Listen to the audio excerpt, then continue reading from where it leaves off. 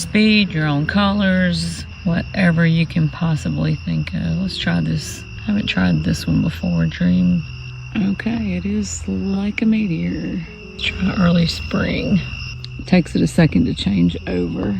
Let's try another one. Okay, this one's pretty cool. Kind of twinkling with blue and green colors. It's pretty awesome. Then we can go to life, which has trends, sports, meditation, dating. Okay, it's kind of a pink and red theme, I guess. Try sports. I guess you can set that to whatever color is your team. Let's go for a party mode. Oh yeah, that's my kind of vibe right there. Looks like a red, white, and blue party. I think we can change that to whatever we want, but I kind of like the red, white, and blue. It's kind of cool. See what work is. Looks like white. You can heart this, or you can go to this little 3-dot thing and you can set the speed of it. So many options, I don't even know. Oh, festival, I like this one. Okay, you have all these different things: Christmas, Valentine's Day, Halloween, Thanksgiving, Forest, Mother's Day, Father's Day, Football Day. Wow, let's see what Christmas looks like. Okay, let's get some green. Oh, there's our, I don't know what color that is, doesn't look like green, but we can change that if we want. Okay, for Christmas, it's doing all these colors. But if I wanted to, I could just delete any one of these right here. Just click on it, delete it. And then I can add whatever colors I want my Christmas to be. I love it. Love it, love it, love it. It's too cool. Okay, we're going for Valentine's Day. Kind of looks like the dating one. Like that. Let's see what Thanksgiving Day looks like. Okay, this is our colors for Thanksgiving Day. And you can do that speed however you want, if you want it to be faster or slower, or... Oh, Neon World. I love that. Well, kind of looks like it's about as fast. This is it, and I could go on and on all night, and I probably will stay out here for a while. What's going on, everybody? It's Friday in Florida. Confusing weather. Wants to be cold one day, hot the next day. Nobody knows how to act. So today, who knows? Could freeze, could burn up. Little update on the carbon fiber, and then we're gonna reveal it. So I've been waiting for this carbon fiber from Italy for, it took exactly 1 month to ship carbon fiber pieces from Italy from a forum member via Correios, which is, I believe, the Italian post office. And finally got this stuff, been tracking it over a 30-day period and been freaking out because thought it was stuck in customs, but it did get here finally. Had an appointment to get it put in because I wanted a professional to do it. So because the door panels had to be taken off, and I also wanted to do the door speakers at the same time. I have had some Infinity Kappas, not the new crappy ones. I have the old school ones from 2008, brand new in the box, that I bought about a year ago, and I have not put them in yet. So my plan was to do everything at once, and so I brought everything to Audio Design and Custom Graphics in Jacksonville. Long story short, they had the car for 2 days, charged me like 500 bucks, and had some bad news once I got to see the car. So the next thing you're going to see is the nightmare that I've been going through for about a week and a half now with this carbon fiber that I bought from a forum member who has not responded to my emails since I complained about a few things with the carbon fiber. So headed to the auto parts store, pick up some more Plastidip. I'll update you after that.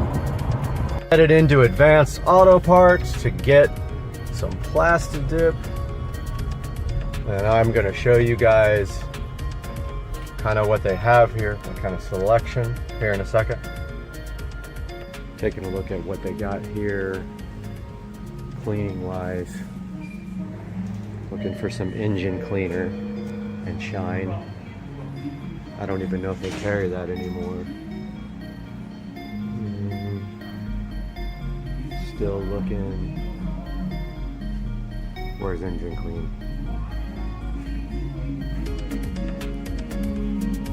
Alright, I'm gonna locate this. Be back. Alright, I've looked all over the place for engine clean, but I did find a plastic bit. I'm gonna get a bottle of this. Got everything I needed from Advanced Auto Parts.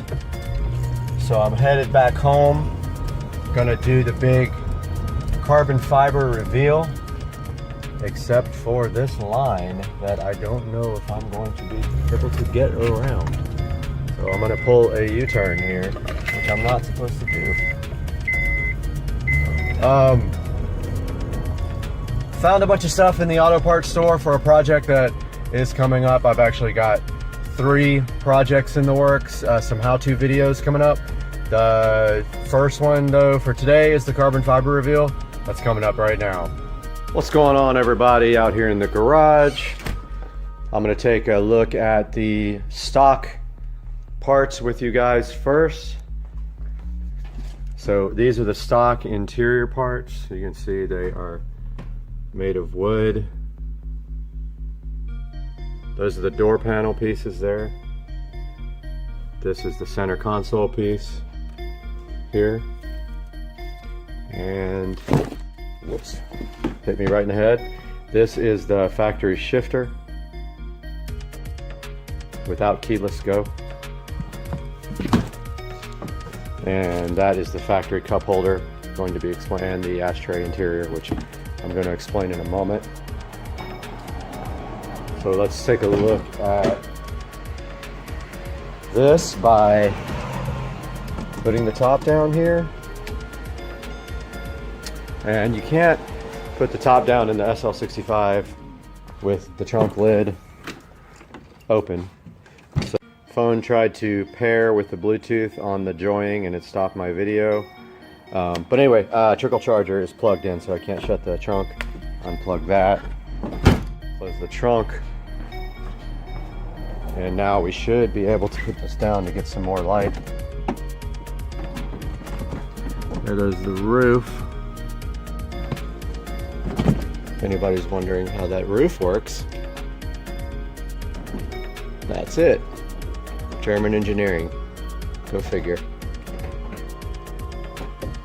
And it says retractable roof close. Alright, let's take a look at the carbon fiber pieces and the nightmares that I have had.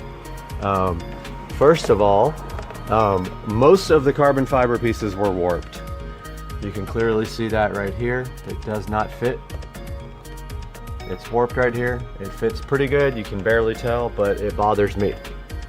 I'm a stickler. Also, one of the carbon fiber pieces, door panel pieces, was scratched. I think it's that one right there. Yep, there's a scratch right there.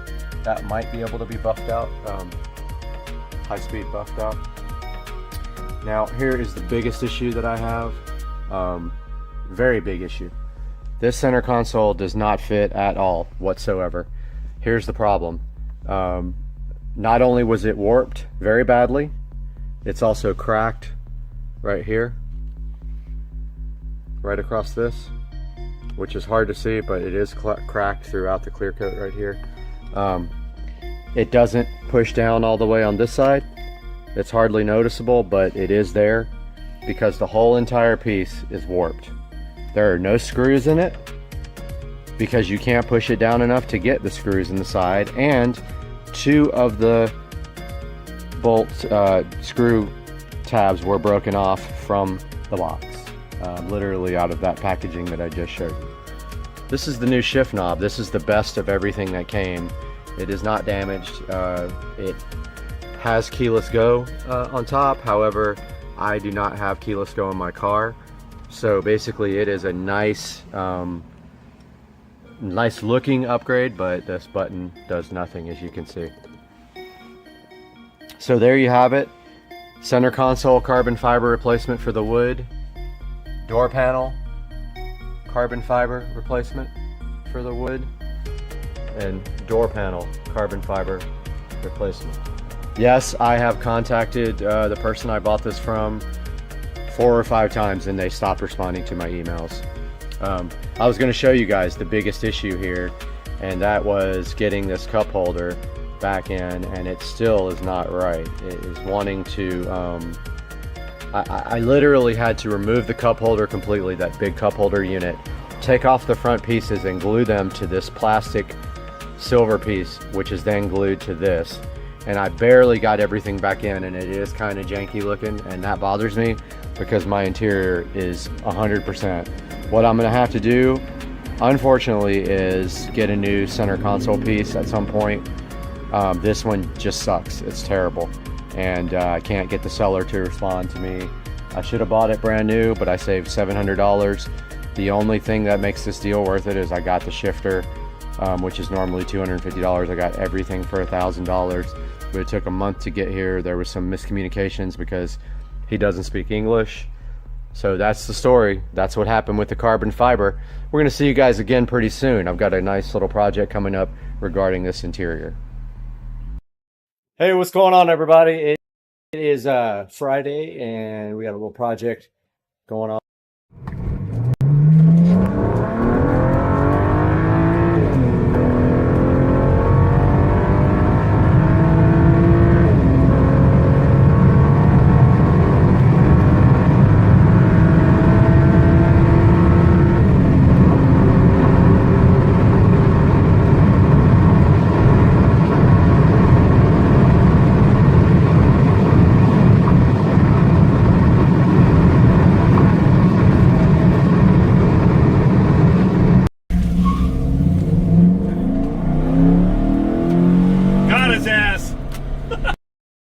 Guys, so they just left and they did the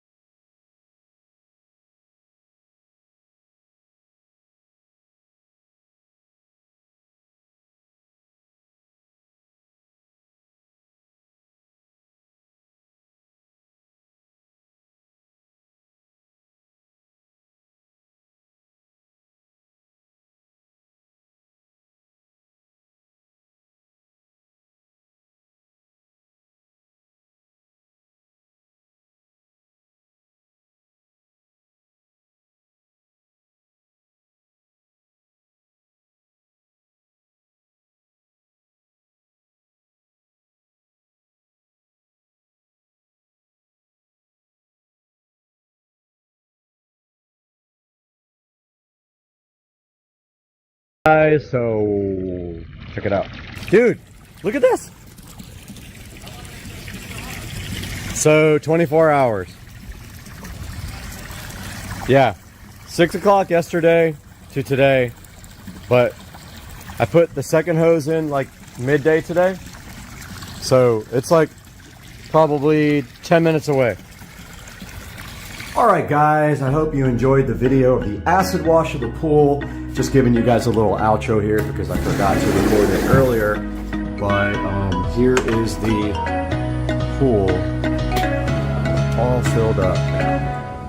And that took about 24 hours to fill. But about, I would say, halfway through the day, I put a second hose in a lot quicker. So yeah, so there is the finished product. And I also cleaned the pool deck and put away the hoses and replaced some of the pavers that got stained. And that's going to do it for today. Hope you guys enjoyed it. See you again soon. Welcome back to Supercar Street Racing. I'm checking out something today completely different from cars, an AI platform called Freebeat.ai. It basically turns your ideas into finished videos with almost no effort. I'm going to walk you through every major tool inside Freebeat and test them live so you can see exactly what this software can do. Now we're going to start with the music video agent. Now this will take any song you upload or any track you generate inside the platform and automatically build full cinematic music videos around it. All you do is drop in the audio, select the style you want, and Freebeat instantly generates scenes that match the rhythm and the energy of the music. Now I loaded a sample track here so you can see how it syncs the visuals to the beat. It even does motion, camera cuts, and transitions automatically. For someone like me at Supercar Street Racing, who edits videos every day, this is saving me a huge amount of time. Now here's the software actually generating the video. We're just waiting for it to finish right now. All right, let's check out what Music Video Agent did from what we asked it. Let's see.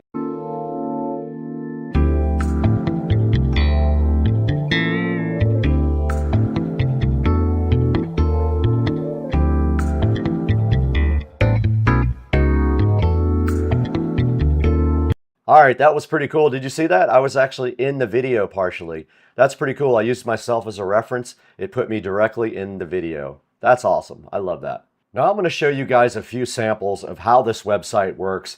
And this is the Music Video Agent. I want to show you guys videos to music. I gave it a video and I told it to create music, and here's what it came up with. I used a sample music track that I uploaded, and I used mine and Joe's video from Amelia Island. Let's take a look and see exactly what this is like.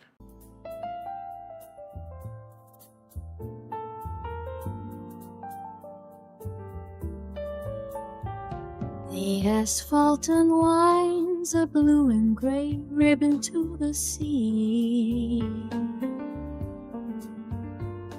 Sunlight on my skin, setting my silent spirit free. No rush to... Now next is my favorite feature, ideas to full-length video, and this tool is basically magic. You just type in the idea for your video, anything from a product review to a full short film, and Freebeat will build the script, generate all the scenes, and edit them together. It'll add effects and give you complete, ready-to-use video. So I typed in, a man is making a YouTube video in a studio, and this is what it created. Now this thing would usually take me hours to make, but let's check out what Freebeat AI did here.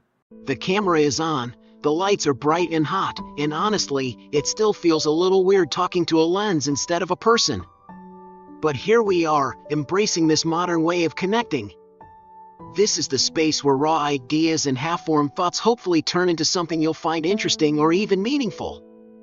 It's a constant process of trial and error, of figuring out what truly resonates with an audience and what simply falls flat, all while constantly learning how to be better at the craft itself.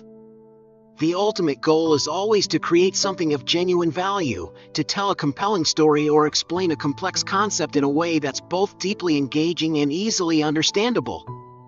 It's all about striving to make that authentic connection, to bridge the digital gap, even if we're not physically in the same room.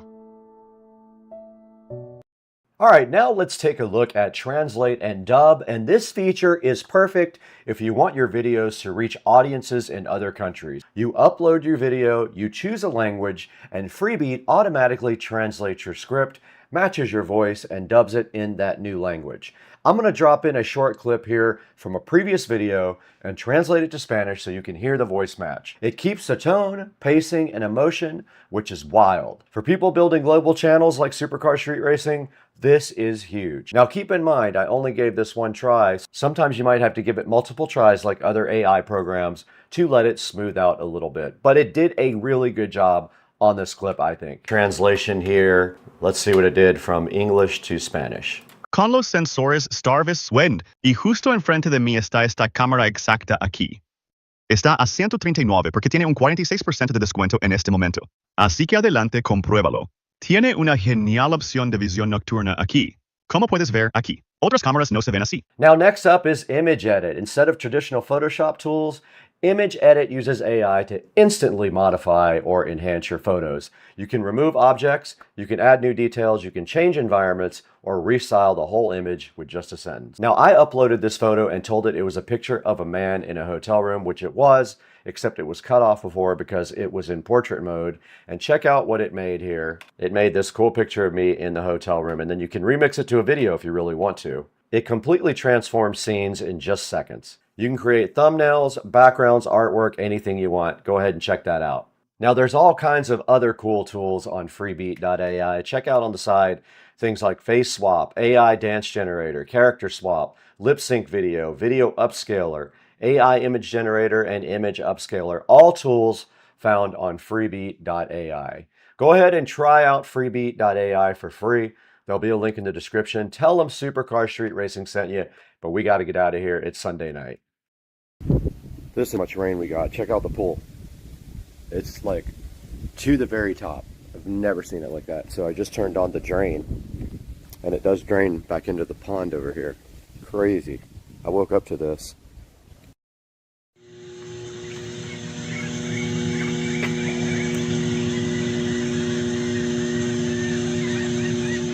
Damn, he's actually home.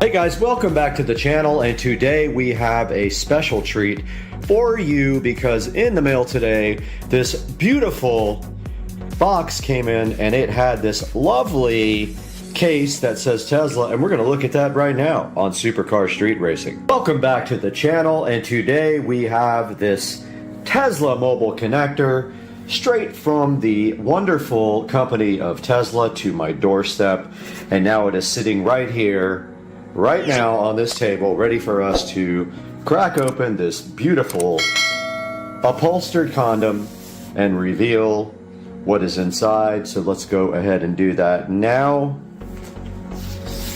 And inside of the Tesla mobile connector container here, this does not come with it. I got you guys, I tricked you. I put this in here. This is a J1772 to Tesla adapter that I will keep in the car because my other J1772 adapter is currently in use on the split volt level 2 charger. This does not come with the Tesla mobile connector.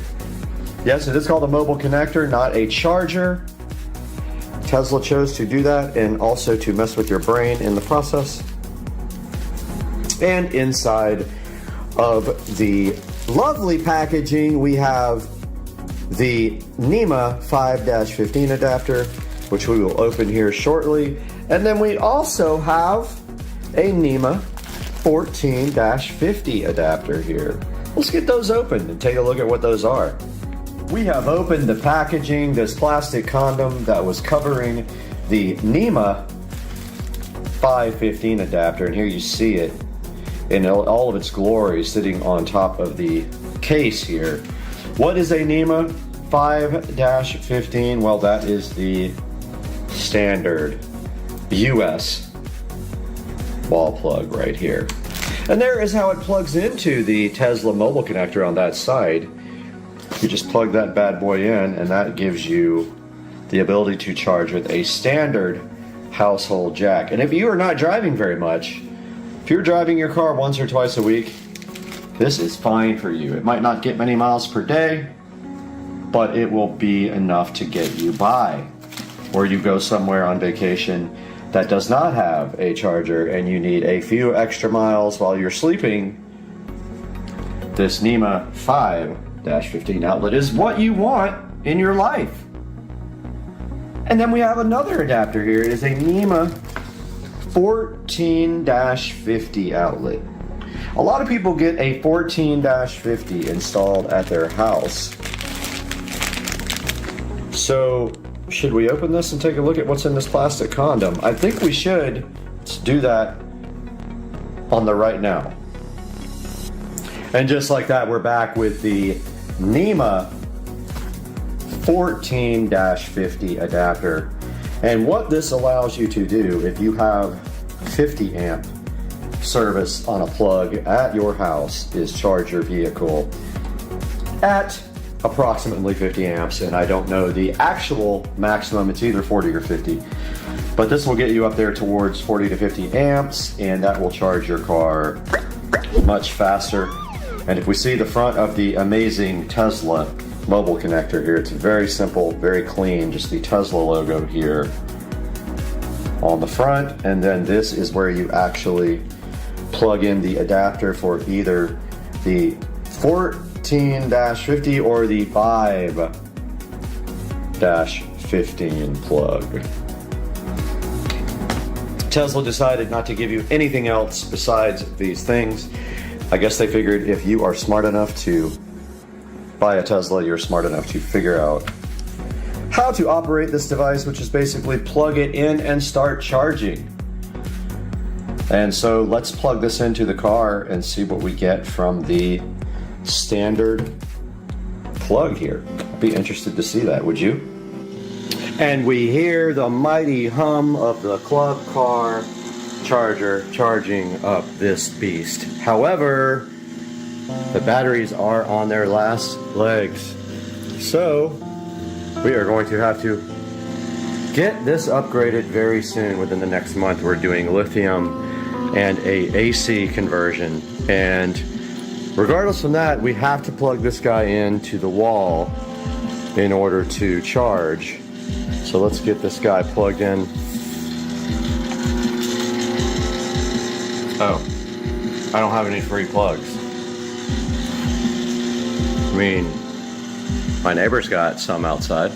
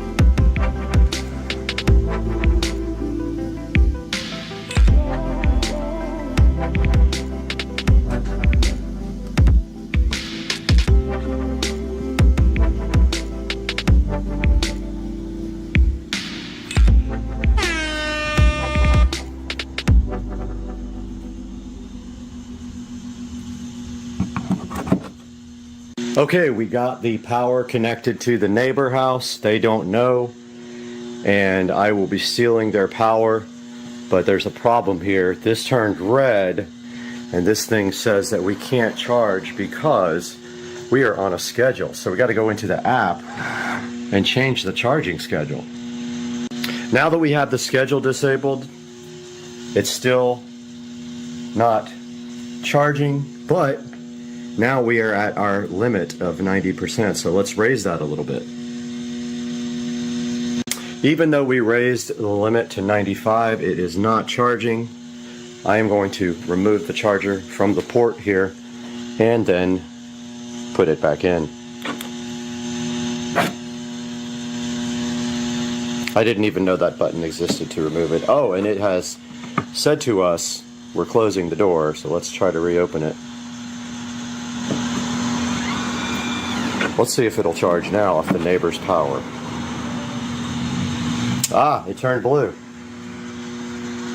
Now red. We have a problem. Charging stopped. 90%, huh? Okay, let's see why. And now we have moved power off of the janky extension cord to power inside of the house.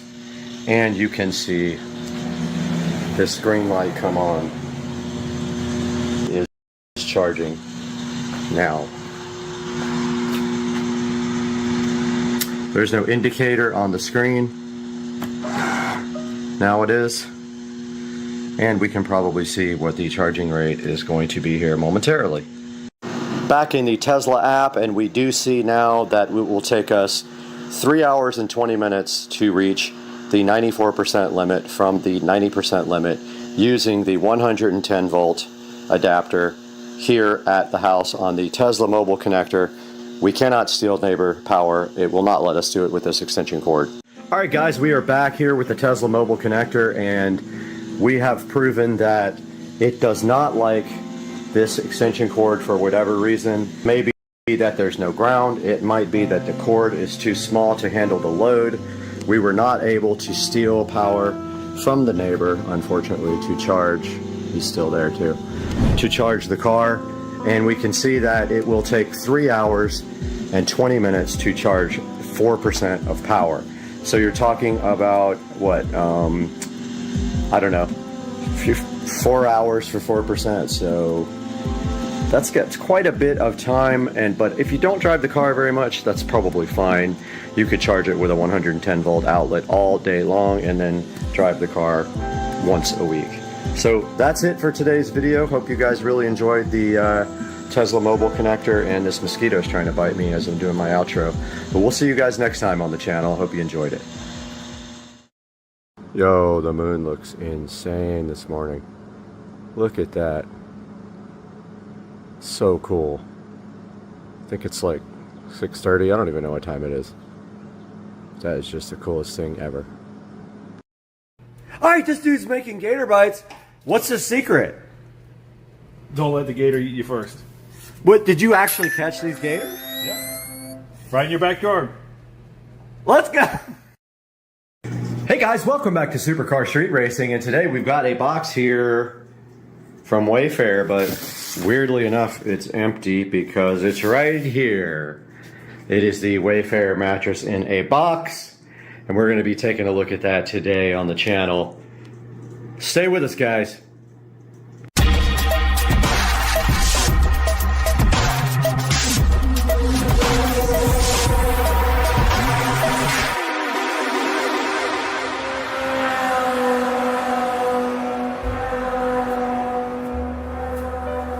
Alright, welcome back. We have the Wayfair Sleep mattress here that we're going to be taking a look at, and it came in this box. Box is kind of beat up, no matter. It is a foam mattress. I doubt you would have damaged that. So I took it out of the box, and it is ready to be unfurled right here, right now on the channel. So let's get to doing that. We'll start cutting this open and see if it pops out and reforms into its shape. Rolled the mattress on its side, and it had these lovely instructions. It says right here it's going to take up to 48 hours to return to shape. It could take longer if it's cold. And we got to lay the package on its side and remove it and use the scissors to cut off the plastic. But actually, we probably should wait till we have the bed to actually do this unrolled. So let's wait till we have the bed. We'll continue the video then. Actually, it says foundation is fine. So let's go ahead and get this bed unboxed. First, we have to find something to actually cut this guy open with. I did have my Smith & Wesson knife. Here it is. So the trick here is going to be cutting these little supports without damaging the mattress. There is one tape and two tape. And I'm gonna need two hands to do this, so I'm gonna go ahead and unroll this mattress pretty quick. Okay, there is an outer bag on there. And I believe this is upside down, so I may want to get it the right side up before I actually cut it.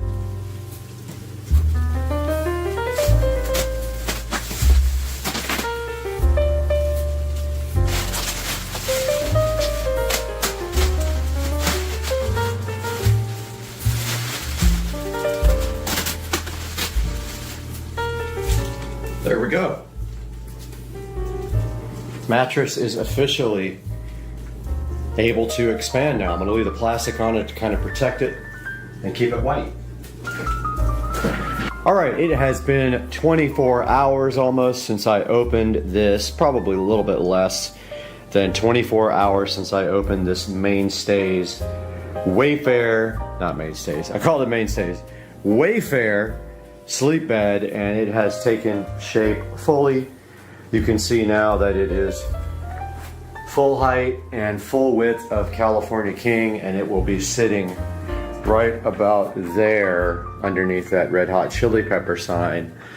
Also got the Amazon pillowcases in, the elegant comfort fitted sheet, and we got the oversized Sherpa blanket California King sitting here waiting to be put on. Tomorrow, the bed frame will be delivered. It is a basic bed frame with no headboard. It will be here tomorrow. The side tables will be here tomorrow, so I will have a project for the channel with the side tables. I'd like to review them. They're the LED side tables with charging ports. So that is a good look at the bed, the Wayfair Sleep Bed Foam, memory foam mattress, as it has taken its full shape now in its glory, and it is ready to be inserted onto a bed frame. Guys, today we've got the Ackerman 16-inch bed frame here. It is a California King, and we are going to unbox it and build it. All right, here's the Ackerman 16-inch bed frame ordered from Wayfair that we are going to be unboxing and taking a look at today.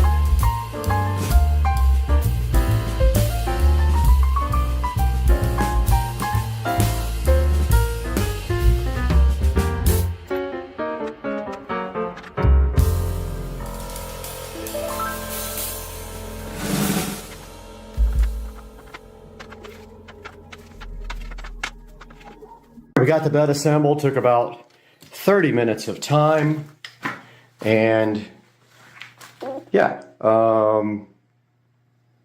that's it. It's super easy. Instructions are straightforward. I used a drill and an Allen kind of key bit to get this thing done quickly. And now we will throw the mattress on there, clean up, and get this thing where it's supposed to be.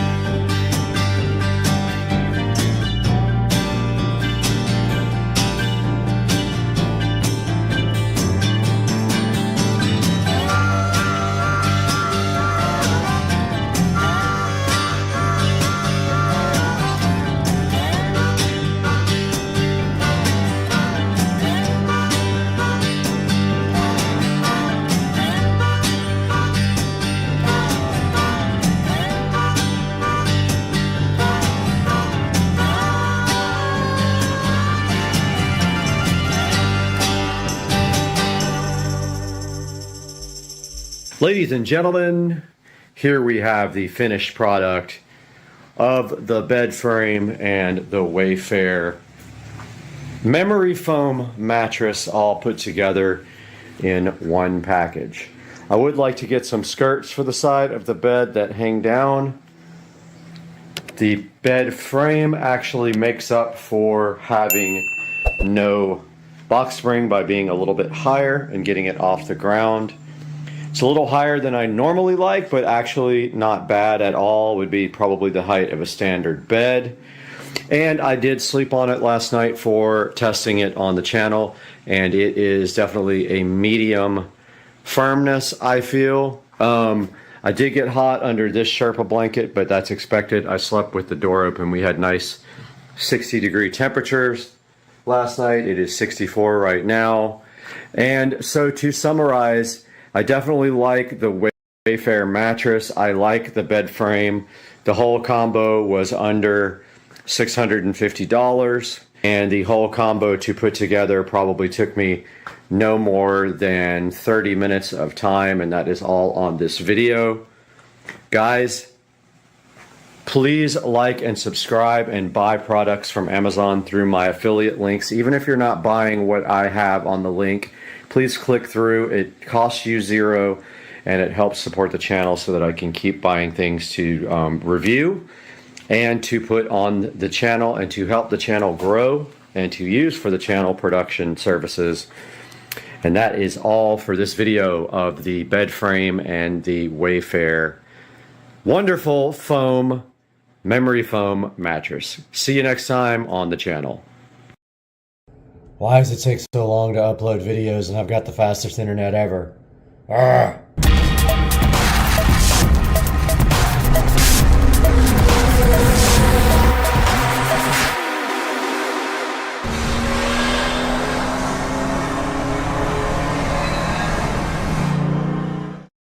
Hey guys, welcome to the channel, and today is a special day because I get to reveal the backyard. And you can see right here we got another video editing right now for Supercar Street Racing. Actually done editing, it is uploading, which takes the majority of the time here. So let us take a look at the backyard. It's time to reveal the finished backyard project for the Supercar Street Racing backyard pool and landscaping project. So we're going to take a look at that right now. Hey guys, welcome back to the channel, and today is the reveal completely finished backyard project for the Supercar Street Racing backyard oasis, and we are going to start with the pool here. So this pool was completely remodeled from top to bottom using PebbleTech, and the color of the pool is called Blue Wave. So the way this works is they will give you a standard choice of tiles that come with your pool refinishing. I chose not to use the standard tiles, and I picked glass tile, as you can see right here, and it is called black steel. That is what it looks like in the sunlight, and that is the waterline tile, and you can tell that it reflects the water and the light nicely in all different colors when the sun hits it, as you can see here. Check out that how it changes colors when you move past it. Does the same on the step tile. So there is step tile and waterline tile on the pool. I left the raft in there. I probably should have removed it for this video. Here is the other step, and we have the brand new LED light, also with the controller right here. This is also controllable with Alexa. If you guys want to go back to my video and check out how that happened, I did all the wiring on that guy and also put another switch in this box here. But that is the Pool Alexa LED pool light.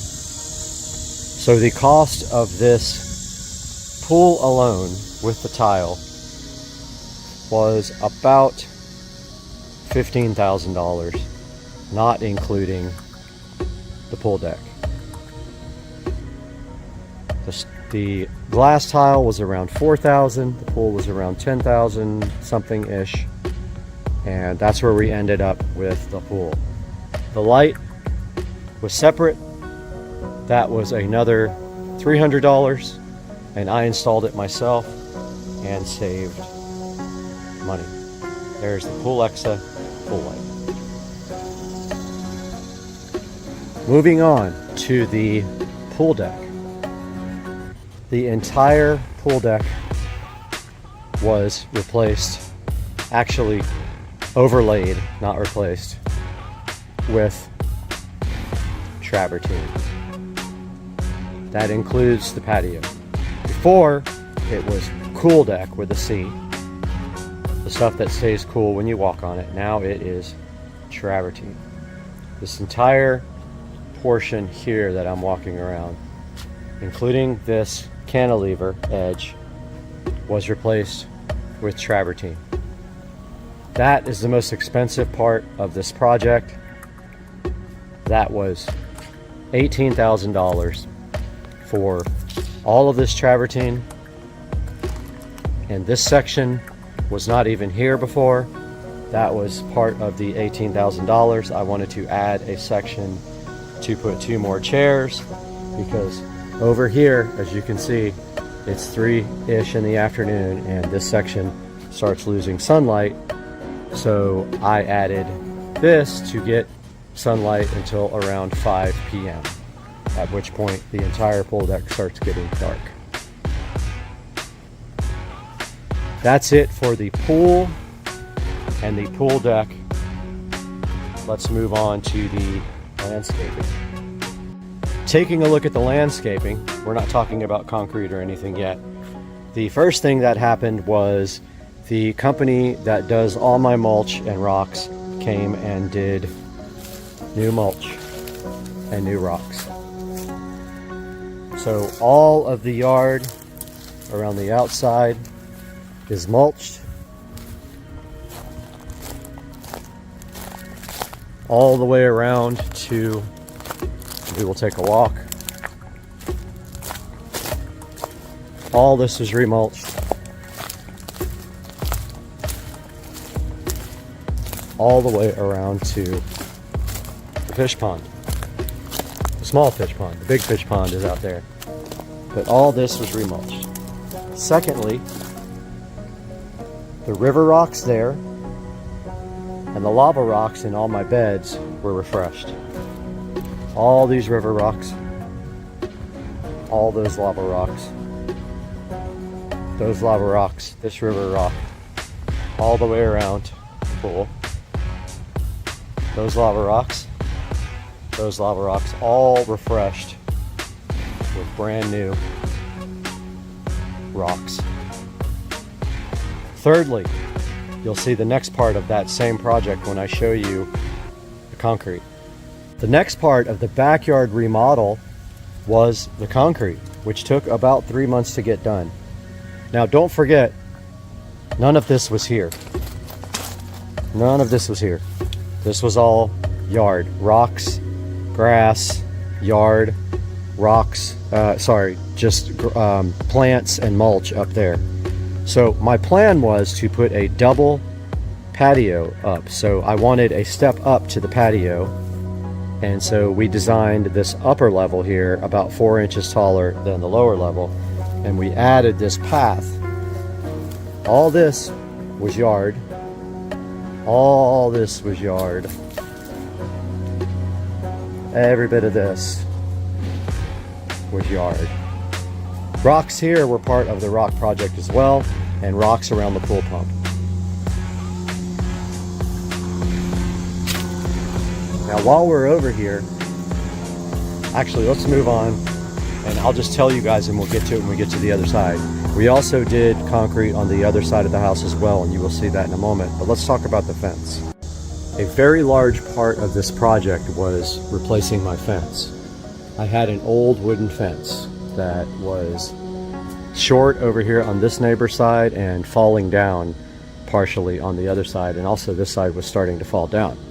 I knew I wanted to get a new fence, however I knew I wanted vinyl, and always something I always wanted to do since I bought this house was the fences were actually right here.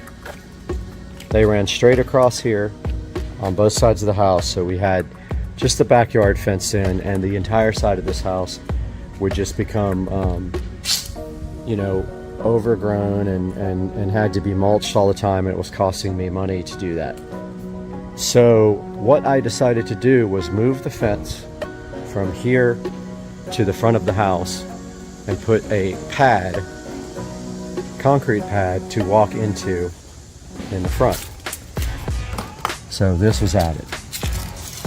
And if we come through and we check this, that's how it turned out. It's got a single gate, and when you walk through it, this gate closes, and now you have all this space to do anything you want to, and you have a less of a landscaping area. All you have to do is blow the leaves off of it. And yes, we get a lot of leaves from this tree. I wish it was gone. But the fence runs all the way to there, continues down by the pond, and then runs all the way to the front of the house on the other side. And there is a double gate on that side, which I will get to momentarily. But now let's talk about the patio. Under the patio, where some smart person was watching Supercar Street Racing channel on YouTube, let's talk a little bit about what was done in the patio. So the patio, first of all, was not changed much. However, there is one pretty major change that made a huge difference. And I've always wanted a ceiling fan on the patio because the air is stagnant out here. So what I did was, with my neighbor's help, we got 2 beams and we bolted the beams to the existing patio roof because there was no place to put a fan. You can see there where we bolted them. And then we bolted them to the house with joist hangers over here. And we were able to put up this beautiful, smart ceiling fan. Actually, it's not smart. I wanted to get a smart one, but I changed my mind. We got this ceiling fan, which I mounted myself, and also I did the electrical that runs on top of the beam. That electrical not only powers the fan, but it also powers the Govee lighting for the patio as well, and the security camera up there. Also got the rug in place here, part of the patio remodel. We got some decorative items over here, these ice buckets, some things on the wall, a new sign on the wall, and that is all part of the patio makeover. We also got this brand new lamp the other day to replace the old one, and it has Govee lighting in it that syncs with these lights. And then we got our turtle that we found buried in the yard that we refurbished and painted copper. I thought that was just really cool that we found him underneath the dirt. And that's going to do it for the patio, which is looking absolutely fantastic with Supercar Street Racing up on the screen. Moving back to the pool deck, we have refurbished all of our torch lights. So what we did is we painted all of them black. These are actually really high quality torches. We painted the torch lights black, and then we painted the actual kettle part, the oil holders, in copper. And as you can see, these came out fantastic. They look so good. Moving on to the new portion of the actual pool deck, and that is this paver area we added. This was not here before, and I really wanted some place to hang out in the afternoon when the sun starts setting. As you can see, the sun is creeping this way, so it will be over here within the next hour and a half. So this gives you a good hour and a half of sunlight. And we got these awesome metal chairs, which are available on my channel to check out if you want to look at my review. I believe they're Christopher Knight, but we added these 2 chairs, and we added this amazing table, and now there is a very nice area for you to come and lounge and chill out next to the fish pond. Moving on to the other side of the house, the first thing you notice here is this beautiful fisheye garden, which kind of has a zen feel to it because of the shape. Notice it was also remulched. Now, one thing, everything about this garden is new except the plants and the light. So the plants are still the plants that were there before. You can see we have these two beautiful, amazing native plants that don't need any water. They will survive without watering. We shaped a fisheye garden, filled it with lava rocks. My irrigation guy added a spigot here, and then of course we have the expandable hose and the hose pot, which are also reviewed on the Supercar Street Racing channel, so if you haven't seen that, please take a look. Continuing our tour of the side of the house, we see here our fence continues all the way to the front, and let's take a look down where we have recycled concrete that fills the gap between the concrete and the fence. Now, the reason there's a gap, the fence guy would not go all the way to the fence because he can't finish the edge if he has nowhere to walk. So we did 12 inches on each side from the fence posts. Later came back and finished the concrete, and this recycled concrete was about $350 installed. Moving on and taking a look at the pool pump area, we see here we have brand new pool equipment and automation from Aqualink. So we got the Jandy set up with the Aqualink, Aquapure, all brand new automation. It is a variable speed pump, top of the line, low power pump, and all that's brand new, and it is available on the internet, and you can see we formed around it and filled the garden here with lava rocks. Moving towards the front of the house here, you can see we have a nice little area here for the garbage cans, and there is our double gate on our brand new fence. Not much to say about this area, but this was not here before. The fence was moved forward to the front of the house, and now we have this wonderful little area and a pad going out front there for the gate. Now we have one of the biggest, most shocking additions to the remodel, and that is now we have a shed. We have a lean-to, and it is super nice, and I have been working on this for the last couple of weeks trying to get it ready to put stuff in. However, I'm waiting for the concrete to cure so that I can paint the floor now. Yeah, so we got the lean-to shed. It is about 8 by, I don't know, 15 or 16 feet. It has a big double door here. The golf cart will fit. And if we come down the side here, notice, I'll show you all the lighting in the yard here next, but we can go in and take a look at the shed. And if you guys have been watching my videos, you know that the shed is well lit. And the point of the shed here is to, if I want to have a place to pull the golf cart in. And we actually have golf cart space and more, but I'm not going to do anything until this concrete has been sitting for a while so I can get in here and paint it. So yeah, I did all the electrical in the shed, so you can see here where we stepped out from the inside of the house, ran our pipe over, and then our electrical all goes up and over. And we have our switches here, and we have receptacles, and we still have our hose inside here. I haven't decided if I'm going to leave it in here or move it. It's actually perfectly fine where it is. It's not in the way of anything, but if I ever want this space, I'll get the plumber to come run the pipe through the side of the wall there, and then we will have our water outside. But for now, all you gotta do is open the door if you want to use the hose. Or maybe there needs to be a sink in here. That'd be kind of cool. We could put a sink in. But this is the shed with the LED lights for the garage. They're made for garage lighting, super bright LED lights, and this is the switch. Talk a little bit about the lighting. So all the fences have these nice light strings, LED, bought from Walmart.com, about $7 each. The lights go all the way down to the dock, around the dock, continue on the fence here, and go all the way to the other side here. Those are all on a smart timer, which also has blue rope lights around the dock. The smart timer is located right there by the dock. Then we have some low voltage lantern lights on the pond that are also on a different timer, which I will show you guys.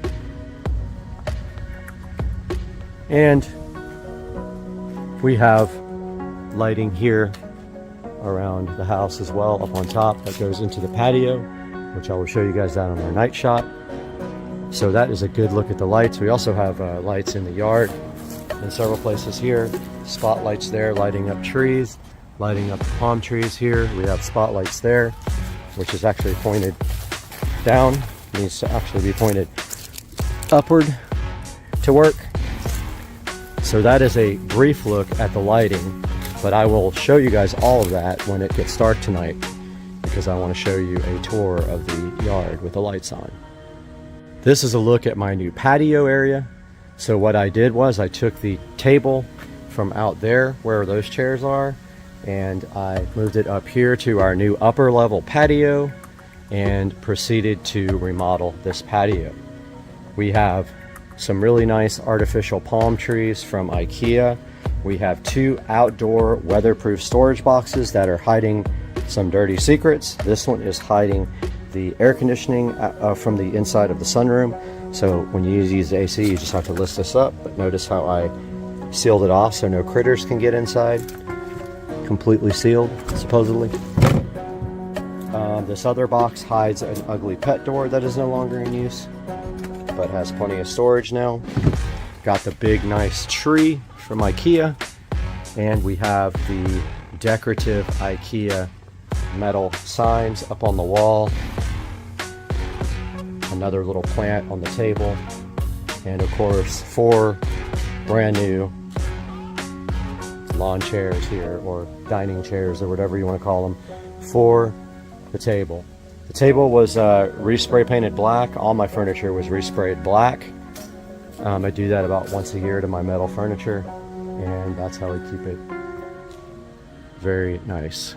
So that is the new patio area for the upper level patio, and when you turn this way you get the amazing view down there. And of course, anytime you want to go chill with the wildlife and the alligators, which is right there, you can see one right there, you can walk out on the dock, and there is your treat right there. Hey dude. Going over the cost of everything now. The cost of the shed was about $3,500. Cost of the electrical about another $200. I did all the work myself. So about $3,700 for the lean-to shed. Cost of the fence was $7,000 for the vinyl fence and the gates. $7,000 for the entire yard for brand new vinyl fences. All of the landscape materials, mulch, rocks, recycled concrete, about $4,500 for all the landscape material and the installation, not just the rocks themselves or mulch, but everything. Pool, about $15,000 to $16,000 with the tile.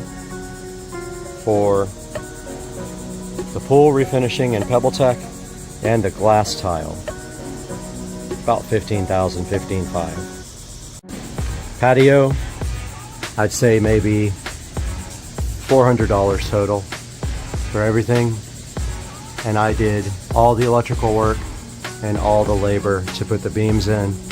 So I'd say the pool between $4,000 and $500.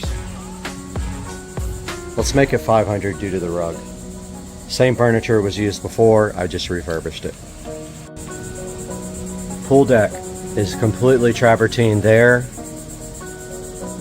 And the new addition we made here with pavers to put these new chairs, you're looking at $18,000 installed for the pool deck.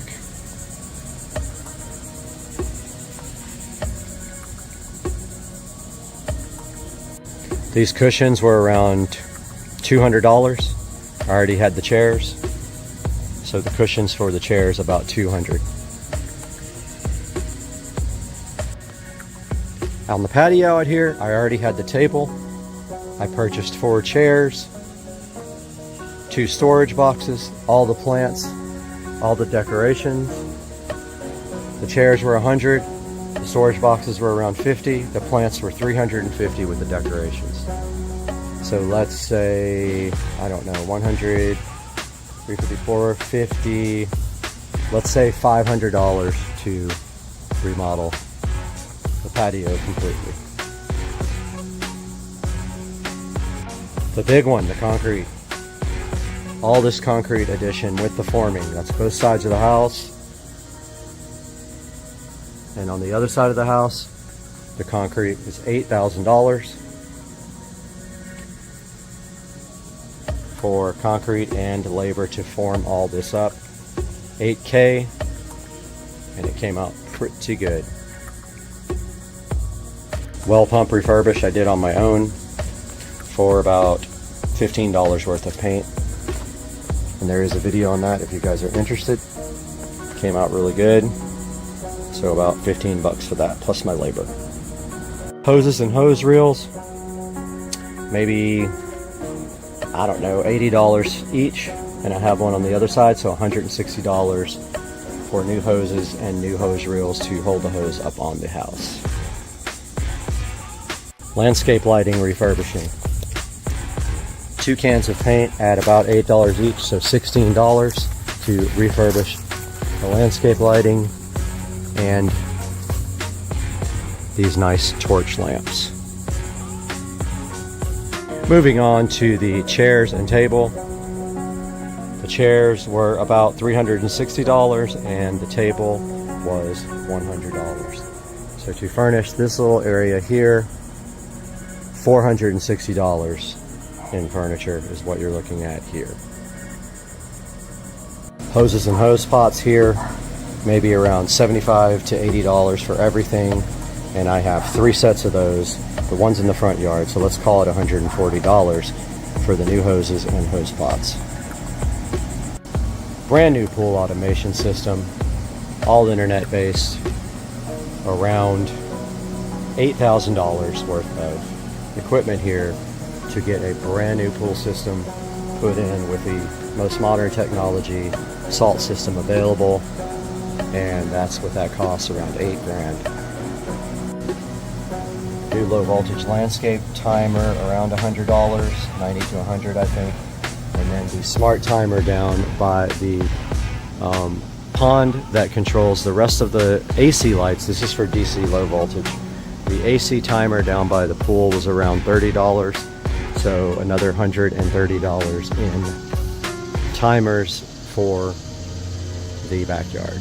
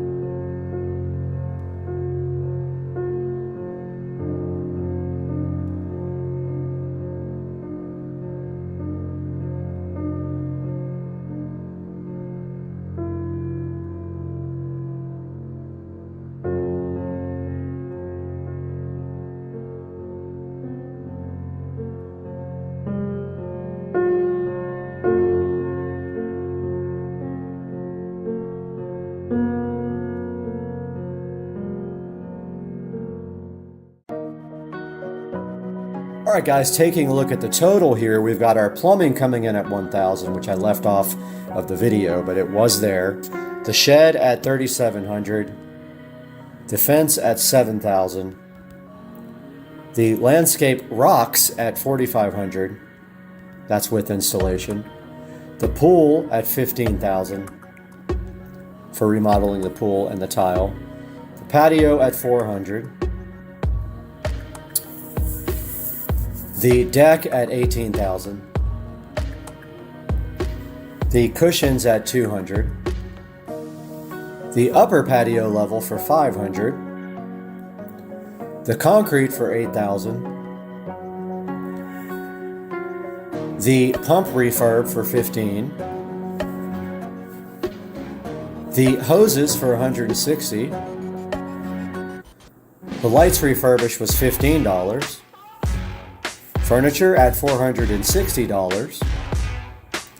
More hoses for $140. Pool automation for $8,000.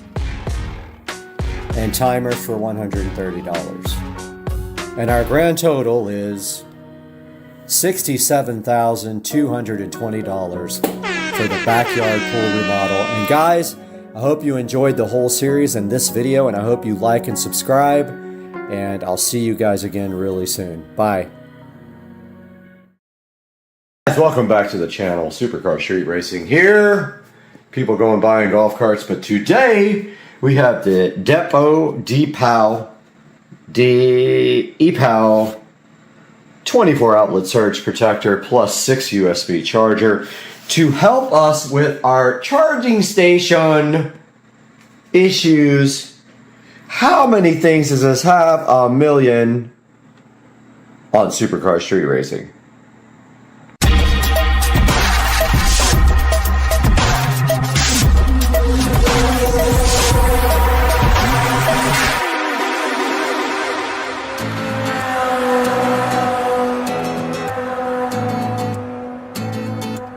Guys, today we got the DPAL Depot 24 outlet. Look at this. 24 outlets goodness on this DPAL surge protector and 6 USB as well. And so I'm thinking a lot of this for our charging station will solve issues. But let's take a look at what this looks like inside of the box as we open the cardboard condom on this device right here. And first thing we see inside of the box is a nice plastic goodness. Alright, I think we can just literally dump this guy out. I didn't even get the table cleaned in time. And break the glass table. Inside we have the DPAL 24 outlet surge protector with a super long cord, which we don't even need that long of a cord. We need a 6-inch cord, but we have a 24,000-inch cord. And inside of this nice protective wrapper, we see the DPAL can actually power an aircraft carrier at this point with all of its goodness. There's all the plugs. 24 plugs. And a stout, thick cord, and 3 lights. Right here, right now, red, green, and yellow. I think it says fault, grounded, and protected. And then we have the 2 USB-C ports and the 4 regular USB, so that will actually allow us to eliminate a lot of those little charging thingies, and we will put this in the closet here in a moment. And it came with this amazing set of screws so that you can mount it, and this guy is a template for the screws, which nobody gives you a template. And what that does is right here, right now, allow you to put this guy right, if I could grab it right here. And then you can put your screws in. And then also it does this one too, right here, right now. So you can go this way, And it has a template for your screws, like that. All right, so we have the template right here, and that actually allows you to put screws in something and slide the DPAL 24 outlet surge protector right into the screws to make it secure. And it goes this way if you want to use the up and down screws, like this. Just like that, guys. So probably what we'll do next is go install this thing and see what that looks like on the charging station. The current situation in the closet is not a good one. We have all this stuff crowded on this super old power strip, but there is a solution for this. What we do is get rid of this right now, take out these clamps, remove this power strip, and move everything to the DPAL, which has so much more room. So let's get this thing out of here right now.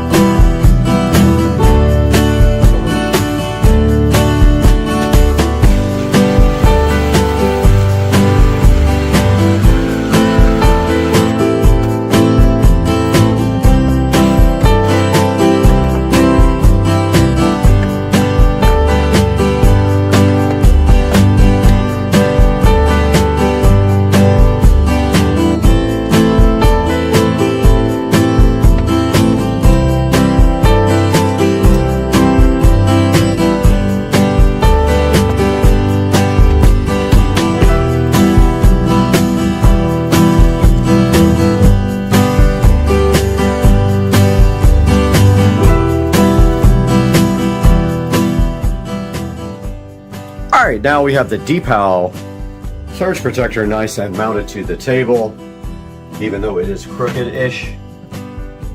Just because the screws are a little loose, we are going to, right here, right now, start putting stuff back on the table and get everything plugged in.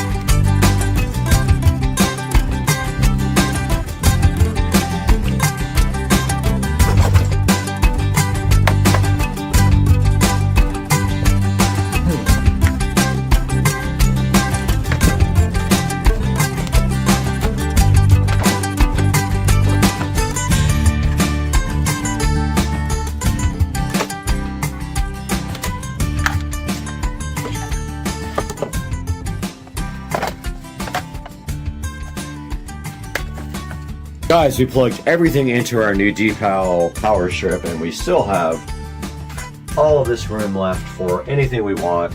We have like 2 of the actual power outlets consumed, some of the USB Type B, and none of the USB Type C. So we have room to grow here, and we do have a couple of more things we're going to have to charge, so that is perfect. And that is where we are right now with our DPAL, and we will keep adding stuff to this. Guys, we have completely finished this project here to overhaul our beautiful charging table. And as you can see right here, we now have our power strip, which has an amazing amount of outlets on it. And we also have the USB charging ports right there occupied. And we still have plenty of space to add more devices to our charging table. So there will be a link in the description for this guy right here, but already I can tell you the DPAL power outlet strip with USB is pretty awesome. I mean, look at that. Look how many actual devices you can plug in. And what I did was arrange on the table all my devices, and we do have my Amazon Fire tablet there. We've got my old Samsung Note there, which I hardly ever use anymore. We have the capability to charge our GoPro, but I am charging the batteries. We have our USB portable power bank charging right here. We've got our A7 Lite tablet that goes on the golf cart, charging there. Our Bluetooth headphones there, which uses the old school style USB plug. And then we've got our triple GoPro charger sitting there, and you can see 3 lights on that, and it is charged up completely. Then behind that, we do have that plugged into the wall, and the cable managed a little bit. I really didn't do much except kind of put it back there. And then down here we have other accessories for charging and cabling and all that, looking so nice underneath the table.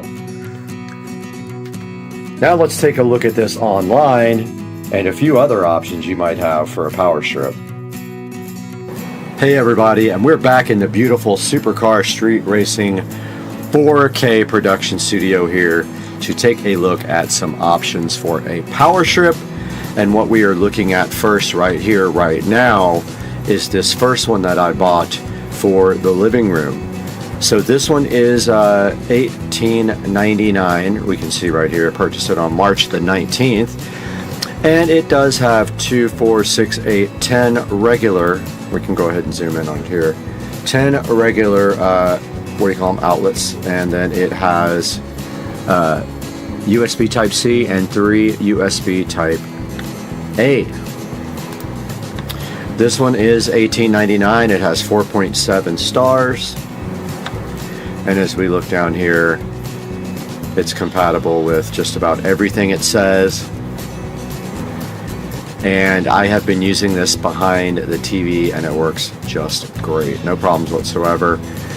And it kind of tells you like the power levels and stuff that it can support here, because there's a limited amount of power available on the USB ports. So it says that it supports the 20 watt USB fast charging over USB Type-C, so that's actually good. Now if we go back and we just do power strip,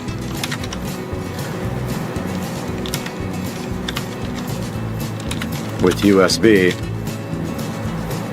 here are a couple of more options for you. We've got this one here that has 3 USBs on the side, and then it's kind of a square thing, rectangular thing. We've got this one that I bought. We've got a few more here that look just like kind of like little small squares. And then we've got the big daddies down here that have the tons of different regular outlets and also some USB connectors. Now let's take a look at the one that I ordered for the project that we're doing right now that we just completed. So this is the one that I just got. And seeing right here, this is a DPAL 24 AC multiple outlet 15 amp with 6 USBs. So it has 4 USB Type A. I always call them Type B. I guess these are actually technically Type A ports here if we look. It has 4 USB Type A and 2 USB Type C. And if you look right here, it says Smart USB maximum, I think it says 5.2 amps shared. There's a limited amount of power available for all of the USB ports. There's another good look at that. 1,875 watts. And it shows you the spacing in between the plugs if you have issues with like wide adapters or whatever. And it's got 3 lights on it. Also shows you it's protected, grounded, and there is a yellow fault indicator on it if you have a fault. And I was able, it comes also with a little template for spacing out your screw holes so you can actually hard mount it onto a surface or on the wall. I was able to use that without any issues and mount it to the table. And that guy is currently $19.99 and there is free Prime 1 day on this guy. I can definitely recommend this one as it is the one that I have currently in use in my charging station in the closet. But as you can see here, Amazon has hundreds of them, and here's one right here. Shows you that one actually has widely spaced outlets so they can accommodate like those big, huge power brick things. And we got a 2-pack down here for 26 bucks and some other options here of long traditional type 1s. So anything you could possibly be looking for as far as the power strip goes, you can find on here. I will put a couple of options in the description for you guys, and that's going to wrap up another Supercar Street Racing project. We are so glad that you guys have joined us. Please support the channel by clicking through any of our links in any video to buy anything from Amazon, not just what you're looking for currently, but anything, because we make a commission off of that and it helps support the channel so we can do more things like this. We hardly make any money off the channel, not even enough to support the actual channel. But we love you guys. Have a great day, and we'll see you next time on Supercar Street Racing.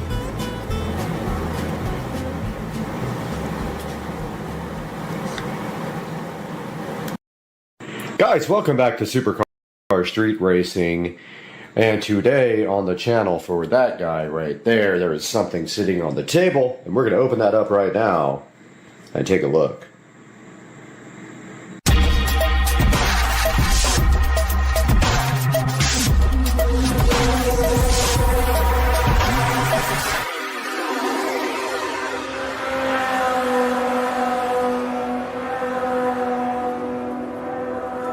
guys, welcome back to the channel, and as you know, we have this beautiful 2023 Tesla Model S Plaid sitting under the cover in the garage here, and today, right here, right now, we have something for it, which is actually going to improve the look 1,000,000,000%.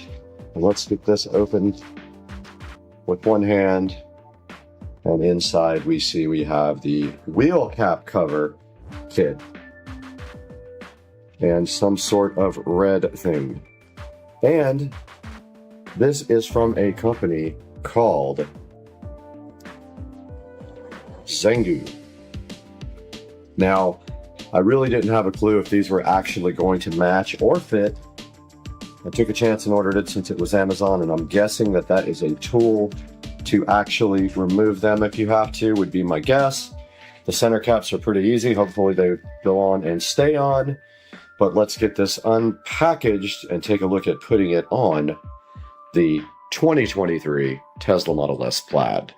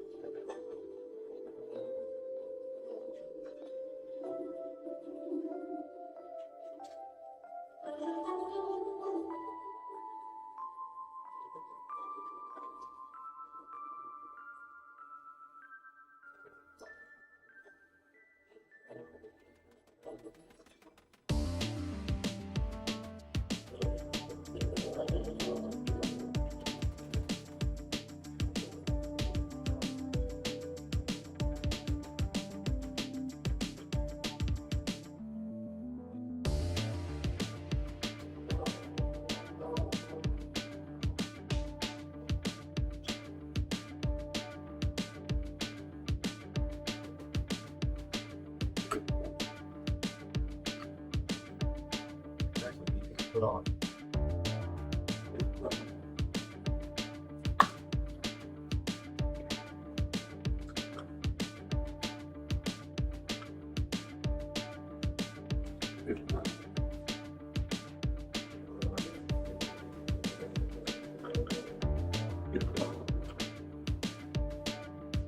It's hard to put on.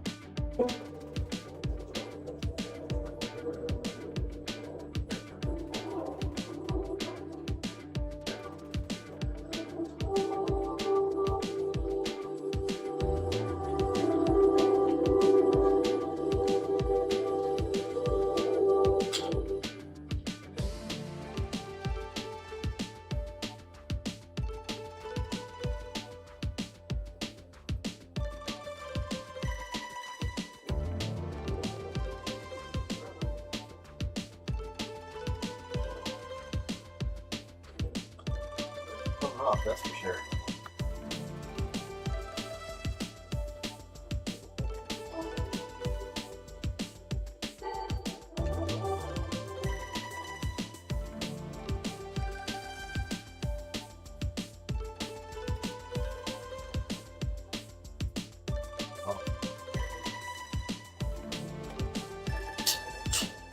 Oh, yeah.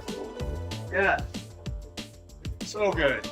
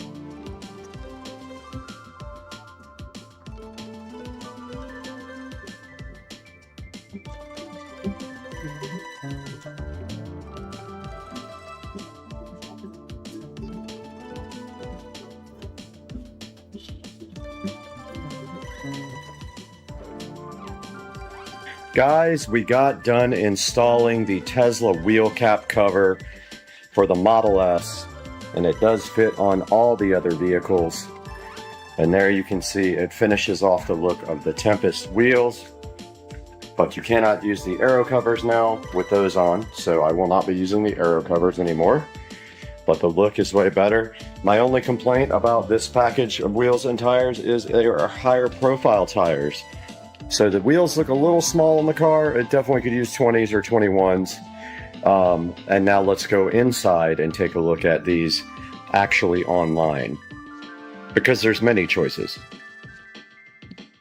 Okay, they did give us a couple of spare caps here, and this is the removal tool that they give you for that. So I am going to go ahead and put this in a bag here, right here. Put these two caps in the bag, and then I will place this unit into the Model S Plaid in the trunk in a compartment where we will have them if we ever go to a wheel and tire shop, so they don't struggle trying to take off the caps.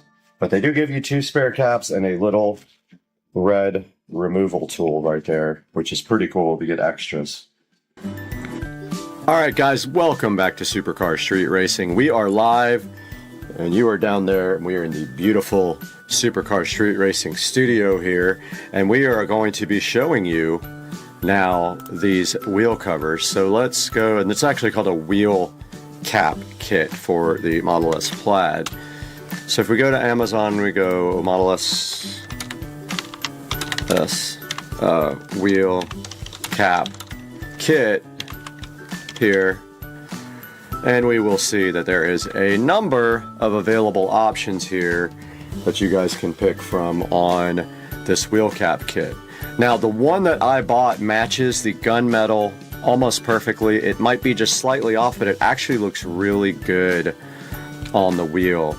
Now when you see here, this guy right here, they're all pretty much the same, except for the fact that some of them come with black center caps and some come with gray center caps. I did order the ones with the gray center caps, and let's get that called up right now on the screen.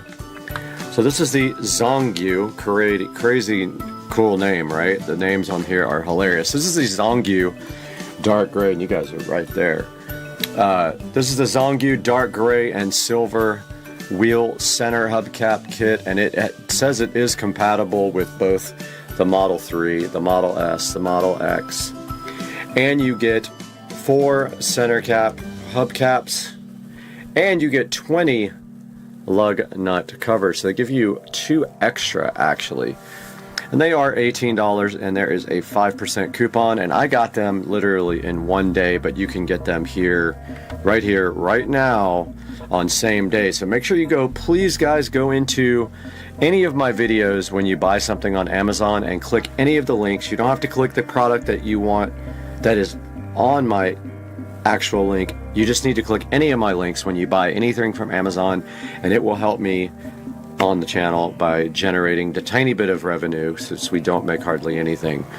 So this will be linked in the description, and then once you get there, you can choose from the gray.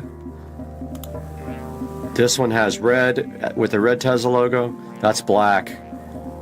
And then that is matte black.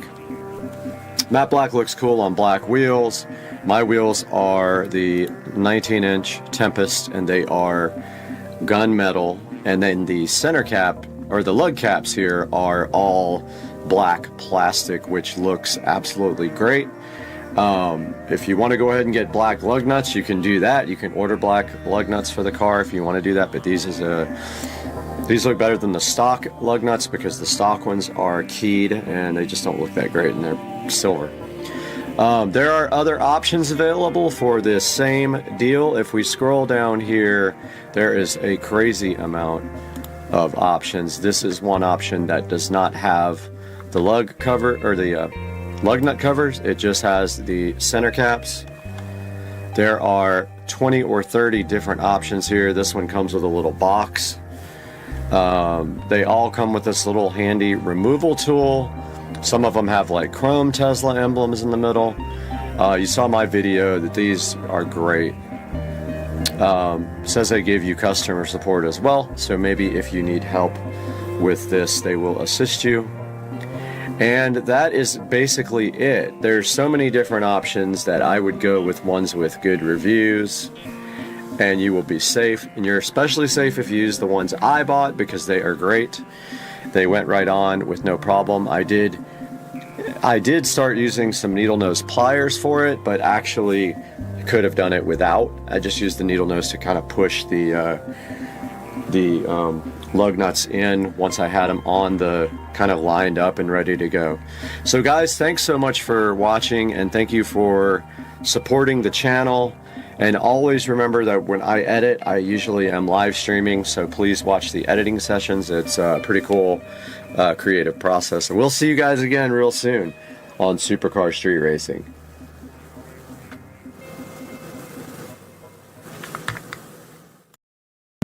So, buddy, headed to get the wheels and tires put on right now at Visual Effects Body Shop. First, I get to sit through the most terrible traffic in Orange Park. Did get out of work early today, which was cool. Won an award at my work meeting, so that was also awesome. Headed that way. Hit you guys up again when I get there.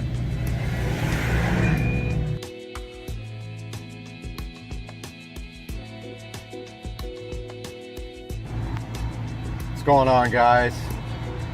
Just got back from the body shop that does the fender rolling. Ended up not having to roll the fenders. That's the good news. The wheels and tires look sick, and in about 5 seconds you're going to see the reveal.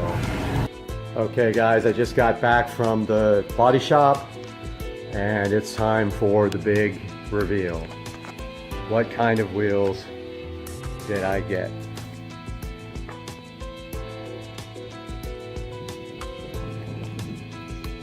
So, boom. These are the new wheels and tires. These are, sorry about the truck that just went by, guys. These are HRE FF01 in tarmac, which looks absolutely amazing on this car. It looks so great. I never imagined how good that would look with that 1-inch drop and the black badges and accents.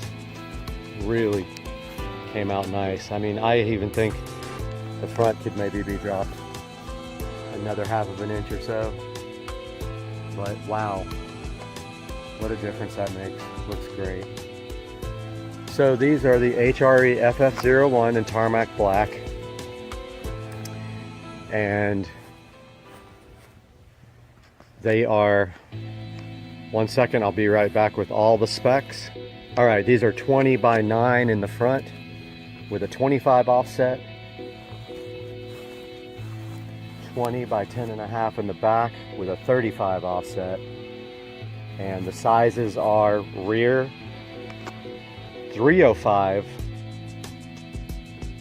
25, 2520, I believe. Yeah, 305 2520 there. Good shot of the new brakes as well. And the fronts are 255 2520. The tires are Michelin Pilot Super Sports. So these are replacing all season radials that were on the car before. And I gotta say, wow.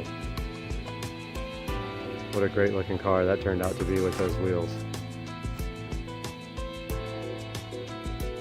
So the next thing that's coming is some interior modifications, and they are on the way here now. That will be my next video. I'm so glad you guys are sticking around to see the cool things going on with the car. Makes me happy when you guys click and view. So please subscribe, thumbs up, all that stuff. We'll see you guys. If you have any questions, post it in the comments.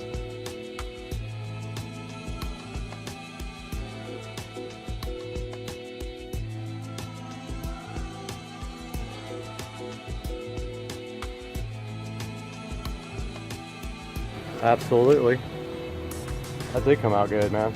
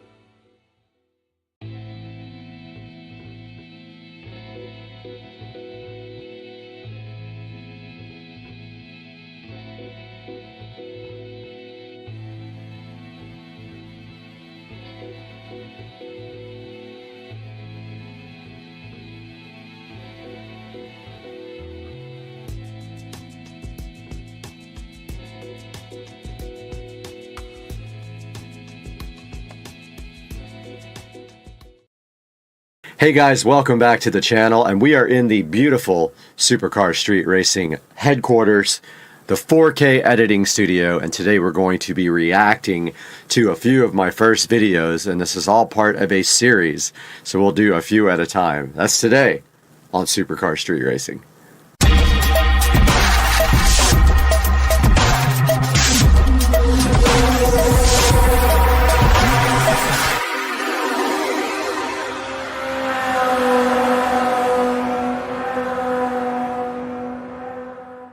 Welcome to the Supercar Street Racing 4K editing facility, and today we are going to be reacting to some of my first videos. This is going to be the first in a series of reaction videos to my racing videos from back in around 2008, 2009. And we're going to start here, we see on the screen. So what happened was I had the channel, and it was just called Brad D Supra. And I did start Supercar Street Racing, and I pulled all the videos from Brad D Supra, and I actually had to download them all from YouTube because I didn't have them anymore. Keep in mind, some of these videos are shot on very old camera equipment, and they are not great quality. But we're going to start with the first one on the channel, and it's me and my Civic, and I guess we're going to Las Vegas, me and my buddy Matt, which I haven't seen in years.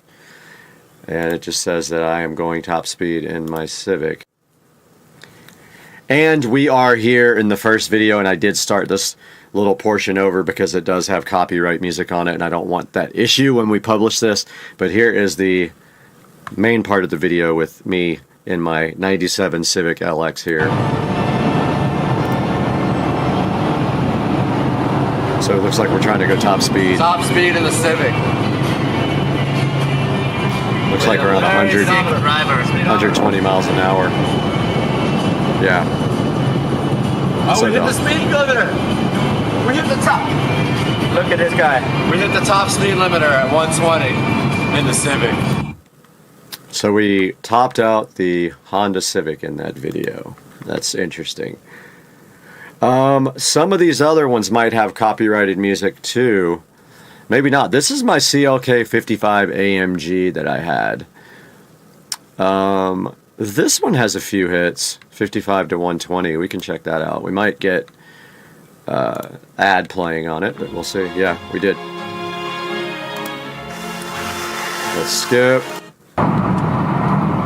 Another bad camera quality video here. This is my CLK55. So slow. Look how slow this thing is, and I just thought it was great. 350 horsepower, I think. V8. Non-supercharged. This is before they supercharged it. That's all that video is. Alright, what do we have next? So there was a series of those. And then I don't know what this one is. When I pulled all the videos down, I changed all the thumbnails to like try to get more views, you know, to just try to clickbait people. But let's see what this is. This single turbo Supra is faster than your car. So I don't know what this is. Oh yeah, we can't play music like that. All wheel spin.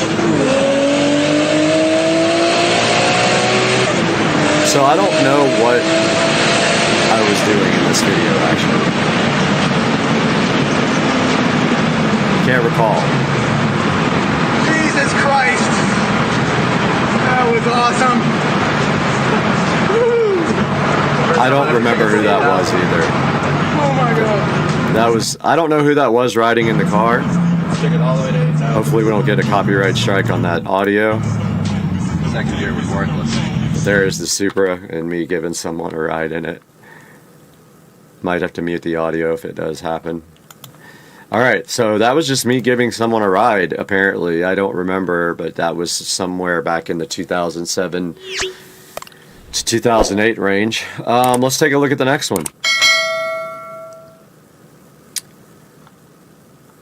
There was more CLK55 videos. This says Street Racing Insanity. Supra runs 170 miles per hour on AEM engine management. Let's see what this is about.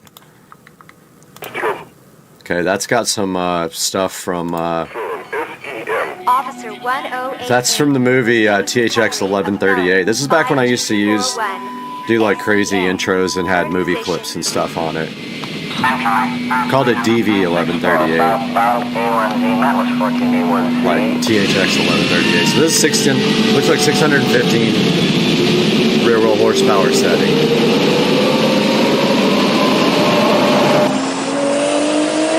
So there's the AEM display. I had like a fold up thing. 130, 140. Good runs. We had 2 cameras going. I think we do it again if I recall. This video's old. Let there be air. Get back on. Yeah, I remember I had a boost leak during this whole thing.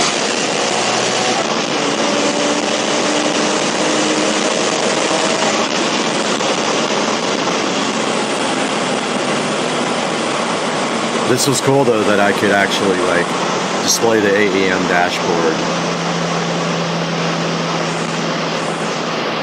Very cool video. Let us be thankful we have an option. Okay, so that's pretty cool. Let's take a look at another one here. These are all available on Supercar Street Racing. They're the oldest videos on the channel, published in 2017, and they're from 2007. Alright, so this is just, looks like we were just dyno tuning. Let's see. What if you could do SEO smarter and faster? With Wix, you can edit your meta tag. Oh, I think this has copyrighted music. No. That's just me being silly.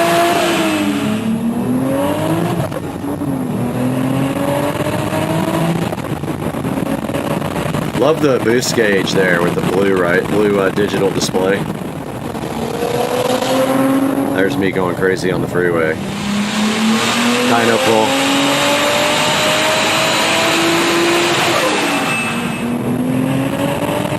Car was pretty quick. nowhere near as fast as the Model S Plaid. Not even close.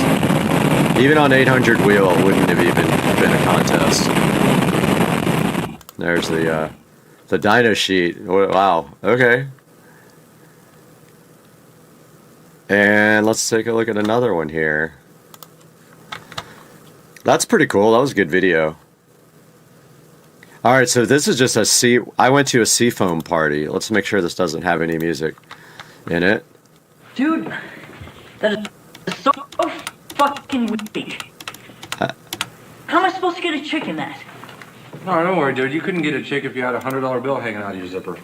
Oh yeah, from that movie, the guys from South Park. This is giving somebody a ride at the Seafoam party.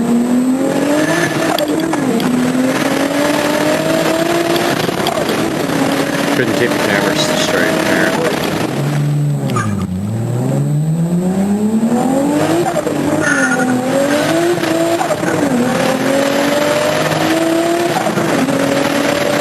I was ripping this thing, man. Missed that car. Dude, quit thinking about yourself for...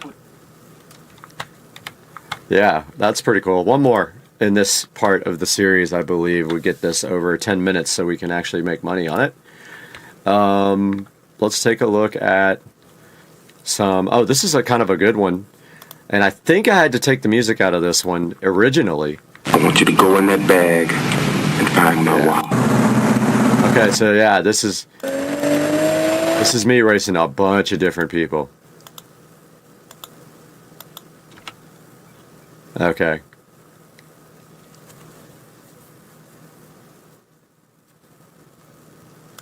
Let's see. Yep, Evo. I think my buddy's Evo. The video quality is absolute junk. 240p. The camera was terrible. I'm smoking everybody. You can barely see it.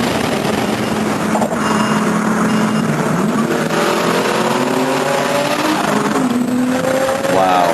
Absolute destruction of that Camaro. Now this is two other people racing while I video, and I have to go very slow in order not to run right up their bumper.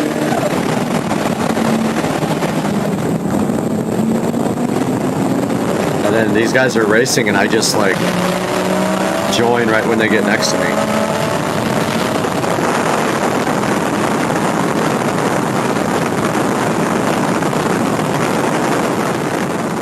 And you will know my name. Yep, there's the engine bay. I had the good engine bay. That's an old joke, Christy Brickley. Guys, this is pretty entertaining to go back and check out all these old videos. I'm pretty hyped to look at some more of these on the next one.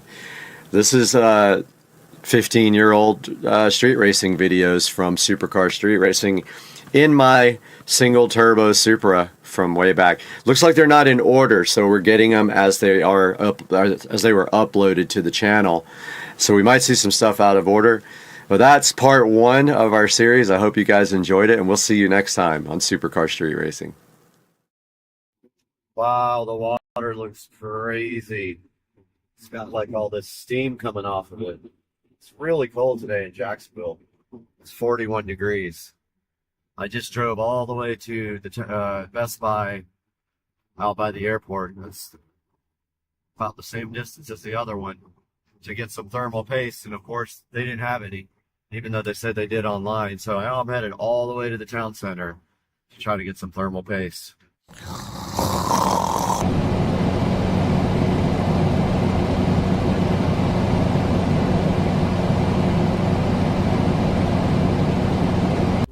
Alright guys, Supercar Street Racing here, and yes, this is the most expensive 9500 BTU air conditioning made for your home. So today we're taking a look at the LG window air conditioner, and there's some little info right there on the side about it with its model number and everything, which I will put a link in the description here.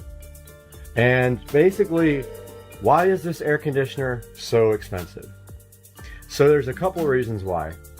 First of all, take a look at the styling of this thing. So most air conditioning units have thin, vents here on the front. This guy has a nice clean look on the front. No vents at all. And so the vents are on the side right here. So that's the intake vents. Has a nice design. And the best thing about this guy is that it is smart. And I'm going to show you guys a little bit about it today and clean the filter with you guys so you see how to do that. Explain how it works and let you even see what it sounds like. So first of all, this LG window unit works with the LG app called ThinkQ. I think they call it ThinkQ. It used to be called something else, a little bit more complicated, but I think it's ThinkQ, I think. I will put a link to that here, or put a graphic up that shows that. Now I know what you're thinking, you already see this part here. So the reason that I have that there, this is tint. I have that there because it's a little bit too bright at night, so that knocks down the LED lights quite a bit so that it's easier to sleep in here. I do that for most of my devices. Have a difficult time sleeping sometimes.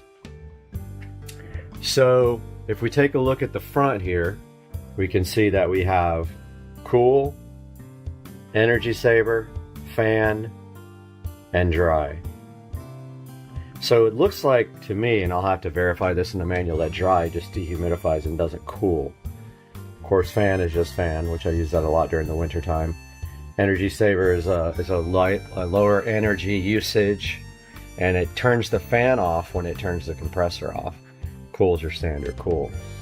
Got a little indicator here to tell you to clean your filter. There is a sleep timer. This is how you know if you're connected to Wi-Fi or not. And then last one is just a regular timer. This guy here adjusts your fan speed. And then this guy here, your temperature up and down. So this uses the app, the LG app. And I will kind of show that to you guys after we take a look at the filter, which does need to be cleaned right now. So there's the filter there, and the filter light, warning light, is on. So let's go ahead and get that cleaned. All right, to get the filter out on this guy, you just kind of like, well, thought I knew how. Take 7, kind of just slides out there. Take that guy to the kitchen sink in here. Give it a nice wash. You see already, it's getting it really clean. And so every couple of months, if you use this every day, you're gonna have to clean this, maybe even more than that. So you see the dirt coming off?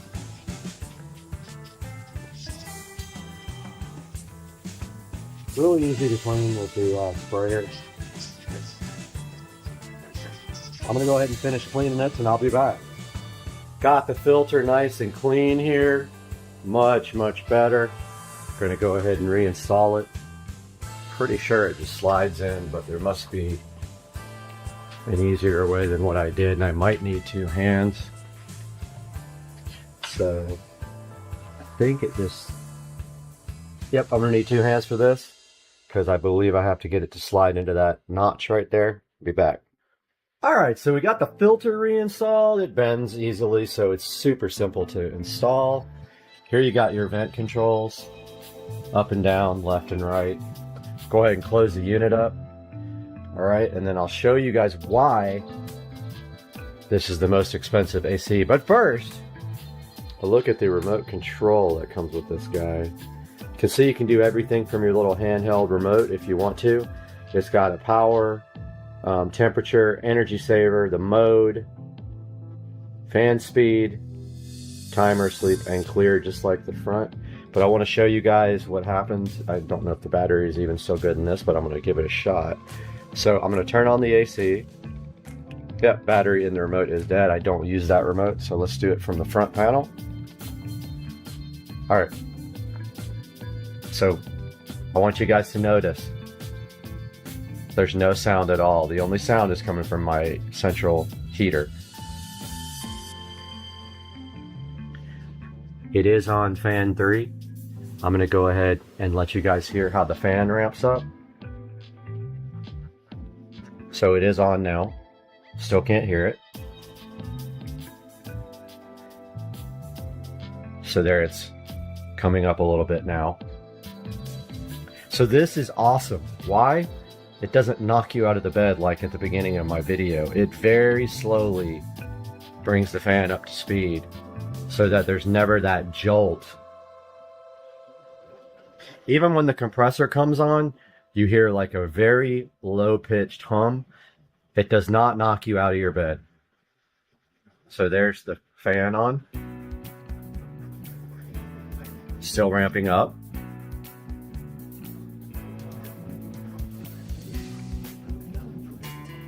Very quiet. I think it said 42 decibels is what it is. So that's probably about full speed. Now let's go ahead and change the mode to cool so you can hear the compressor come on.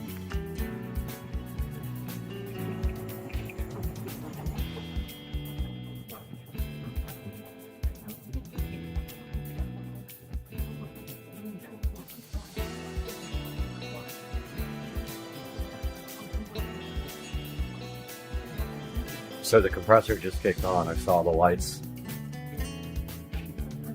dim. That's how good this air conditioner is. You don't hear it. It doesn't knock you out of your bed when it goes off and on, like when you're staying in those hotel rooms and the thing like comes on and you're up 45 times a night. So this thing is on cool now. It's set to 60. The air is very cold coming out of it. You can hear the compressor now. It's a kind of a lower frequency, and that is what the dual inverter is. This thing's awesome, by the way. It keeps this room. This room's maybe 150 to 200 square feet. Keeps it absolutely cold at night, which I love. Go ahead and power that off. But that's full volume, full cool, and you barely hear anything. But I like a little bit of sound. So now, when you turn it off, there you go. So it's completely off now. Now I know you're going to ask me, why do you have a window unit in your bedroom when you have central AC right there? Well, so long story short, it's about energy savings and comfort. I like it to be cold at night, and I don't want my whole entire house to be cooled to, you know, I typically keep it between 65 and 67 degrees at night in here, winter and summertime. Now, cooling your whole entire house to 67 degrees is going to be expensive. This little guy is energy efficient, Energy Star, has all the certifications, bells and whistles, all that stuff. And it'll keep my room here at 65 to 67 degrees and will not have to cool my whole house down. Now I do also have a skill set up for good night with Alexa over there. She woke up. Never mind. So I have a skill set up, a routine set up, not a skill. This guy uses a skill to connect to her. I have a routine set up that does multiple things when I say goodnight. It, first of all, turns off the Venstar thermostat, which is there in the hallway. It also turns off all the ceiling fans that are connected to Wi-Fi in the house. Then it turns this guy on automatically and sets it to 65 to 67, depending on how I feel.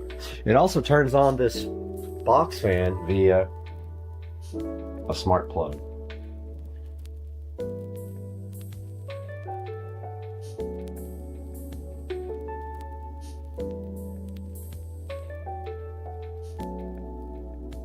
Alright guys, taking a look at the ThinQ app from LG, and we load that up. Had to blur out my email address, I guess, but let's take a look at this. You can see all my LG appliances are on ThinQ. You see my fridge there, Sub-Zero. You got Fireball, my cooktop. You got Plate Destroyer, my dishwasher. Then you got Winona Dryer. And you got Luke Skywasher. At the very bottom, you've got Air2D2. That is the LG window unit, so let's press that.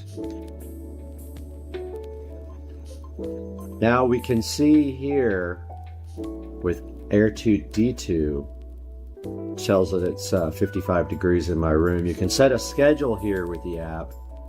And then up here, you can go ahead and power Air2D2 on. It is on cool. You can see here, we can walk into the bedroom, verify that this guy actually did come on.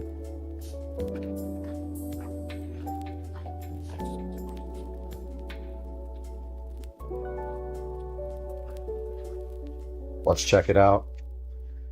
Yep, it is on now. That did work. So the temperature is set to 60 here, we can see. And you can set the fan speed and the mode by pressing cool. Let's go ahead and switch that off. So now Air2D2 is switched off. So let's take a look at the skill for that. So setting this up with Alexa involves a skill, and you have to have your LG Smart ThinQ or whatever it's called account. This is what this is you're seeing now, but now to get Alexa going with this you need a skill. So we go to the app, skills and games, search for LG. It's confusing because several of them come up, but here's the ThinQ basic. You go into, now it's going to be disabled if you've never done this before. You hit enable, and then you have to link your account to it from LG, and then that's how she will find your devices. It'll discover your devices on the next page, which I don't want to go through the setup again. But once it discovers your device, you can then use it for to be turned off and on via smart home. And now let's take a look at routine. So my routines are here. So let's take a look at goodnight. So here's the skill and the routine. And here's when I say is how it's set up. It's named goodnight, but if I say it's bedtime, put her name in front, she will turn on the fan, set the house temperature up. Just be aware if the heat's on, it's going to go up to 80 degrees heat. So it can't turn off and on the system. It can only change the temperature. Then you notice there's Air2D2. It powers that guy on and sets his temperature to 67. Turns off the theater room ceiling fan. Turns off the living room ceiling fan. Turns off, it's supposed to be on. It actually turns it on. Oh, I'm sorry, that's the bedroom ceiling fan. Yes, it turns that off.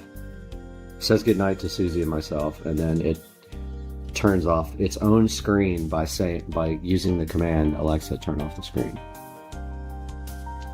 and you do it from the device you speak to.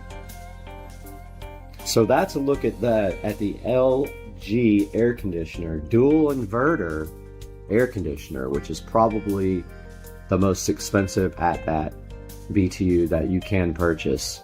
There'll be a link in the description to buy this guy. And as usual, I really appreciate you guys watching, and please like and comment, subscribe if you can. Supercar Street Racing. See you guys. Hey, what's up everybody? It is Thursday. I got a long extended vacation right now for the holidays. So I'm just chilling out here in my sunroom, and as you can see in Florida right now, it is raining. It has been raining for a couple of days now. So I've been making the most of that and working on the car and getting things done around the house that I need to get done. So we are waiting right now for some parts to come in from Italy. I'll show you a snapshot now of that tracking information from the courier coming from Italy. And this package sat in the exchange office for literally 10 days. So as soon as this package gets in, here's a look at what we'll be doing next to the car. I bought all replacement interior pieces in carbon fiber for the car. And my one pet peeve about the car always is that it has wooden interior pieces. Should look a lot better, honestly. I think the wooden pieces are more luxury, and the car is definitely not a luxury car, it's a sports car. So I'm gonna overlay pictures of the carbon fiber interior pieces while we're talking about them, and also tell you a little bit about them. So inside of the car, there's basically three wood pieces that come from the factory. You've got, on the doors, you've got strips of wood. It's not cheap wood, it's really expensive, the actual stock pieces I'm hoping to sell and make some money off of. But you've got the door pieces, you've got the center console piece. Total of 3 pieces. As you can imagine, making these out of real carbon fiber, not some cheap stuff, but actual laying carbon fiber for these pieces is expensive. So you can expect to spend on the pieces, depending on where you get them. There's a good shot of outside there, the rain. Depending on where you get them from, brand new, they run about $1,700 US for just the 3 pieces. So they're not cheap. That was one thing that I was not too sure about if I was willing to spend $1,700. And also, coming across the pieces used is not very common. So I did get lucky. I found a guy who had actually 4. He has the shift knob too. Now the only thing about the shift knob is it's keyless go, and I do not have keyless go. The one option that I really wanted in the car, I don't have. But the car had a warranty, and that's what made me buy it over everything else. So I'm getting the keyless go knob, which looks way better than the factory knob, but it will not start the car, unfortunately, with the push button on the knob. But it is a full carbon fiber shift knob. Now, I got all of these pieces for under $1,000 used, and they are lightly used. The guy who has them actually got brand new pieces fit in red carbon fiber. He has red interior, and it looks ridiculous, but now he's selling these to me for under $1,000. Of course, the only drawback being that they are coming from Italy, and it is taking forever. And I'm hoping that they get here before the Cars and Coffee event in 3 weeks. Second Saturday of January, there's a big Cars and Coffee, which I will be documenting. So that's what's going on with the car now. As you can see from the pictures I overlaid, it's going to look pretty sweet. I'll also show you, actually I'm going to hold off on showing you how it looks completed. You can easily find that online, but I want you to see how it actually looks when it's done. So as soon as I have an update on the carbon fiber interior pieces, you'll see me again. Have a good one, guys. Make sure you thumbs up and subscribe. Thank you. Remember this Mazda CX-5 off.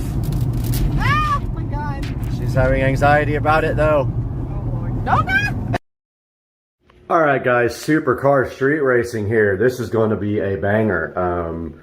We are going to take a look at my smart home today. So This is probably, I could be wrong about this, but this is probably one of the most involved smart homes that you will see.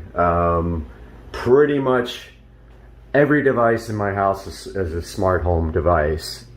And I want to go through this room by room and kind of tell you guys about what the products are, which will be in the link in the description. And I'd appreciate it if you could click through, because I can pay for some of this stuff with that, not to try to be a beggar, but it does help. I don't make money on the videos because I don't have enough subscribers yet, but I'm working on that. So let's start with the basic smart home devices. So I chose the Amazon ecosystem. Why did I choose Amazon? Well, to be quite simple, I like the Fire Stick. So to be in that ecosystem makes sense for me, and that's why we went with Amazon. Sorry if this is flickering. The LEDs do weird stuff to the camera. So let's talk about a little bit about the Amazon ecosystem and some of the smart devices. So I have all of their smart devices, literally all of the versions of their, not the new generation ones, but at least the generation before the new on most everything. I do have a new generation Echo Dot, which I will show you. This is a generation before the new one, Echo Show 10. Now, this is located in my kitchen. It's not ideal. I do like my devices kind of mounted, flush mounted and things like that, but this one, it's really hard to get it flush mounted just because of the depth. So as you can see here, it is quite deep. Let's go like this. Now, what I was able to do in this case though, was I was really lucky. I was able to get the wire in between the shelf. It goes behind the shelf here. It goes up into the cabinet above the microwave, and that's where I get power for the Echo Show 10. I'm all about keeping things nice and clean, and the Echo Show 10 here in the kitchen, although I don't use it for the actual audio output, it does have tremendous audio quality. It has really good bass response. You can adjust the bass and the treble. For those of you who think that the Echo Show 10 is a little bit bass heavy, you can adjust that by just telling her to turn the bass down. So the good thing about having this device in the kitchen is it's kind of a central location for everything, and it is a good spot to give commands for your smart home. Now, let's move on to this monitor that I have in the kitchen. So I have a Samsung HD TV here. This has a Fire Stick 4K, and if you look here, so this can also do anything that Alexa can do because you have this remote with the volume button. So let's say we want to look at the security cameras on this box. So Alexa, show me the driveway. Okay. So hopefully Alexa will now do her thing. So it is calling up the driveway now. So there we have it. So now a little bit of explaining to do. So these are Wyze cams, W-Y-Z-E. They will be in the description. There's going to be plenty of affiliate links there for you guys to click through. So I like the Wyze cams because they are HD. They are indoor, outdoor. Super easy to set up. Now this is running on Wi-Fi and it's high definition, and there you can see a live look right at the driveway. There's the time and the date, and you can actually talk through the cameras as well. So here we have in the kitchen the summary of the devices. We have the actual Amazon devices. We have a Fire Stick 4K here on this television, so you can watch anything Kodi, Prime, Netflix, whatever on this guy. We have the Echo Show 10 here, so we can do commands through that, or we can use the volume button here on the remote. So here's an example again. Show me the pool. Okay. Now, you're not limited to just Wise cameras. Other cameras can integrate with Alexa. Now, the way you do that is called a skill. You need the Alexa app on your phone, and you install the skill for this case, Wise Cam, and then you sign into your account, and that's how you integrate smart home, some smart devices. Let's say that's how you integrate the cameras, if they have a skill. Other devices, plugs, switches, etc., I will show you in a bit. And so that is how you use the Fire Stick. Just one of the ways, and you can do any of the commands. Example. So here is the pool. See these lights here? Okay, so those are on a smart plug. So it is called patio lights. So turn on the patio lights. Okay. And they are on. You can see there. Should be cycling through the colors. And turn off the patio lights. Okay. Okay, so that is an example of how you use your Fire Stick with Alexa. It's completely ready, and you can say, show my smart home dashboard. Okay. Let's see if that actually works. Pretty cool, dude. Pretty cool. And you got your smart home, your lights, plugs, switches, cameras. These ones, I guess if I go ahead and call them up once, they'll show thumbnails there. Now let's take a look at some of the other smart home devices in this room. This room is full of smart home stuff. This is the kitchen. So these under cabinet LEDs. Now there's two ways you can go with this. You can go with native smart LEDs that have smart Wi-Fi built in, or Bluetooth. Well, actually it has to be Wi-Fi. Some of them have both.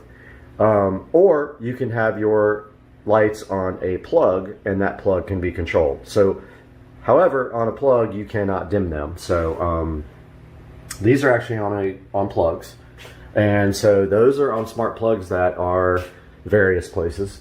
One place being up here in the above the microwave. So I have one plug here for these under cabinet LEDs, and one plug over here for these under cabinet LEDs, and they are not dimmable with that. They can be turned off and on with that. However, they are dimmable with the native remote here for the under cabinet lights. So I don't usually switch them off and on, but I do have the capability in case I'm out of town and I want there to be light or not light in the room. So that's on two smart plugs. Now let's talk a little bit about smart plugs. So you can see that smart plug right there. That's a generic smart plug. Those smart plugs use a generic app, which I will show you guys. I will take a screenshot of. And it's Smart Life. So that controls a lot of different generic smart devices. You can get an Amazon plug that will interface directly with Alexa, and you don't need to run Smart Life. However, it is more expensive. You can get these plugs very cheaply, and I will put a link to the smart plugs in the description.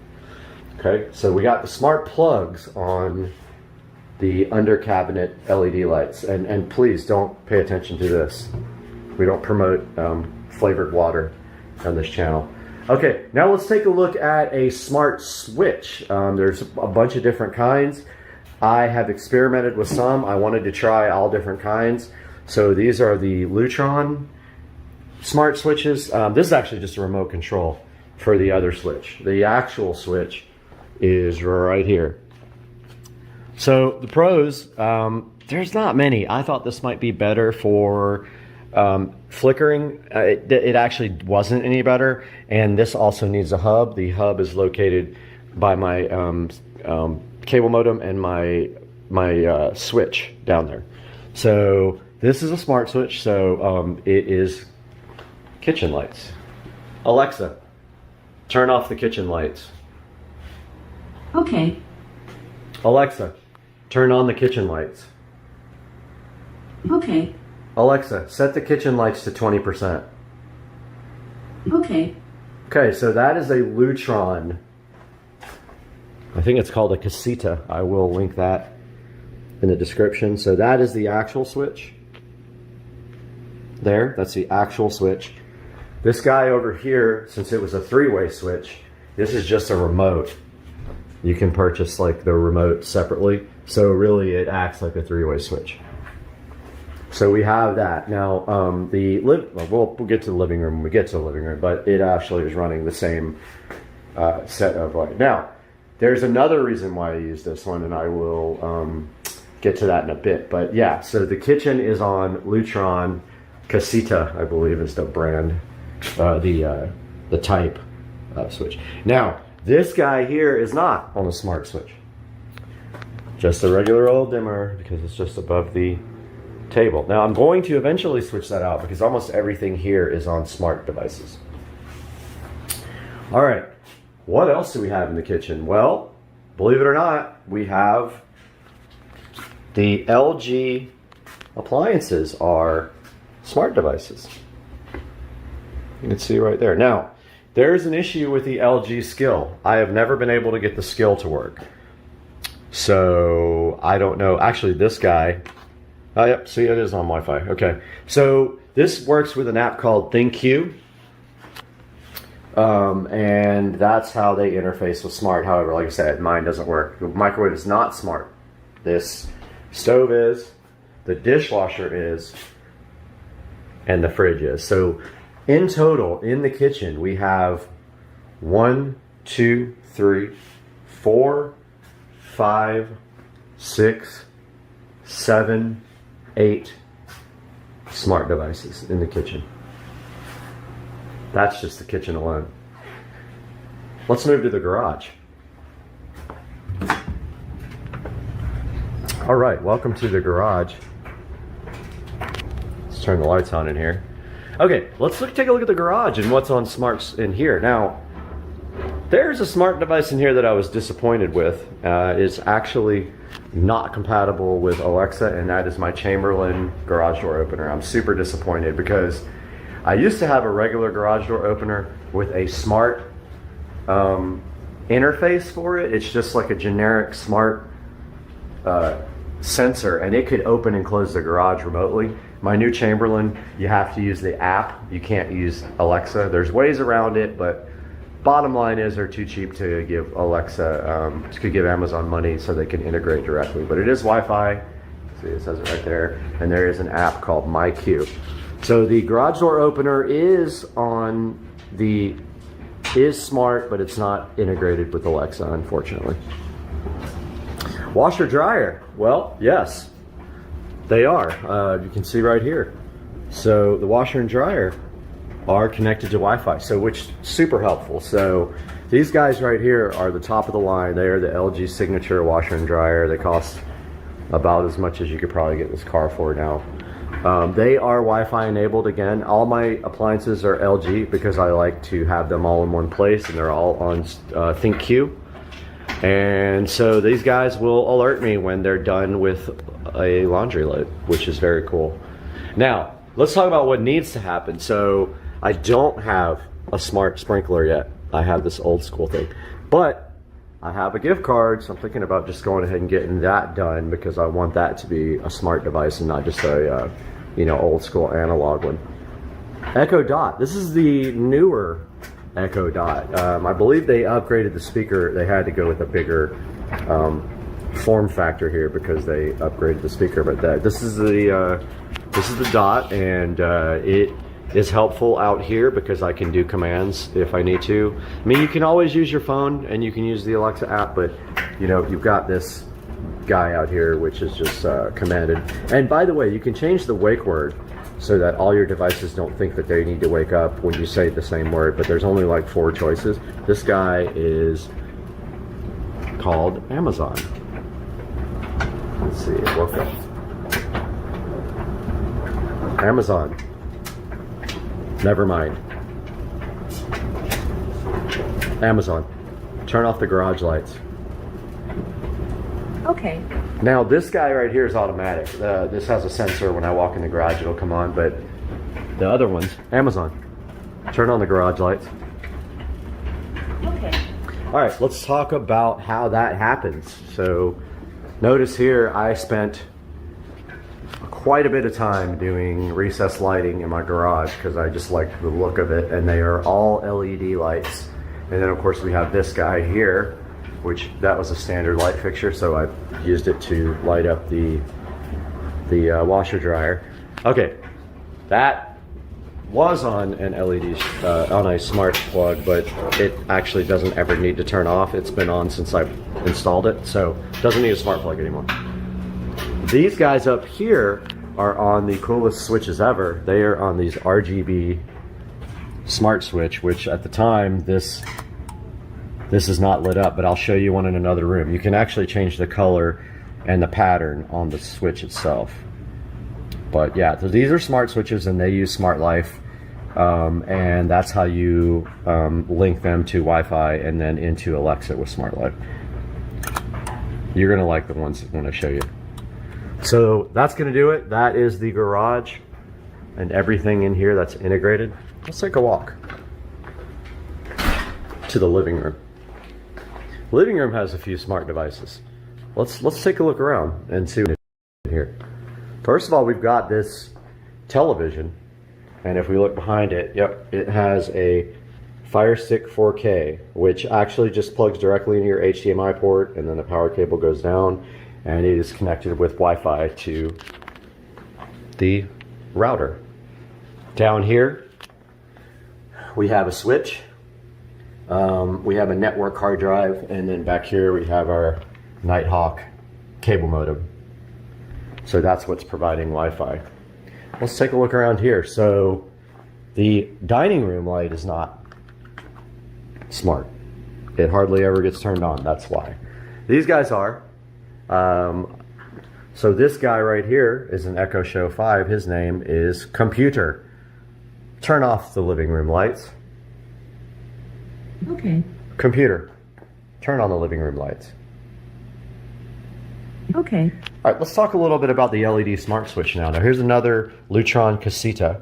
Here's an LED smart switch which I have programmed with Smart Life, and you can see that I programmed this color and I programmed it to what cycle. This is actually for the fan. Computer, turn off the living room fan. Okay. There's several ways to control your fan. You can control it natively with a device, remote device that goes inside the bell up there, and it is Wi-Fi enabled, or you can use a switch. However, with the switch, you can't set the fan speed. I do have one that you can do that on, but it is not in here. Computer, turn on the living room fan. Okay. Now notice it's named living room ceiling fan, and said error occurred even though it worked. Now let's take a little bit closer look at this. This is the best. So this is an Echo Show 5. Now this is the old generation Echo Show 5. It does have a audio output even though I don't need that. Now the interesting thing about this is the wall mount for the Echo Show 5, and I'm going to put that in the description below. But basically comes with a template. You cut this out with a drywall knife, and then you push the mount in, and then the Echo Show 5 just clicks right into the back of it. It's so cool. Now, where did I get power? That's what you have to worry about. You need power. So you either need a power over Ethernet adapter and pull Ethernet through your walls and use that, or this is so easy though, because it's right, I put them right above a switch. So what I do is I hardwire, it's got to have a neutral wire, so remember it's got to be like full power for the USB, it's a power adapter, like a USB power adapter looking thing. I hardwire mine to my switches, so you need some electrical skills to do that, and then I put the plug inside the wall. I don't cut or solder anything. I literally come off of I get neutral and hot, and I go right into a female plug, like a wall plug, like an extension cord plug, and I plug in my little Echo Show 5, which, you know, It might not be completely 100% electrical code, but it's low voltage. I'm not concerned about that. So yeah, the wall mount, what a savior. And the cool thing about it is the speaker still works because the sound from the Echo Show 5 comes out right there. So, computer, play some music. Here's a station you might like, Lord Huron on Amazon Music. Computer, stop the station. I don't want to get copyright strike, but you can see there, like you can play music on just this. Now the cool thing is you can play music on the entire house because you can create groups. So you can play on multiple devices at once, and it shows you the, I love how it shows you the lyrics there. So cool. And also just remember, anywhere in the house, computer, show me the front yard. Okay.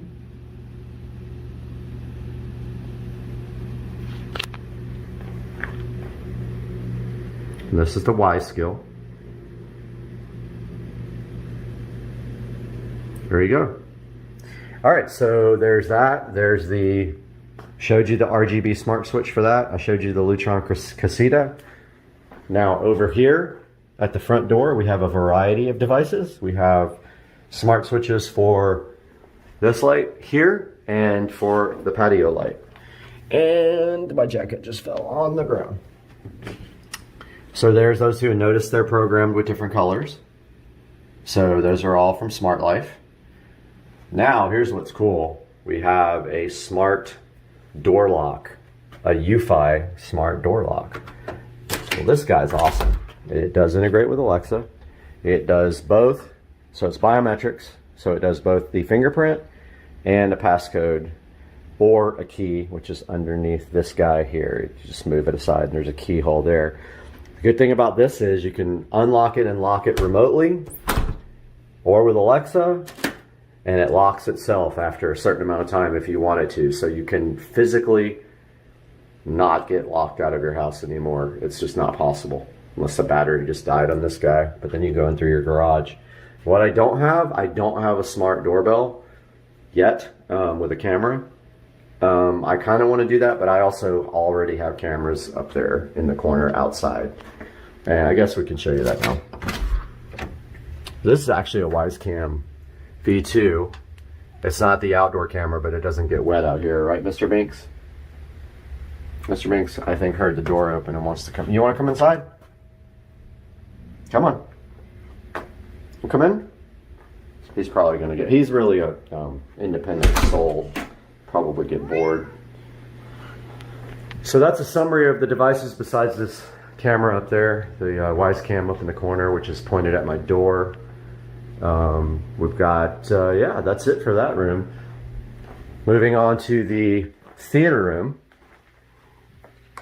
We got a few devices in here. This fan is a smart fan. So I have a smart fan dimmer switch on that, and that is that guy right there. That is controllable with Alexa. And you can actually set, what? So vocal. And you can actually set the speed, yes, and I do love space stuff, so I got my astronauts. But yeah, you can set the speed there. Why are you so vocal? So in this room, we have a Fire Stick 4K powering the home theater system. Obviously, we have an Xbox One. We have the fan. We have the Echo Show 5. We have Mr. Binks, Thackeray Binks. And that'll do it for this room. Pretty much it, but I mean, still, you know, 3 or 4 devices per room here. Moving on. This is the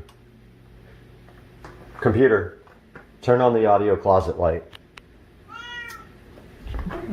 Wow. So vocal. Wait, just flop down. Such a good cat.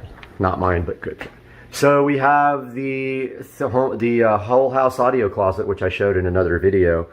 We have the Echo Dot right there. That's what's providing audio to the whole house. Now, of course, this guy is on the internet, but not smart. It doesn't integrate with Alexa. I know, but there is a smart plug right there on the subwoofer to turn it off and on if I don't want bass coming out of here, and one on this light, which you can see, computer, turn off the audio closet light. There we go. That is the whole house audio. RGB smart switch for the hallway light right here, programmable with Smart Life. Venstar thermostat, Wi-Fi enabled. Computer, set Brad's house to 71 degrees.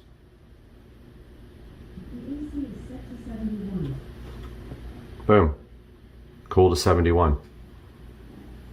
All with Alexa. Nothing in this bathroom yet. I want to, but I don't really need that at the moment because just one light switch there. I really want to put an Echo Show in here. I just have to figure out where, because this medicine cabinet is taking up a lot of the thickness of the wall. I really wanted to put it right there in Echo Show 5. I might still do that. What? Why so needy? Bedroom.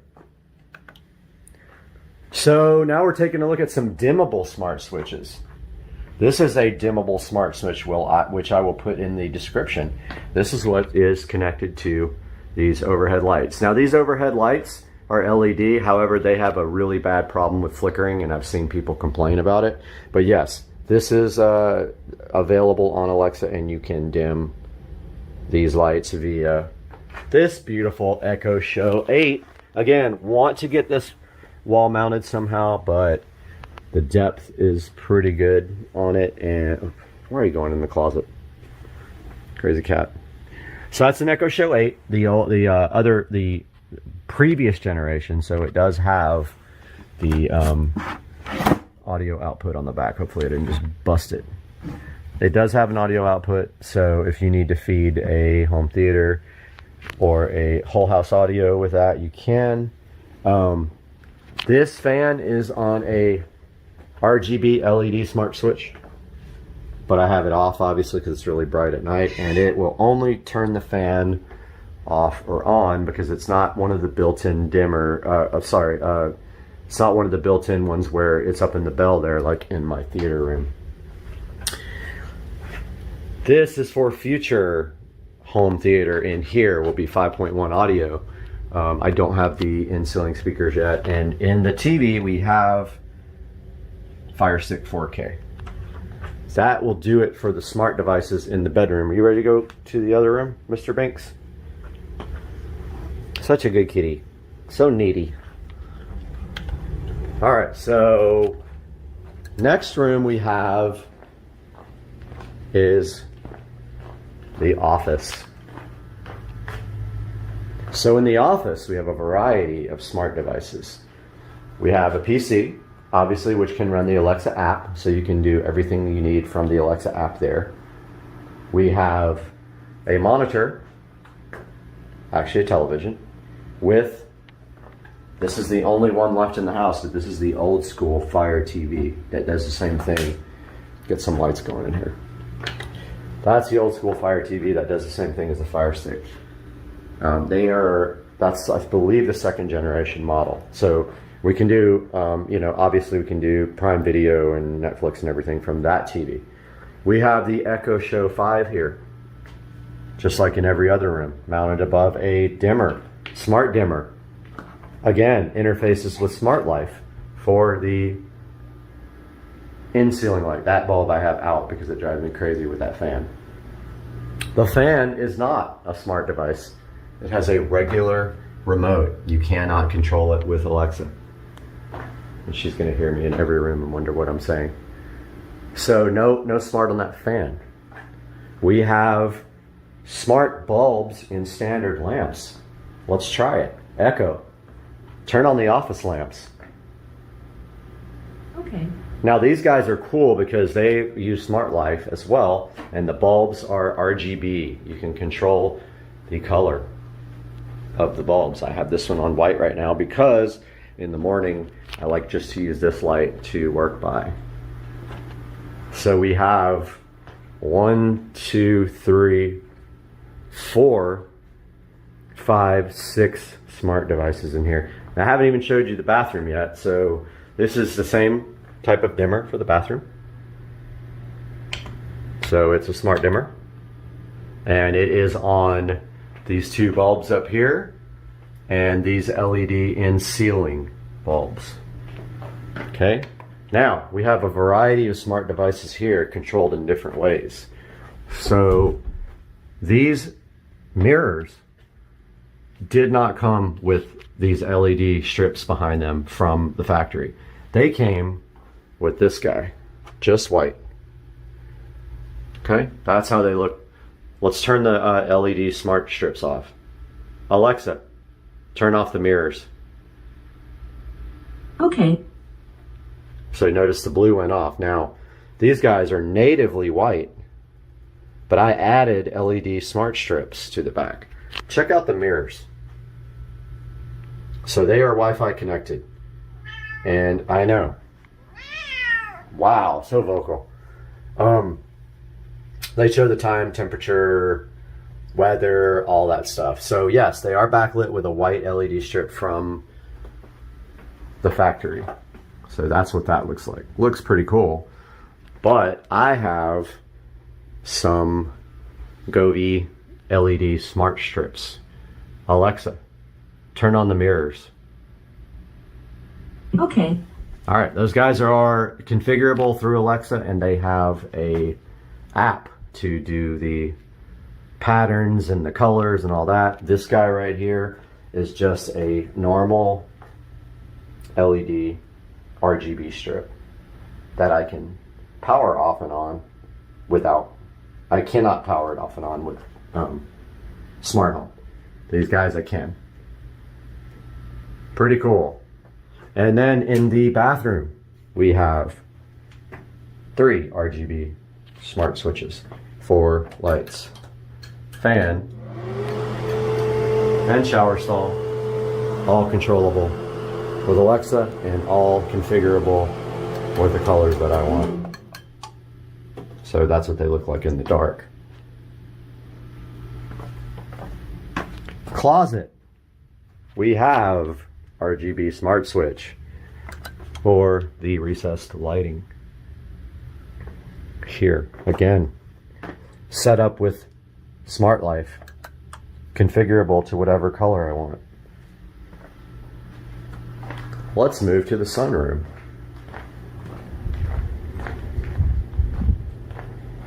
Sunroom.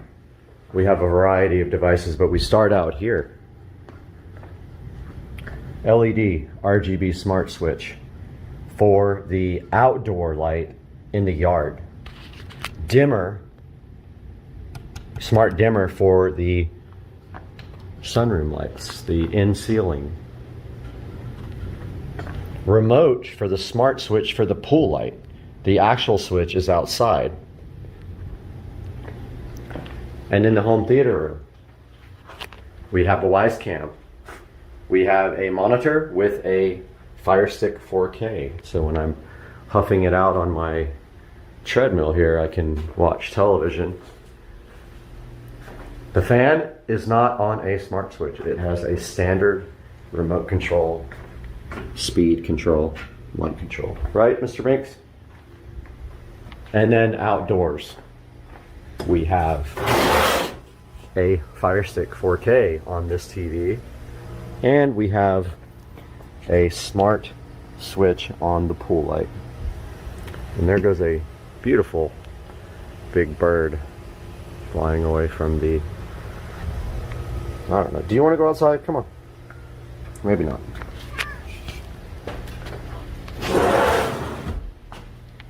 So that is going to wrap up the smart home tour.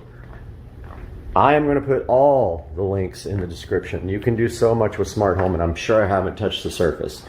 But basically, everything is configured with Alexa on your phone or on the computer. That's how you do all the smart skills like the cameras and the thermostat. See, she's already talking to me. And so I'm encouraging you guys to ask questions if you would like to know anything more about configuring your smart home.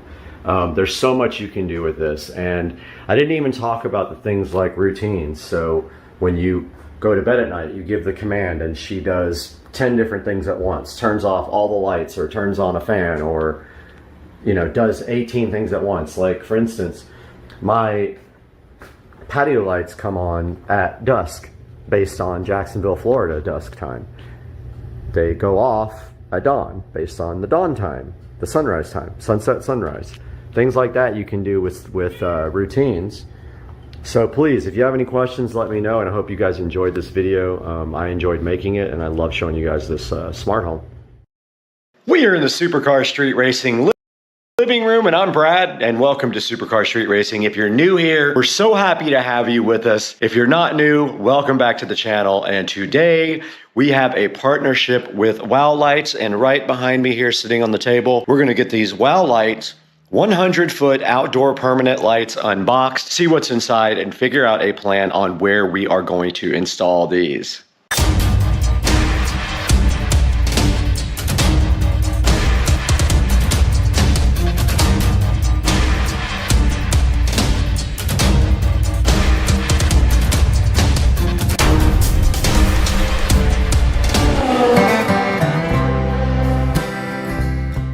Right here in front of me, so graceful and fly looking, is the Wow Light C5103-A. This is a 100-foot permanent outdoor light kit similar to the other one that we had. And we're gonna get this opened right now and see what's inside. Ever so graciously provided to us from Wow Lights, we have the Wow Lights installation package right here. You have one thing of bulbs and wire right there. And then right next to it, we have another thing of bulbs and wire. Inside of the box, that was inside of the box for the Wow Lights. It looks like we have here a remote control. We have some clips to hold the wires in, similar to the other kit we put in. Some more clips to hold the wire in. We have what appears to be a controller, a power supply and plug. Remember, this uses 110 volt standard power. And then we have a user manual right here. Okay, we do have the Wow Lights powered on now, and I just wanted to give you guys a brief tutorial. Now, the power supply is first in the chain here, then the LED controller hooks up to the power supply, and then the Wow Lights go on the chain just like that, and they just connect one to each other with these handy little quick connect things. And now when you are ready to actually get these lights paired to the app, it does use Smart Life, and I will get that opened up and see if I can figure it out real quick and get back to you guys. Okay, we are in Smart Life right now, and as soon as we opened it up, Bluetooth was able to connect to the lights, and it was wanting us to add. And now it is pairing the device to a 2.4 gigahertz network, and it has a little clock spinning up here that it is adding the device right now. Now the lights all did stop flashing. The flashing means they were in pairing mode, and they just automatically connected to the smart home as well. I did edit the name of the device, and I think I am going to end up putting these on the fence, but I'm going to show you guys exactly how to do it if you want to put it on your house so that you have that information as well. But here is, once we get into the app, you can see that you can change the scene, and there are some different types of scenes you can change to, like whatever in Rhodius Profusion is. There's one called Gorgeous there. There's one called Blue Sky, which not sure why, because okay, now it is turning blue. Mew, whatever that means. So there's all kinds of different ways to change it. There's headings up at the top that say mood, festival, life, color, and scenery. So you can go to each one of those, like Tropical Dawn, and you can change your light colors. So the way these work to get these installed on your house is you basically take some cleaning fluid, you put it up on your house underneath the soffits, and I'll show you an example of that with the other kit that I have installed. And then you just simply press these up onto the soffit. About 4 to 5 inches away is what they recommend on the distance from the house, and they will stick. And then if you have issues with those actual things sticking, they give you these clips as well that you can screw in. And so that takes the weight off of the actual wire, and you would simply put clips between each light, and it will hold up the light much better. If you do have issues with any of these sticking, I did find that super glue, really good super glue, works the best, and that will keep them on.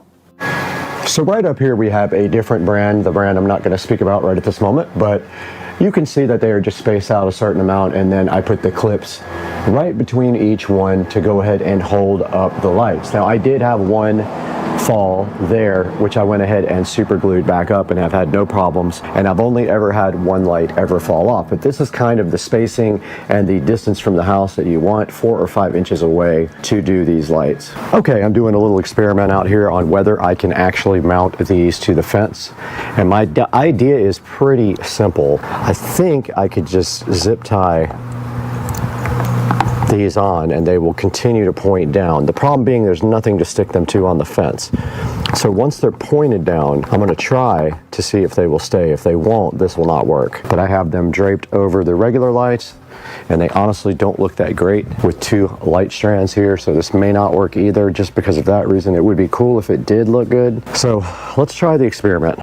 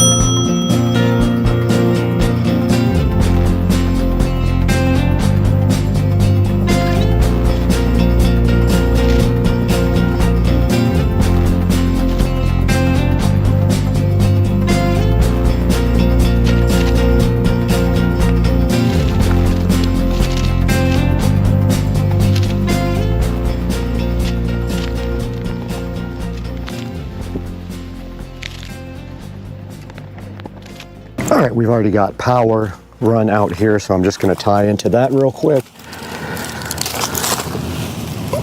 But I'm going to turn the power off first. The power is off now, so I am free to work without shocking myself.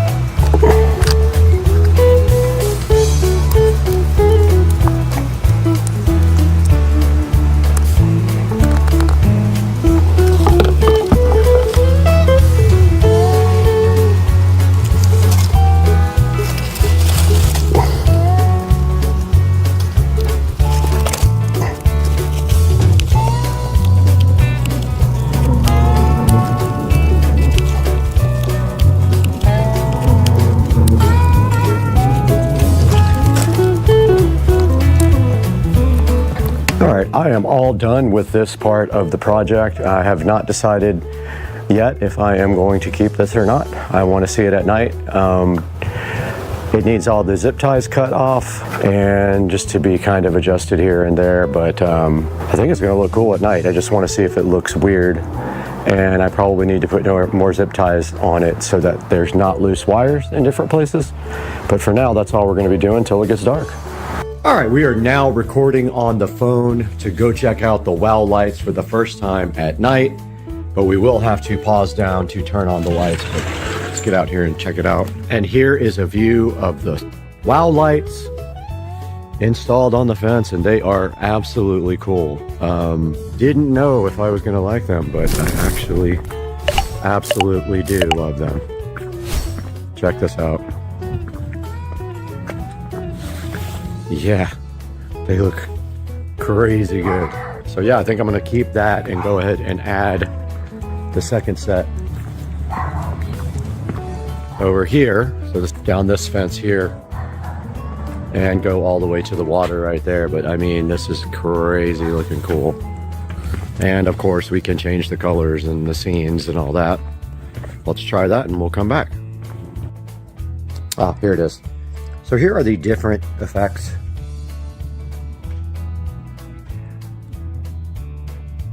Pretty cool. And you can go ahead and dim and raise it. We can go back to scene.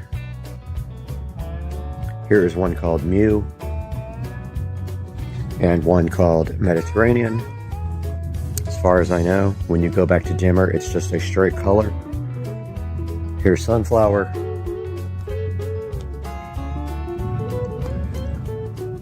Dazzling. And you can go to these other tabs for life and festival and color. But we're going to wrap this video up now. Hope you guys enjoyed it. We will be doing this other side as well. We just have to get the lights and we can do it.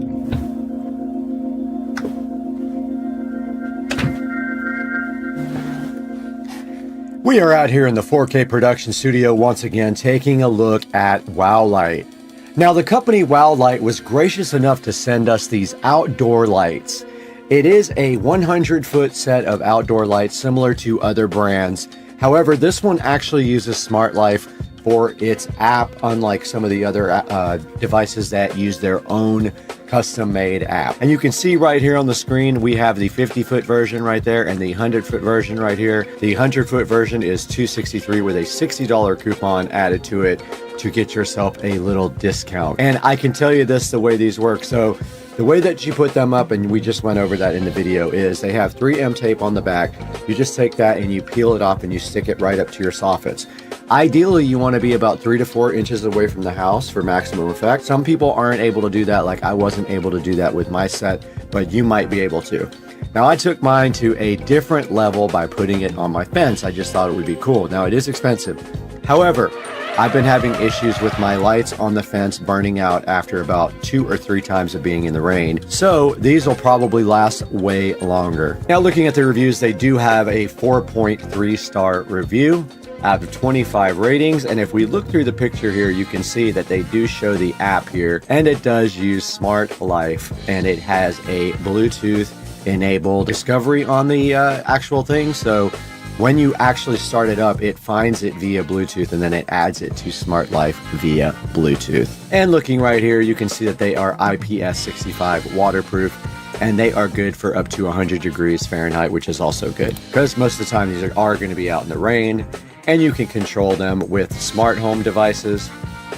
You can do a bunch of different lighting effects. There's some funny ones in there that I don't even understand because they don't make sense, but they do look cool. Now we have to get one more set to put in the other side of the yard on the other fence, and then we should be good to go. And it says right here holiday decoration, but you can actually use them all year round, like I'm going to do in the backyard. I'm going to have both fences with the lights on it, and so we will be able to control them like that. And like I said, it is $263, which is much cheaper than some of the other ones that have the same effects and the same amount of lights. So there is a coupon. Make sure you use that, and make sure when you buy anything from Amazon, not just this, anything, you can click on any of my links in the description and buy anything you want. And on my affiliate program, it does give me a couple of dollars because the channel loses a ton of money. So this will help me greatly if you do it. And now we gotta leave because we have 1 million LED lights to replace in the backyard.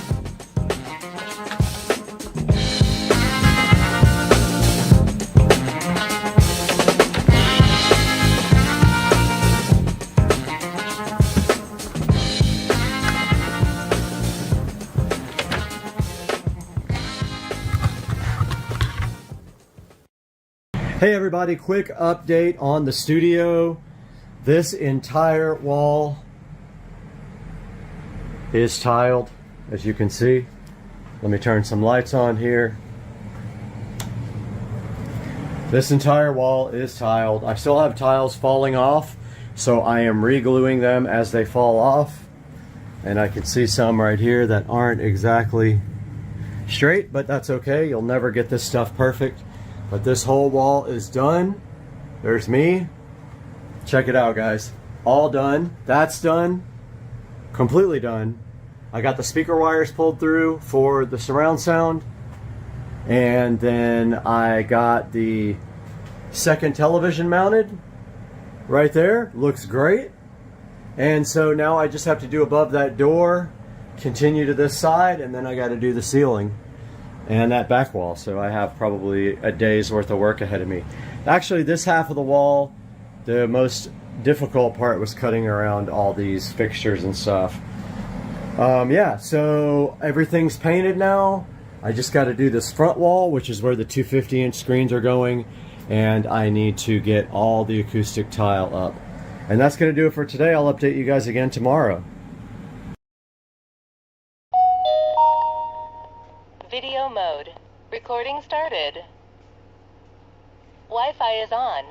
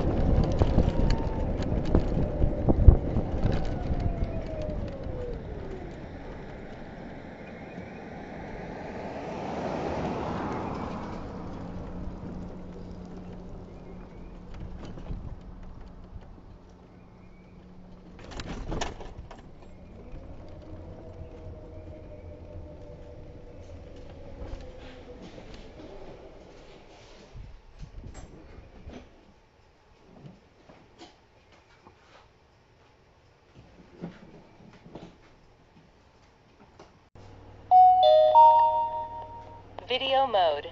Recording started. Wi-Fi is on.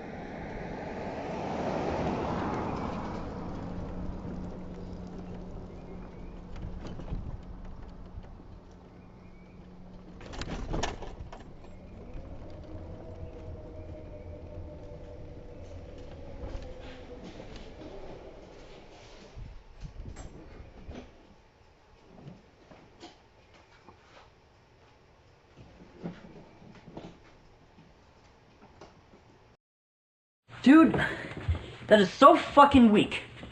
How am I supposed to get a chick in that? No, don't worry, dude. You couldn't get a chick if you had a $100 bill hanging out of your zipper.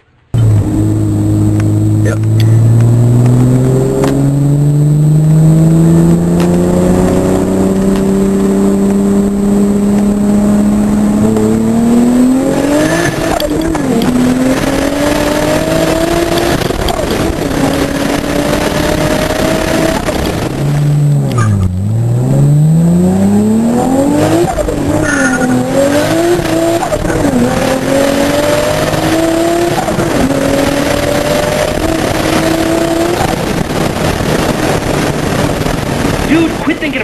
For a change. Dude, I'm not gonna cave in. End of story, dude. Dude. Dude. Dude. Dude. Dude. Dude. Dude. Dude. Dude. Dude. Dude. Dude. Dude. Dude. What's this switch do?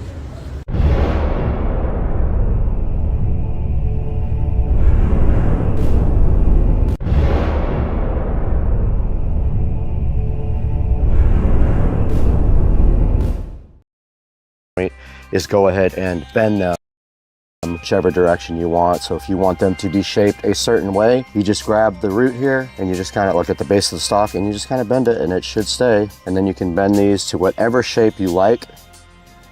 See how they just kind of stay where you're going? And then once you get those shaped out how you like, should be good to go. They look awesome. This one I never kind of fanned out. So if you just kind of bend them, they will stay in that position.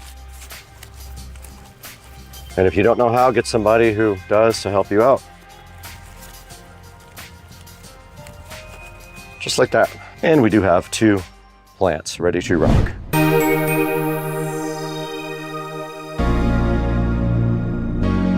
Ladies and gentlemen, we're so happy to see you once again in Studio B. We are recording from Studio B right now. You can see Supercar Street Racing right behind us playing on the television right there while we do a live show for you guys right here on this video. And today you can see we finally replaced our old blown apart artificial trees that were in the front yard. Now what happens to these guys is basically Florida is relentless. The wind, the rain, the humidity is relentless. Anything outside of your house is going to have to be replaced in 2 to 3 years, no matter what. It's just a thing. You always buy warranties if you can on anything that's going to be outside. Everything wears out, including the furniture. It's just a way of life in sunny, hot, humid Florida. Now these trees were in the backyard on my patio. They sat there for a while, but when I built the front patio, if you go back and check that video, I moved them from the back to the front, and I will get some more for the back patio so that it also looks fly, because these are awesome. And they make so many different kinds of trees and plants here.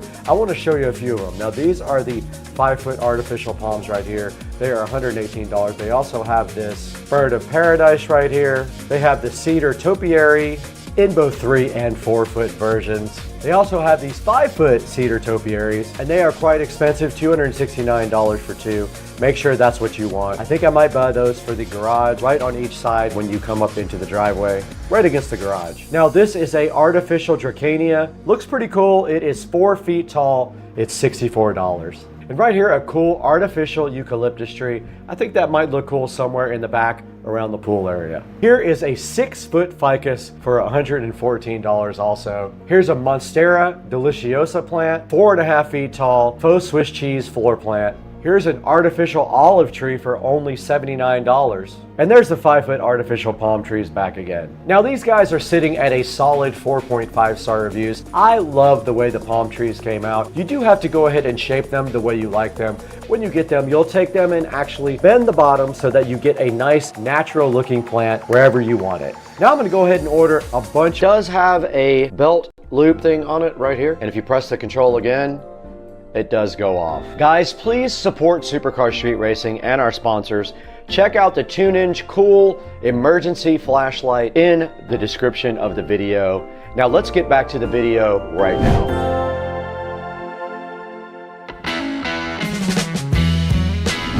Okay, we're out here in the Tesla Model S Plaid, and you can see the Umbar T1 chilling so fresh and so fly in the car now, fully installed. So I wanted to give you guys a little overview of that. Now I do have the SD card in my hand right now. This is a 256 gigabyte SD card. and it just goes directly in this little slot right here. And then you can use your fingernail to kind of push it in. And it is recording right now with the new SD card. This button right here controls the display. So you can change to the front, the rear, the interior, or all three right there. And this little camera control here is how we see the cockpit of the car. And if you see right here, I took this down to the local car stereo store, not sponsored, but they did run the wiring so fly right up through that little opening right there and through probably that part. You can still see all the fingerprint marks because they didn't clean my windshield after they were done. And then all they did after that was run the power right inside of the center console here to the cigarette lighter plug right down in here. And now this thing is recording, and basically what you do is you tilt it down towards the road, not towards the roof.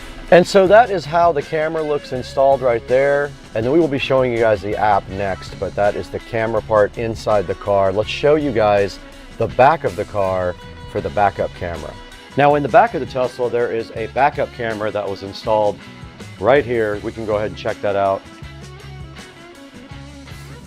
And there is the backup camera right there, mounted to the back glass. It is not an outdoor camera, and they had to run a little wire loom right there to get the wire up into the back glass. But that is the back camera, and I had to adjust it a little bit at a time because of course the glass is up, it looks differently than when the glass is down. So that is the back of the OnBar T1.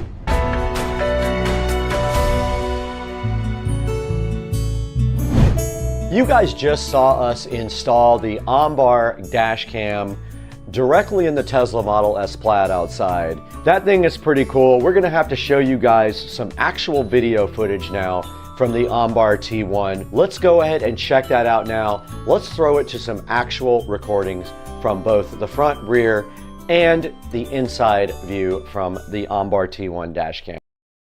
What's going on, guys? It is Tuesday evening, and just got off the phone with Chris Rudnick, Ricer Miata, talking about N54 3 Series stuff. But when I got home, I did have a little gift waiting right here. So this came in today for the SL65. Apparently it works on a lot of different R230 models, so let's give it a little open here. So this is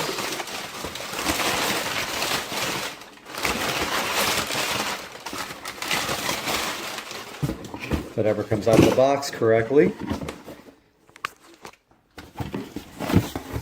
This is supposed to be a double DIN dash kit for the R230. There's actually only one company that makes this, so this is what's in the box. Faceplate, the mounting cage, everything you need to get rid of the crappy Command super old navigation system and replace it with a modern system. Now, in this car, the SL65 is getting an Android double DIN head unit, which is amazing. It'll be able to show OBD information, so we'll be able to see boosts and RPMs and oil pressure, oil temperature, whatever you can configure it for, and it works with Bluetooth, has navigation, pretty much everything. Backup camera. You can add anything that you can do with your phone or tablet, you can do with it. So stay tuned, that's coming up, but we do have the mounting kit for it. So we'll see you soon.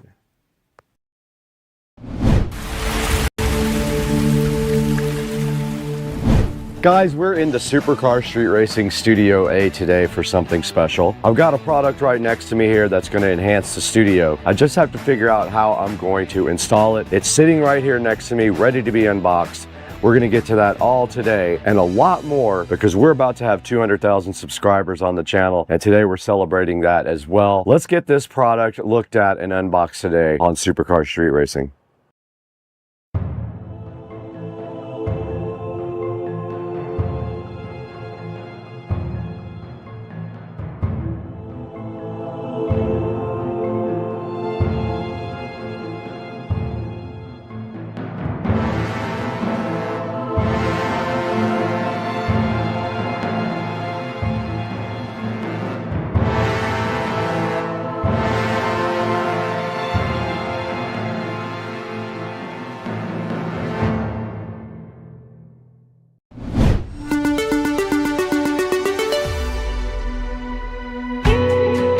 All right, guys, we are back in Studio A again today for something special. Lumery sent us a couple of these 16-foot rope lights to mess with.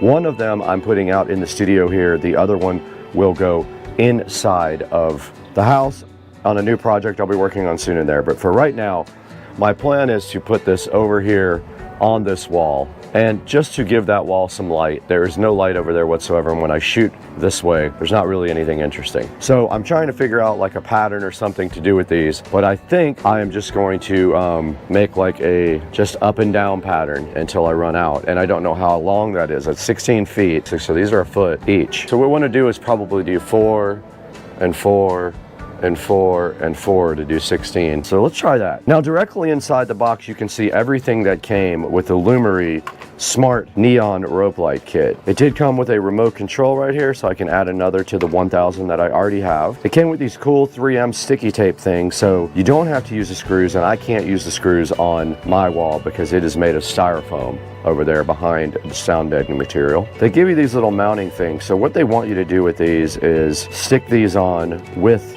the 3M tape and then put your rope light in here. Now we don't need to put these all the way around the wall because you can see here in between these little foam tiles, this light will kind of stay in on its own. It only needs a little bit of help. So I'm going to use the 3M tape. I'm going to come up with a 4x4x4 design. We're going to get power actually behind this TV. There is a power up there, and we can hide the power wires nicely inside of the foam tiles, which I've done before. They fit kind of right between them, and I really like that. So let's go ahead and start figuring out our pattern here.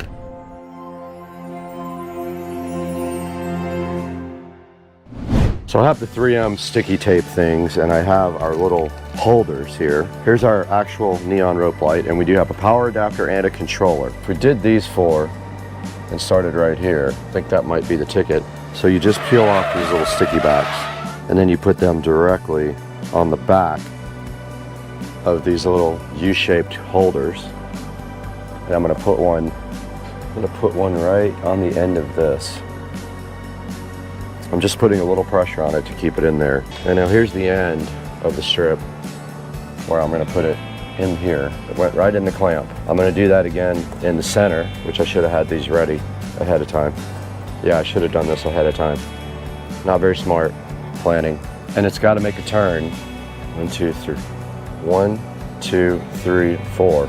They fit right in those little clips, easy. All right, I'm gonna get a bunch of these ready ahead of time so I don't have to do this on the fly while I'm holding their light.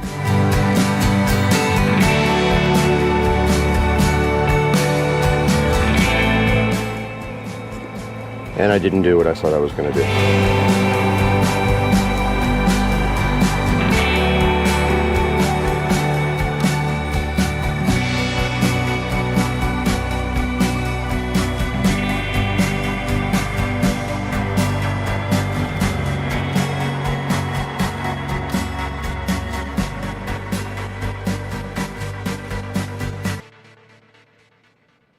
It's a little trick I found that works better. You can get the paper off of the sticky thing easier if you do it on the pack, not taking it off the package first.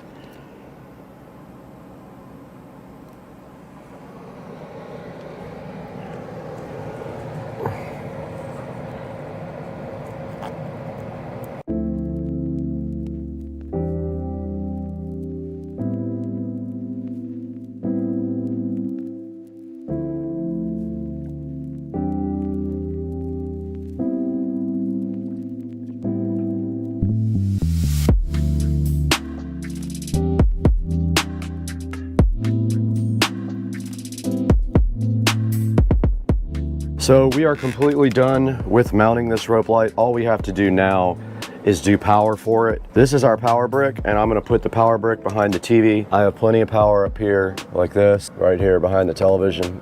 I'm just gonna power it right there, and then I can hide all the wiring up here behind the TV as well, and the controller. And then our other wire just needs to be hidden in the foam. So basically I'm gonna run this wire behind the foam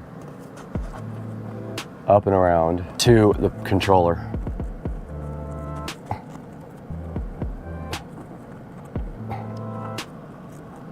Just like that.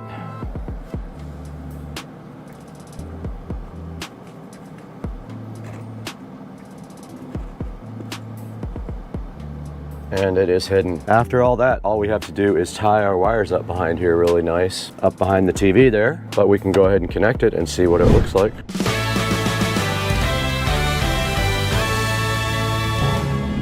There's a 3-prong connector right here. You can't get it wrong. It's keyed, so you can't break it. There's no way to possibly break it. And then let's power this up.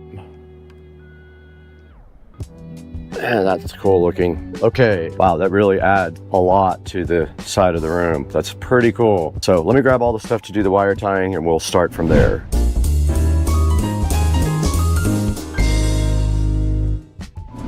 Okay, we're gonna go ahead and tie everything up back here now. Just put a zip tie around this and we'll be done pretty much.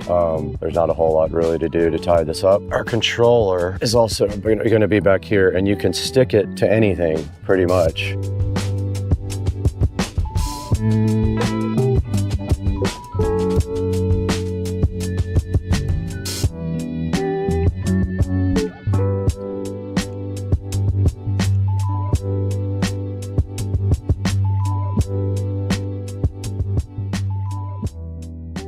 Looks like a big S. It's kind of cool. Everything is tied up now.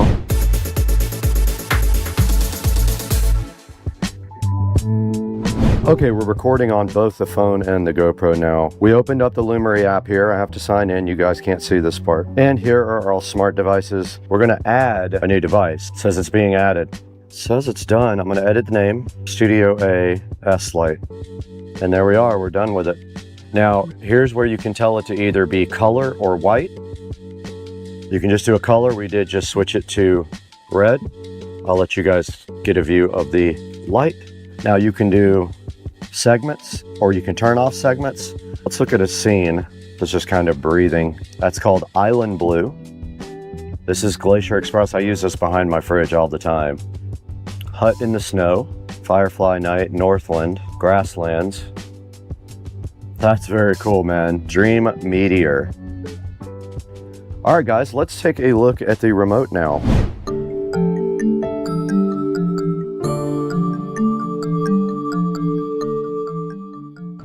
All right, here's the included remote with the Lumery. Let's see if it did come with a battery or not. It did not. It needs 2 AAA batteries. It did not come with them. I will have to go grab 2 batteries now to test this remote. 3 hours later. All right, guys, we were able to go ahead and get some batteries put in this remote. It uses AAA batteries. I wanted to show you guys the remote and the functions. The first function on the upper left is the power button here, right there. Next to that, we've got the scenes, play, pause button. Then after that, you've got this round dial right here, and the left button is brightness and K-scene speed. The right button is brightness and K-scene speed. The top is previous scene. The bottom is next scene.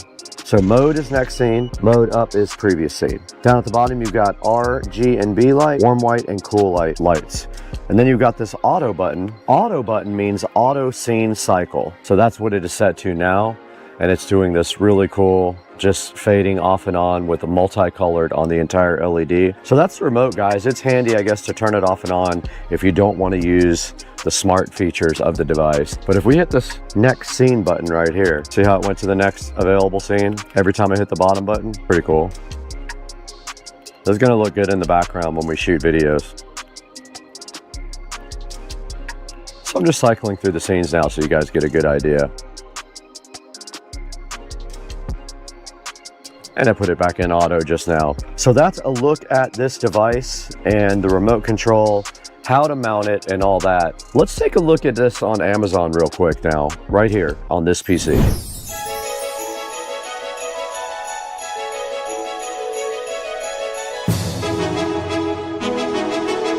Welcome back to Studio A. I don't get out here very much anymore because I like to be inside so I can get to my regular job while I'm recording. But we're out in Studio A today, checking out the Lumery neon rope light. Lumery was so kind to send me 2 of their neon rope lights. They are both 16 feet long. And as you guys just saw, we installed one right here in the studio. It's sitting right next to me, right over here, looking so amazing. And I cannot help but love this light. I like all the scenes. It does AI stuff, it has a ton of different scenes. You can turn individual segments on and off, and you can brighten and lower the brightness of individual segments as well.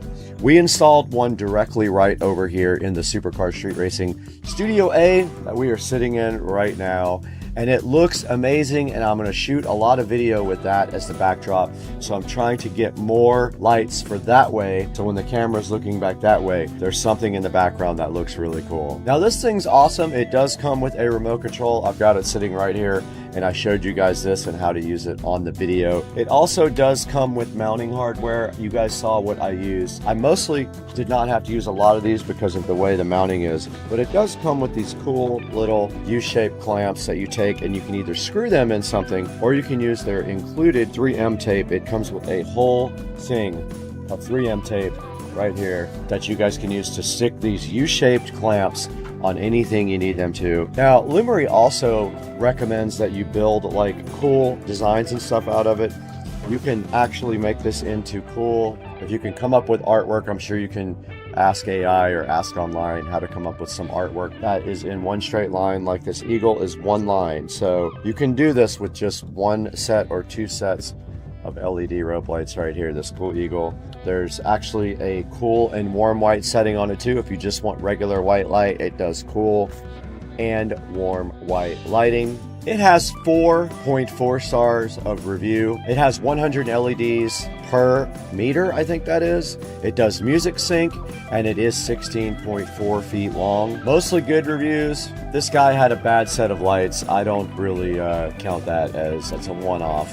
But mostly good reviews, up at 4.4 stars, so they are getting decent reviews as well. So check that out. You can get a 5% coupon on 2, 8% coupon on 5, or 5% off a qualifying purchase with the code that is on the screen. I will leave a link in the description to the Lumery neon rope light that we installed so fly and so fresh on my left right here. You guys saw it. It looks awesome. I'm super hyped to put my really good camera right here and shoot back towards, now that we have some lighting back here that we can highlight back here towards the TV. Now the TV just really needs like a backlighting, so maybe I'll look for something to do that with behind the actual television right there. But that's gonna do it for us today. It's Sunday. I'm really trying to chill today and not do too much work because it's hours and hours of editing and shooting usually. I'm gonna get out of here. I gotta get outside where it's 105 degrees.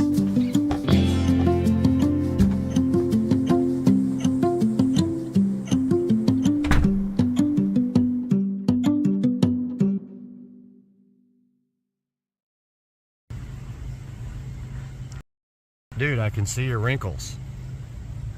You can get so close.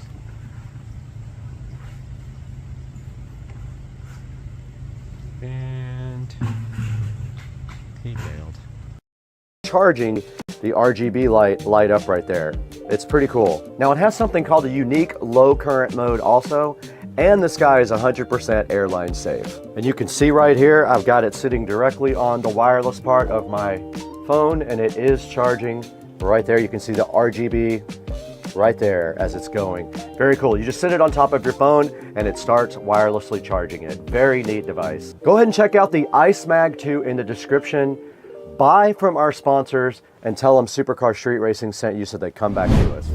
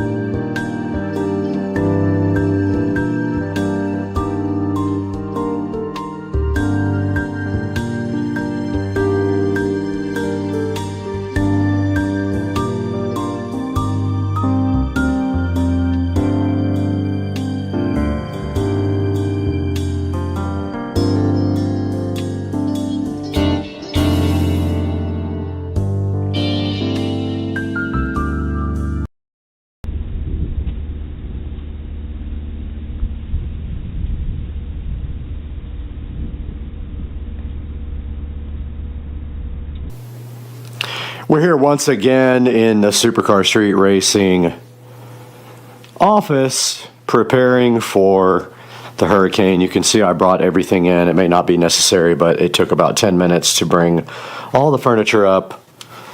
And today we're looking at this amazing VESA PR 800 wild camera, which was so gracefully supplied to us from the manufacturer to check out. Let's get this thing opened up, see what's inside, and have some fun on the channel. I'm hyped.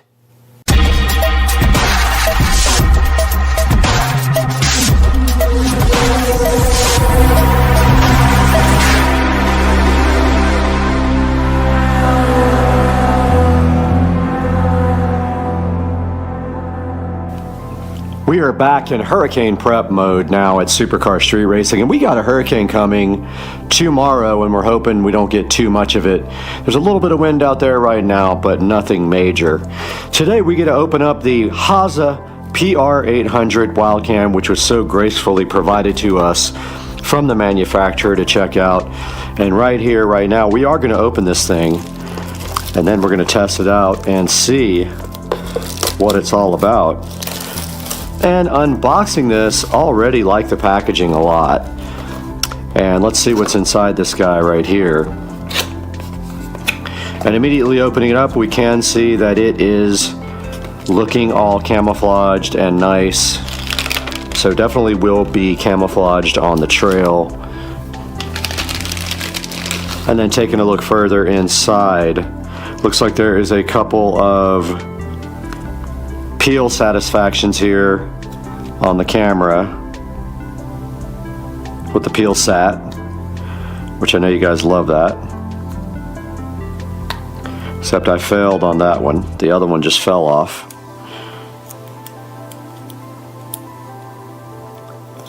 And there's your peel sat.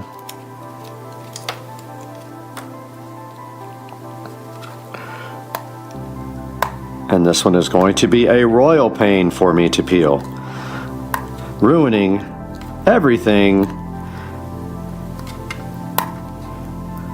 And we finally got off the peel satisfaction there. And looking further into this thing, it looks like it's got two clamps here. Now keep in mind, oh, there's some more peel. I love it when they do that. They don't even tell you to remove this one, but there it is, guys, the peel sat for you. And opening up this trail cam, it looks like, oh wow, nice. It's got an LCD display right here. And I'm checking out, all right, down here it looks like there is a 6-volt power adapter hole there.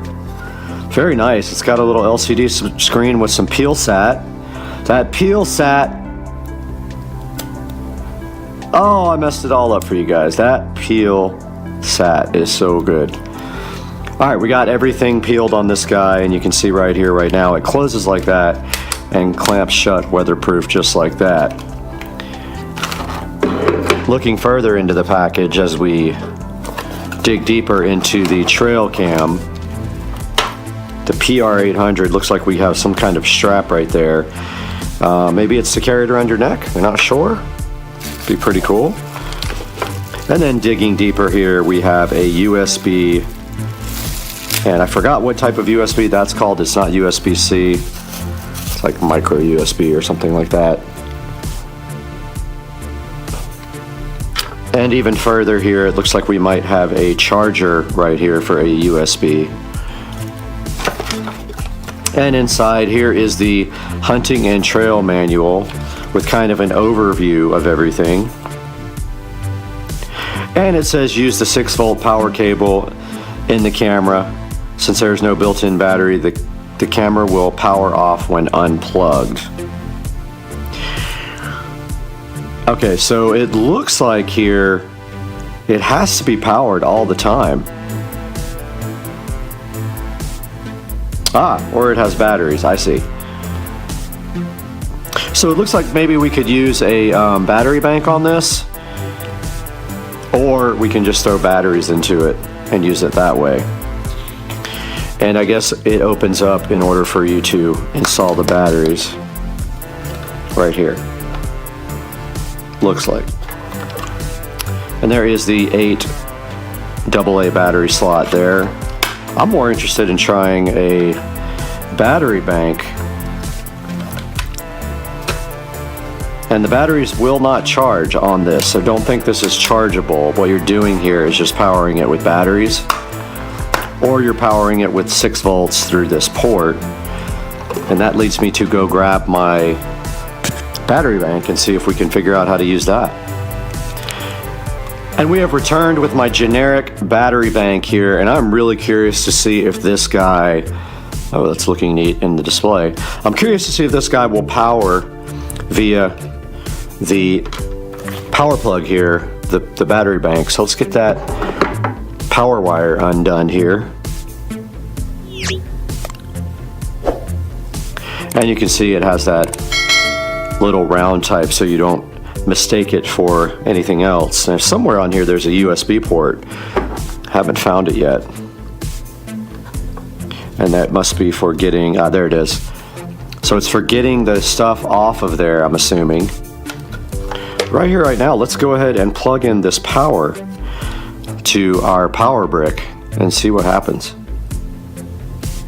All right, so we're just inserting the power cable right there, and then our power adapter pretty much has USB A and C and every other type. So let's go ahead and plug this in and see what happens. And I believe the power is off, but we do have power supplied to it now. Let's see what happens when we turn this on. Robert, it goes down. And nothing happened. Interesting.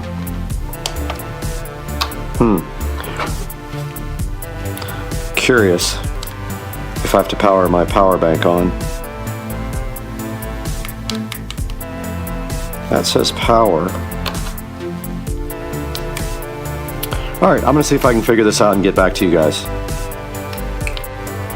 Alright, I did some experimenting here, and interestingly enough, when I plugged it into my Samsung charger, it did come on. Aha! It comes on here now with my battery bank. Alright. So yeah, it didn't power up the first time with either the power on my nightstand or with my battery bank, but now it is on, and you can clearly see on the screen there is something on the screen there, and that is the front of the camera, what you're seeing. And notably, there is a SD card in here, 32 gigabyte SD card that came with it. It says it doesn't come with it, but it absolutely did come with one. So that is interesting that it wouldn't power up before. I'm going to try now in the nightstand power bank and see what happens. And it does power up there as well, so not sure what was going on before, but it absolutely works now.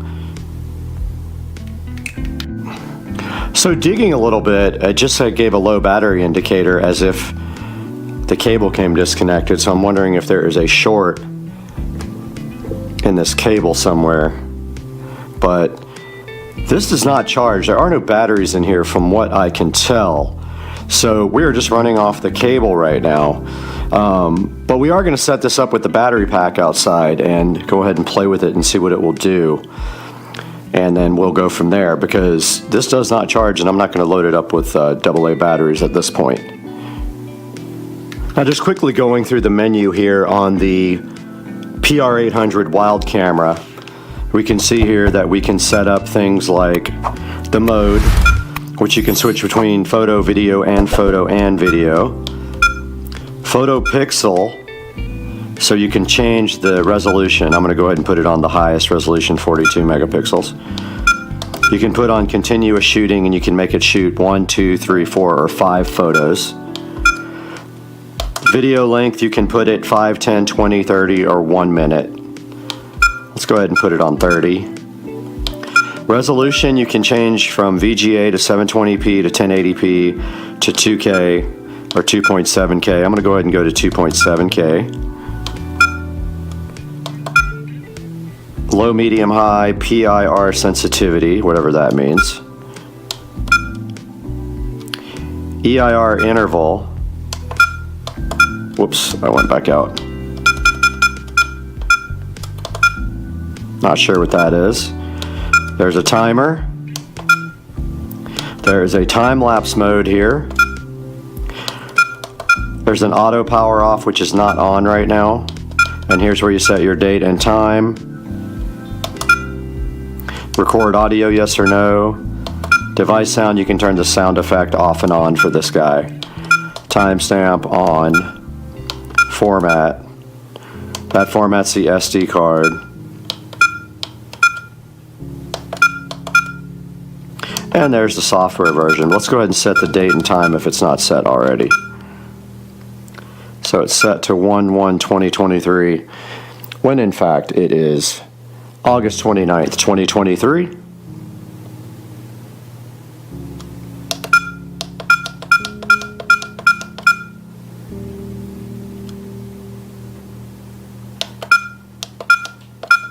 Let's see if we can go backwards.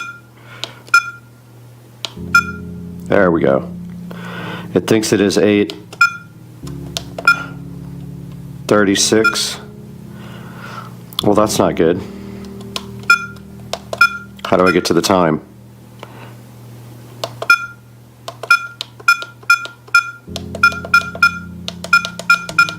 Okay. So it is officially 4:58 p.m. 16:58.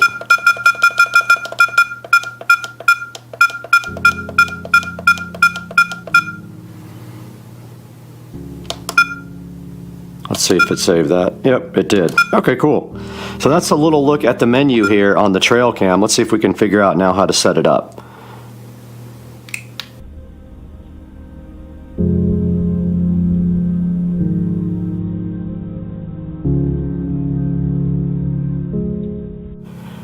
Alright, I've been trying out the trail cam for a minute, the PR800, and now I'm pretty confident I understand how this guy works. So the power switch right here has two modes. One is setup and one is on. When the switch is in setup, that's when you can operate all the menu buttons and set up the actual trail cam. When you pop the switch over to on, then it counts down from 5 and then the camera is ready to start recording. Now, a negative that I already see about the camera is the position of the power.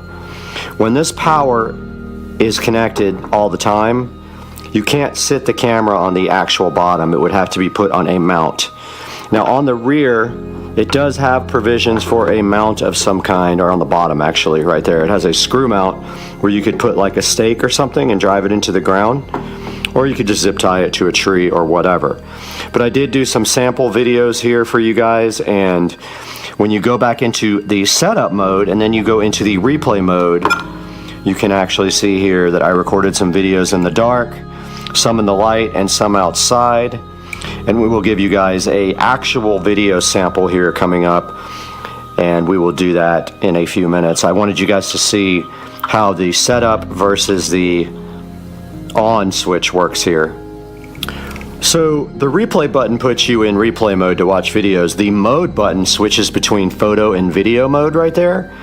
And then if you just want to take an instant picture, you use the shot button right there. So that's kind of the way that the menu items operate here on the PR800 wild camera here by VESA. And now we're going to take a little bit more in-depth look at maybe using AA batteries in this and how that will actually turn out.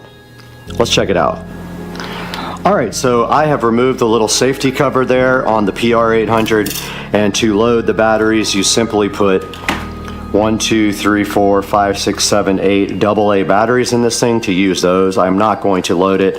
I do have them here. I am quite satisfied with the existing configuration of using a power cable because I'm not going to be placing this outside yet, but it does have a feature where it will power off and save batteries until it needs to power back on. So that's why you can use batteries and it doesn't just eat them up instantly. But that is a good look at the PR800. Here's a look at the back of it. Like I said, it's got some little handles right there. You could easily zip tie this to something. And then it's got a threaded mount on the bottom where you could probably put it on a tripod or maybe a stake into the ground. And you can see right here, right now, it has infrared LEDs on the front as well.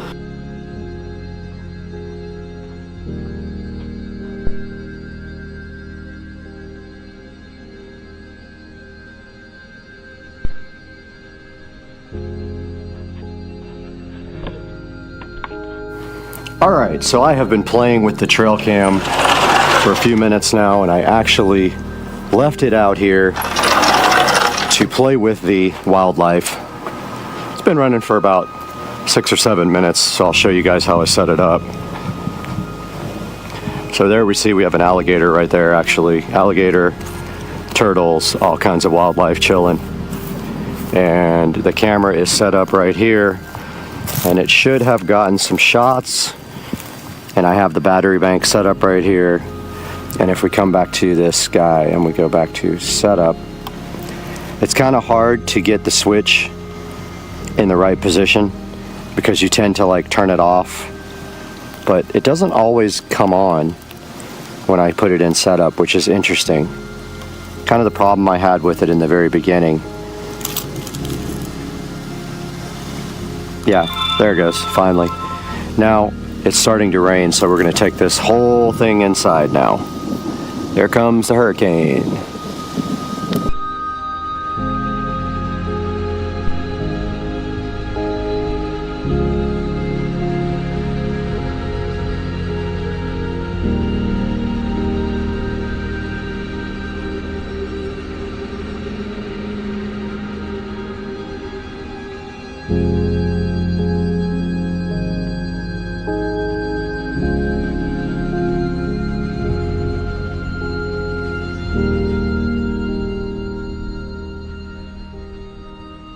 And yeah, so that is a nice look at the trail cam and what it can do. And now we will take it back into the Supercar Street Racing Studios to take a in-depth look at the actual ad for this trail cam.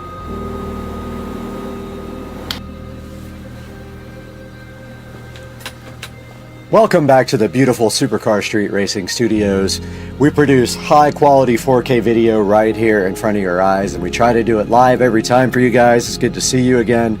And today, as you can see up behind me right here, we are prepping for Hurricane Idalia, or however you want to pronounce it, but it is on the way to somewhere in Florida, around the Big Bend or whatever they call it.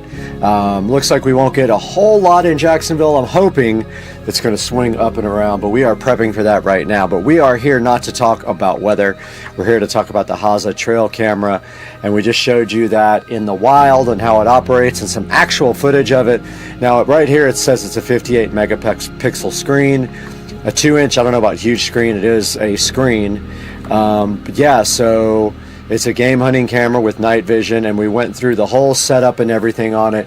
The only thing I can really say about the camera that was a negative was that it was kind of flaky with powering off and on. I don't know what that was about. I'll probably have to play with it a little bit more.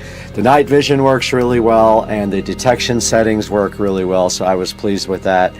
It has 4.8 stars, so that's great, and here is an actual picture of it and some of the pictures online that they are highlighting of the camera. It does come with a 32 gigabyte SD card, and I didn't use much of that, but again, I didn't record a whole ton of video, and that's going to of course depend on your quality settings and what you're going to put those on. But yeah, I did like the way the pictures looked. It does come with a charging cable, which is awesome, but it does not charge. It's kind of misleading. You can either power it off of batteries or off of a hard power. Now, the disappointing thing about the power cable is it sits right underneath the device, making it impossible to sit on the ground and plug in at the same time unless you can kind of dig out a little hole for the power cable, which is what I did. It does come with a data USB cable too, but obviously the best way to actually get stuff off of the card is to use one of these USB SD card readers here, like I use for the GoPro, which is going to be way faster than using the cable. And so I'm going to give this guy an overall good rating. I mean, I think it's worth the $50. It's 10% off right now, so you can save another $5 on this thing. And I encourage you guys to please buy through my link.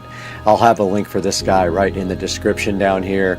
Please purchase the camera through my link or anything else you need from Amazon. You don't have to find the actual product. You can click my link for the camera and you can buy anything you want, and it helps us out so much. It gives us just a little bit of money, a tiny bit of money to keep supporting supercar street racing. Wish me luck with the Hurricane, guys. We'll check in with you. We are also live on Supercar Street Racing with our Hurricane Idalia cam. If you just look on the channel, you'll see that right now. Please tune in and give me some comments and suggestions in the Hurricane cam and tell me what you think. And we'll see you guys next time. I'm out of here.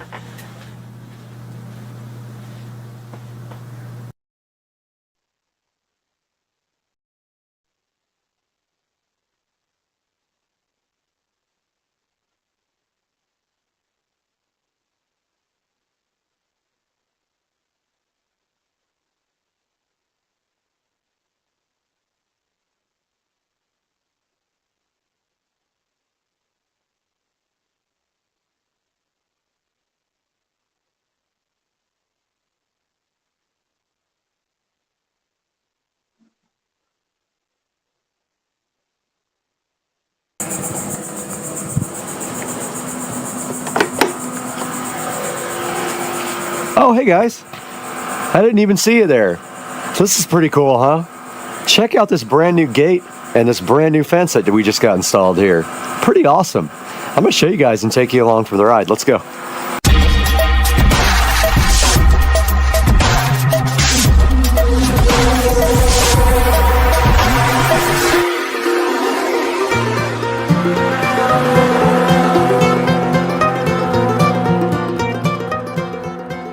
Welcome back to Supercar Street Racing on a beautiful Monday morning, and we were saved from that big hurricane. It is not going to get us, and we have something new outside, which you guys probably already saw, and this is for that, and we are going to be looking at this and unboxing this product today on the channel. Stick with us, man. I hope you guys are having a great day. You previously saw outside that beautiful new addition to the Supercar Street Racing compound in the backyard. And what is in this box today is a controversial product. You get a lot of different opinions about this online, and it's really hard to figure out which reviews are good, which are not. And at this time, I was not ready to do wired lighting to the top of the fence post caps. So what I did right here and right now is we bought these Dynaming LED post lights that have decent reviews. This is a 6-pack. We have 4, and we will have 2 left over to put on our fence, which is kind of cool. And if I like them, I'm going to order 2 more. But as you can see right here in the package, they do come with these fence post adapters if you have a smaller fence. So there are 6 adapters on top. There are some drywall inserts and screws. And then we have these plastic lights from Dynaming. Let's get them all out here and on the Supercar Street Racing bed. There should be 6 in here. And basically, we're going to look at the instructions, but you should just be able to pull off the battery. It's like a removal tab, and then that's it. They are 3000K, which is leaning towards the warmer spectrum. 2700 would be your typical incandescent warm white bulb. And it says right here, it just charges all day and then lights up all night. So basically, you can replace the batteries. It has AA rechargeable battery. So basically, you remove the tab at the bottom to turn the light on for the first time. It says if it's 4 to 6 inches Fix the base on the post by drilling the screws for the hole, and then put light body on the base. So basically, yes, these adapters are for 4 to 6 inch posts, and we have a 5 inch post. So it will probably not sit all the way around flush, but we're gonna find out when we move outside and take a look at these Hdmi LED post lights in just a minute. So this is the outside of the Supercar Street Racing Studios, and you can see that I added nice lighting up there. That is the studio itself, and we're having trouble getting someone to be able to install a door on this guy, but I'm gonna keep on trying. But as you can see right here, this past week, we got the new fence installed around the pool equipment and the air conditioning, and it's very exciting for a couple of reasons. One, it actually covers up the ugly pool equipment and it covers up the ugly AC system, but also it knocks the sound down quite a bit, and I can already tell a difference with the pool pump being on because you can barely hear it from outside here. Also gave me a nice place to put the grill. The grill just sits right up against the side of it right there. And we did get all this stuff installed last week, and it costs, I want to say, around, I don't know, $1,500, which is not bad. And now we have some nice LED solar fence posts to put on here, which should be awesome looking. So let's go grab those right now and take a look at how we have to install them on the fence. And if you take a look at any kind of fence like this, basically they come in different fence post sizes, and you just remove the cap right here. And the new LED fence post caps just go right in place of those. They started to glue these on, and I was like, do not glue them. And they said, oh, they'll come right off. But as you can see, it doesn't come right off. So we'll have to pry that one off. We only have 4. Unfortunately, there's no post over here. This is connected directly to the building there. So we will not be putting anything there, but that's okay. The main thing is the little door will be lit up, and over here it'll be lit up really nice. So let's grab those things right after my 9:30 meeting and take a look at them. All right, we are back outside in the Supercar Street Racing backyard, where it is absolutely beautiful today. And right in front of us right here, you can see we have these brand new solar fence post lights that we're going to be testing out. And I want to remind you guys that I did order these with the Asurion protection plan. Make sure when you buy anything like this, you have this plan, because these things will not last. They tend to say that they're waterproof, and they absolutely are not waterproof, and they won't last. But up here, all we have to do is remove this fence post cap here, and you can see the lights come with 2 different type of adapters. That one is way too big, but they provided this 5-inch, and you can either put a screw on either side. Now, do we want the screw facing this way or this way?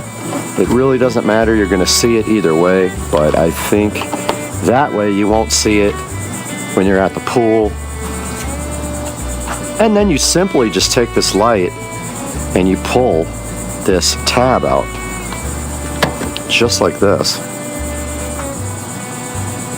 You pull it out and it literally lets the battery touch, and it has a rechargeable AA battery right there. And now you can see that it has screws on the side that just go directly into that. So we put screws there, we put screws there, and that is the extent of what we need to do now.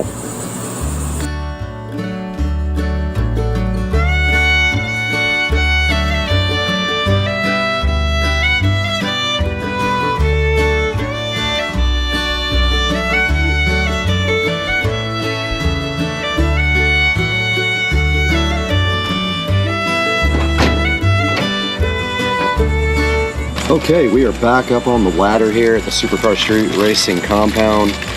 We have our solar fence post cap light right on top of the post there, where I'm opening these screws, and they gave us black and white screws, and actually silver, not black, not white. But the interesting thing is the silver screws are all really long. I guess it doesn't matter. the black ones, I guess, are designed to go through the sides, but that really is going to show. Let me take a look at the instructions.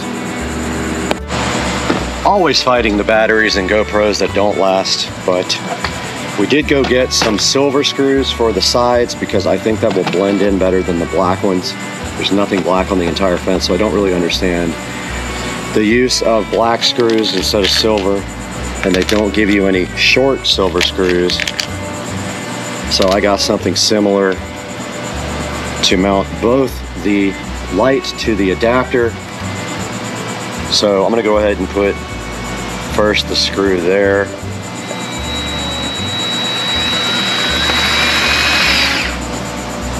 I don't know if we need two, but I think one on each is fine. They're not going anywhere.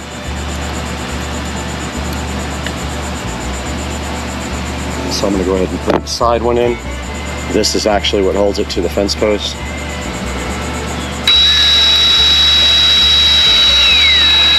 That is the only negative, is that you have to put a hole in your fence post.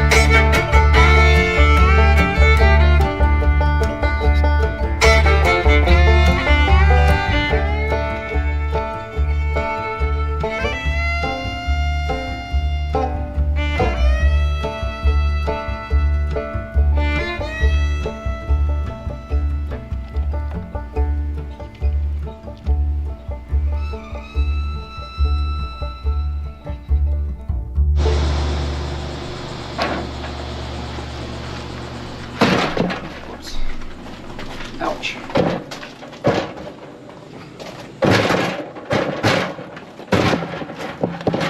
Dang.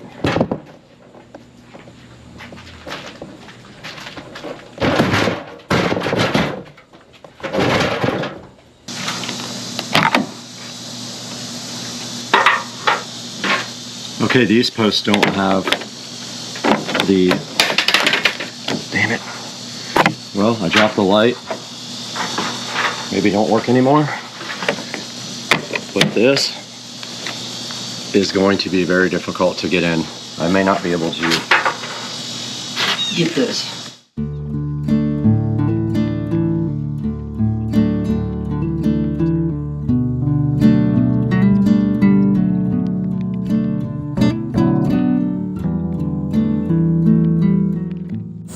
All right, if the camera doesn't overheat, here's my plan. I'm gonna snip off this back part.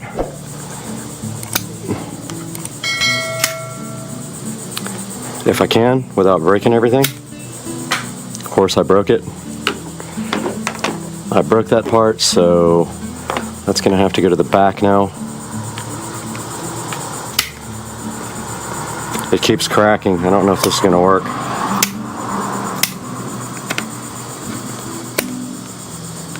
I'm just snipping off this back so it'll fit.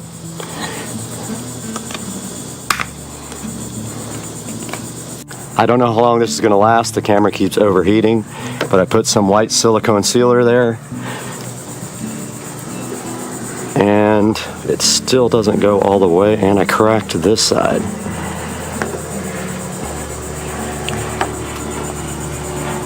It still doesn't go down all the way. Oh, I guess I didn't cut enough.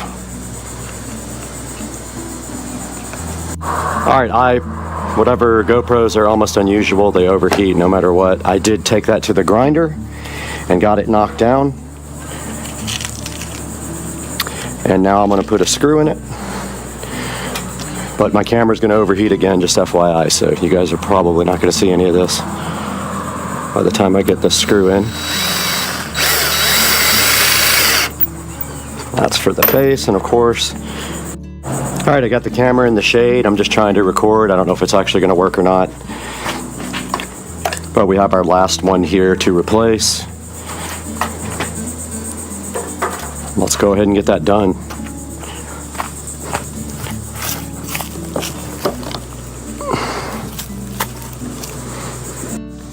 Guys, we successfully completed our fence post solar cap project, as you can see right here and right now.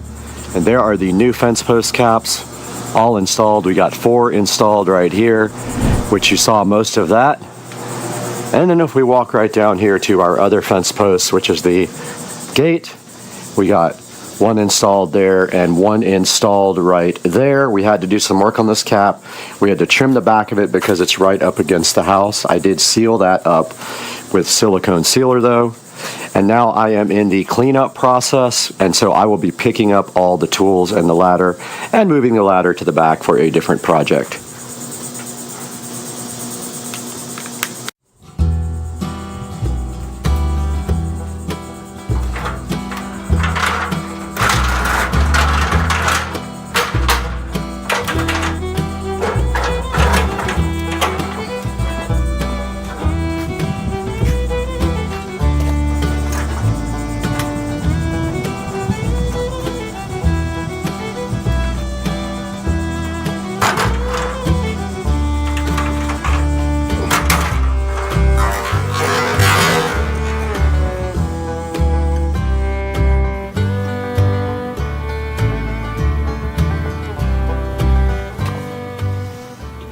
Guys, we're back in the 4K production studio here at Supercar Street Racing, and you guys just saw that we got a fence installed, and it would be right here on my left, and that fence is around my pool equipment and my AC unit right here to the left of the Supercar Street Racing 4K production studio.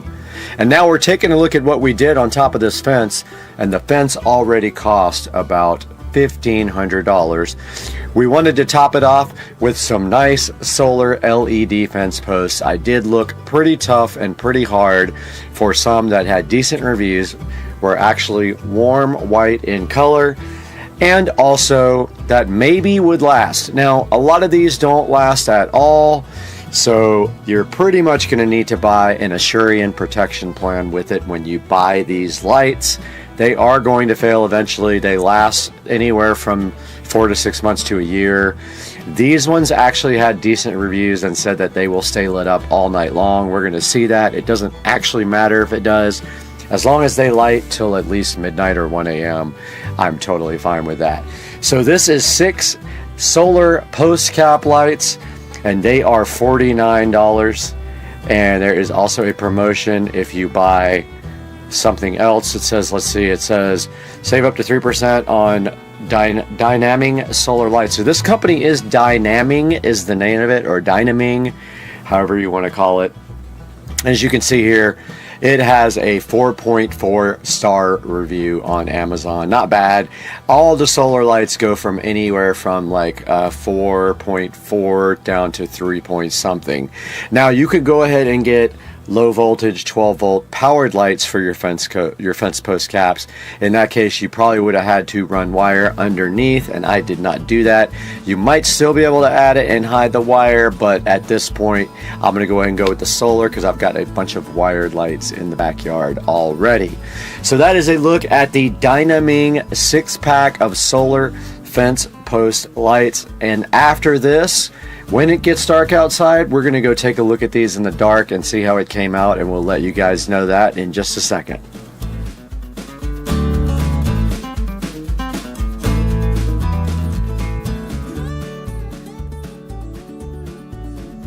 Lightning and thunder. Oh, that's epic. Look at this guy.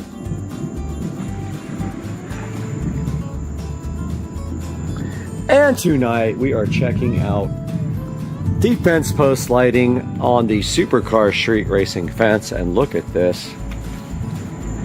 This is so perfect. I love these. Now I kind of want them on all of my fence posts, if not every other one. These are freaking great. So here you go, guys. This is the conclusion of our fence post project, and they came out so awesome. And we put 2 over here on the other side, right there. Check that out, guys. If nothing else, we're gonna get these on every other fence post in the supercar street racing compound. And we are just having the best night in Florida with the lightning and thunder. And as always, we appreciate you guys hanging out with us on the channel. Check that out. So epic. And we'll see you guys next time. Thank you for joining us on Supercar Street Racing. We love you. Cheers. All right. Today we are going to be installing a subwoofer in the kitchen, but in order to do that, we have to prep and get some things ready. But the sub is going to go in here with the garbage can and replace where this bag is right here. And so in order to connect this sub, we have to do some things first. And one of them is power. So power is coming from over here. So we are going to just drill a hole right down in the corner there and take this power wire here, cut that, feed it through the hole, splice it back together, power the subwoofer. Then we're going to run speaker wire up to the ceiling and into the attic. All that's going to happen today on the next project on Supercar Street Racing.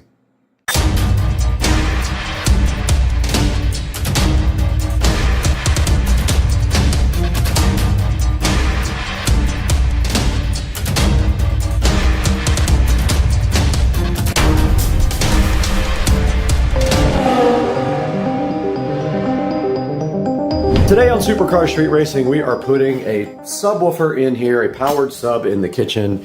We have an extra one, why not use it?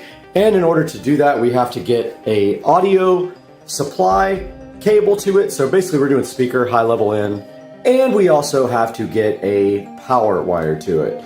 So that is our mission today. We are going to take this, whatever this power wire is called, I forgot what the name of it is, and we are going to cut it in half, extend it, and we're going to connect power and run it back behind the fridge where there is already power available up here. And then for the second part, we are going to run speaker wires up that corner to the very ceiling, at which point we will connect them to the kitchen speakers right up here, guys.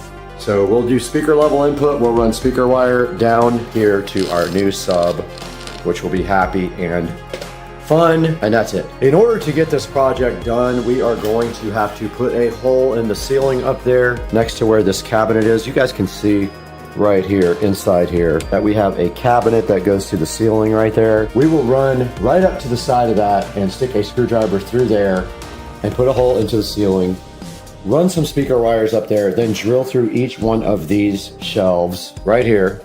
We'll drill through each corner. Hopefully we can get a drill bit in there. I'm going to test that right now. And we'll drill in the corner and run speaker wire all the way down to the ground. Okay, the next part of this project obviously is going to involve this wire. And if you see here, once we cut it and run it to the other side, it probably will not reach. It's going to be pretty tight. Let's see if I go down. Yeah, I think it will. I don't think we have to extend this, so that's good news. All we have to do is cut it and then go inside here and splice it. So, or either splice it on this side, doesn't matter where, just as long as it gets past this one point. So I think I'll just put the sub in here and then I can splice it in real time with you guys. Subwoofer is heavy. So we need enough wire to get to this extension cord here. And now all we have to do is splice this back together after we drill a hole in the wall.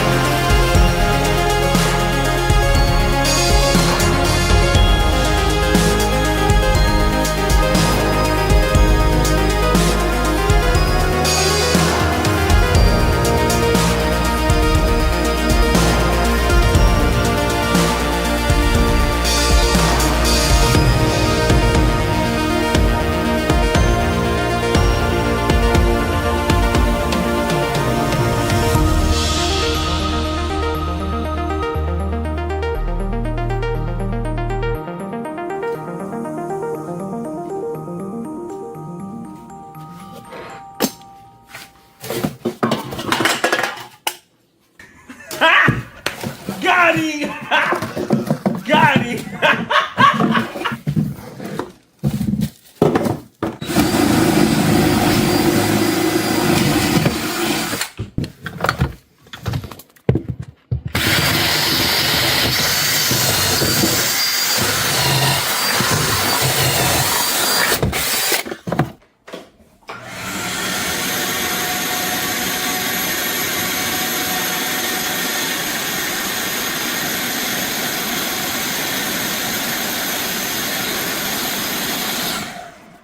I have poked a hole and stuck a file through there.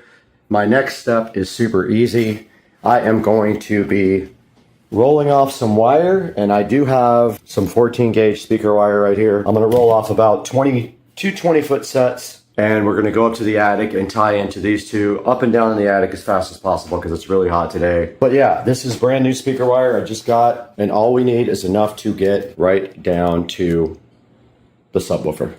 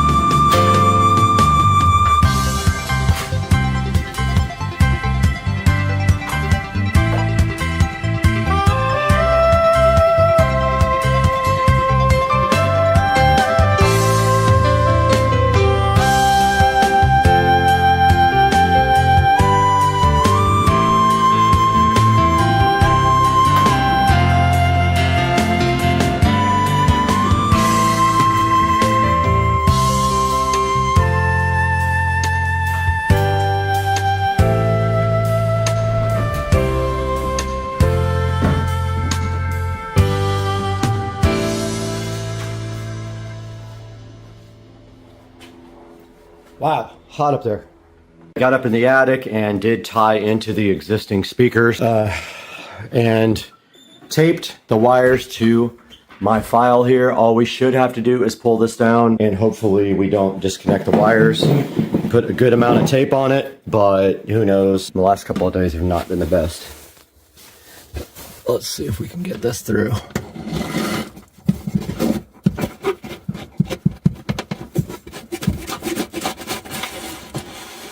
All right, now all we have to do is feed the wires through the holes in the shelves, connect to the subwoofer, and the project will be over.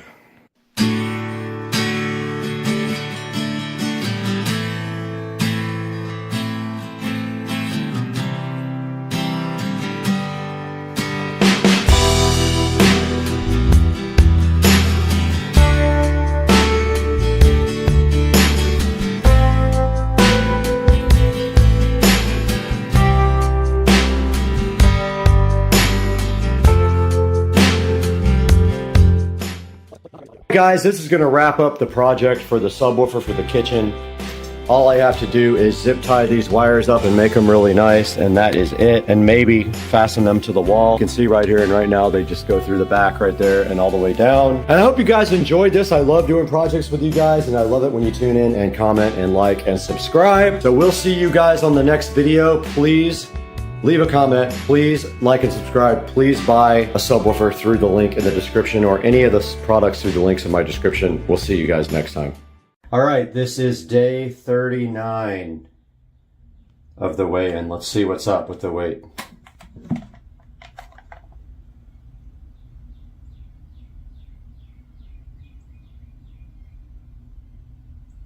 $150.0 on day 39 of my keto weight loss. So I have lost 19 pounds.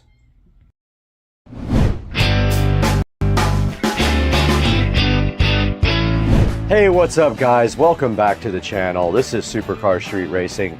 We're out in Studio A today again for another cool product that someone wanted you to check out. Psych Plus reached out to us to see if you guys would be interested in looking at their smart tire inflator. I have it right here in my hands. This thing is pretty awesome and I'm hyped to have this for my golf cart and my car. The smart tire inflator is what we're going to be looking at today on Supercar Street Racing. Let's get it done.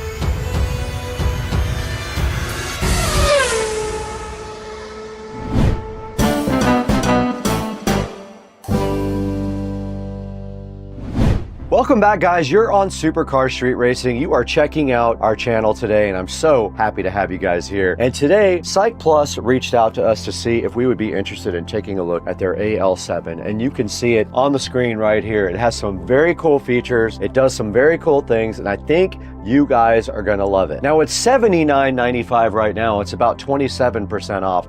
But by the airing of this video, it might be a little more or a little less. Not sure yet when this will get out. It does support heavy duty vehicles.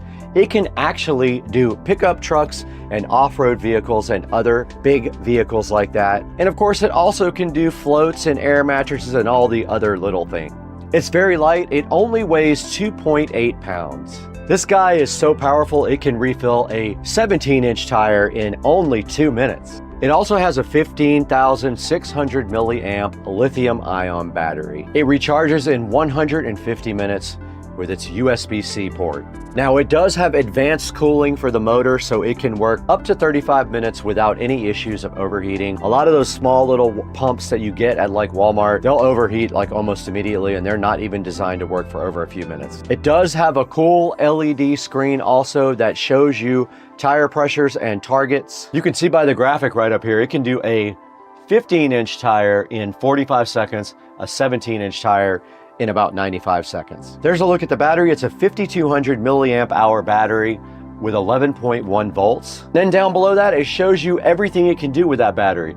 10 times on a car, 28 motorcycle, 84 on a ball, and then a bike 160 times. Pretty user-friendly, and it can also go up to 100 PSI maximum pressure. It's cool because it opens up on the side and it has a place for you to store everything. The T-hose, the Presta valve, the ball needle, and the balloon nozzle, the air hose with the Schrader valve, and the Type-C charging cable will all fit right inside this thing. And the cool part is when it runs out, you can run it corded. So if the battery runs down, you can actually run it in a corded mode. The 2 fans that are built in this unit help keep it cool even when running for long periods of time. It's very small. You can see the measurements here, 3.5 by 6.4 by 6.4. Very, very compact and easy to carry as well. There's a diagram right here of the thing. I'll put it up on the screen. It shows you the handle, the 12-volt DC port, and the USB Type-C port. This guy has 32 reviews and it is at 4.4, so that's not bad. It just needs more reviews before it will be up there a little bit more, but we're gonna take a look at it and review it ourselves and see what we think. All right, now that we've taken an initial look at the Cycplus AL7 Smart Tire Inflator, the next thing we have to do is throw it inside and do some unboxing. Let's throw it into the Studio B right now with Brad and get this thing unboxed.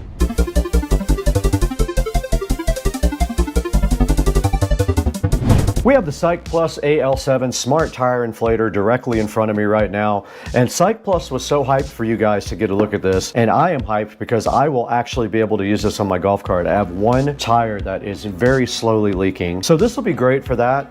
We're gonna look at this today. On the side of the box, it just says Smart Tire Inflator AL7. Nothing on that part. You can see here, it's got a cool display right here. And on this side of the box, there is some product information here and its pressure range, 3 to 100 PSI. It is rechargeable as well. That's a good look at the box there. And this thing is supposed to be pretty cool. It will blow up 10 cars, 28 motorcycles, 84 balls, or 160 bikes on just one charge. Also very good for RVs and pickups. It can inflate a 15-inch wheel and tire in 45 seconds, a 17-inch in 95 seconds, and it does everything. Off-road tires, pickups, SUVs, you name it, it can do it. Got a big 5200 milliamp hour battery at 11.1 volts. And it's got a large LED screen that you can see right here. Does a maximum pressure of 100 PSI. And it can work either corded or cordless. If the battery dies, you can go corded, even if the power runs out. It has built-in fans, which really help. A lot of these tire inflators get super hot. This guy has some fans to go ahead and help out with that. Even after 35 minutes, it should not be hot. Okay, directly inside the box of the AL7 Cycplus, we've got a user manual right up top. Inside the user manual, it has a packing list, shows you how to operate the screen and the buttons, how to connect a tire to it, and how to recharge it. Does have a built-in light, so we'll take a look more at this when we operate it. On top, there is a foam piece protecting the Cycplus right there. Nice packaging. I'll go ahead and say the packaging is very awesome. You guys can see it is well packaged. And everything must be inside here because there is nothing else in the box aside from the Cycplus and the manual. Now right here on the Cycplus, there is some peel satisfaction right here on the display. We'll go ahead and peel sat. Got them. And that is the rest of the unit. You can see here it does have this handy carrying handle right here. Very cool. Controls are right there. There is a USB-C port right there that is hidden when you slide the handle over. And then in the back here, there probably is a storage compartment. Oh, there you go. It just pops open directly like that. And inside they gave you a USB Type-C to USB Type-C charger. They gave you a connector for doing balls. Looks like it is for standard valve stems. You just screw it on the end right here. Just like that. And let's see if it will store back in there. And it does have the ability to store in there, and you can put your other stuff in there as well. There's plenty of room in there to put even this stuff back in. We'll need to see if it is actually charged. It is charged. It looks like it's almost all the way charged. And then we have to get out the user manual to understand how to operate it. First thing you do is just power it on, which we already did. You can see right there it is on. So it has 4 modes, and you go to the mode by pressing this button here. Now notice here, it's on car. If you press it again, it goes to ball, bike, and bicycle. bike and motorcycle. Let's put it back on car, and then you set the target pressure. So however you want your tire to be inflated, you go ahead and move this knob to that PSI, and then you short press the power button to begin inflating, but you have to make sure that you are already connected to your tire, which we are not. There is also a light button right here. It turns on a nice LED light, very bright. Let's go ahead and power it off. And that is all there is to it. You can see the fan right here that keeps it nice and cool. Now let's go ahead and take it into the other room and put it directly on a charger and let it charge all the way up before we use it. Okay, we just completely unboxed the Psych Plus AL7 right in there in Studio B. We showed you everything included with this, what the unit actually looks like. We did plug it in and check that out as well. But now we have another mission. We're gonna actually have to test this thing out, and we're gonna do that in the Supercar Street Racing Garage, where the golf cart has a tire that leaks about every 10 days or 15 days. You have to put air in it. Let's take this thing directly out to the garage and test this on the Supercar Street Racing 72 volt lithium-ion golf cart. Okay, we got the Psych Plus right here, charging in the kitchen, and it is at 3 out of 4 bars. We're just waiting for it to charge up a little bit more, and then we're gonna take it out to the garage and work on the golf cart. So let's go ahead and get this thing out to the garage as soon as this is ready to go.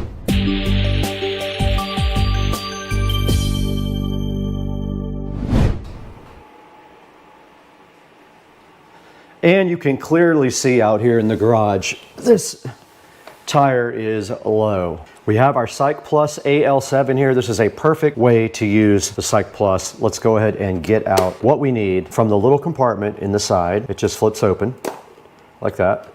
And that was the charger cable. We probably don't need that, but it also has your other connectors in it. There's my nice wheel and tire combo for the golf cart. This wheel and tire combo is low. You can see, I don't know where it is leaking from, but I need to take the tire off and take it to the tire shop.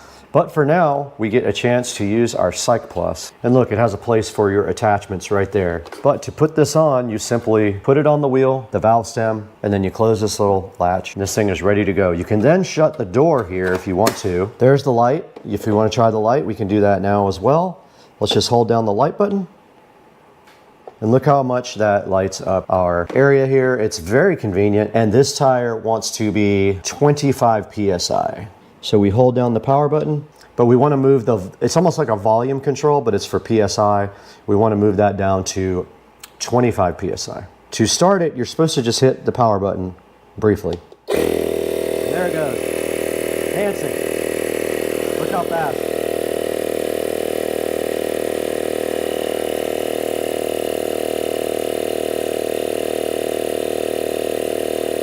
This thing is awesome.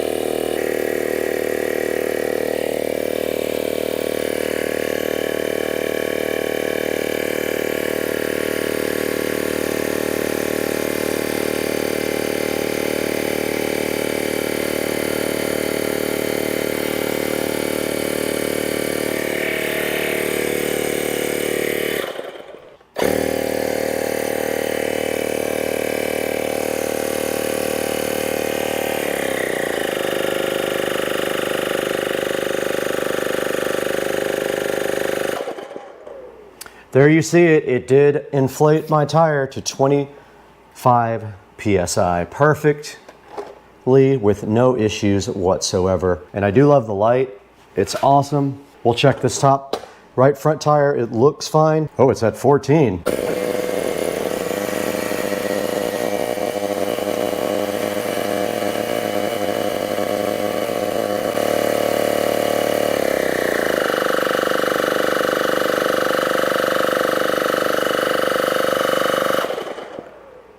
That simple. This thing is bad to the bone. See what we got over here. 13 PSI.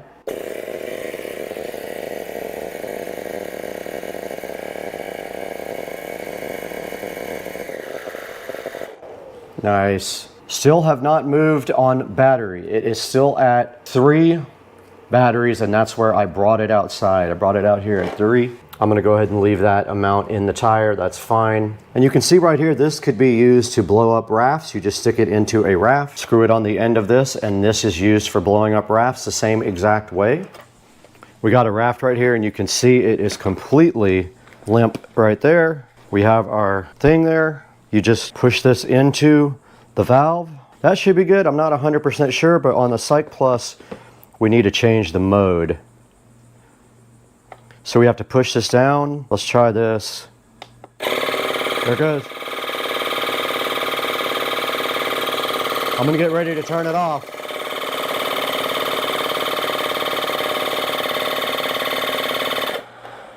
That worked absolutely perfect. Awesome.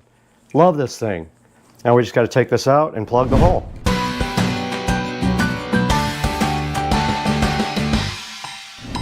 Okay, you guys just saw us actually test out the Psych Plus AL7 out in the garage. We went ahead and inflated the golf cart tire with this. It worked awesome, and I'm sure it works just as good on regular tires for cars. Basically, the golf cart has the same type of tire. Now there's only one thing to do. We need to figure out how to tell you guys to get your own Psych Plus AL7.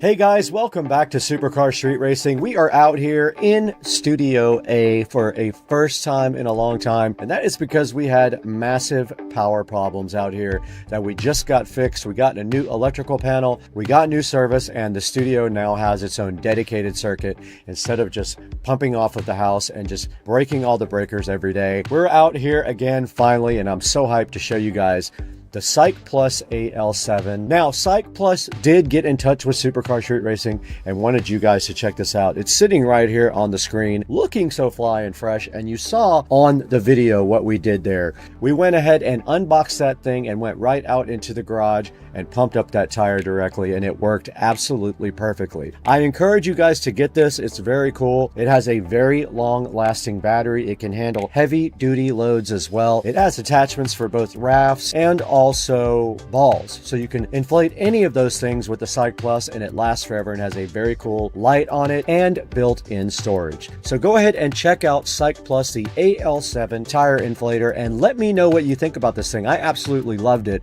when I tried it right out there in the Supercar Street Racing garage. And I want to thank you guys for 200,000 subscribers, and please always buy through our affiliate links. The Psych Plus will be down in the links. Go ahead and click through there when you buy yours. But we got to get out of here. I'll see you guys later. It's about to storm.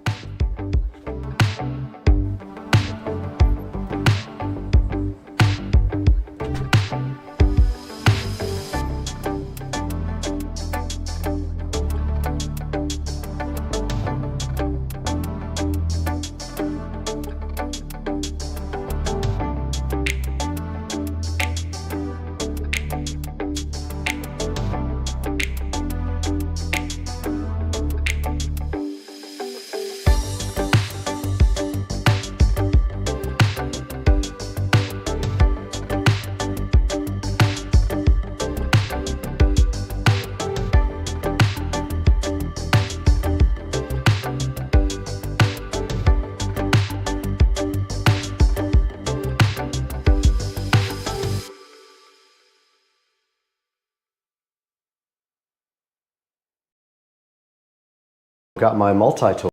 We're gonna have to do a little bit more cutting. Down to overheat, initiated.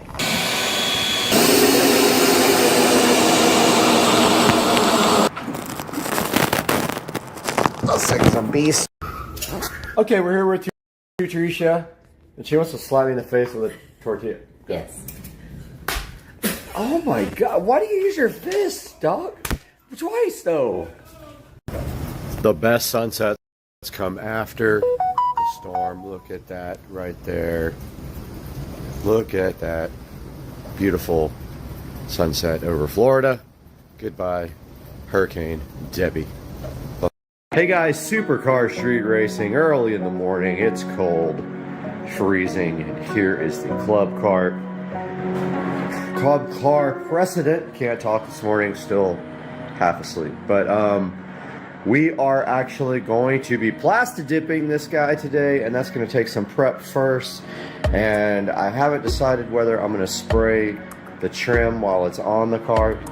That means if the cart was ever taken apart, the trim would peel off the dip, which may not be great for a lot of things. But if I don't if I do the trim separately, I have a ton more taping and all that, so I'm thinking of just spraying the whole thing and just not worrying about it. I'm not going to take the back off either, just try to spray underneath there as best I can.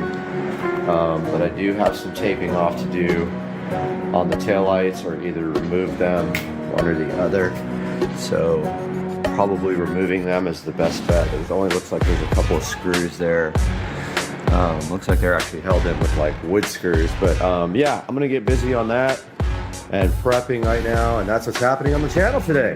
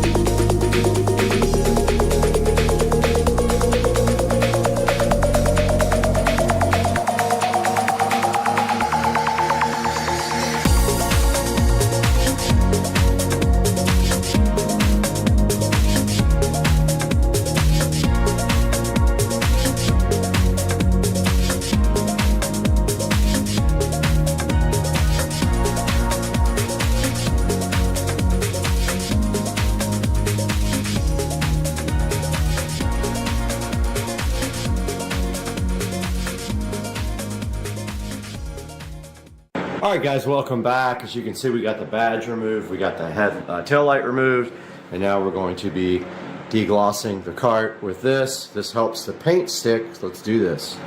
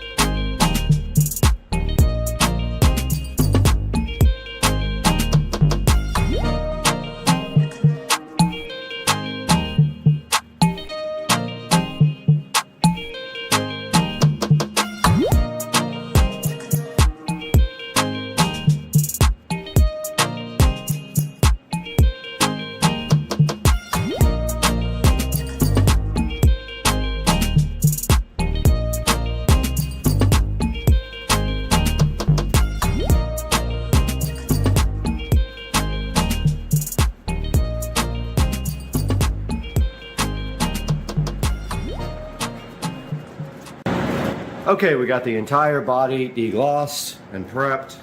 Now we got to tape off some key areas because this stuff will go everywhere.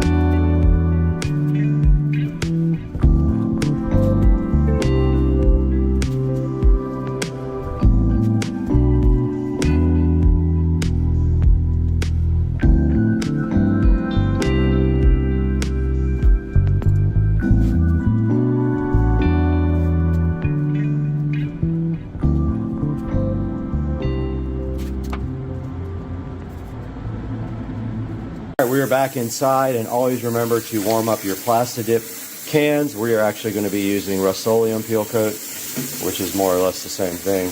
I'm doing some hot water here, and while I give these about 5 minutes to warm up in the water, I will take a break.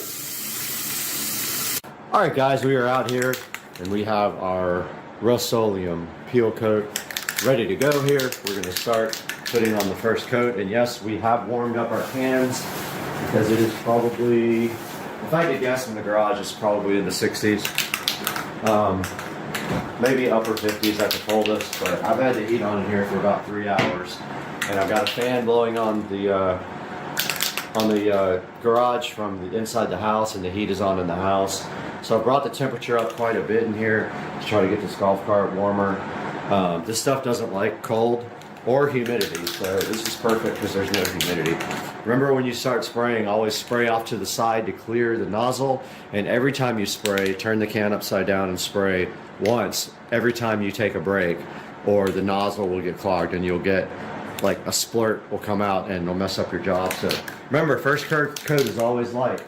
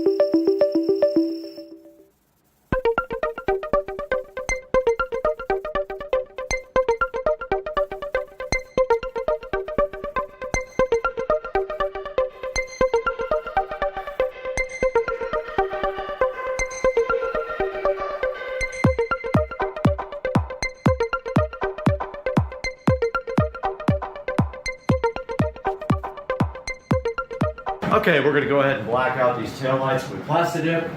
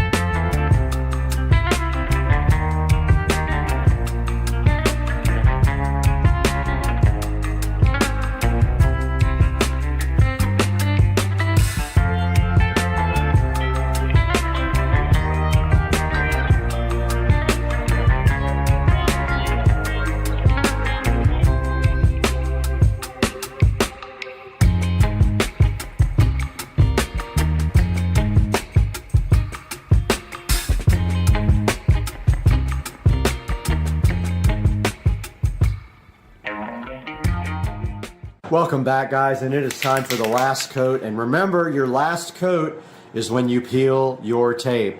The Plastidip has to be wet when you peel your tape, or it will peel up your actual dip. So you peel immediately after you put your last coat.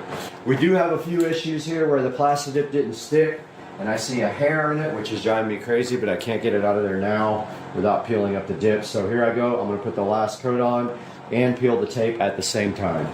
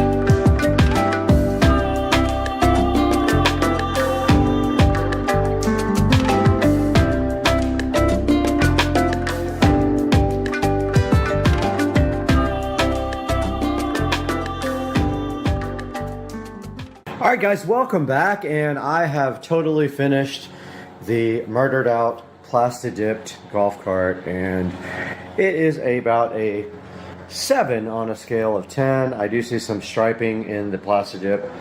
You can see there, not sure why that happened. Didn't have great results with the Duplicolor Plastidip. I have better results with the original Plastidip stuff, but for now, It's good. If I ever want to take the real plasti dip and do another coat here, I could try that. And I got the taillights all murdered out as well, and it looks awesome. And I did get the windshield back installed, so here is a look. I went ahead and dressed the seats, and I dressed the tires. The dash is not fully in yet. The mat is on order, so that'll be here within 2 or 3 days. And this is the murdered out Batmobile cart. And I hope you guys enjoyed this. If you want to try it yourself, I did prep the cart completely, but there are some troubling spots that didn't stick. I don't know why, but it's probably best to sand very lightly the entire cart. I did not do that. I used deglosser instead, and I have mixed results with the deglosser. But overall, the cart is completely black now.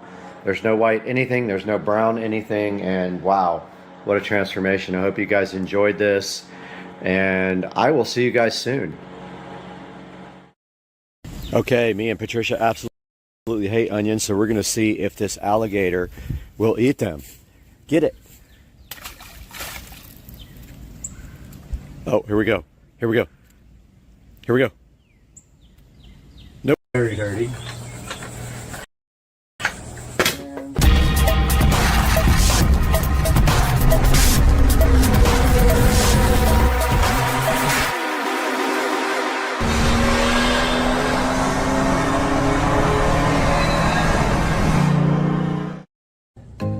Hey guys, welcome back to the channel and happy Tuesday. I hope you guys had a great Memorial Day. And today we have something special that we're going to take a look at. I'm really excited about this because I don't have any of this particular product, but I love Govee. Govee is probably one of my favorite companies in the world. Their lighting is amazing. They have all kinds of different solutions for different types of LED, colored lights, and normal lighting. And today we are taking a look at replacing the light bulb that is in a lamp on the patio here. Now, what is on the lamp already is an old school color changing light bulb, and it uses an RF remote to change the colors. We're going to be upgrading that today to a Wi-Fi enabled smart bulb from Govee. We have it right here in the package, so let's take a look and see at what we got here. All right, so here is the unopened Govee smart LED light bulb. So what I like most about Govee is the fact that you can take these bulbs and you can basically use them all with the single Govee Home app. So I buy mostly exclusively Govee products now. Now this is an 800 lumen bulb, which is pretty bright. Says it uses $1.08 a year in energy, which is almost none. And if you run it for 3 hours a day, it'll last you 13.7 years. The model number is the H6008, and it is an E26, which is just a standard Edison bulb. It uses 9 watts of total power. Again, this works with Google, IFTTT, the Govee Home app, and of course with Alexa. So let's go ahead and take this guy out of the box and see what we got here. Traditionally, these are pretty easy to set up.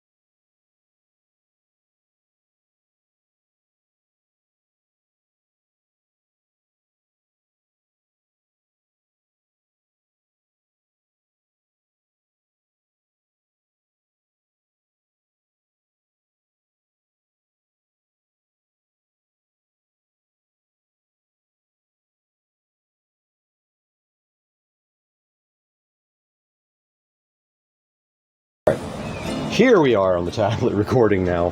So we are going to first turn on our patio lights with our Alexa plug. Alexa will do that for us because we have a smart plug. Actually, I'm just going to flip the switch since I'm right here. So that turns on these patio lights and this guy, which is now on and warm white. So it did come on warm white. I don't know if you guys can actually see that, but let's get to our app here. So we go into the Govee Home app. My other LEDs you'll see here. Let's see. Welcome to Govee Home. No devices found. Interesting. I'm not logged in. Okay. I'll have to edit this part out, obviously.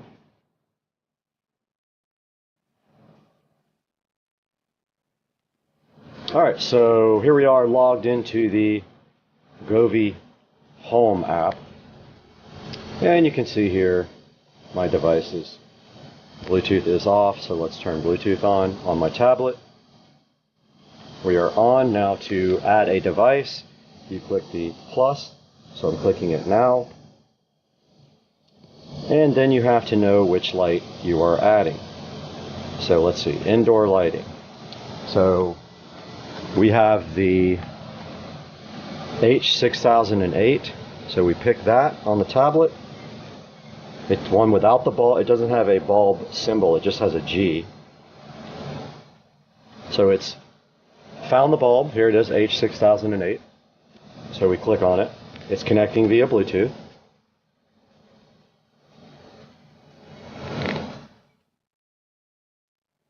I love how it came up warm white. So let's call this, so we get to name it, Patio LED bulb. Or how about patio LED lamp bulb? That's good for now. We click done.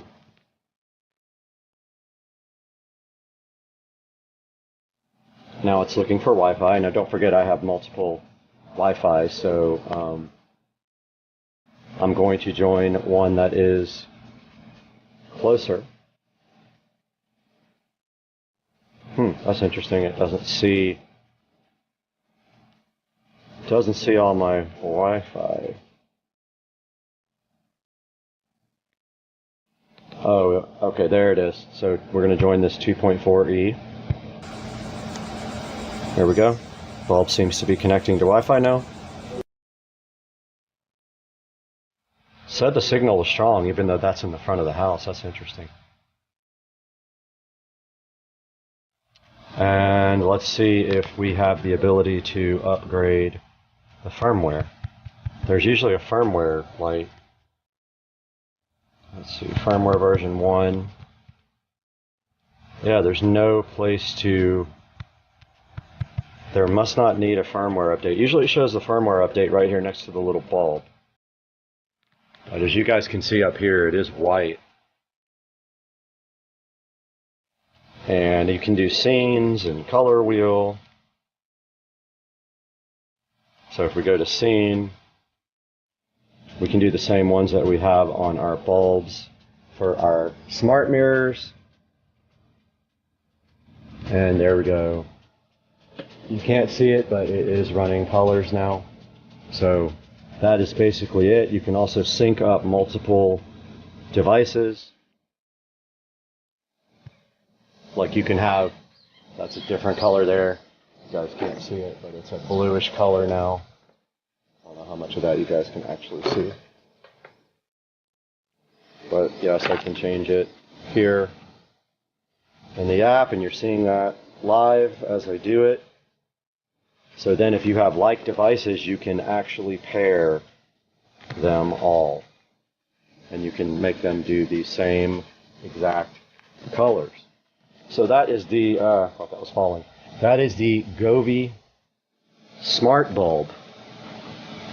The Govee 6008 smart bulb, guys. I hope you enjoyed this little review and setup of this device, and I hope you guys have a good day. Down like crazy, and you can see out in the distance there, we do have some alligator action way back in the back there in the pond there, and also over here. If we take a little walk around the corner right here, check this out, guys. There's an alligator chilling in my neighbor's yard right there. He just jumped in the water when he heard me coming, and he is headed our way. This is Florida life, guys. One there, one behind him, and one out there. And here comes this dude ready to hang out with us. Now let's get back to the video and take a look at this Xbox Series X 1 terabyte digital edition on Amazon. What's up, guy?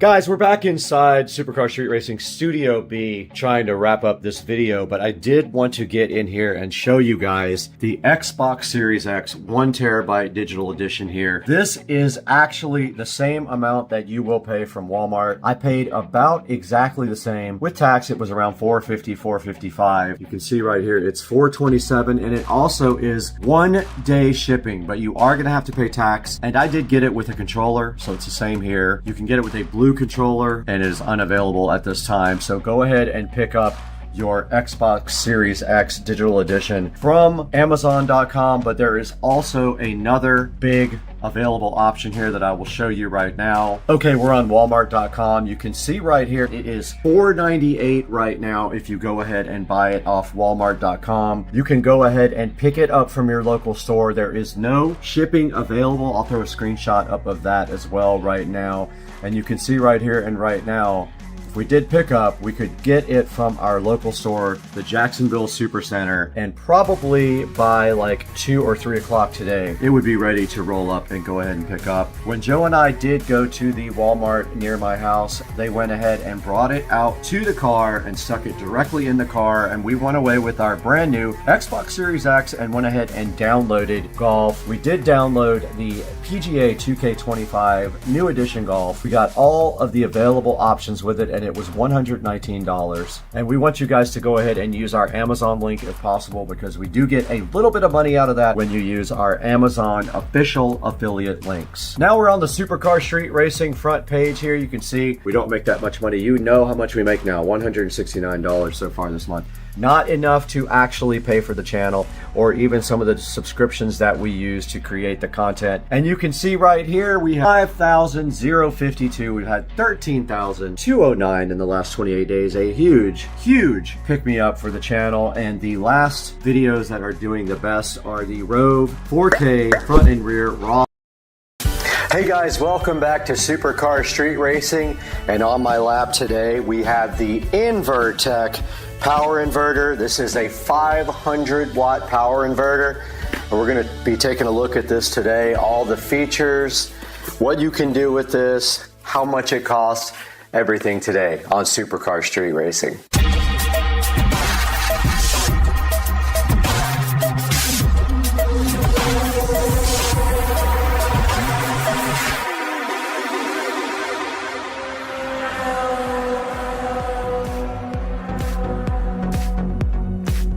Hey guys, welcome back to Supercar Street Racing unboxing, and we're going to take a look today at this Invertech 500 watt power inverter. Now what this does, it converts your DC 12 volt power to 110 volt for like home use for anything in your home, and it is 500 watt capable.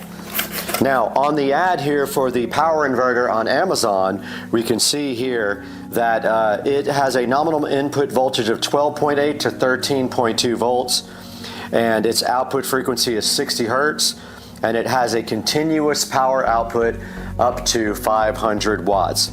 It also has a 2 amp USB port, so if you want to charge something directly or power something directly from USB, it is right on the inverter right there.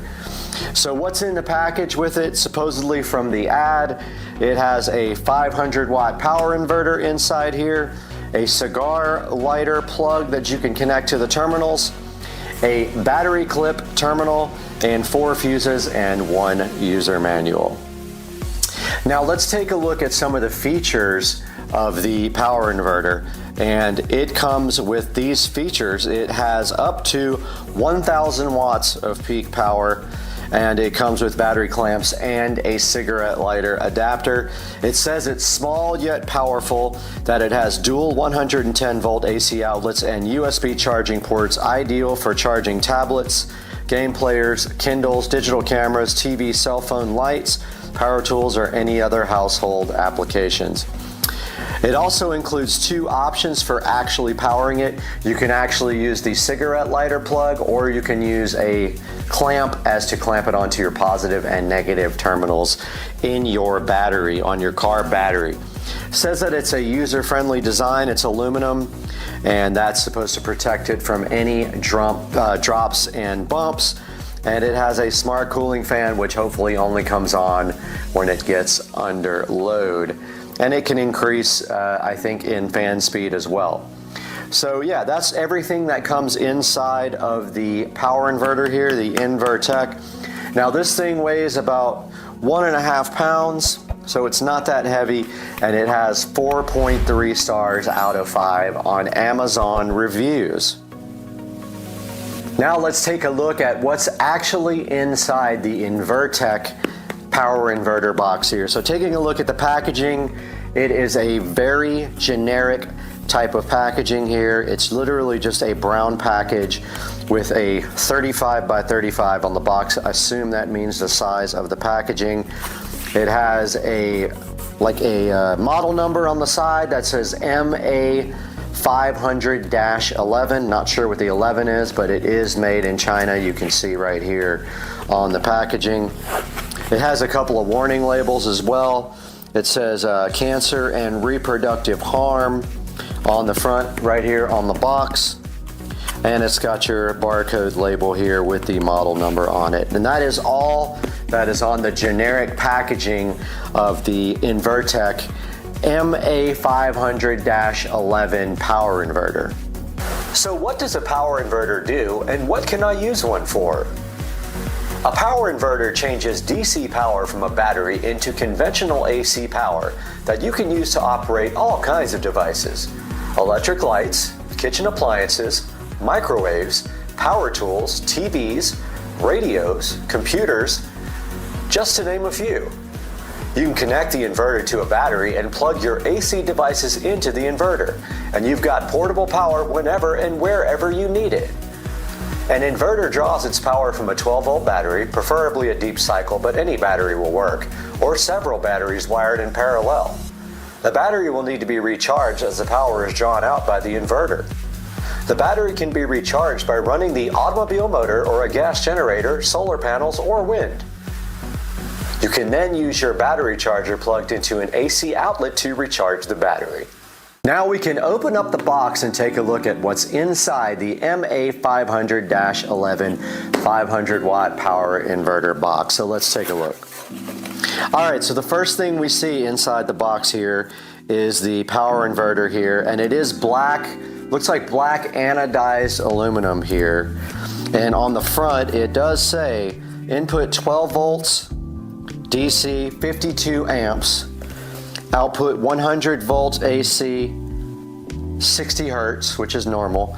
And then it has a USB 5 volt DC output that is capable of providing 2 amps. Now that is not enough to quick charge. It will not quick charge your device, so if you're buying this for quick charging, you will have to power another quick charger with this, and you could use the AC ports here to do that.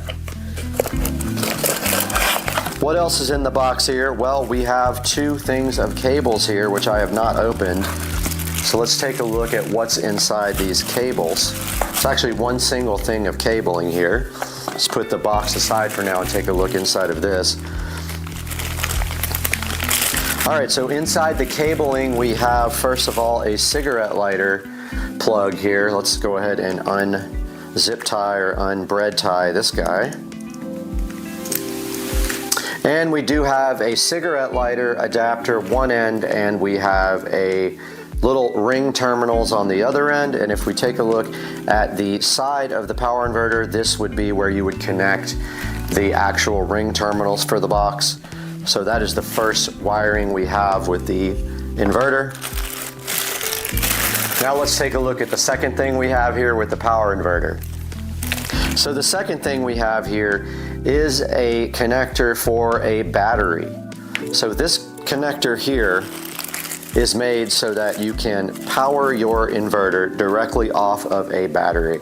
So let's say you have a 12-volt battery readily available. You can go ahead and connect these two clamps to your battery, and you can power, and then you connect these ring terminals to the side of the inverter, and you can power your inverter with your standard 12-volt battery, either in your car or any other 12-volt battery. It doesn't have to be inside your car, but you can connect these clamps to 12 volts and power your inverter. Hey guys, welcome back to the channel, and as you can see here, I am working hard on getting this video edited, but I wanted to take a minute and share with you guys what you need to do exactly to search for an adapter on Amazon, and I will put a link in the description to this adapter here, but you need to kind of understand what you're looking for. So if we open up Amazon right here, we have done a search for a 12-volt power inverter. I may have called it an adapter. It actually is an inverter, and as you can see, what comes up here is the Invertech as a sponsor. Now that means some company, Invertech or another company, paid to have their product go right to the top of the page. Of course, it got my attention. I did end up buying this one right here, and I actually only bought it because it has these 2 feet right here that can be screwed on to the side of whatever you need. That was a big important factor for me, but also here it shows you a big picture of the parts list, and then right here it shows you that it has a 2 amp USB port. It does say ports here, that is incorrect. It has 1 USB port. It has a power indicator here, and I believe an overload indicator. There is a switch. It shows you the negative, positive terminal, and the cooling fan and the fuses. And then right here it tells you that it has some features here. It has over temperature protection, over voltage, low voltage, overload, and short circuit. And then it's 1,000 watt peak power. Don't mistake that for the average power it can handle is 500 watts. And here's some of the things you can power with your Invertech. And then here you see they have actually used the battery clamps to connect it to a battery. And if we go here, we see it is $42.99. I will provide a link in the description. If you want to spend more, you can get more. If you like red, you can grab a red one from some places. This one actually has 2 USB ports, which could be handy if you need 2 ports. I only have 1. This one has I think it looks like it might, just 2 USB ports. And there are plenty of others that go up in wattage. Now remember, you will need the appropriate wattage for whatever amount of power you need in total. And as you step up in watts here, notice $169 for a 2500 watt, $299 for a 3000 watt, and here's a 1000 watt one for 68. But there are plenty of choices here. My advice is to go with one that has high reviews and that has USB ports, and check out my links in the description. I'll put some links to some different power levels here for you also, so that you have a choice. But as we go down here, we see we have plenty of options here. We have some cool ones with like digital displays, which is neat. We have just normal ones again. We have some that have the plugs on top. If that's something that is important to you, you can have your plugs on top of the unit. And then we have this cool one that actually looks like a power strip. And you can see here that it has plugs on top and the fan on top. So if that's a better option for your install scenario, you might want to go with that. Here's one that is just like 2 little ones that plugs into your car outlet. And yeah, I will put a link in the description to some recommended ones, and I hope you guys enjoyed this little browse here for some 12-volt power inverters. So that's a quick look at 100-watt Invertech power inverter, all the connections on it, and the wiring and the packaging. And when we get this unit actually in use, we can go ahead and tell you how it performs in the golf cart, because that's where it's going. Guys, I hope you enjoyed the video. Please like and subscribe if you like to see this kind of content, and I'll be bringing you much more in the future. All right, here we go. Going in the water for the first time.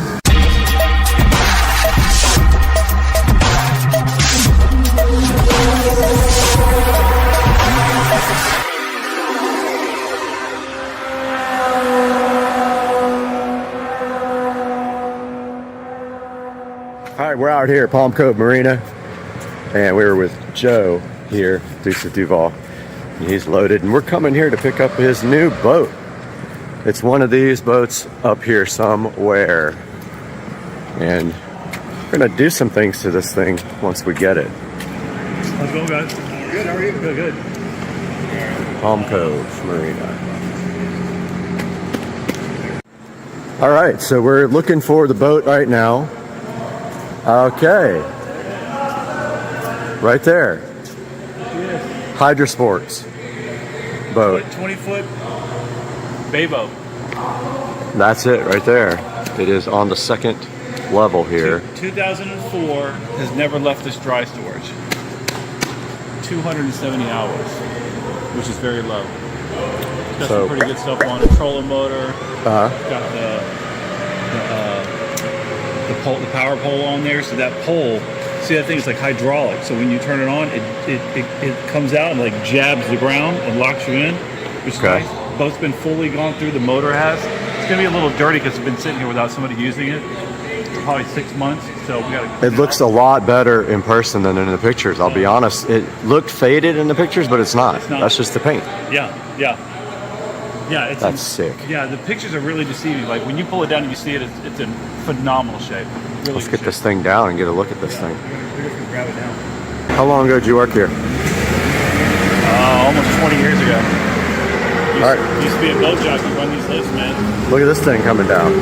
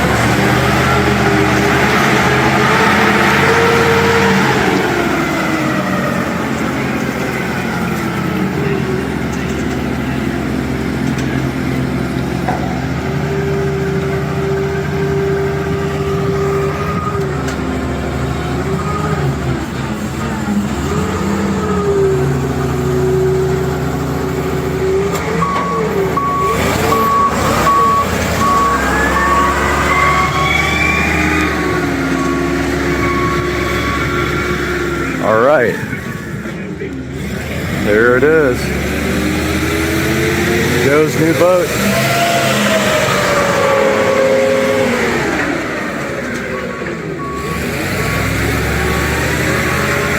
All right, we are taking a look at Joe's brand new Hydrosports boat here. Got the trolling motor, the Minn Kota.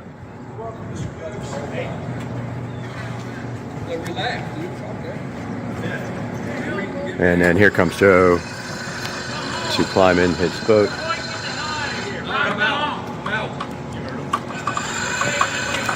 We got to get a thumbnail with you in it.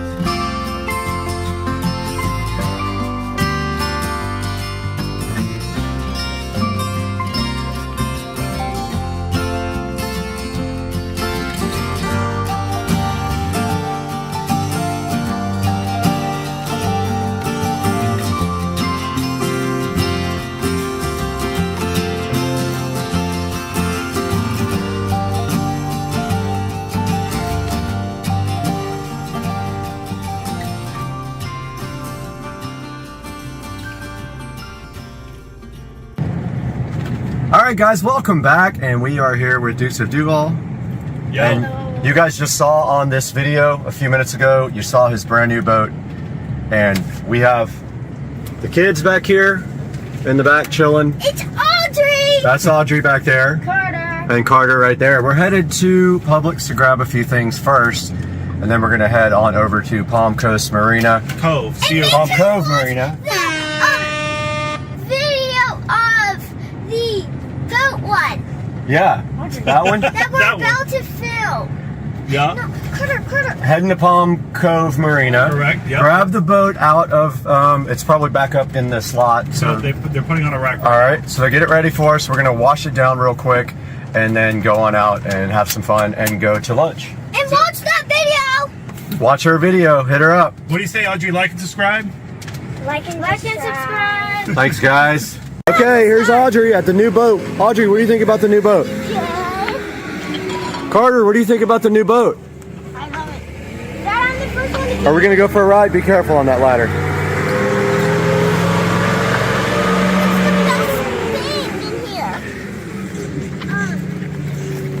So we're gonna get this thing all cleaned up and then take it for a ride. We'll update you guys in a moment. Oh. All right, we just gave the boat a complete wash inside and out. Quickie wash. Quickie wash, and it's looking fresh to death. Really cleaned up. One more time, Brad. Blue brush. Got it. Cleaned up well. Does that stuff under the seat come out? Look. Right there. No, that's just paint. Never mind. Dad, there's fishing gear. I know, there's all kinds of It's Audrey. There's puppies. This is how the boat looks after a quick wash. And it came out really nice, especially all the white up here that was really dirty around the edge. And me? And Audrey and Carter helped us too. Can I play you guys some music? Nope, can't play music on it. And so we will update you guys on the water. Right, Audrey? Carter, we're ready to put this thing in the water, right? Yeah. Let's go. We're just waiting for the guy to come grab it. And me. Yep, and Audrey. That's good. Make sure you Audrey, subscribe. if you make me drop my phone, you're gonna be in trouble. Yep. Put that on the polishing wheel. The only thing that I wish this boat had that it doesn't is a wash down. What's that? Where it's either a freshwater or saltwater wash down. So like when you're out and you get a bunch of girl on the boat, you at least have like a tank full of water. You have the ability to pick up water from there and just rinse it down. When will he get our boat? So you're gonna come get yours next, probably. All right, here we go. Going in the water for the first time under new ownership.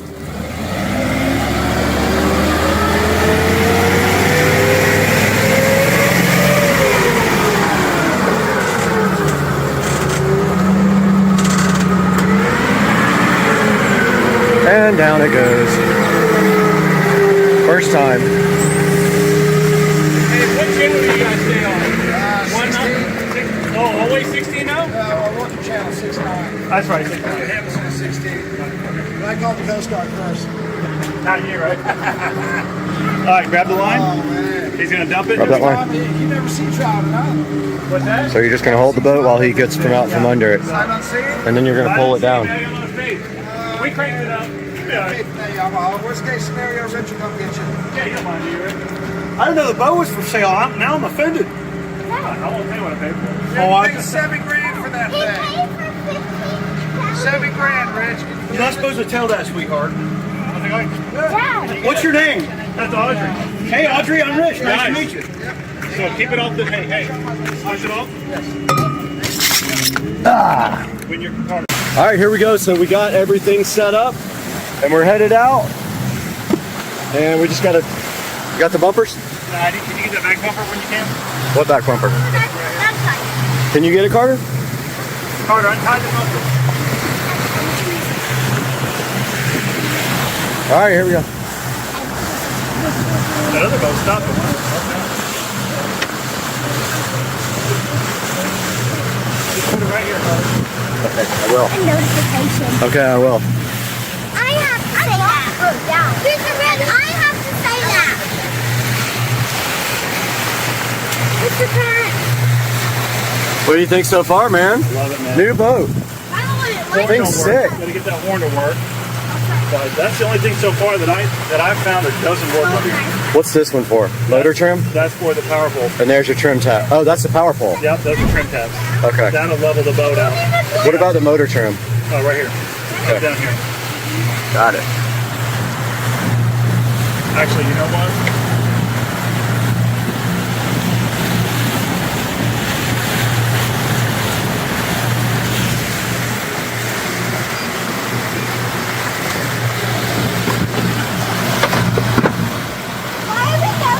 Oh man, this thing is so old school.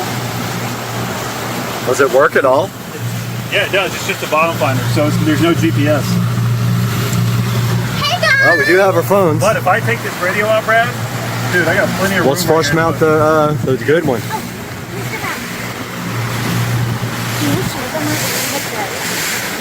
I'll follow you and you talk. All right, y'all sit down. Okay, you got to sit right now. Sit down and don't You let gotta those sit. spill. Get this thing up. Oh yeah, look how good it like raised up.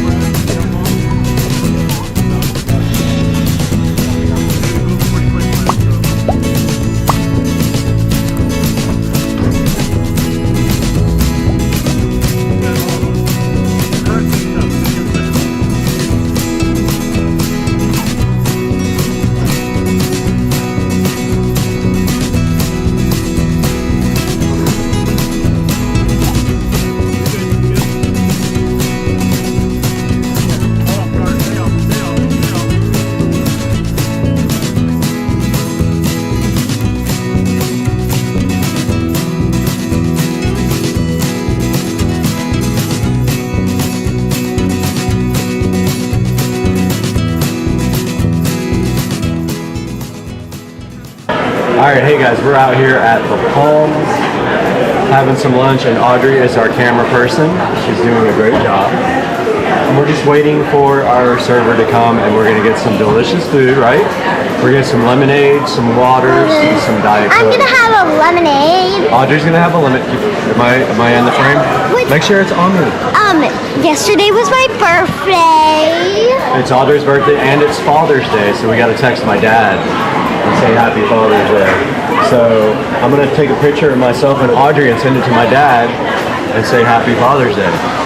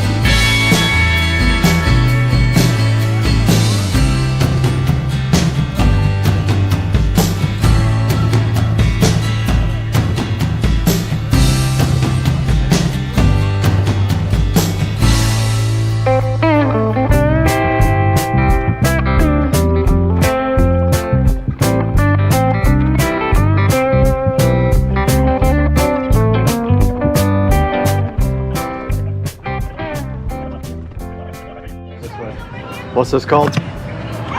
Fort George. Fort George. Fort George? Yeah. Are there sharks back? Pretty cool. Hopefully so. Wait, right over here? Hey, you'll be fine. Thanks, son. I have a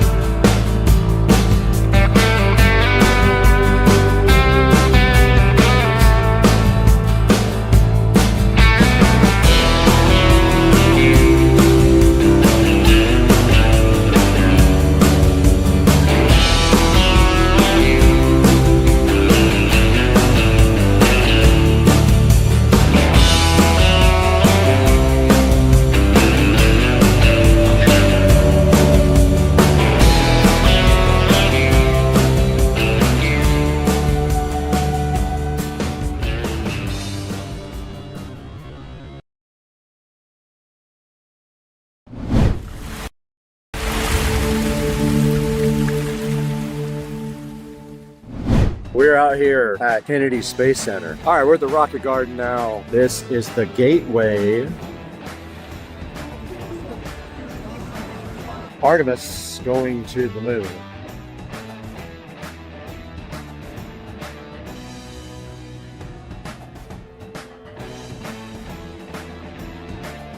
There goes. Oh, there it is. There goes. Right. There goes. Let's go. Look at that thing go, dude.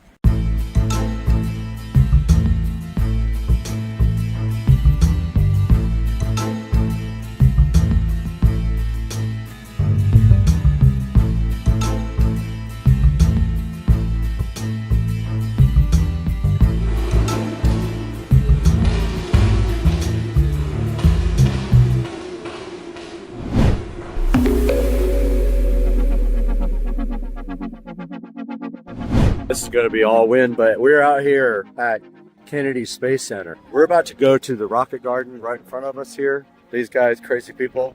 And this is the line we're in. Excited. We're actually here. Yeah, so we're out here at Kennedy Space Center.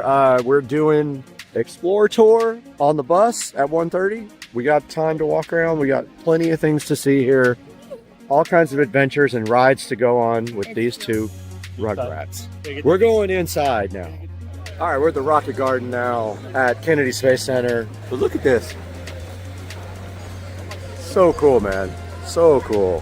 And then they got a ULA rocket right over here. This is the Atlas. 105 feet tall. Runs on liquid oxygen RB1. Atlas, man. We got another capsule right here. These guys are so hyped to get in the capsules. And then right over here, we have the big daddy of the crew. There's a Saturn. It's a 1B though. Saturn 1B. We're going to see a Saturn 5 in a little while. It's bigger than this guy. There's a Saturn 1B. And then over here we got a rocket motor F1 engine from the Saturn 5 rocket. And if anything happens to us, it doesn't delay the program, which of course it did.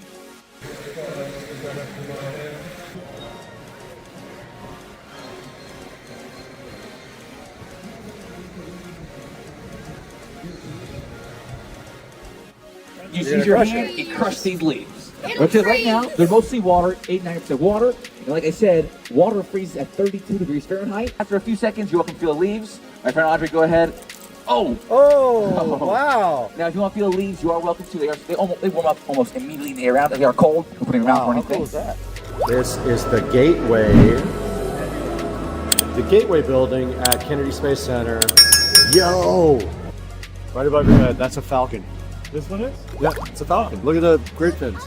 Oh, yeah. It's a Falcon. Okay, look at the soot. That's when they return people back to Earth. So just the other day, those two astronauts that were stuck in space, I'm pretty sure they came back on something just like that. Yeah, they did.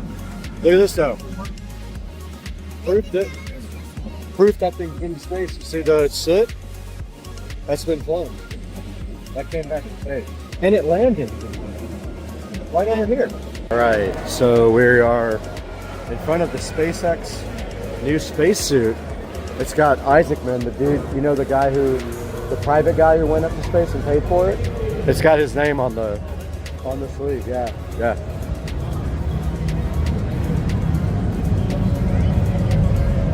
Very cool.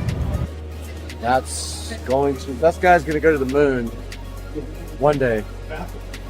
Artemis. Pretty cool, huh? Yeah, section 305 feet. SOS 322. Oh, the sun. We're gonna see this. We're gonna see that in person.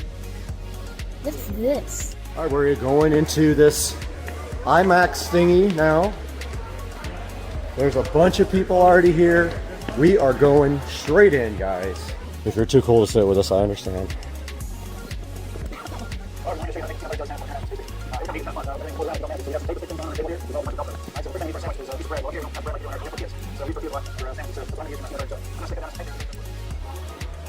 Atlantis, Discovery, Atlantis, whatever, center. And there is the mock-up of the fuel tank outside. I'll get video of that outside.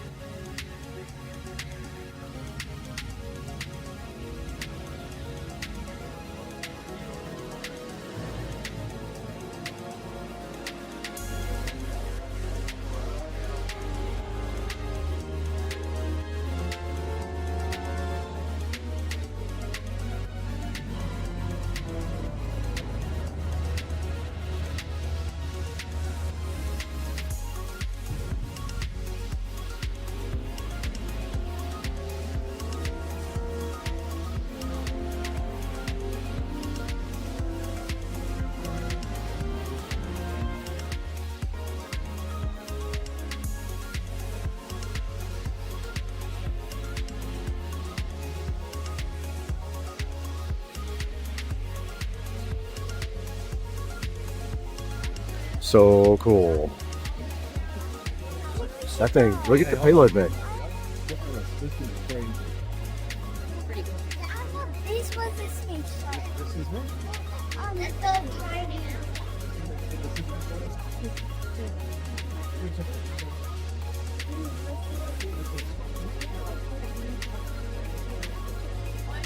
This thing is so sick. Hey, Dan. That was fun.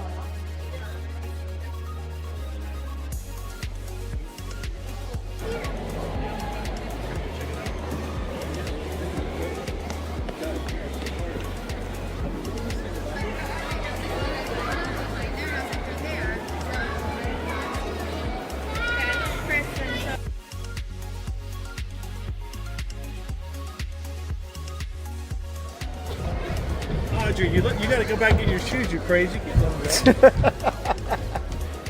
You can't walk on it. All right, this way.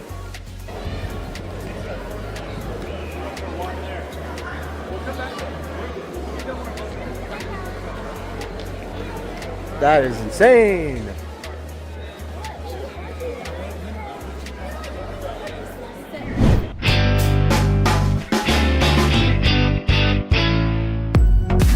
All right, we are out here at Kennedy Space Center with the crew right now going to the Explore Tour. What'd you think about the Atlantis? It was really, really cool, man. Honestly, what an experience, right? See that shuttle, the real shuttle? Wait till we ride on the shuttle simulator. It's one thing to like see it, but then like to be at it. Yeah, it's a lot bigger than it looks. Huh? Yeah, it's awesome. From TV. But yeah, we're waiting to get on the 130 bus right now. We're the only people that paid extra. All right, guys, we'll get back to you on the bus. All right, we're out here. I know it's probably windy, but we are at the vehicle assembly building now at Kennedy Space Center, and this thing is insane looking. Absolutely huge. It's those doors on the side open right up. You can see those doors will open so they can bring a rocket in there vertically, and they roll it right in there into those doors. See the doors? There's the VAB. You said about the lines of the American flag. The bus could drive on those lines. Can sit down there too, and we were launched because launch complex 41, 40, 37, 36 are all in the vicinity, and it becomes a great prime viewing location for our guests. Insane. Just the greenest water ever. And right over there is where the astronauts get launched for SpaceX, right? Across the way, and then there is the new Starship Tower right there.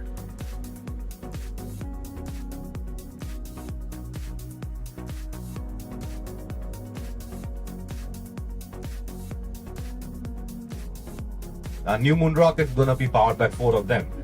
Now, I'm going to give you a rough idea how this rocket system works. At 15 seconds, okay, 15 seconds before launch, we start dumping that that pad with 300,000 gallons of water to suppress sound energy.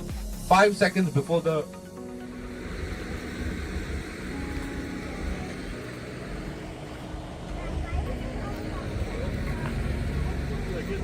This is the side.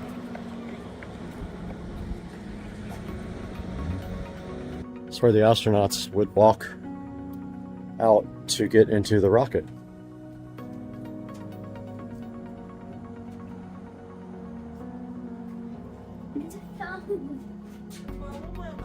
Sits on top of the rocket, pulls it away with rocket motors here. That's how it escapes from trouble if they have issues with the launch. This will pull the capsule away from the vehicle. That's where the rocket thrust comes out. Empty right now, but all right, we just got done at the Saturn V Rocket Center. Didn't take any video there. I wasn't feeling well, but this is the fuel tank and simulated look at the boosters from the space shuttle right in front of the Space Shuttle Atlantis building at Kennedy Space Center. That is wrapping up our little tour at Kennedy Space Center today. Unfortunately, I was sick and I missed out on the Saturn V Rocket Center. Great time today. We walked probably 3 miles and now we're headed to the truck to find a VRBO. We'll catch you guys later.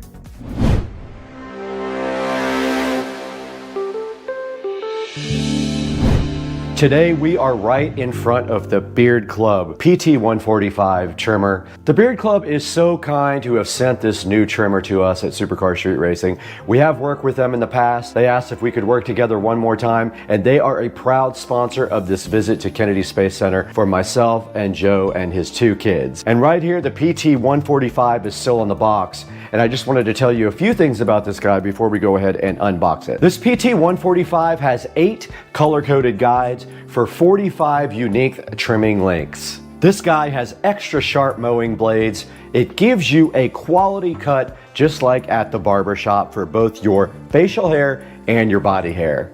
This guy has a 7,000 RPM motor. It has a lithium-ion battery, and that battery will provide you over 3 hours of use. That means if you go on vacation and you don't even bring the cord, you still will have enough power to last you probably your whole vacation. Now, this guy is simple and easy to clean. All you have to do is just wipe it down, and its blades repel oil, dirt, and buildup.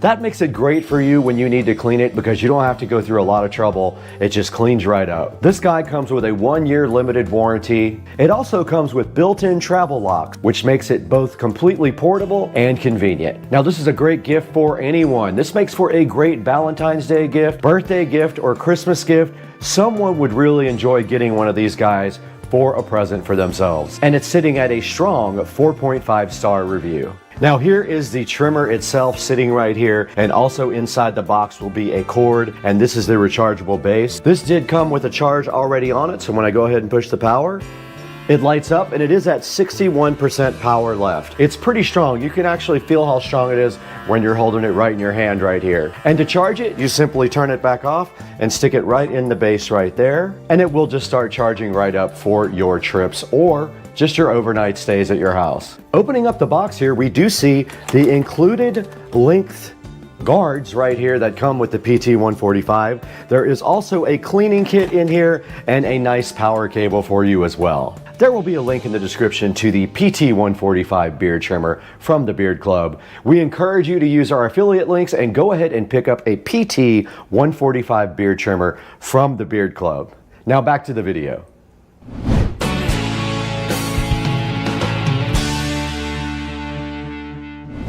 All right, there's Blue Origin, guys. I wanted to get a quick video of that to add to the video, but we're passing right by Blue Origin. I guess that's also part of theirs. All right, there is the first stage right there from the last launch, sitting at the port, ready to be brought back for processing, and we are at the port right there.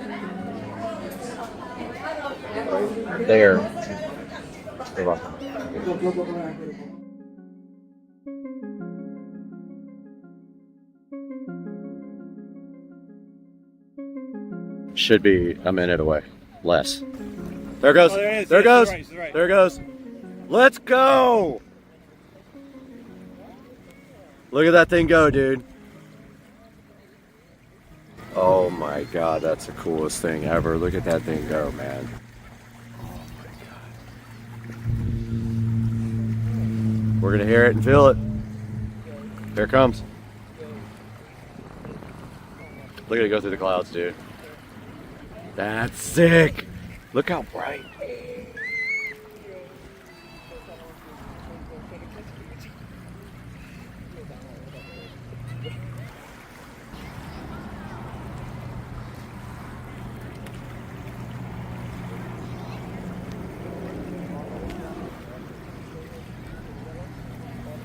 There it goes. No sound yet.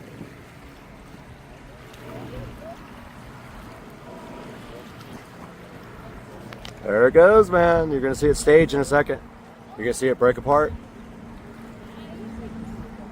Where's the sound? You can hear the build up and everything. It took that long. Look at it pitching downrange. They just staged. It's coming back. Where'd it go? It's gonna be over to the top left. Yo! Wow, that sound is crazy.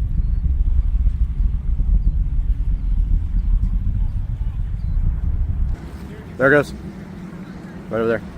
I don't see it. Oh, there right it is. there. Yeah. And we're gonna feel it. There it goes.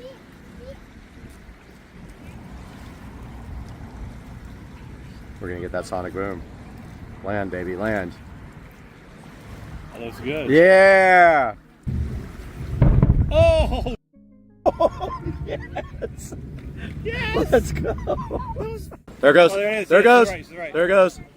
Let's go! Look at that thing go, dude. Oh my God, that's the coolest thing ever. Look at that thing go, man. Oh my God. We're gonna hear it and feel it. Here it comes. Look at it go through the clouds, dude. That's sick. Look how bright.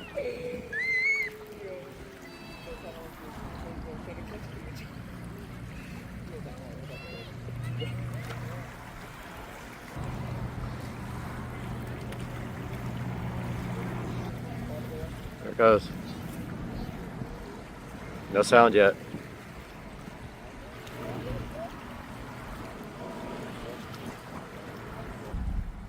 It took that long. Look at it pitching downrange. Dude, that thing's flying. Where'd it go? They just staged. There it goes.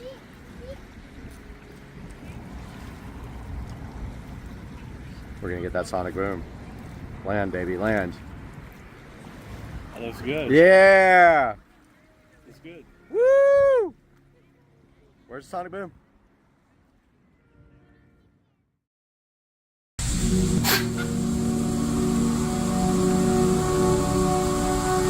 Guys, we got to do something about this old sprinkler controller here.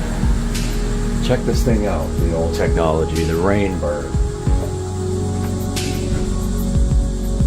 We're gonna do something about this today.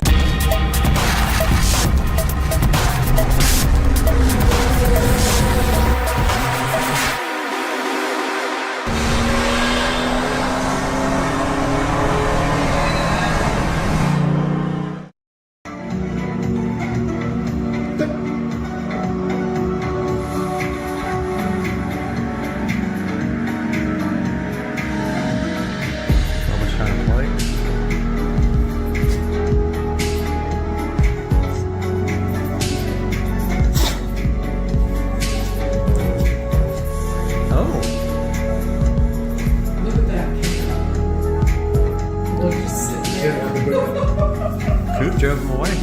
Guys, welcome back to the channel, Supercar Street Racing, and today we are taking a look at the Wise Smart Sprinkler Controller. I've been wanting to get this for a while, and it finally went on a payment plan, and I was figured, why not? I'll just go ahead and pick it up because I've been putting it off.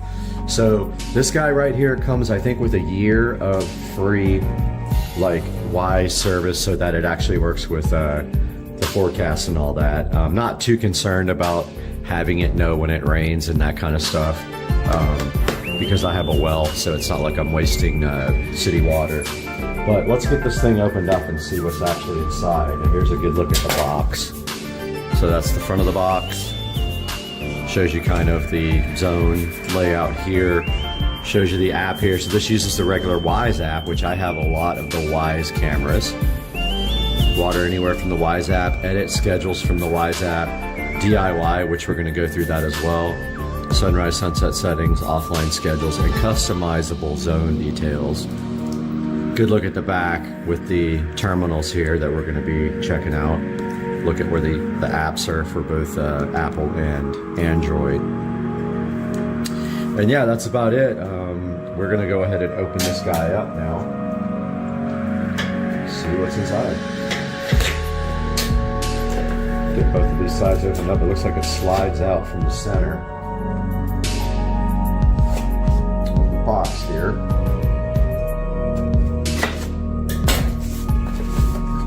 Yep, it does slide out from the center, and then inside the box we have this lovely green box, which is also colored grass. If you didn't know.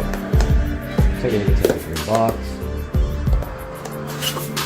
Lovely presentation here. There is the Wise sprinkler controller with this nice peel back. How fulfilling was that? And then take a look how sleek this is compared to the old Rainbird. And then on the back here we have real easy push terminals for doing wiring. So that is the actual control box. Here is the mounting plate for the Wise Smart Sprinkler System. Looks like it goes this way and clips on somehow like this. Apparently, yeah, you just kind of mount this to the wall. We'll show you all this when we do the installation, and then this pushes on to that. I also ordered another smart landscape lighting transformer, so that's going to go next to this guy inside of the garage and do the, if you're facing the house, it'll be the left half of the landscape lighting. If you're looking away from the house, it's the right half. Here's the beefy, chunky power brick, pretty heavy, probably 3 or 4 pounds power brick. The standard, I forgot what these are called, connector. We've got some drywall inserts, which we won't need. We're putting it on pegboard. And it looks like we have, I don't know, Velcro maybe? Some kind of wire management. We have a little free year worth of sprinkler. A little quick setup guide here for our new guy. And it looks like we have a little sheet here for putting decals on your wires when you disconnect them so you don't get confused. There's actually a quick setup guide inside of the app. So we're going to start that process next, and we will start recording on our tablet and our phone at the same time. Phone does the video, tablet's going to be doing the app, and we will see that next on the channel. Alright guys, we are here outside in the garage with the old school Rainbird controller. We've also got some recording going on our tablet. And so you guys can see this installation progress. And clearing the bench off here a little bit, make some room for the install procedure. And let's go into the tablet now. Click the plus. Let's add device, home, Wise sprinkler, mounting. Okay, first steps. I think we got everything we need here to do this. Drill bits, screws, anchors, power adapter, all here. And I've unplugged the power to my existing controller. I have not unplug the power to my existing controller because it is, it's behind so much stuff that I can't get out. Okay, we're gonna have to pause here while I figure this out. All right, it took me a minute to clear some stuff away, and I got the power undone on the existing Rainbird controller. Here it is. So we are back in the app now, and it says I've unplugged the power. I have, so I'm going to click begin. Take a picture of your current wiring. Not a bad idea. Let's do that here. Allow.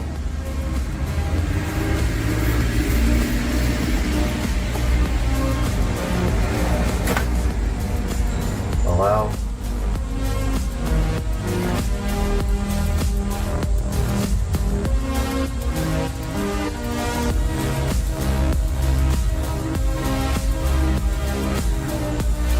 Share a photo with Wise? Sure, why not? Select the terminals with wires connected. Okay. COM. I'm trying to understand how you do this. Common.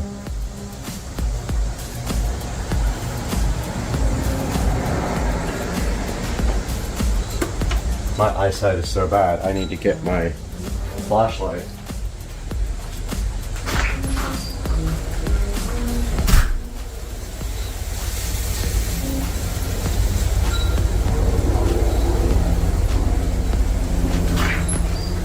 Got the flashlight.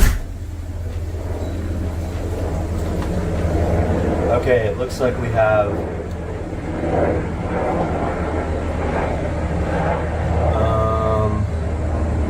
COM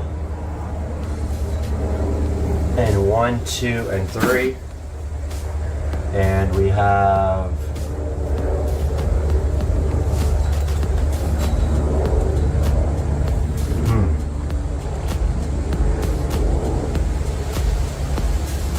all right, well, obviously this is powered, so red and blue are powered. Master valve or pump. Master valve is not connected. C or COM is connected. And we have 1, 2, and 3 connected for 3 zones. I don't know what, let's see. Ground. S. It looks like SNES. Sense. Looks like I got a sensor too, which I don't use that anymore. So I'm going to take the tablet here and get some better pictures.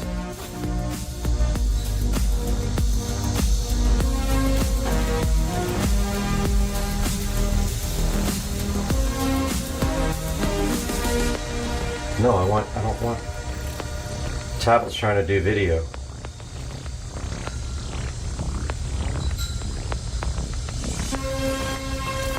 No. I just took a bunch of pictures with my phone, and I think that's good enough. Continue to mounting guide. Label your wires with the included stickers. So we need to take off these gloves, get our screwdriver out.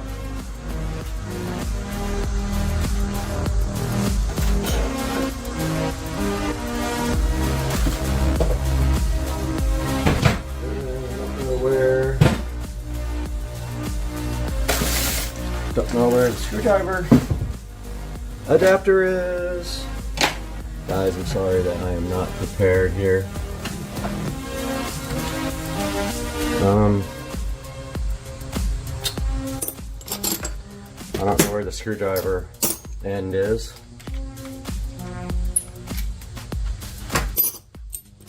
I know, this is ridiculous, dude. Whoa, almost knocked the camera down. That makes for good video though.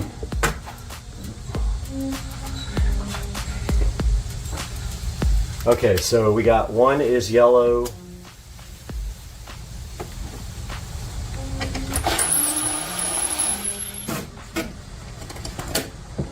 And we need the label. Basically, 1 is probably zone 1.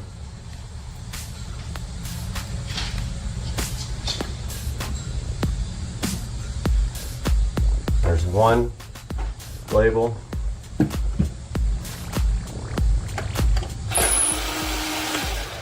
Blue is 2.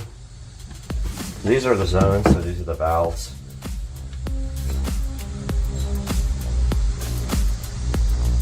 And there's number 2.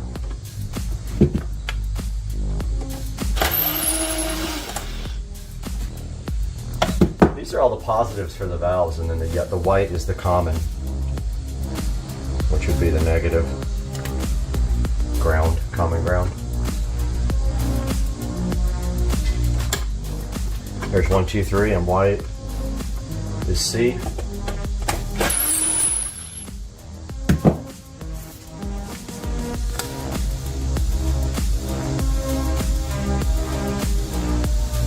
Probably all standard colors like the standard ones.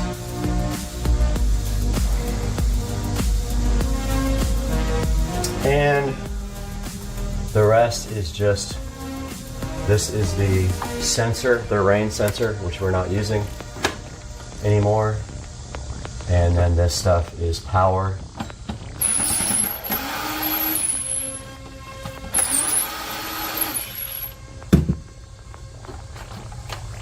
And ground. Actual wall power and ground are right here. They run down here and down over the wall. This is all coming out. I'm going to run the new wire down the back of the pipe to hide it. So it says click next. Disconnect and remove your own controller. All we have here is 2 screws holding this up to the wall.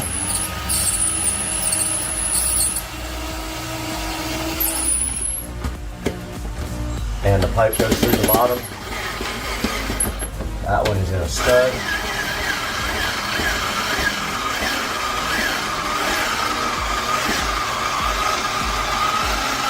This screwdriver is so good. We won't use the same screw going back in because I believe I just stripped it out. And that is fine. Ah, we got some other. There it goes.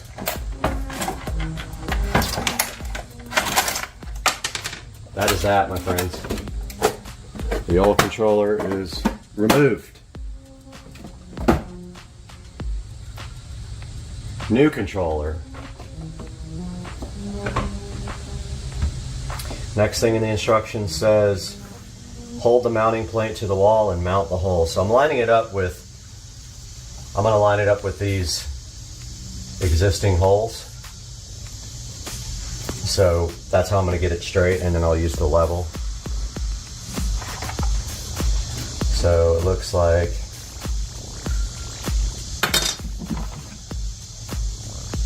we're probably going to want to put it about right there. Man, I really wish we didn't have this. Wonder if there's a way to run the wires through the wall. Don't know if I can do that. Really don't want this pipe sticking up anymore. I think that's going to take a lot more than I can do today. I think that's a project for another time, but we kind of want it right there. With the wires running behind it. So we want this controller to sit about right there, level. So this is the row.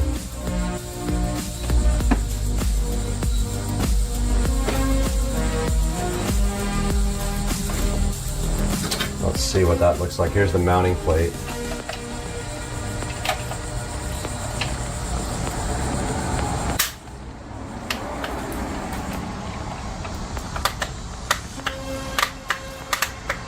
Man, how does that thing go in? Oh. It's upside down.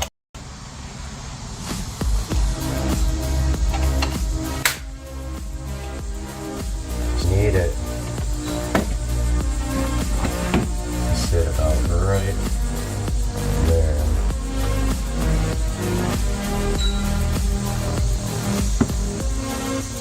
So it ties the wires. So I have to get something to mark this with. I really want to get this away from.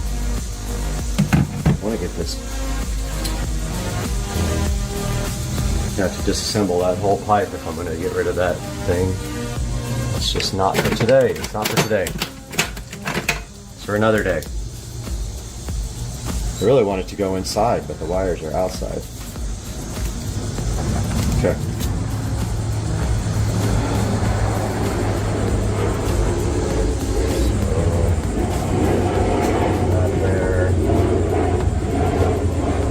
There.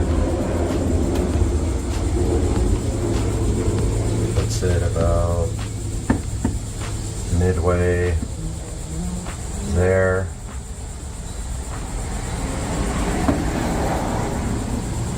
Is that even close to being level?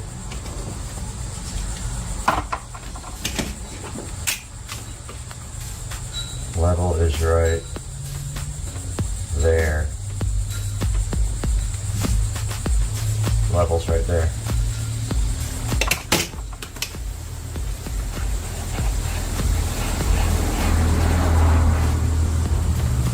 Okay, so top of the mounting plate needs to go there, and then hopefully I can get the screws in.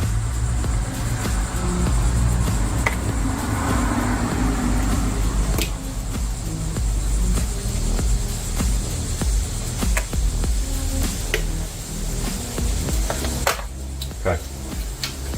So it's got a word on it that shows you which way it goes up, and this is kind of what we're going for. Right there. And hopefully that, well, neither one of those are in.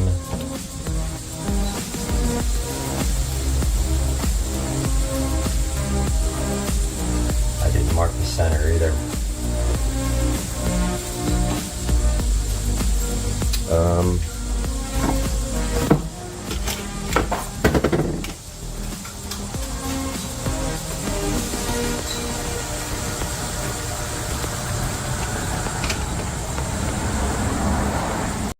That's actually level right there, which means the pipe looks crooked. Center's going to be right here. I don't know how we're going to figure this out. I'm just going to shoot for it.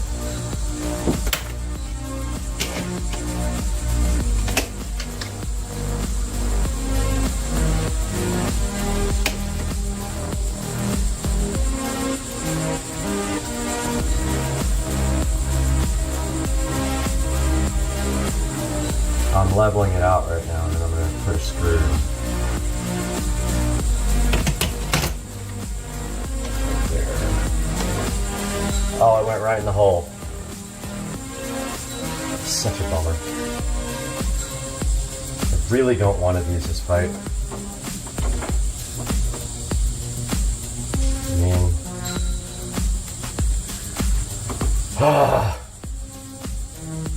I don't want to do it this way, guys. We'll have a meeting in 5 minutes. Little update. Big update. 45 minutes later, 2 hours later, finally got the stupid wire pulled. Must have pulled that wire 40 times to get it through. And now I lost the mounting plate. I gotta find the mounting plate now. I found the mounting plate. We're gonna mount the mounting plate right above where I pulled the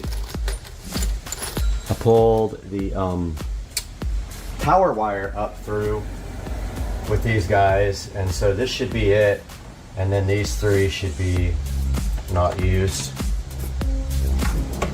so we can probably clip these three. We only use 3 valves and 1 common and power, but I will just tuck those back in the wall just in case, just like that. There's our 3. So now we gotta get our mounting plate done, and for that Guys, you don't even know what I went through for the last hour and a half. Like, it is the worst. And it's probably 95 degrees out here. But now, we can take this out because we don't need it anymore.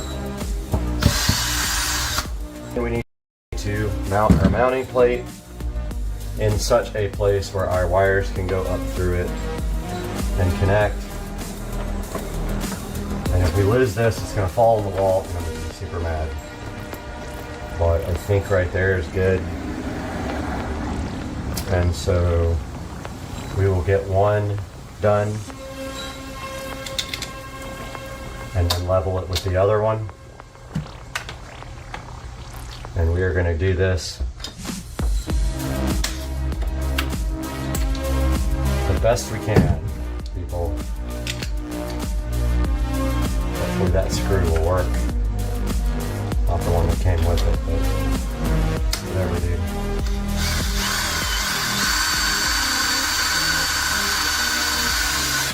Okay. So now what we're going to do is level this guy off. Then put the other screw in. Way off.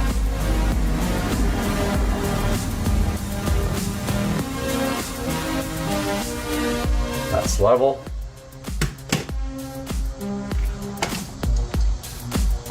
Let's get our other screw. Hopefully these screws will work. They do kind of have like bulging out. On the tablet about to mount and wire up the Wise sprinkler controller. The instructions here tell you how to mount the wall plate. We did that already. We already did this part with the anchors. We already screwed it in.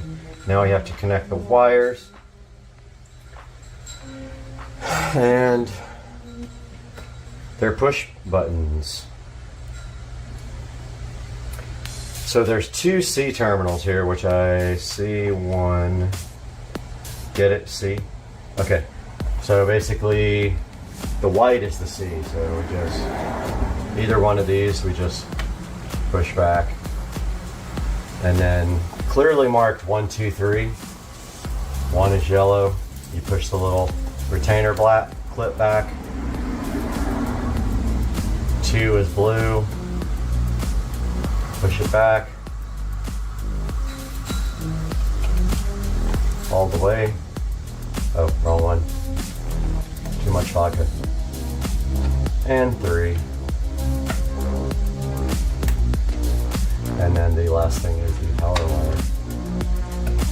Now let's hope, actually let's run that back around this way. Let's hope that this thing goes mounting without having to do anything else weird. But we do need to get these wires back in the wall. Okay, so it just kind of sits on this back plate and then pushes up.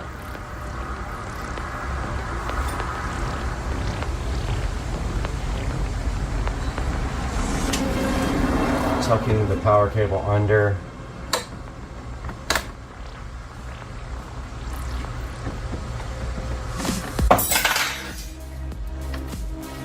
So there's a catch on the top of it up here that has to catch. So it goes underneath the whole unit and then you rotate it up. It just doesn't like to catch as good as it is when it isn't on the wall. But yeah, there's tabs that catch.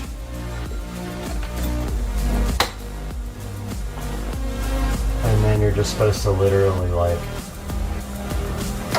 wow, it looks like it's going to be like facing upwards. That's really weird. Alright, I'm kind of fighting with this right now. Wow. It's angled upwards. Wonderful. That is not good. Alright, so we gotta fix that right away. It's angled to look up at you. That doesn't work for us. So what we're gonna have to do is shim these guys way out. Hopefully that'll still mount. I don't know why they do that. Why do they do that? That looks absolutely terrible. That's gotta go like way down.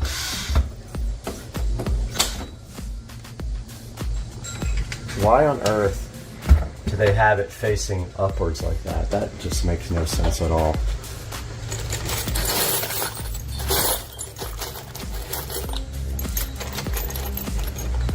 I'm going to try to find something to put behind this.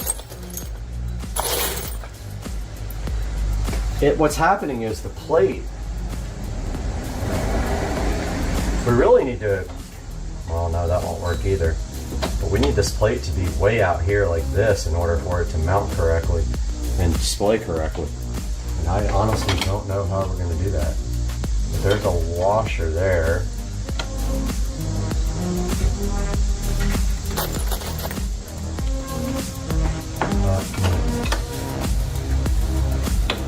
Oh, that's too thick.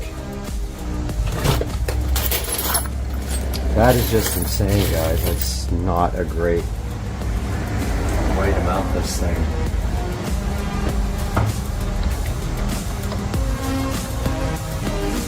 It needs to be shimmed way forward. Like, way forward. Why would they do that? It's like it's angled up at you. I know you guys see what I'm saying here, right? This stupid thing is angled so far up. When you mount it, it's like it catches the top of this thing. Why would you want it facing upwards? Seriously, stupid. This has to be fixed. I'm looking for shims.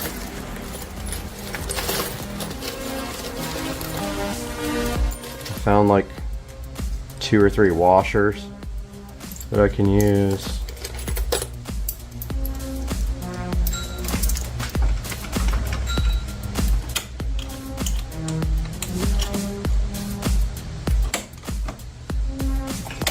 It's got to be way up there.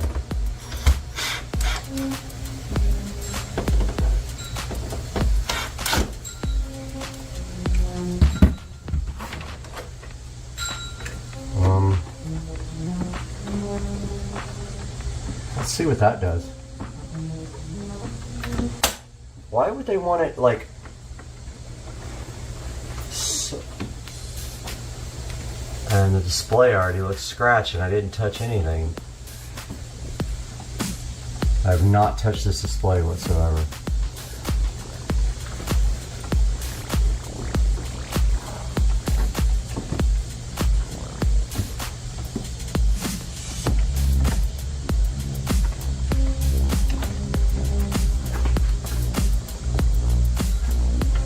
That won't even go. Yep, that won't count.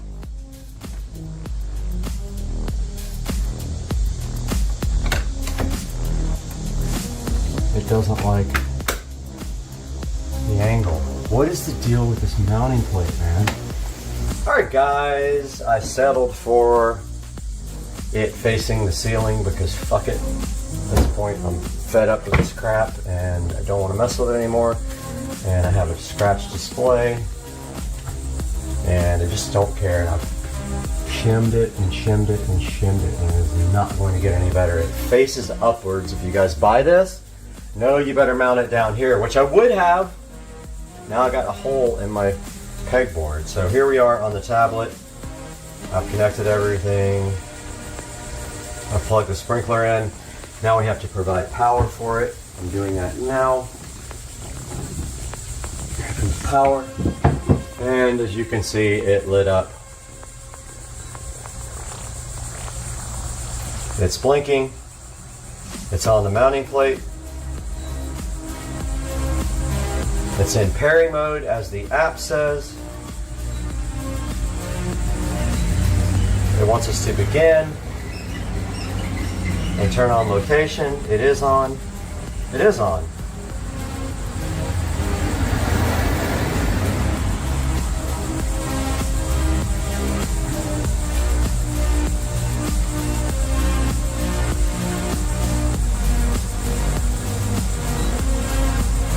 Okay, it's on. What do you mean turn on location, you dumbass? It's on.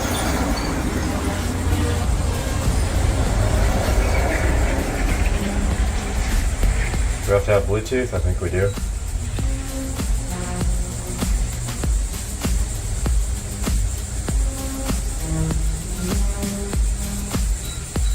It's not gonna find it. I'm gonna have to use my phone.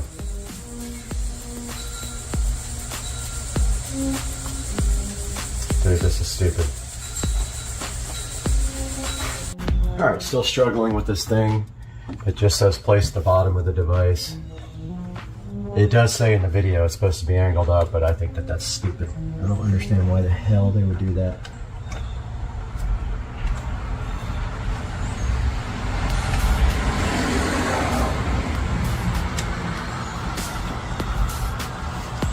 This thing is just...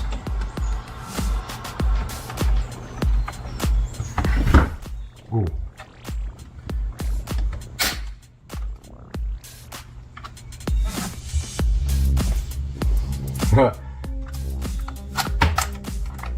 That's worse than it was before.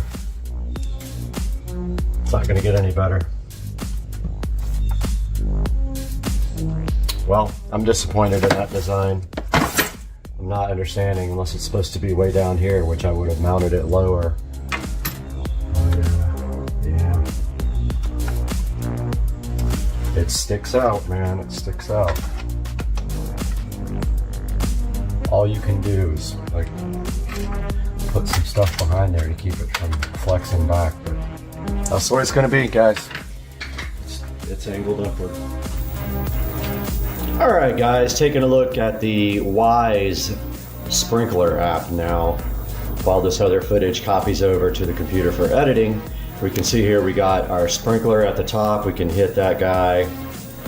Now, if you look at the very top, those are our 3 zones. And if we go inside the actual zone, it has some details about the schedule and the soil moisture, and I'm not sure how accurate that is without an actual sensor for that, but there's the front. And what is cool is you can actually take a picture of the zone, which I have not done yet. I think I am going to go do that right now and then come back and continue this video. Alright guys, so I was not successful in taking pictures of the zones. There's something about the tablet that the app doesn't really like the way the camera is, so I will have to probably do it on my phone. But as you can see there, I tried to take a picture of it and it's absolutely goofy looking. You can go into each zone here and look at this. Look at the current status of the zone. Looks like there's a little indicator here that shows you how far through the cycle it got. There's the mailbox side of the house and how much it watered. Shows you the weather forecast here. You get a year of free Sprinkler Plus service with Wise for this guy. And then if you go up in here, you can see right there Sprinkler Plus is activated. I think it's like $10 a year after that or something. It's not super expensive. There's the name. You can get notifications for it that are pushed to the phone. If you look at schedules here, I'm on the default schedule and the name is default. Zones, all zones are on. I have them all set to 30 minutes and to end by sunrise. So here are the days of the week that they're watering. And you can tell it to skip on temperature, wind, rain, and saturation. This is supposed to use weather to, like the weather forecast, so that it doesn't water when there's rain expected. You can share this with other people in your house or other households. So there's how you set your skips. If it gets below 32 degrees, it's not going to water. If it's going to be more than 0.125 inches of rain or 100% saturation. Here's the device info. It is connected to my wireless repeater. Obviously great signal strength. The repeater's up in the front of the house close to the garage. It shows you the firmware revision, and it actually updated the firmware when I got it. So yeah, this is a look at the Wise sprinkler. Integrates well with the rest of my Wise devices here, and so far so good, and I will update you guys as I use this more and get some more information for you. Have a good one, guys.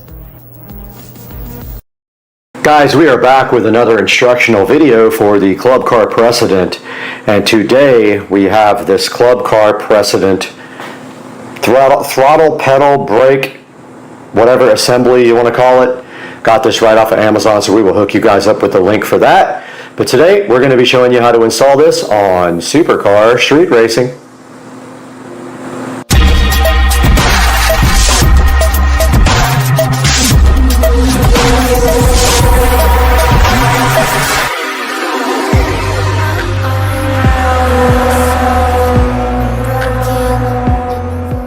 Out here in the Supercar Street Racing garage, and the very first step of this process is to remove the mat.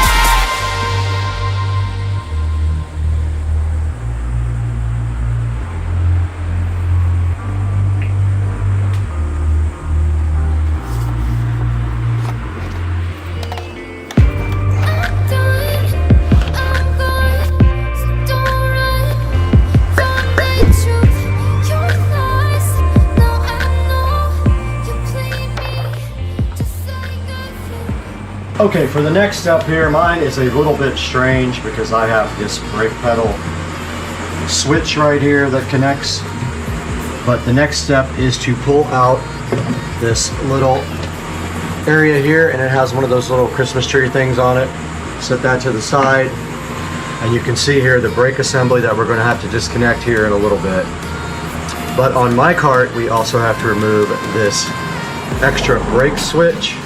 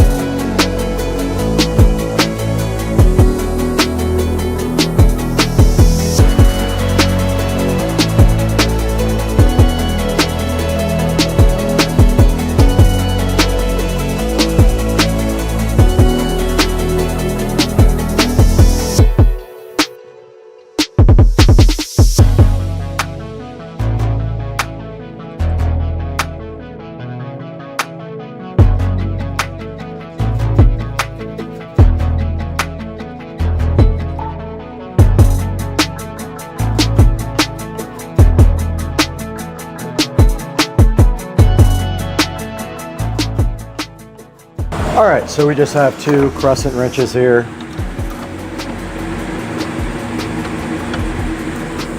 And all we have to do is loosen this guy.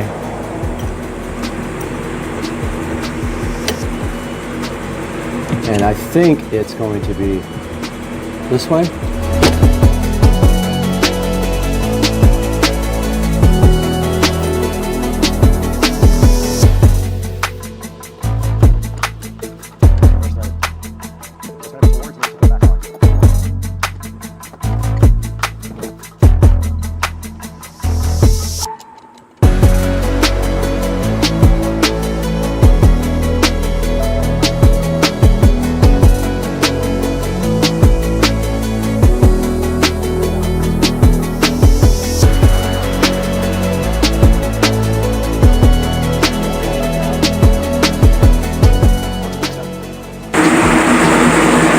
Now that we have the brake disconnected, we can go ahead and remove the pedal assembly from the cart.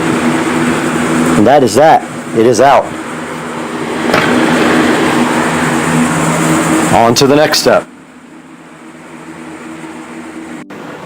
We are back in the nice air conditioning in the Supercar Street Racing kitchen, and as you can see, this guy does not come with another one of these rods. So we have to trade this rod out.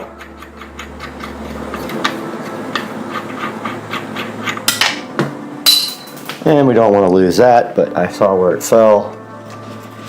So we're literally just going to take out this old one here and put it right through.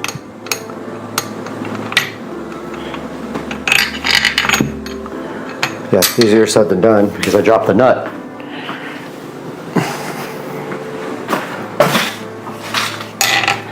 I think these are all reverse threads.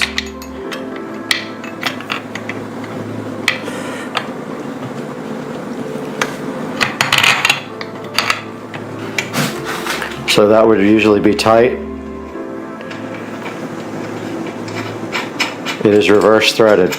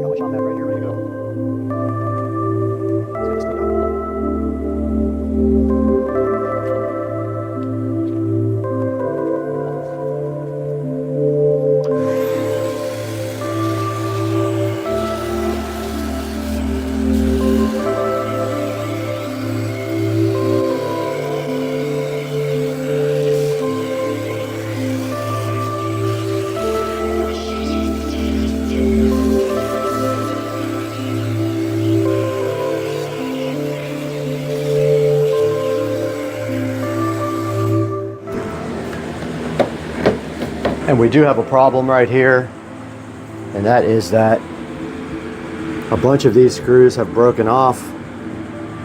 So when we put this back in, we're going to have to actually drill and probably use some self-tapping screws right there to get this thing done. But we are ready to put the new assembly right back in.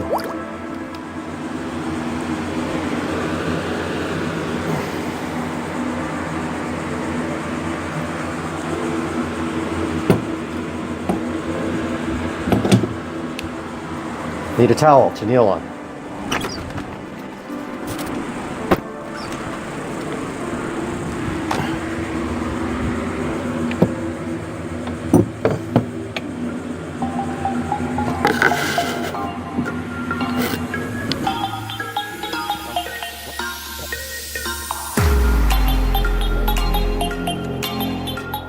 This does not come with a new rheostat, so we have to remove this one with a Torx. Or is it a, oh, forgot to put the Torx head on there. That would help, huh?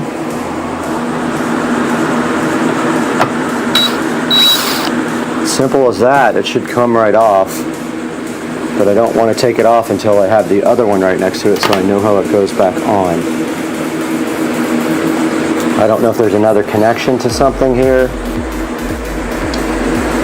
but I see it clearly on the other one.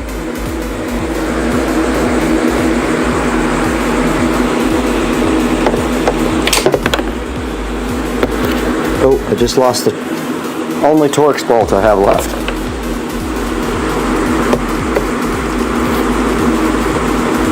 Okay, I can't tell how this comes off.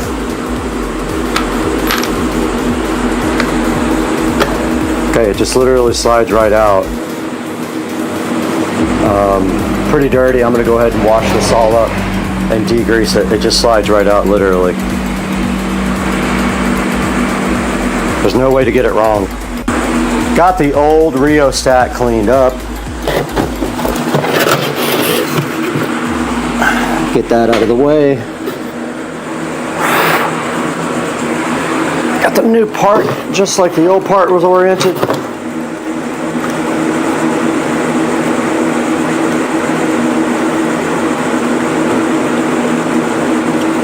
I think.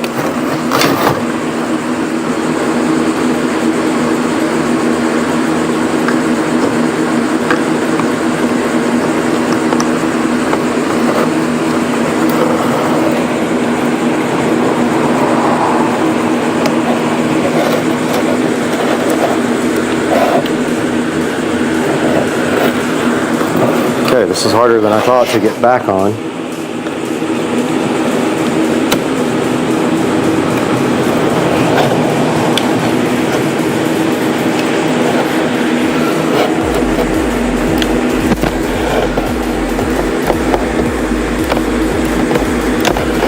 I think it's in there.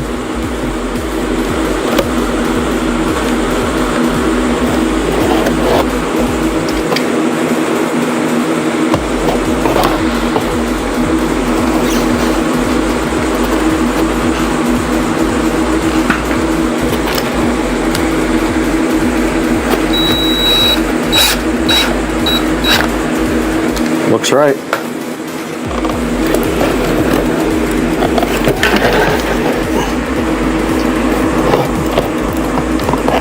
Can't tell if it's turning or not, but I think that's right. Okay, now we have our rheostat reconnected and transferred over. And these can only go in one way.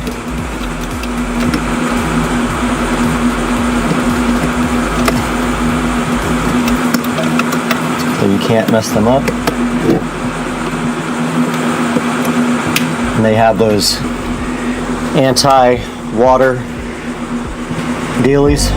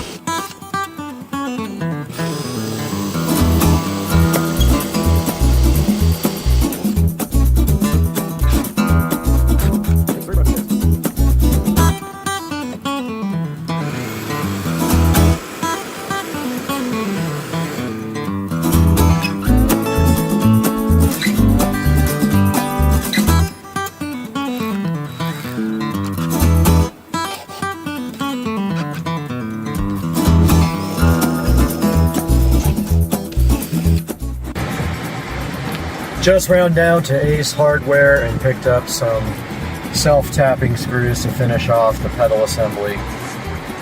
3 out of the 4, well actually all 4 were jacked up to the point where I couldn't save them, so I drilled and used one of the old self-tappers, and then I bought some more to finish off the other 3, which we will have to drill out here shortly. But yeah, just a little update, just ran in Ace Hardware, so yeah, that's what's up now. Alright, we are back from Ace Hardware and we picked up some self-tapping bolts. The trick here. I think these will be fine.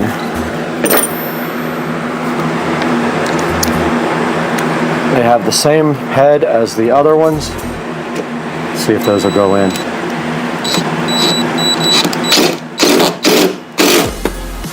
That worked perfect. I have to drill out this other side though. And I broke all these drill bits.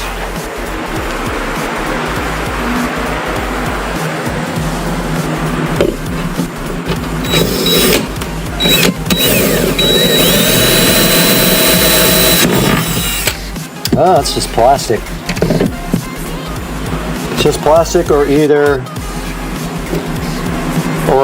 there is metal down below there. Yeah, I think there's metal below it. If not, we'll use the bigger ones.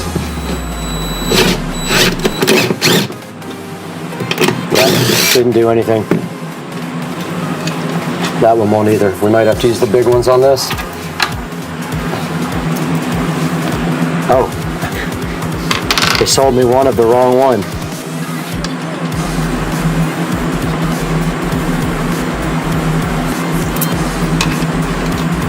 Oh, that won't do anything. This one might. That back one.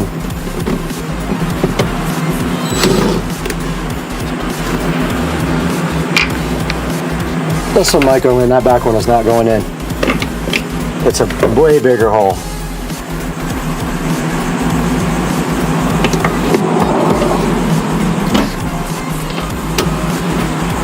This one might go. Maybe not.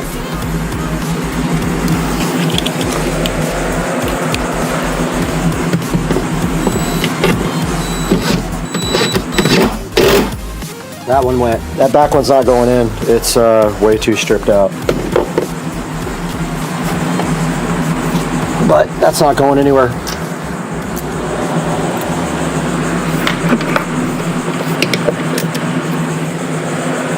All right, that part is done. I'm gonna call it good with 3 bolts in there.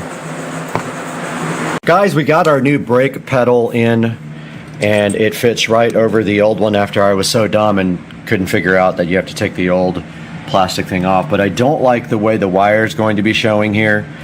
So I think what I'm going to do is notch out this little cover plate here, so that the wire can run under that and down through. And of course my light goes off every time I come out here. Ugh! What I was saying is I don't want my wire showing here, so I think this little plastic plate under here, if I just pull it off and notch it out, the wire can run behind it because there's a space back there, I think. Yeah, there is a space back there. So I'm gonna just take this off real quick and notch it out, and hopefully it can go back on and the wire will run behind it instead of like over the top here. You guys will see once I get a better idea of how I'm gonna do this. Okay, I think what I'm gonna do is drill a hole right through there, literally right where my finger is, and pass the wire right through and behind, if I can. Yeah, and then underneath it. I think that's what I'm gonna do. I'm gonna work on getting that done now. Okay, I did find a way to route the cable behind the pedal and underneath. I will have to extend it though, I'm pretty sure. So I am gonna go ahead and mark off right here and drill a hole right there. And I'm going to have to go through both the plastic and the metal. So let's see if I can actually get, sorry, I wasn't even on it. Let's see if I can actually get a drill bit to go through there, and it is going to have to accommodate the wiring. And on the end, it will either have to accommodate this. I think I can get these through there one at a time, hopefully.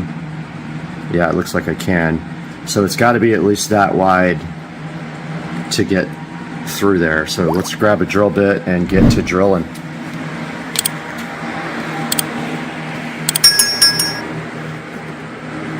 If I didn't break them all yesterday. I know. Every time you touch it, it turns on. All right, let's see what we got in here that matches. And I think maybe this one will be perfect. Let's see.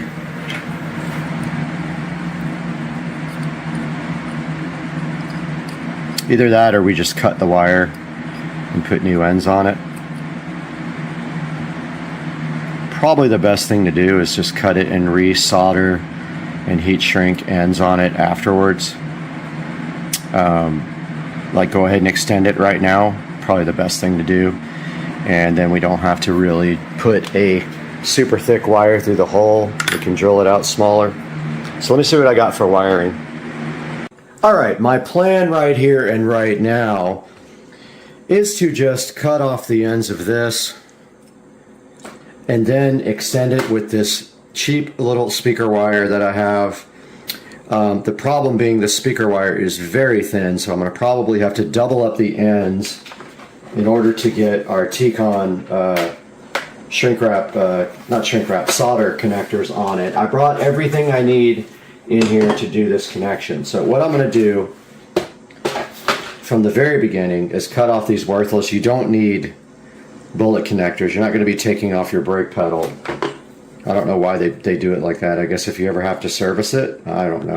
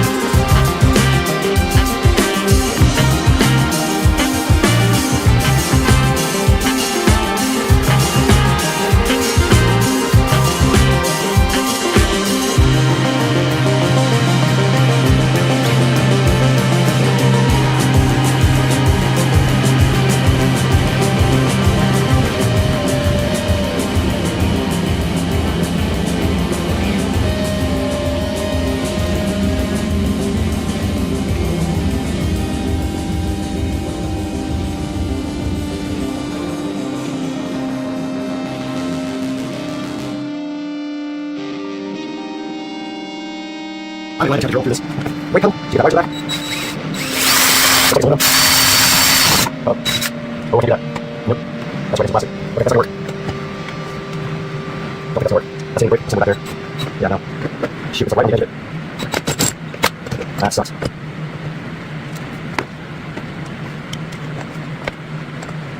Oh man. Alright, well, I gotta get over here.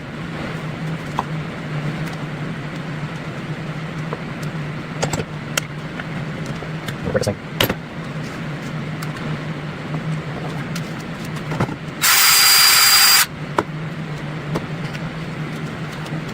Let's do it. Oh, maybe. Huh, okay. That's well. That's fine.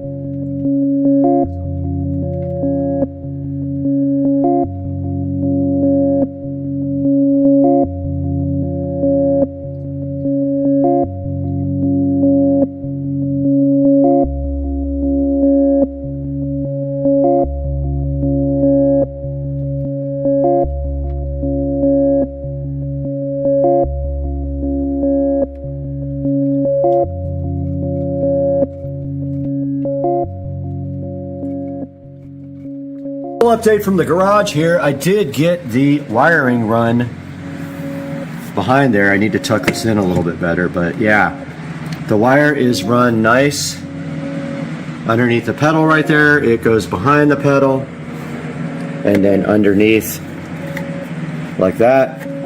And then what we will do now is just tie this up really nice to the brake pedal and leave a little slack so we can move, and then get this tied in right there. So that's next on the list. All right guys, a little update from out here in the garage. I got the brake wire ran to the back and underneath, and I might have already done this update, but the next step is to actually zip tie the brake wire line to the actual brake thingy here, whatever it's called. Give a little slack right there, and then do the connection. So I'm going to do that now.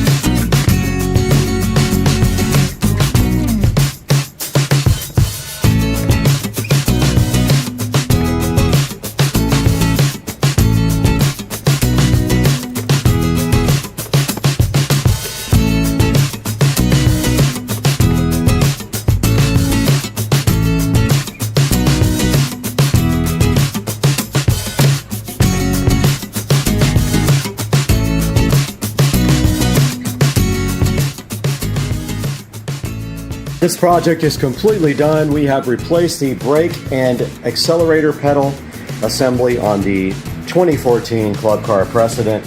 Looking so fresh and fly, and then we wiped it down and it looks great, and now the actual parking brake works again. I hope you guys enjoyed the video. Please thumbs up, subscribe, buy from our affiliate links in the description, and we will see you guys on the next one.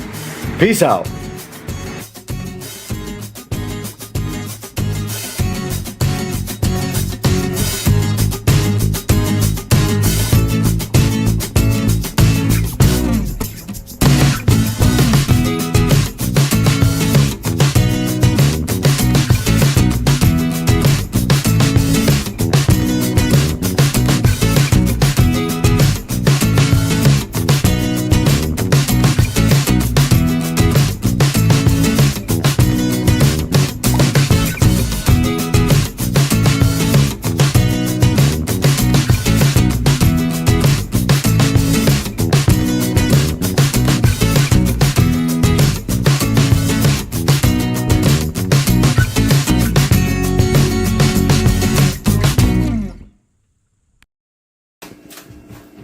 Bubba, are you trying to get in shape on the scale? How much do you weigh, Bubba? I can't see your weight if you block it with your big body, Bubba. Are you on keto? Alright guys, welcome to part 2 of the bedroom makeover with a 65-inch 4K home theater system. And the first step is going to be painting this place, and I am going to be painting the ceiling as well. It really needs it. First step though is I'm going to paint this upper trim, and then I can tape that off and come back and paint the ceiling afterwards. But I got to get all these lights down and get these speakers like at least dropped down and uninstalled. So you have to use a tiny little screwdriver to get into the mesh, and then there is 4 screws here on the outside that have the little tabs. We're going to take those off now, and then I'll get back with you guys. All right guys, I got the speakers a little bit off the ceiling. Kind of decided I might just paint the edges because they're kind of off-white and ugly, and I think paint will actually look good on there. I might just paint them instead of removing them and painting underneath. I mean, I'm still going to paint under, but I'll probably also paint the little rings. I started taking the guitar holders off the wall. I totally forgot how much work this is going to be. Got to deal with the curtains as well. These guys are held in with drywall inserts. So it's just like that. And we will be back. Okay, we had a bad spot behind the door where the tape was coming off the drywall. It's always been bulged out. I scraped that off. I'm going to attempt to fix it with just putty, but a lot of times that will just crack eventually. So for now, I'm going to try that. If that doesn't work, it's going to have to be retaped. And now I'm going to pop out the lights.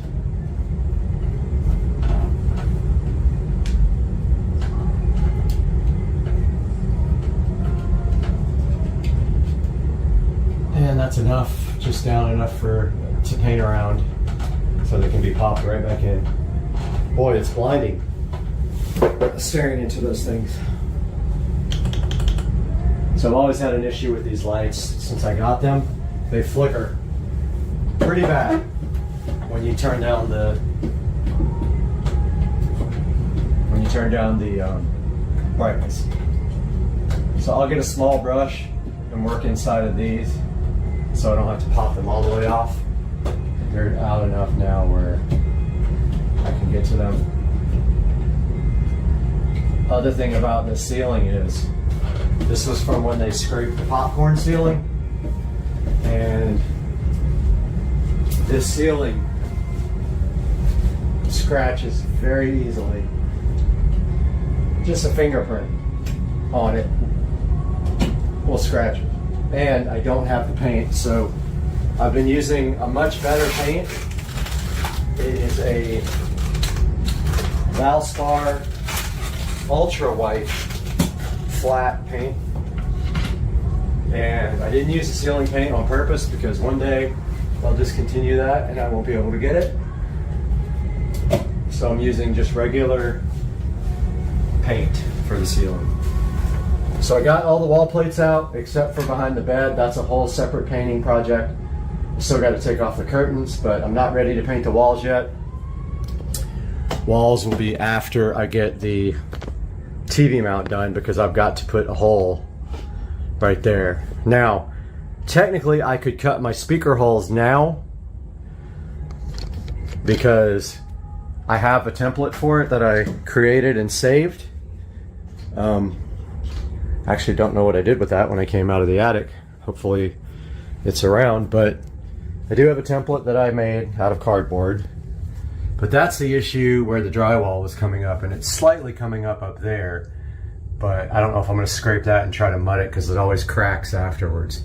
But I'm going to repair that spot, and let's see if we can locate. I'm going to turn off this so we don't get copyright strike. Okay, so I think I decided that I am going to just paint the trim without taping off the wall, and just then when the trim is completely dry, because it's the hard paint that won't peel off, I hope, I will tape the trim and then paint the wall. Alright guys, so I couldn't find my small putty knife, which is a bummer. It would get in that little crack there, so I'm just going to have to try to use the large knife and come in from a different angle and fill this hole right up.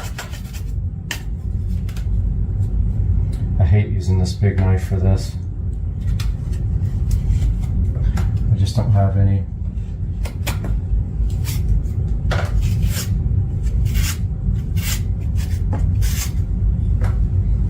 This probably isn't going to work, actually.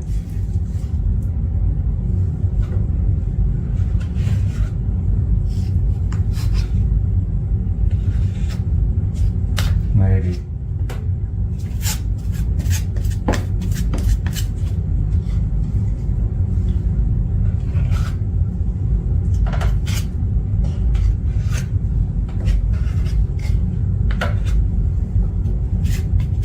This is in a spot that you can't really see it much. It's the only good part about this. And I left it like this for years. I mean, ever since I've owned the house, honestly. And so really any putty on this back part of the door doesn't matter because you can't see it.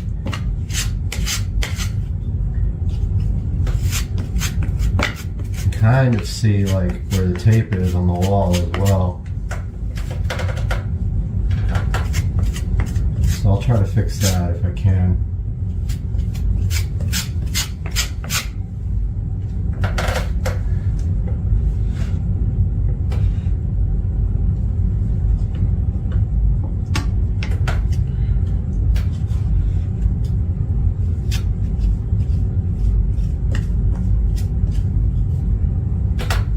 I am not good at this, by the way. I always do a bad job doing putty.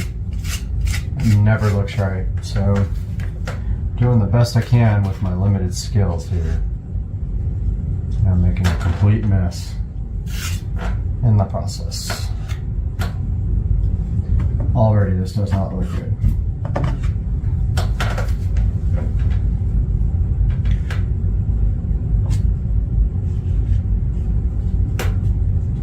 I think this putty is like half. There we go. Like I said, this is behind the wall, behind the door, I mean. You can't really see it, but still. I wish I was better at this stuff.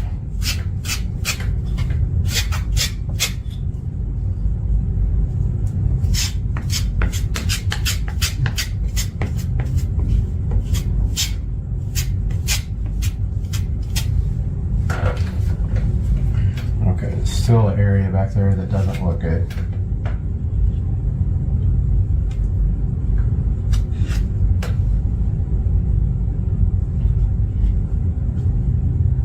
Wow, it's just getting worse.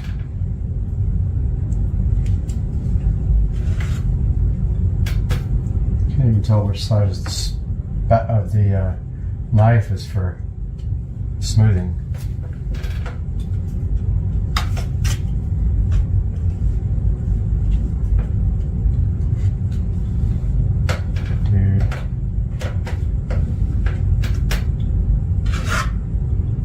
Irritated at this thing. There's one little spot in there without mud on it, and I keep trying to hit that spot, and it just, that's gonna make a mess when I sand it.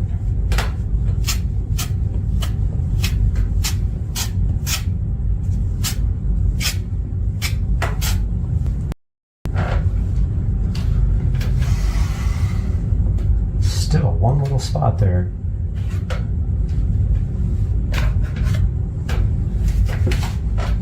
Maybe I can use my trim tool. It's thin.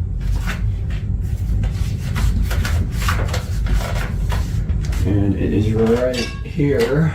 It's got a thin little edge on it. Thinking maybe I can get that in there.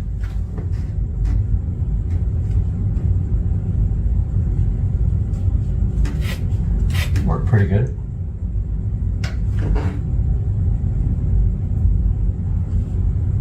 Works okay, actually. Not great.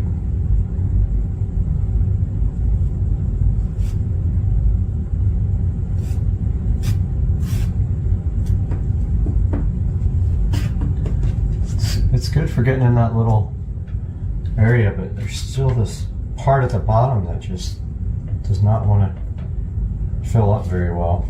I think I gotta start lower.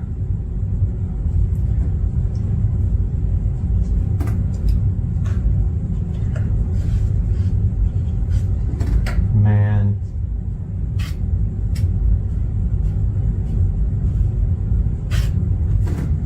Yeah. This looks like absolute hot garbage.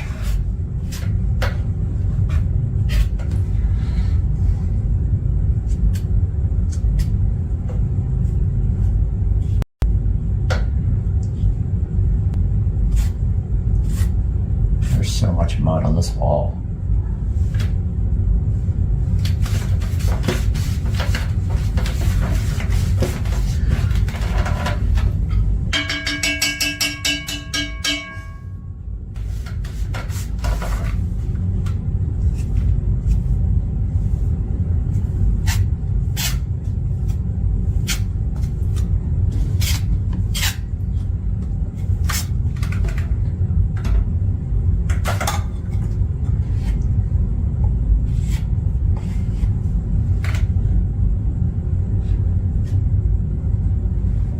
So I'm just gonna leave it like that because I'm making it worse.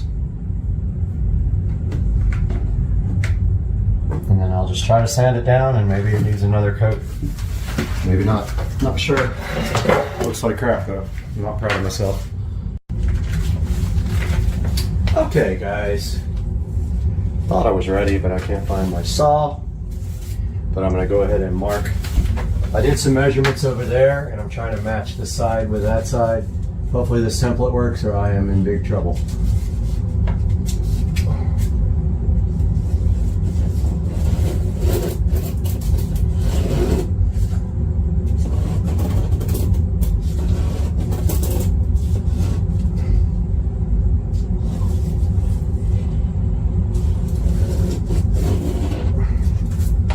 That is the hole. Thus it's very close to the trim. It actually might be too close to the trim. Didn't even think about the lip. Not sure how big the lip is. I kind of want it right up against there. Yep, I might have to move that over just a touch, recut it. See how big. I don't have any speakers to measure the lip with. But if the lip is too big, it'll hit the trim piece. We'll have a problem.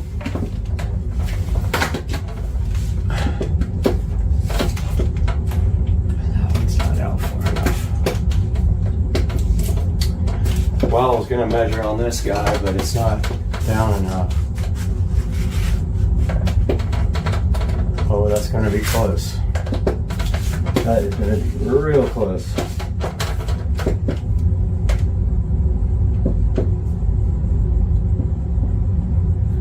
Yeah, I probably shouldn't do any more of this until the speakers get here, because I just don't know. I want to make sure I got the right template, and also that the lip is going to not hit my trim up there. I don't want to have to like route out the trim or anything crazy like that just to get it to fit. I mean, I will if I have to. I'll Dremel the trim out, but I don't want to. I kind of want it tucked right on the trim. So I'm going to wait till the speakers get here. Unfortunately, that's going to be next week. So no painting either, because I want to paint after I cut the holes. We got another issue with tape right here. I was just thinking about maybe I can get the exact dimensions offline, but that still won't tell me how wide the lip is. But we do have an issue right here with tape.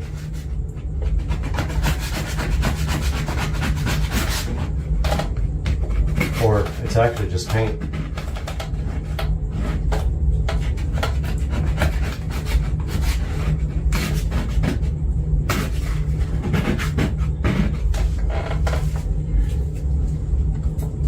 Yeah, it's just paint peeling up. Thought it was a tape line. But there's like an air bubble in the paint. It goes all the way up to the top. So there's only one way to fix that, and that's to sand it, fill it, sand it. Get a lot of that loose stuff off. Put a layer of mud on that. That's all we can do. All right, I sanded that down and put some mud in there. It kind of looks like the bubble came right back, but that's so weird. I'm gonna let it dry all the way overnight and then sand it tomorrow probably. Guys, I started the super fun process of taping the floor. I totally forgot. I've got to tape my floor off before I paint the trim, and I want to knock out this trim here and the trim around the ceiling at the same time, and so I have to tape the entire floor, so let's get busy doing that. Amazon truck just arrived. I was so happy and excited, and this is the first part of the TV replacement. This is the wall mount, if I can get it unstuck here, and this was on special on Prime Day for I think $27, $26, a good deal. And this is the wall mount. And I have not seen it before. Let's get some lights going in here. All right, so yeah, this is the wall mount. Wall mount troubleshooting manual for your wall mount. Okay. Looks like it's in 2 pieces and then you put it together. These are the arms, the VESA arms, and then behind there looks to be the plate that must go together in 2 different pieces and then bolts up. So we will actually assemble this later, and then once we have the TV, we will have to figure out how high up the arms need to go, and then do some measuring to figure out where the bottom of the TV is going to end up so that we have enough room for our dresser and the receiver. It's my least favorite time ever. Painting time, first of many on this job. So the first thing we have here is our Valspar Signature trim paint.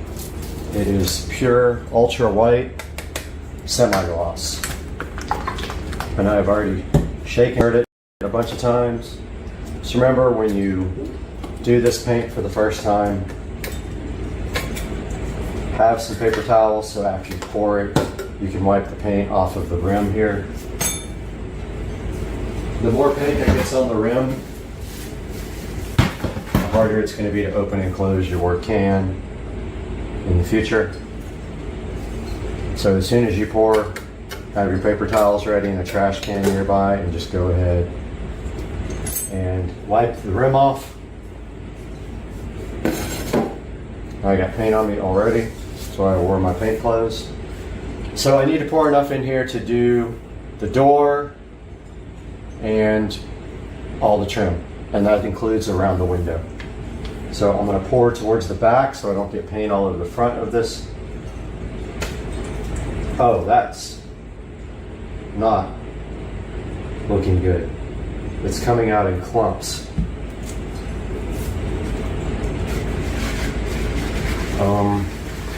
I have never seen paint come out like that. It is like almost dry, I think. I have never seen paint look like that coming out of the thing. I'm going to use it and then return it, obviously. But I have not seen paint look weird like this before. It's like it's either not stirred up or it's dry. There's clumps in it. It's weird.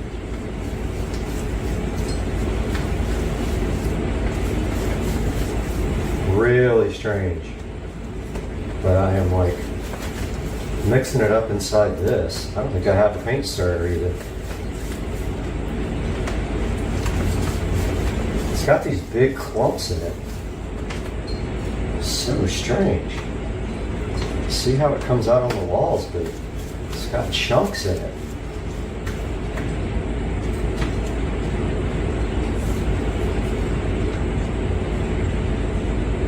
I don't know what that is.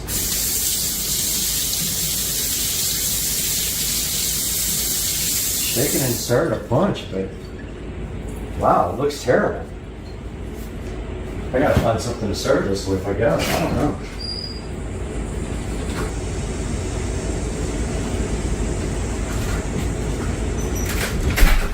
The only thing I could find was a PVC pipe, but this looks absolutely terrible. I have never seen paint look like this right in the bucket. I'm gonna mix it up really good, use a bunch of it, and then return it and just tell them it was like clumps. It's just got like big chunks in it. I do not understand that at all.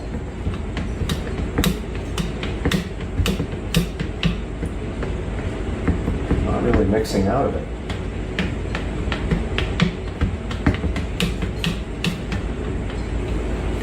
I've never seen paint do this before.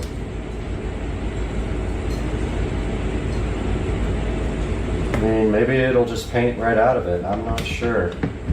But there's either bubbles or clumps in the paint. Look at it on the edge of on the end of the stick. It's like it's dry. This sucks. All right, guys, a little update. I got the first coat of paint on the trim, all around the trim there, the trim on the floor, around the windows, and the back of this door. And so now I'm just about to put another coat on this top trim because it looks like it's going to need a second coat, unfortunately.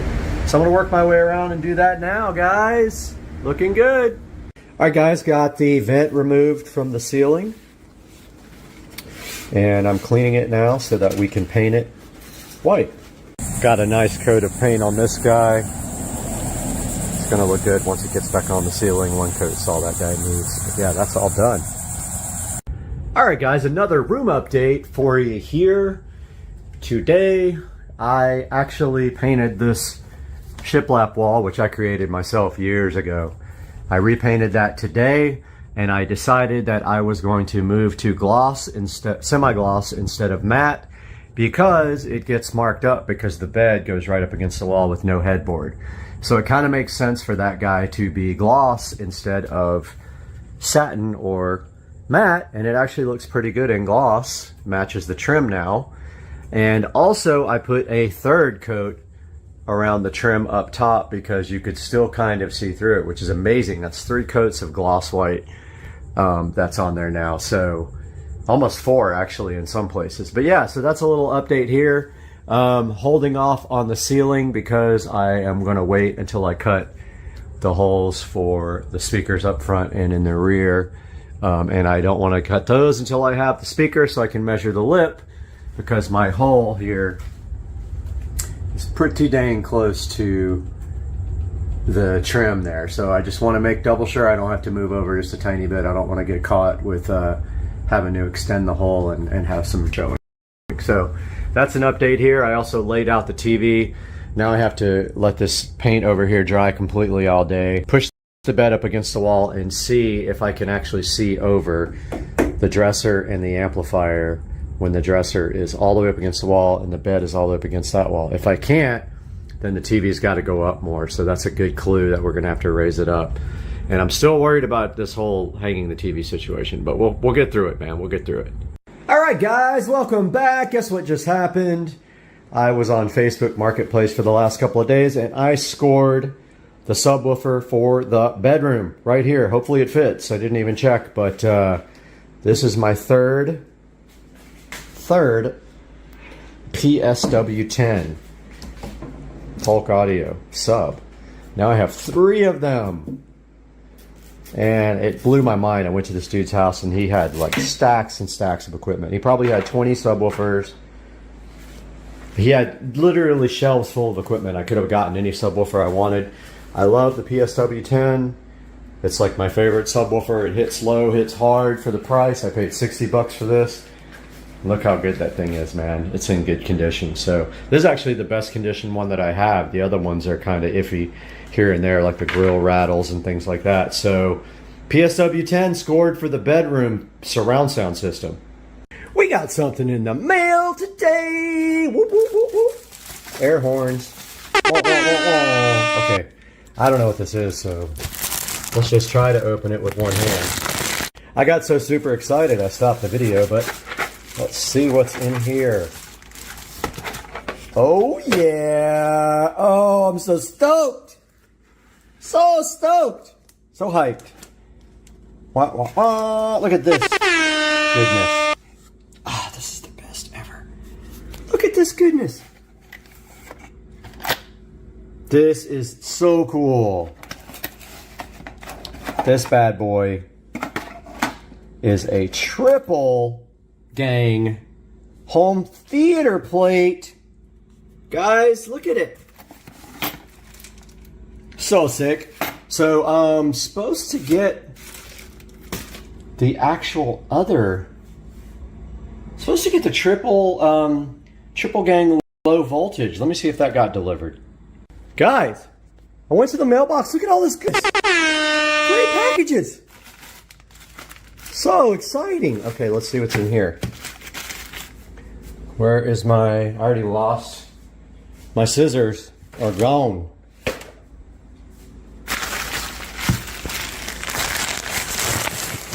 What could this be? This is a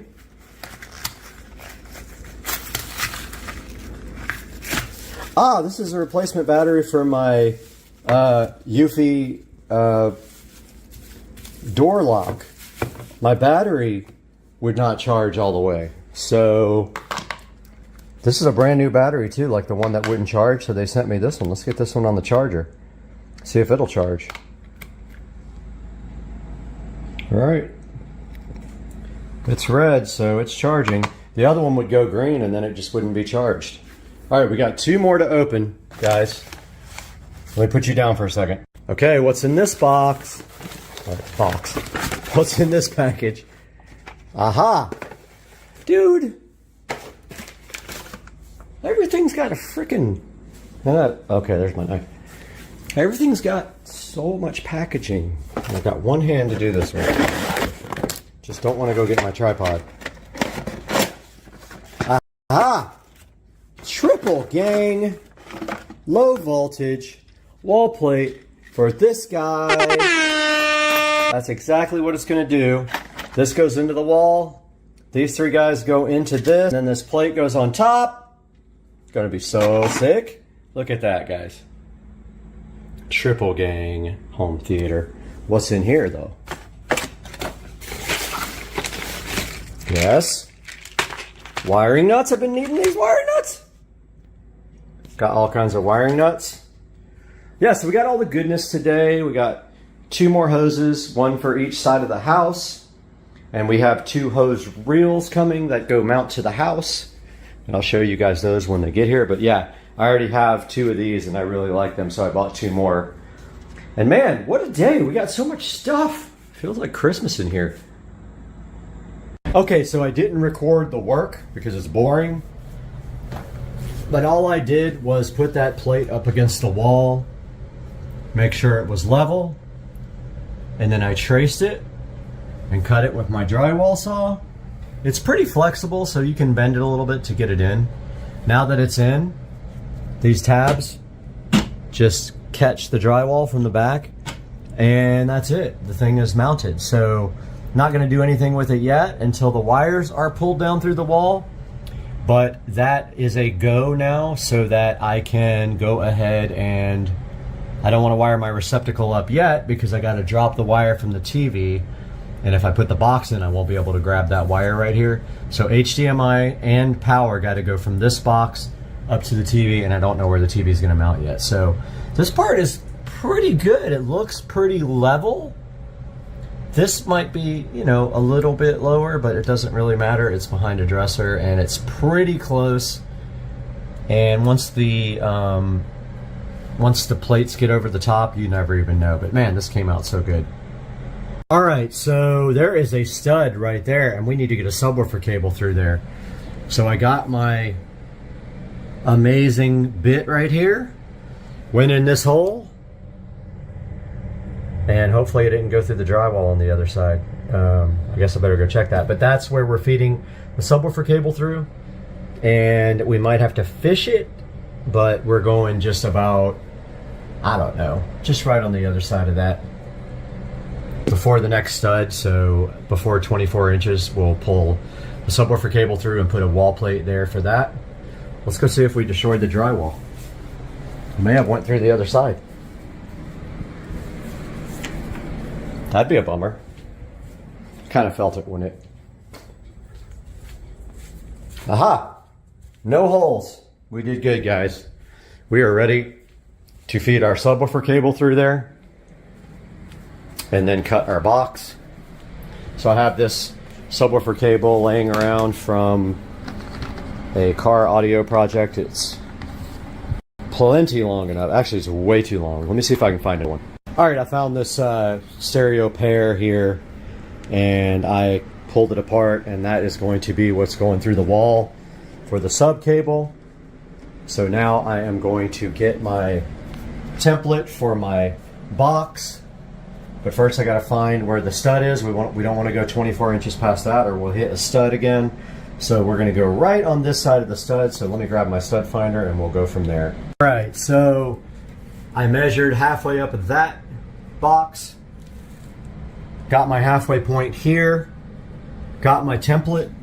I traced out my, it's actually old work, it says new work. It's an old work box. I traced out and leveled out my template so that square is level.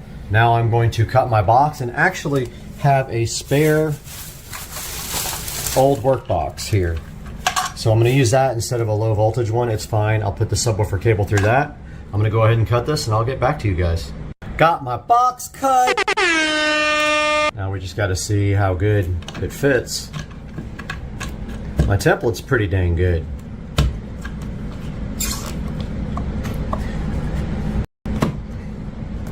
Looks like it fits good. And if it's a little off, you can just widen the box. But that is going to be level. So I'm going to go ahead and pull that out and feed my subwoofer cable through. I want to show you guys how close we were to that stud. We were literally maybe a quarter of an inch. And my subwoofer cable should be in here. I can't put you in there, but let's see if it's in there. There's the subwoofer cable. So that's kind of tricky sometimes with the stud there, but if you drill on an angle from the next hole, you can get through the stud without going through the other side of the drywall. And we got our sub cable here, so now all we got to do is put our sub cable through. We got to like push one of these tabs in on this box. So we'll find the top. Doesn't matter which way's the top.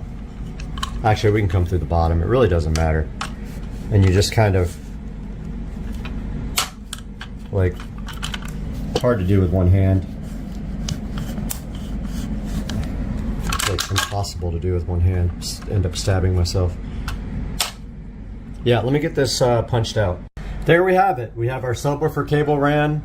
The other side of it goes to my wall plate, and then from the wall plate up to the receiver up here. So I haven't decided yet if the receiver is going to be able to be on the dresser. If it's not, of course, this is a waste of time because the receiver might be right over here with the subwoofer. So we have it anyway, just in case. And I don't have a subwoofer plate to put on this. I got to order one right now. I had ordered one, but I canceled it because I didn't think I was going to use it. But now you have to actually tighten these screws down, and this box will pull up against the drywall. Once it's level, though, so you get your level out, and then your screwdriver, and that's what you do. I know you guys think you know how to cook air fried chicken, but you don't know how to make air fried chicken because you don't know how to make it like this. You know you want some of that air fried chicken. That air fried chicken is going to slap you right in your... Hey, what's up guys? Supercar Street Racing here, headed out towards the pool. I'm going to show you guys exactly what's going on out here. And it is raining. Might put up the live video here shortly. So we are going to start this pool remodel here within the next 3 weeks or so. It is about a $35,000 pool remodel. So just so you guys know, this pool is a Marcite pool. So basically like a cement type of mix. And you're not going to be able to see it from here with all the leaves on top and everything, but basically the Marcite will get stained over the years of the chemicals, and eventually you have to resurface your pool. Well, now everyone is using things like Pebble Tech and other aggregates that have like glass in them and things like that. So we are going to be going with a much higher quality surface on this. So they will be pulling all this surface off, and also the tile around the pool deck. I don't know if you can see it from here. It's raining, so I'm not going out. But that tile right there is coming out and going away in place of some really nice glass tile, which I will put up on the screen here at one point in this video. And then also this pool deck, as you can see here, is a material called Cool Deck, which does not get hot in the sun. But you see how it's coming up here. So it's been like that since I bought the house. So we are going to be putting down travertine on this whole entire pool deck. So this is the biggest expense of the project, is the travertine going all the way here all the way around there, and then underneath my patio, all this will be travertine here. And then over here, they don't even know this yet, but I am going to have them extend out to there because we have no place to put the chairs in the afternoon when the sun is down over here. So probably get some concrete down there and some travertine laid right there, and then we'll have a place to move these chairs, because in the summertime these trees like to get right in the way of the light here when you're trying to take. Yeah, it's really nice out right now. It's raining. I do have a work event later that's going to be pretty fun. I'm stoked about that. But yeah, so glass tile all around the edge of the pool, glass tile on the steps, and then travertine all here, and then cool decking on the pool deck is coming out, and travertine, I think you just said that. And I don't know why this rotisserie chicken container is over here in the middle of nowhere. It's really strange. But anyway, guys, this is going to be part one.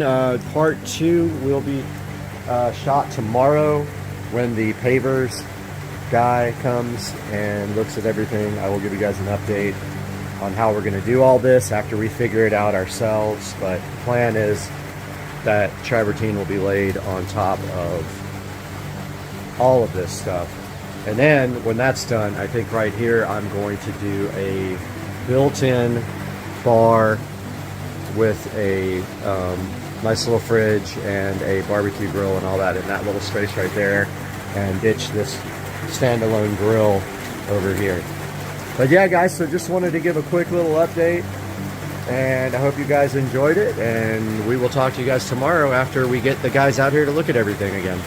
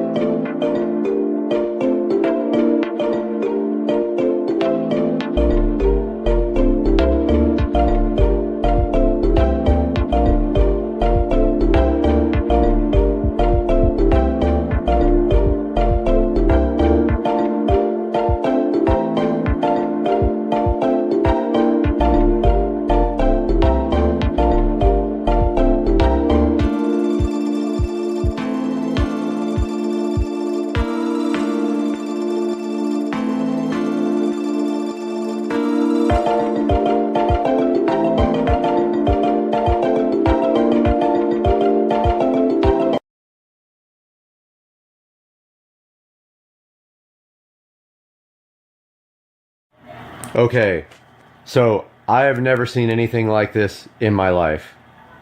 So this is my home theater system. I'm watching a Neil Young video. It stops. I hear someone through the center channel speaker. I hear a television. I hear somebody fiddling with a phone. It goes on for a little while and then it stops. I can crank up the volume. Clearly hear somebody watching TV somewhere. Okay? You can hear somebody fiddling with a phone. And then it'll go away. And then if I hit play again, it comes back. Okay, it's gone. It's back.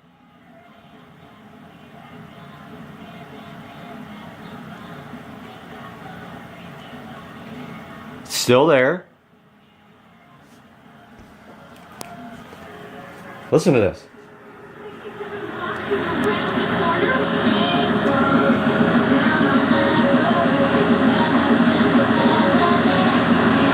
It sounds like a kid's television show. And then every once in a while you hear somebody fiddle with a phone.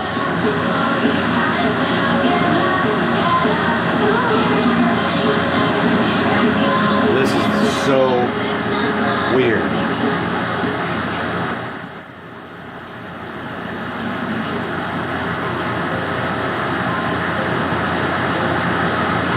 What in the hell is going on here?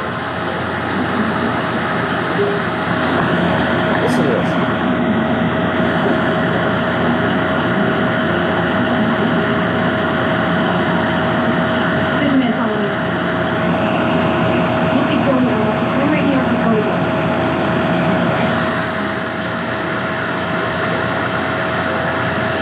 I have no idea what this is.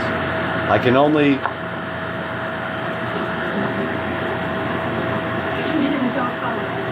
I don't know. The receiver's not on direct input. It's not Bluetooth.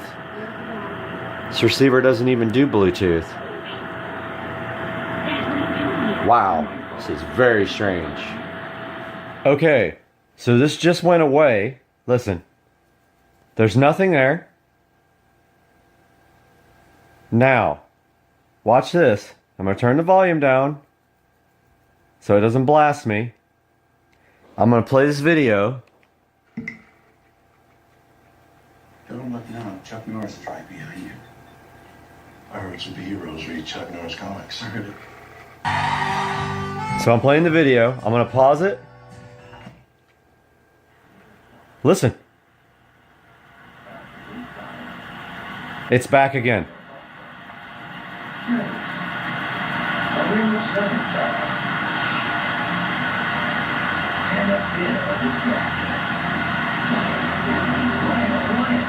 This is by far the weirdest thing I've ever seen in my life.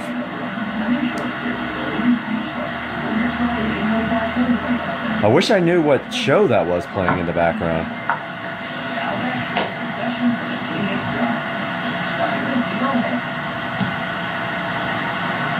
Someone please tell me what that is in the comments. How this is happening. Somebody's playing with a phone. This is coming from somebody's phone.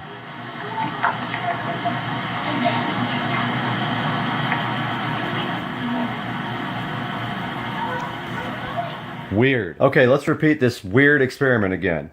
Okay, so nothing on the screen. Volume turned up wide open. Nothing. Hear that? Totally silent. Alright, so I'm going to play the video now. I'm turning it down so we don't blast ourselves.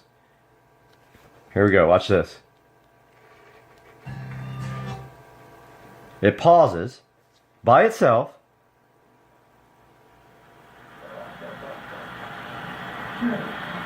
And I hear the fucking neighbors. What in the fuck is going on here? Dude!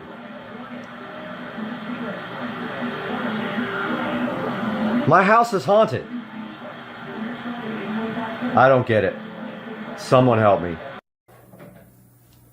Hey guys, welcome to the channel. Supercar Street Racing here with an unboxing of a product that I have been asked to review by the manufacturer.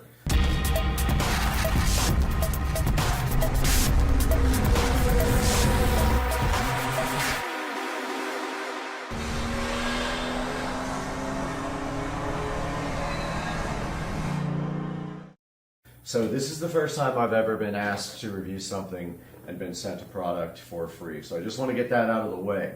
This product was sent to me at no charge. I'm under no obligation to review it in a positive way though.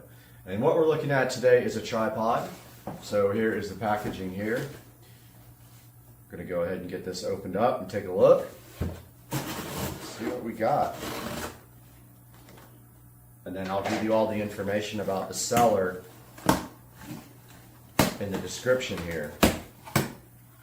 Alright, so inside the box here we have stand tripod 1/4 screw soft is what it says.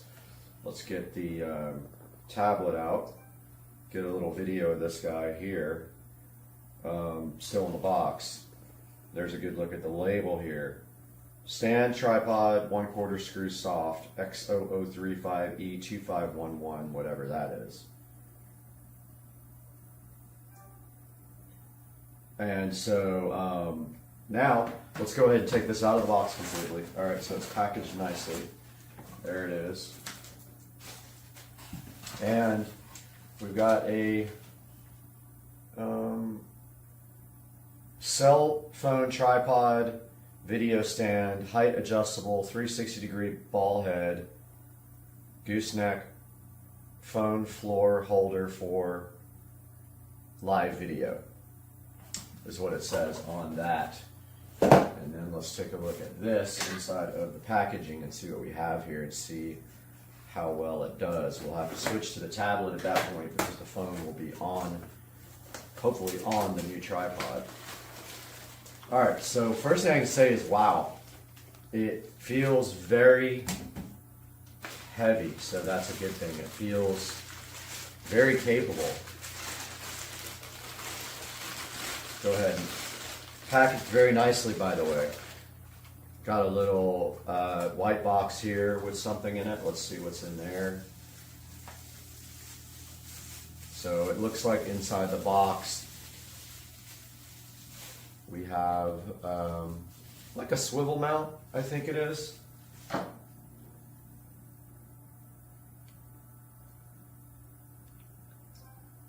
And so there's a good look at the swivel mount that was inside of the white box here.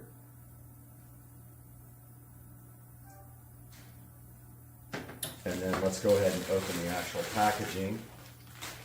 Like I said, it feels very, very high quality. And again, I am not getting paid to say this, and I was sent this product for totally free. But this looks like a professional tripod. It doesn't look like a cheap tripod that you get off of Amazon sometimes, where it's so cheap it can't even hold the phone up. All right, so then there's a instruction manual here.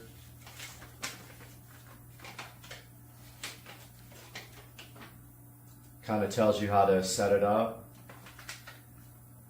And supposedly there is a clamp for the phone that goes with this. So I haven't seen that part yet. Aha, it's in here. And then here we have like a gooseneck. Looks like. Yep. Very solid too, by the way. Nothing cheap about this. And so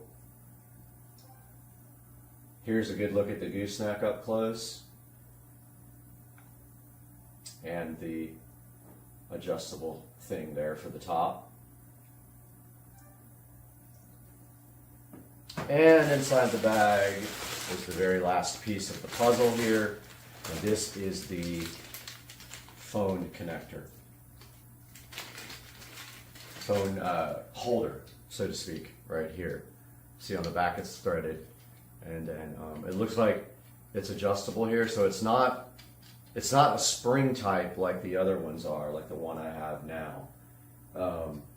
It is a adjustable to make it wider, so it'll have to be really wide for my phone to fit.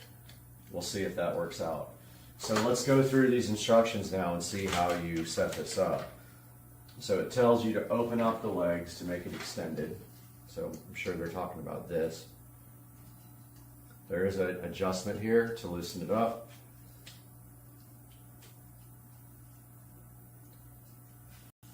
Still pretty tight, but that's good. So that's fully opened up now.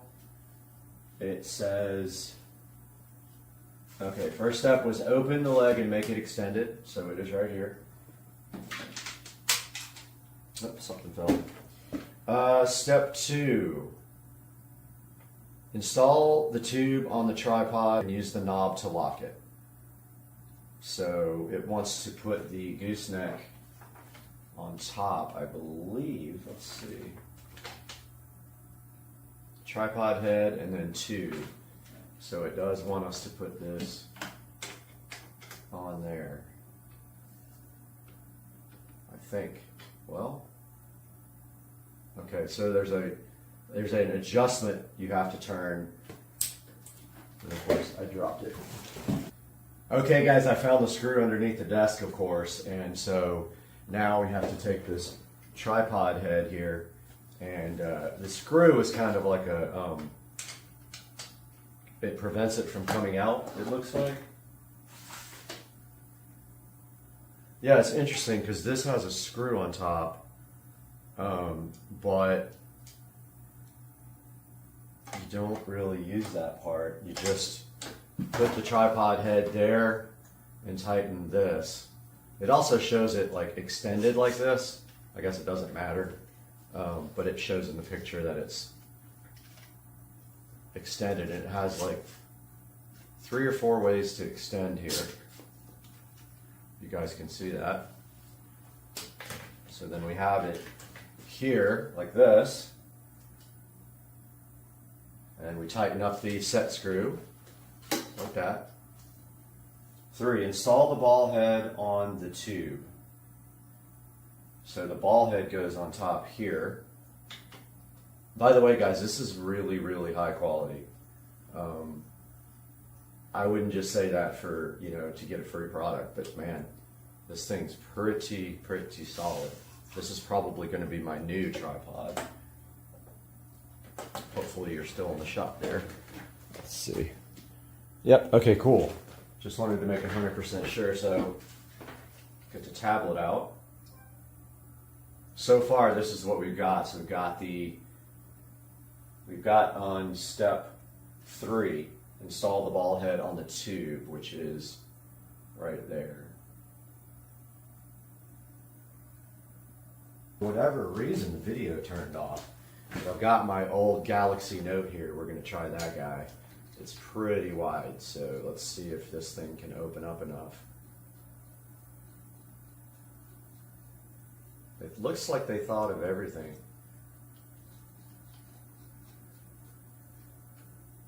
Nice. Okay, yeah. So here's the way it looks with the phone installed on it, and I hope you guys can see that. It's a little bit too high. Let me drop this a little bit so you guys can see what it looks like with the phone installed. And so if you notice this guy right here, here's the gooseneck, so you can literally bend and do this whatever angle you want. And let's see, that little screw came untightened, but see, this is cool because it's really sturdy. It's well made. I really like all the adjustability of this thing. I like the fact that you can change the camera to either direction on the actual mounting plate here. You can either mount it from the bottom or you can mount it from the sides. I do like the screw down thing. It's a little less convenient than having a spring clamp, but it still works great. It keeps the phone in, and this is an old Galaxy Note 2, so very old. I like the adjustability of the the length of the tripod, and I like the fact that the thing feels well made, and I am definitely saying right now that I'm going to go ahead and recommend this product. So I'm going to get a link for this guy, and that's going to be in the description. And I highly encourage you guys to pick this up if you're looking for a tripod. He did not send me the listing, but I'm going to find it. So I'll figure that out. I'll have that all in the description below. I'm so glad you guys got to look at this. I think what we're going to do now is put the actual phone on it and walk around a little bit with it and just kind of see how it feels as a, you know, as an actual, like if I'm going to carry it, because I do carry mine around a lot, and the other tripod that I have, I already did a review on, is much lighter. So what I'm going to do now is raise the legs, if I can remember how. So you just go upward with them. So those are all raised like that, and then there's a tightening screw here. Now this guy's ready to just be, you know, you can walk around with it like this. It's a little bulky to do that, but it works fine. So I'm going to switch to this now. Okay guys, so this is from the new tripod, and I don't know what to call it right now. Phone floor tripod is what I am going to call this guy until I get the official listing. There's the box it came in. Let's see if the seller is actually listed on the box. Let's see. Nope, it doesn't say the seller, but I will contact them if I can't find the listing, and I'll make sure that it's in the description. But yeah, this thing's super solid. No problem at all, like carrying it around like this. And actually, you could ditch the gooseneck too if you want to, and you can just put the phone mount directly on the top of the tripod, and you don't need, if you don't need that extension, I'm saying. But I'm carrying this around right now with no issues. I'm using one hand, and I can show you guys outside with this. There's the lovely pool that's turning green because it's getting redone. I can show you guys outside with the alligator is sitting right there. Right there.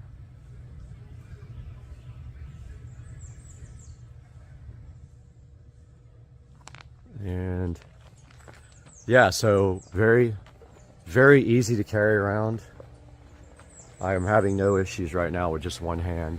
I mean, it does weigh a little bit, but I am thankful for that because, you know, sometimes you get these ones, like my other one is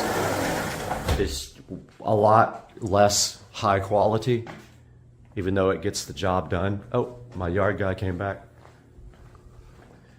So, all right, guys, well, that is going to do it for today because I got to talk to the yard guy, but thank you very much. I hope you guys enjoyed this review, and the link will be in the description.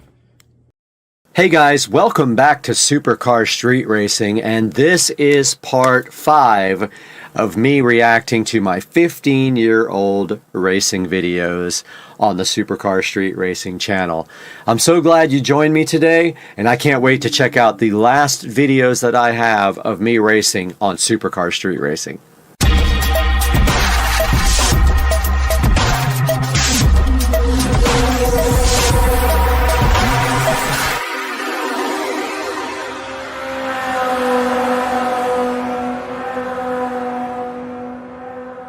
Guys, welcome back. This is part 5 of Supercar Street Racing reacting to his own videos on YouTube from over 15 years ago.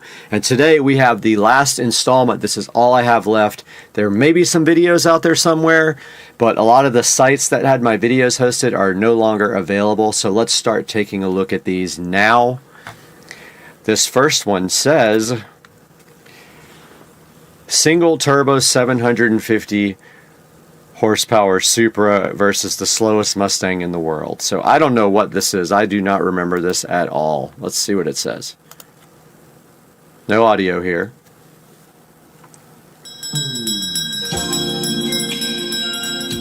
Oh, the music had to be replaced. And so yeah, you can see there that it was a Celine Mustang. It was a Celine Mustang, and it was incredibly slow. I know it's hard to even tell with this old video.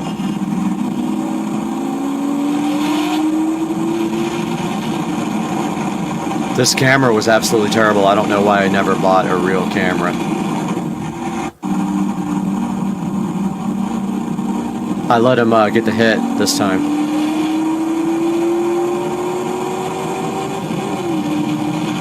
And of course just walked him. Alright, so this is very interesting. So this is the only video in existence that I know of my M3 Turbo, my E36 M3 Turbo, which was totaled in an accident. A lady hit me and absolutely destroyed it. And so there are videos out there somewhere of me running high speed in it. I don't know where those are. Like I said, one of them used to be on Speedo Pics, and I think that site is long gone now. I think I looked for it, but this is my Turbo M3 from back in the day, leaving an event. It's really short, I know that. Let's see, and quality's terrible. And I got sideways there. Let's take a look again.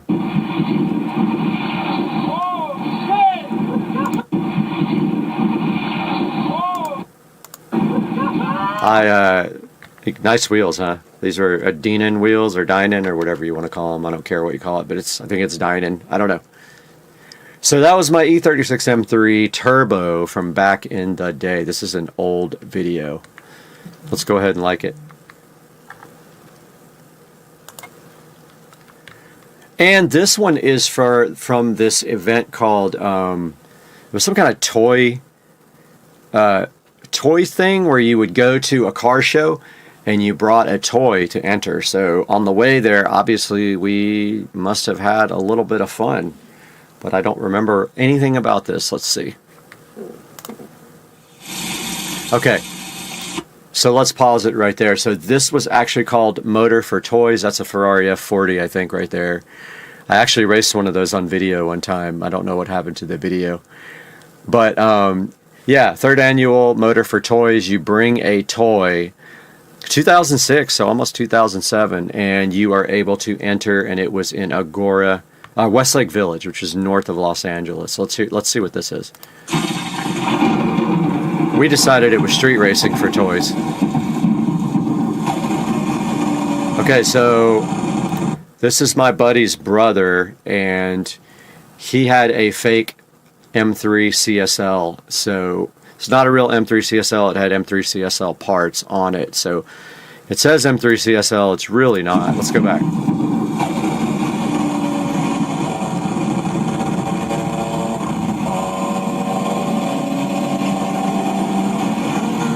You can hear his exhaust. Obviously not even a competition there.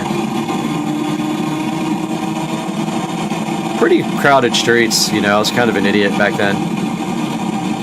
That's 101 North, headed towards Westlake Village. It's another Supra. Pretty quick.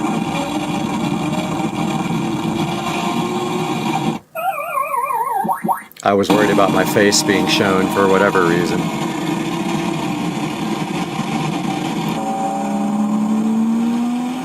Stock fuel systems, single turbo, my buddy. And he beat me. Because the car had no traction, so he beat me. This car was quick.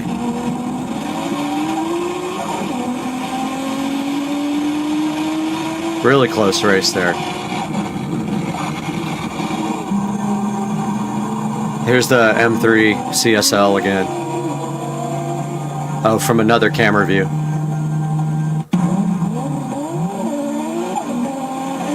Me with no traction.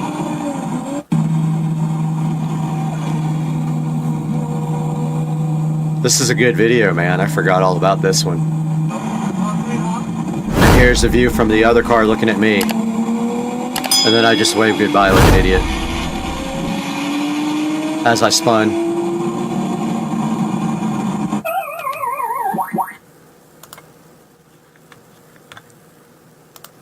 And I don't know what this is. It says Super Racing in Los Angeles like effing idiots. Let's see. Resistance Okay, this is my buddy Dan's car, which had gears.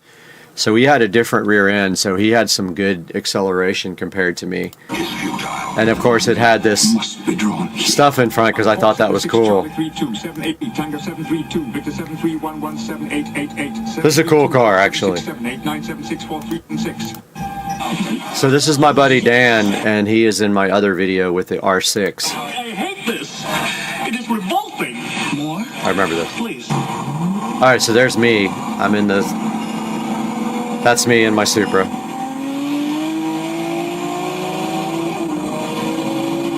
Great race. I had no problems beating him at that time. I think he was on stock fuel, maybe. But I had, you know, aftermarket ECU, fuel system, single turbo, all that.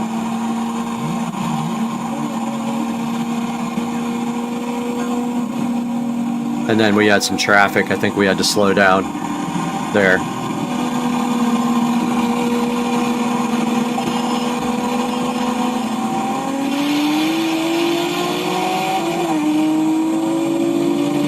Great video. Probably one of my better shot ones, which shows a lot. Judging by the pollution content of the atmosphere, I believe we have arrived at the latter half of the 20th century. Yeah, so that was pretty cool. This one is insane. So I was actually supposed to race a Veyron, I think, this night. Something insane. And the guy didn't show up. I remember this. And the music had to be substituted, I think, as well. I don't think there's audio on this, but let me get to the actual video. So I'm going to turn this down in case this is copyright, but that was a ProCharge Z06 sitting in the parking lot. 600 and something real horsepower. I know it's hard to see. That's my buddies that made 621.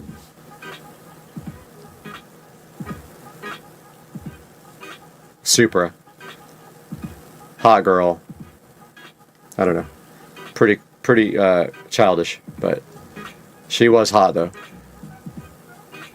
So there's a Venom Viper pulling up that wanted to run me, which was absolutely ridiculous as far as his ability to actually race was. I remember I got so mad at this guy because he would never go on the honks, and he would be like, oh, I tried to go, I missed shift. I mean, there were so many excuses.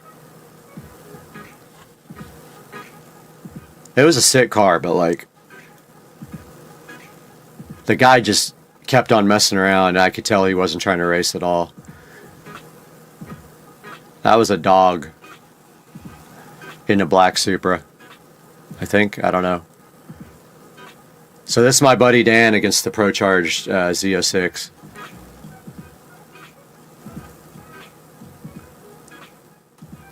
Looks like Dan won that race, though. There's no audio here. It was all copyrighted. Maybe it still is. I'm going to turn that down. So here we go. Here's a race between the Vet and my buddy's Supra. And I think that I tried to stick with them. Yeah, Dan beat him on that one. They didn't go very far. They hit traffic, it looks like.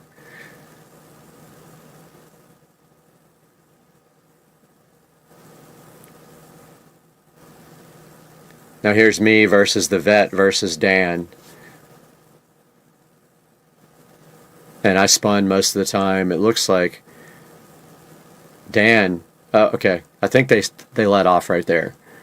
Oh, okay, no, they didn't. I actually kept the race going and won. Yeah, this dude was like... He said he would never get beat by a Supra on the freeway. And he kept saying... This is now I remember. He kept saying... He misshifted and things like that, and he never came back to the meet after I beat him like 3 or 4 times. And it's a 745 Li versus the Vet and me. Of course, the 745 has no chance. I just went when I heard them race, so I don't know what happened. But obviously I walked on the Vet.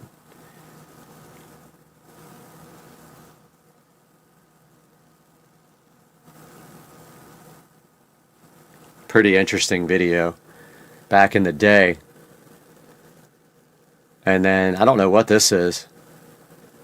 Oh, Dan, Brad, me and my buddy Dan, who was in the last video that we watched racing. Okay, so he has made 600 and something to the wheels, and he has gears. His top end's not going to be as good, but his acceleration was great. But I did pull on him right here. I was up in the 800s, I think. So this looks like we ran again. I wish there was audio on this, but there just isn't.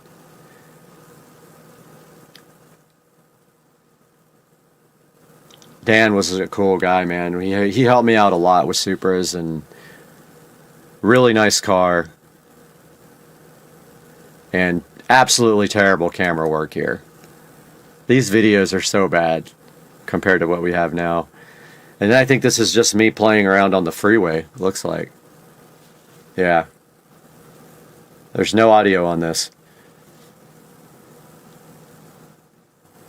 It's just me kind of ripping. It looks like the speedometer is buried down there. Wow. Okay. And that is the end of the video and the end of the series of me reacting to my 15-year-old racing videos. And I think we went enough time. We did get past that 10-minute mark. So guys, thank you so much for watching. Please like and subscribe and buy through my Amazon links. It helps me greatly. Even if you're not buying something that's in my link, please click through one of my links in any video and purchase things. It helps me out, and I can give you guys better content. And thanks for watching Supercar Street Racing.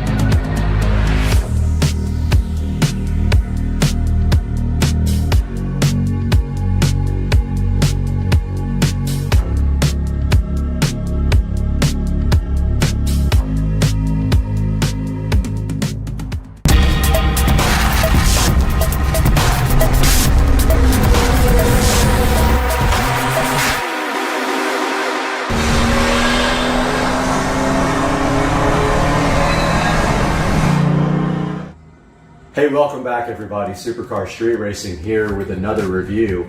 Got an exciting one for you today. So I got a Ninja air fryer for my birthday. It is the Ninja 4-quart air fryer. Alexa, search for Ninja air fryer.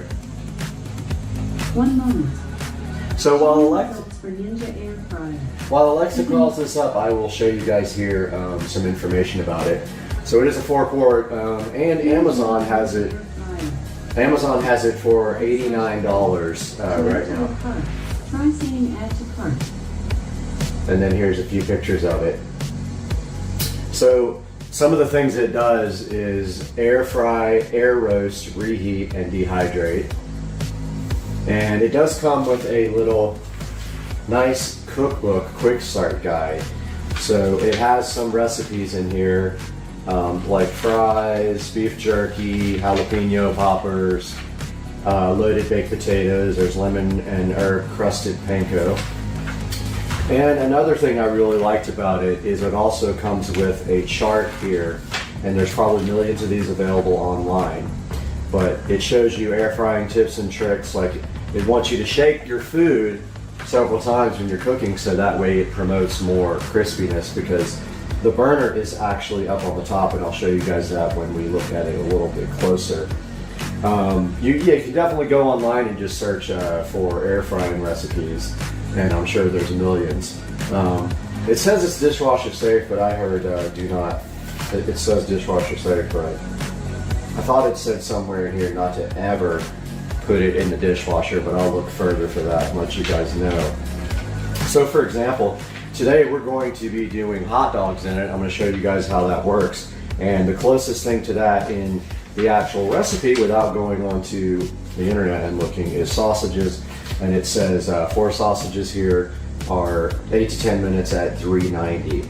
So I would probably just do 8 minutes because they're pre-cooked hot dogs and they're thinner than sausages. We also have a nice dehydration chart right here. So you can dehydrate things like apples, asparagus, bananas, beets, eggplants, herbs, anything like that that you desire to dehydrate. But I really like this thing a lot, and taking a look at the front panel here, we start in the upper left if you're facing the unit. Right here we have a temperature control.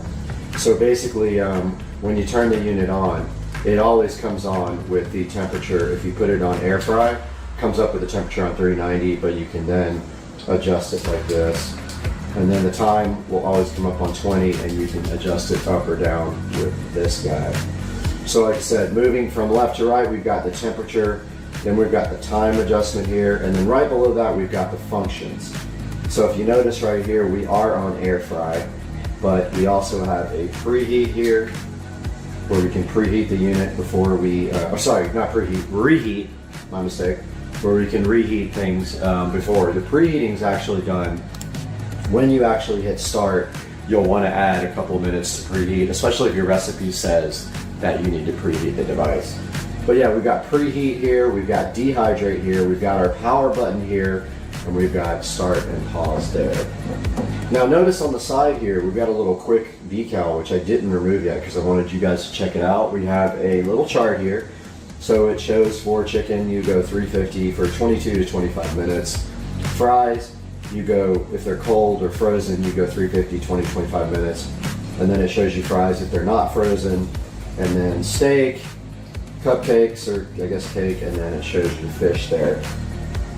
Now taking a deeper look at this unit here, the 4-quart Ninja air fryer. If we pull this thing open, it does have a basket right here that holds 4 quarts. Okay, so here's the inside of the basket, and if you see right here, this part here, and I guess they call this I don't know what they call this part, but this comes right out for ease of cleaning, and also you can preload your food on here, and then you can just literally drop it like right into the basket here. And then this just slides right into the front of the unit like that. And yes, so when you're cooking, if you want to take the basket out, it's easy enough. You just leave it running, you pull the basket out, you can shake your food like this, and then you can stick the basket right back in, and it will continue to cook. And so now let's take a look at actually using this. So what we're going to do is we are going to make some bread, so no buns, just bread. And we're going to cook the hot dogs first. We're going to add bread and cheese, and then we are going to melt the bread and cheese with the Ninja. So let's get on to doing that next. All right, welcome back, guys. So today we are going to be actually cooking some hot dogs in the 4-quart Ninja fryer. We have all of our ingredients here, and then if you like to drink, we have some wine right there as well for you for after we get done with your hot dogs. So we also have our wiener grabbers right here. Got our wiener grabbers. We got our plate, 2 slices of American cheese, our mustard, because you gotta have mustard and ketchup on a hot dog, and our turkey dogs. If you're trying to be healthy, obviously you want turkey and not full fat. And we're just gonna be doing this on bread today, so we're gonna show you guys how that works. So first things first, you wanna take out your air fryer basket here. Get your wieners out. Everybody get your wieners out. There's one. We're gonna be doing 2 today. Second wiener. Throw that in the basket there. Reseal your hot dogs so they don't go bad. Take a look at the hot dogs inside the basket there. They can go just anywhere inside there. Go ahead and put that in. And in our guide here, the closest thing that we have on the air fry chart, let's see, let's go to air fry pork. So we got sausage, but that's probably for like the bigger sausages. So this says 8 to 10 minutes. We're gonna go ahead and go with 8 at 390. So let's push our power button. our air fry button. It's already at 390. We push our down arrow button to get to 8. And then we hit start. Now, while that is going, now this is a little bit of an idea of how loud it is. So it's pretty loud. I would say not super loud, but like medium sound level. While that's going for another 7 minutes, let's go ahead and get our bread ready and prep our dogs. So normally I would eat the end, but I won't make you guys watch that today. So I will skip the ends. So here we got just regular sandwich bread. Seal our bread back up with the little known hack of spinning it and then tucking it. That should have been its own video probably, but the bread's all nice and sealed right there. Done with our wieners, so we can put those to the side. Now, take your cheese, pick your cheese slices, lay them on the bread.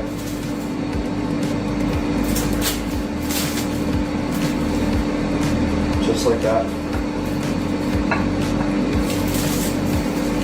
And so the next thing we are doing is waiting for our hot dogs to get done. If you like to check on them, you can open it. They look great.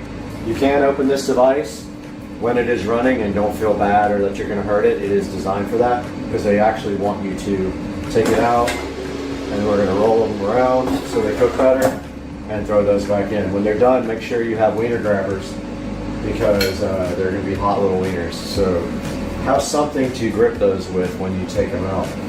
We still got 6 minutes. While we're waiting for that 6 minutes, I'll just go ahead and read you some of the stuff here in the little manual quick start guide. So it wants you to use fresh vegetables and at least 1 tablespoon of oil. But in the actual cooking chart, it tells you whether you're supposed to toss in oil or spritz or brush the food with oil. And for sausages, you don't do that. They're already very oily. Some of the other things is that you don't want to overcrowd, so don't put too much in the basket. For more browning, you use an oil spritzer, and I'll show you guys what I like to use. So this came from Walmart. This is just butter flavored, like a Pam wannabe.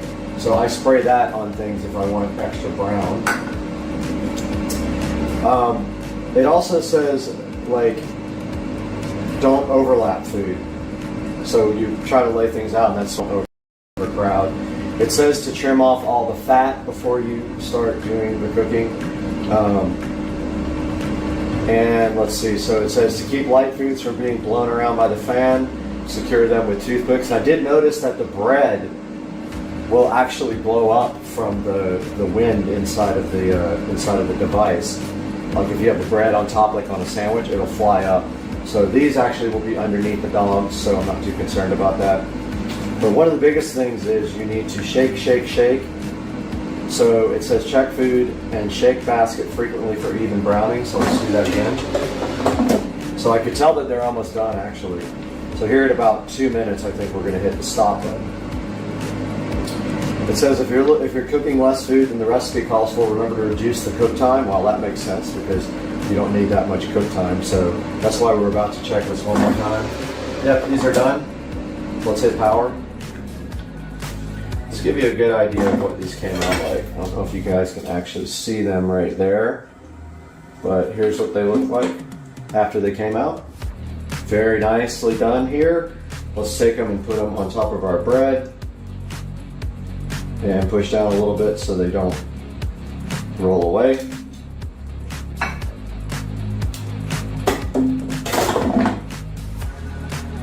And that's perfect.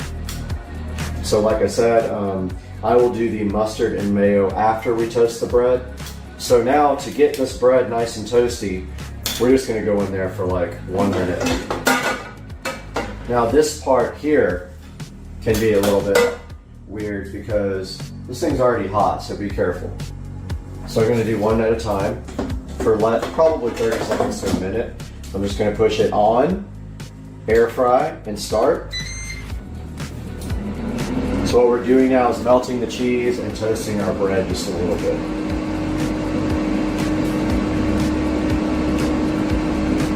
works out too. We got ads playing on my videos because they're not signed in. Take a look at that. Not done yet. So this is 2% cheese, so it's not going to melt all the way. So I just keep checking it. Starting to melt. I don't want to go too much because I don't want like rock solid bread. So that's good. These are done. So let's go ahead and turn the power off. And this part can be kind of difficult because this thing is hot now, and so is the hot dog.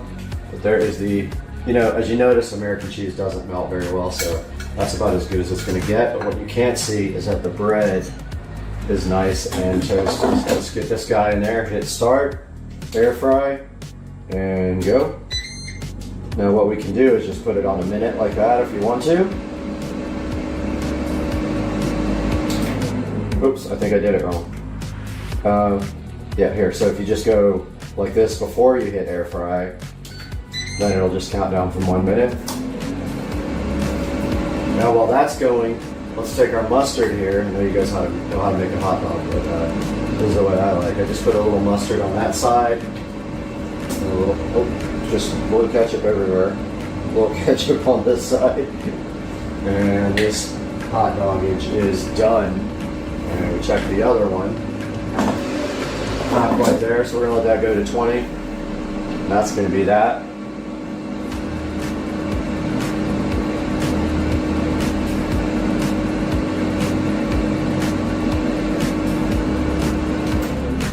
All right, guys, so we got our other hot dog on a bun ready. The bread's nice and toasty. Now, after you're done with this, you should wash it out. You just want to, you don't even really need soap, but if you want to use soap, you can. It also says it's dishwasher safe, but I'm not 100% sure because I thought it said never use in a dishwasher somewhere. Hot dogs are done, but let me check the cleaning of this guy. See if it actually says.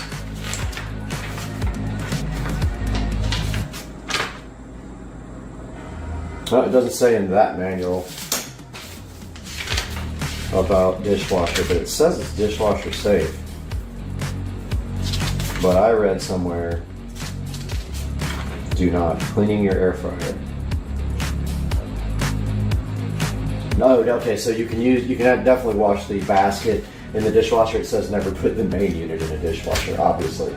So there you go, guys. There's our review of the Ninja 4-quart air fryer. Love this thing. I use it probably 3 or 4 times a week to cook all kinds of stuff in. I highly suggest you get one of these.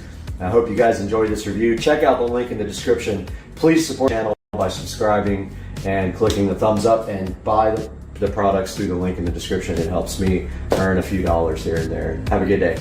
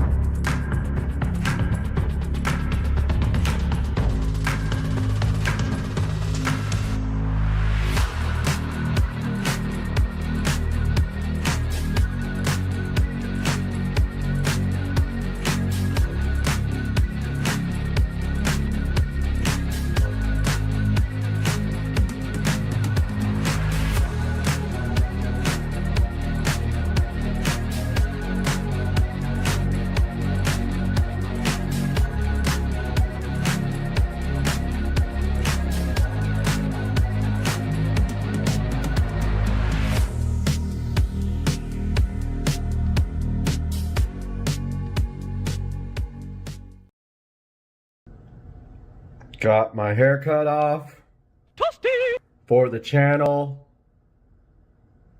Let's do this.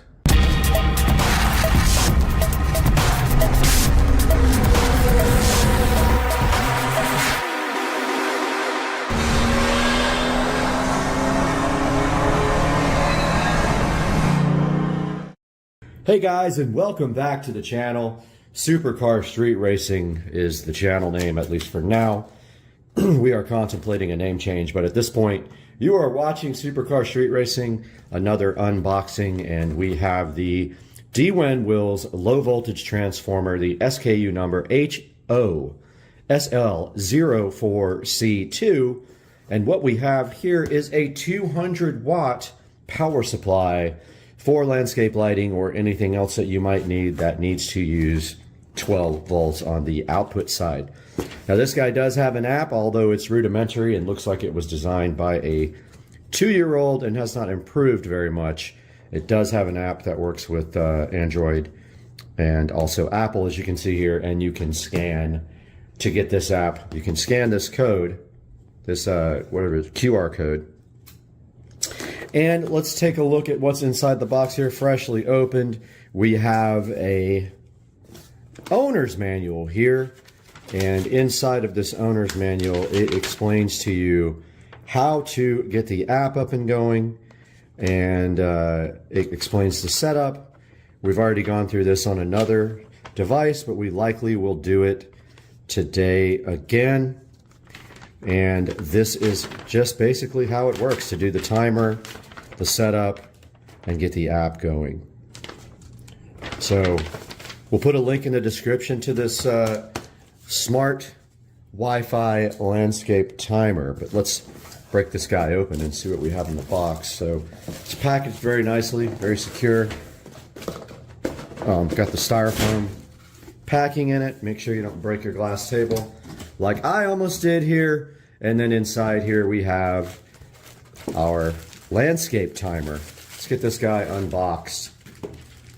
Comes with some drywall inserts or whatever you're going to be screwing it to, and 2 screws. Ours is going up against a tree, out of sight, facing the pond so nobody else can see it. And my only worry right now is that this cord is not long enough for my use, in which case I do have an extension cord I think that I can use for this, and I will tape up the plug, make sure it's watertight, and run that underneath the mulch. Probably not long enough is what I can see right now, because this is going up against a tree. Yep, that's not going to be long enough, so I might have an extension cord in there that works, or I could just modify this to work. I could cut the cord and put my own plug in. You can see here is the Wi-Fi antenna. I have 3 of these already, and so far my only complaint is that every once in a while they will lose Wi-Fi connection, and I will have to unplug and replug them, and then they reconnect. If you look on the bottom here, we've got 2 places to put a wire to run to our low voltage lighting, and we have a little clamp here which is kind of big. I don't know if it's actually, it might be for this wire. I didn't use it for that last time, but it's probably for all the wires. If you unscrew this, you can place your power wire like this as well, and everything can go straight down nice and clean. On the front here, we see our power indicator, our power light, meaning that not that the actual device is powered on, but that the lights that it is powering are switched on. And you have your Wi-Fi indicator, and when this guy turns on, this thing will actually blink very fast before it connects to the Wi-Fi signal. It's got a warning on the side, which hopefully I can get off because it's super ugly. And yeah, I'm just going to go ahead and take. So it wants to be at least 1 feet above the ground. That is my plan. And the satisfying removal of this ugly sticker, because this will be out in the yard. And honestly, if we wanted to, we could take a little time and paint this guy brown to match the landscape, and maybe just leave this part maxed up. Would probably look better since it's going to be on a tree. I'm thinking about doing that real quick. However, I don't want to spray this Wi-Fi antenna and affect the range, so it might look weird with everything else painted brown. But as you can see here, we have our DWin Wills low voltage landscape timer. And in all reality, we probably can just set it up inside the house and then get the Wi-Fi all set up and then bring it outside. And I think that's what we're going to attempt to do now. Okay, we are back with the DWin Wills 200 watt landscape lighting transformer. And they have changed everything about the way these devices work now, because they used to use EcoPlugs as their app. Now they are using their own app, and also it appears that these guys have Bluetooth capability as well for the setup. And I just realized all this after trying to use EcoPlugs with it.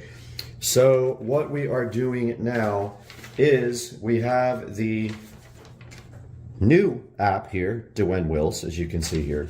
And we will start over on the instructions, and you guys will not see me fumbling around for an hour trying to get this working and not being successful. So let's open this DWin Wills app and follow the new instructions, because like I said, it was not apparent that they had changed, and I should have read the instructions. So we got the DWin Wills app opening here, and now I have already signed up for an account with DWin Wills, and most likely we will have to enable the skill as well to get this working. So it says to, let's see. Okay, so download the app. We did that already. We signed up. And now it says turn on Bluetooth on the smartphone. It is. Click the plus. It's okay, let's see. All right, it says to click the plus here. We got the Wi-Fi low voltage transformer. All right. It says power off the device, and after 10 seconds, power it on again. So here we go. We got the power plug pulled here on the DWin Wills. We're waiting 10 seconds here.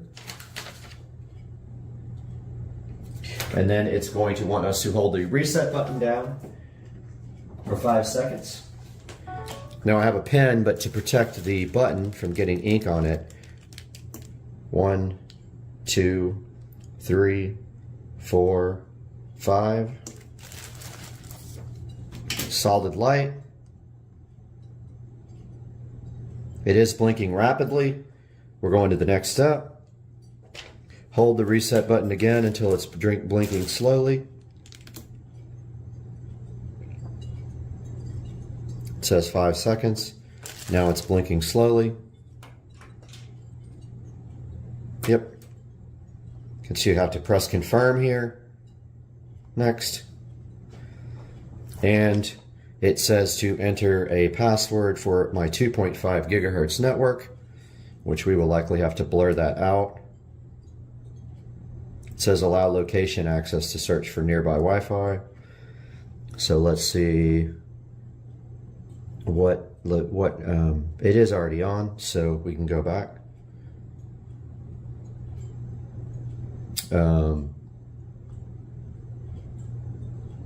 Or it says to enter your Wi-Fi name or allow location access. Settings, let's see. App level permissions. We already have this on, so I don't know why it's asking for me to enable it again. Let's see, DWin Wills. On, okay. I was able to turn it on in the location settings. Let's see if that worked. Start over. Go through all this. Okay, so we need our 2.4 gigahertz network connection. So we're going to go here and switch to that. And the one that we are going to use is closer to where it's going to be outside. So we're going to use this one. All right, let's go back to the app and see if we have to do that again now. Okay, that's good. I have to put the password in now. I will have to blur this out.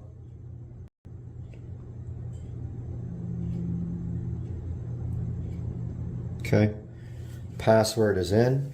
Connect your mobile phone to the device's hotspot. So we're looking for the Smart Life hotspot. Let's see. I'm actually following the instructions here, so I'm going through these. Okay, we're at that point. All right, so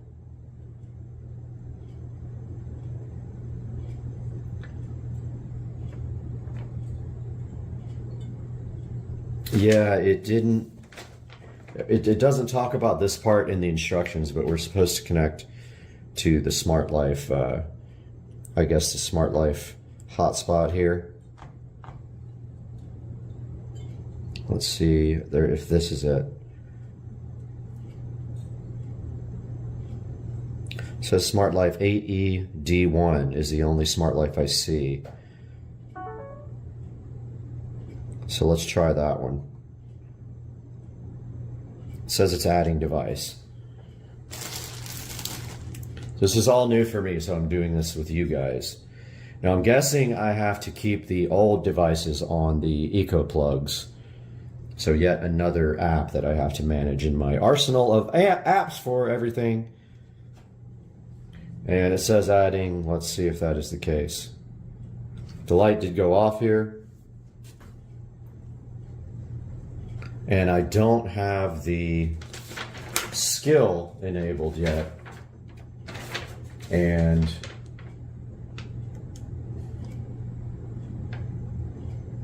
yeah, you have to download the skill.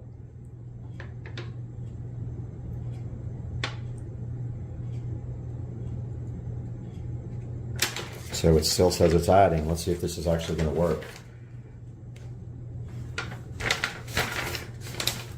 The skill part is a little janky on the instructions.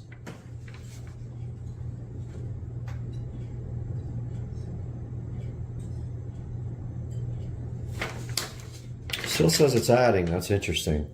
It's taking a really long time. We might have to try it again.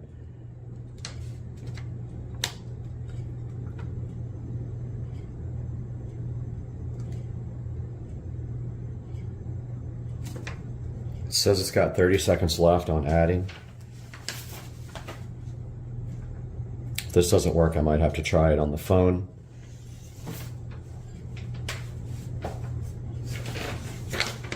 Instead of the tablet. Got 10 seconds left. It doesn't look like it was successful. Let's see.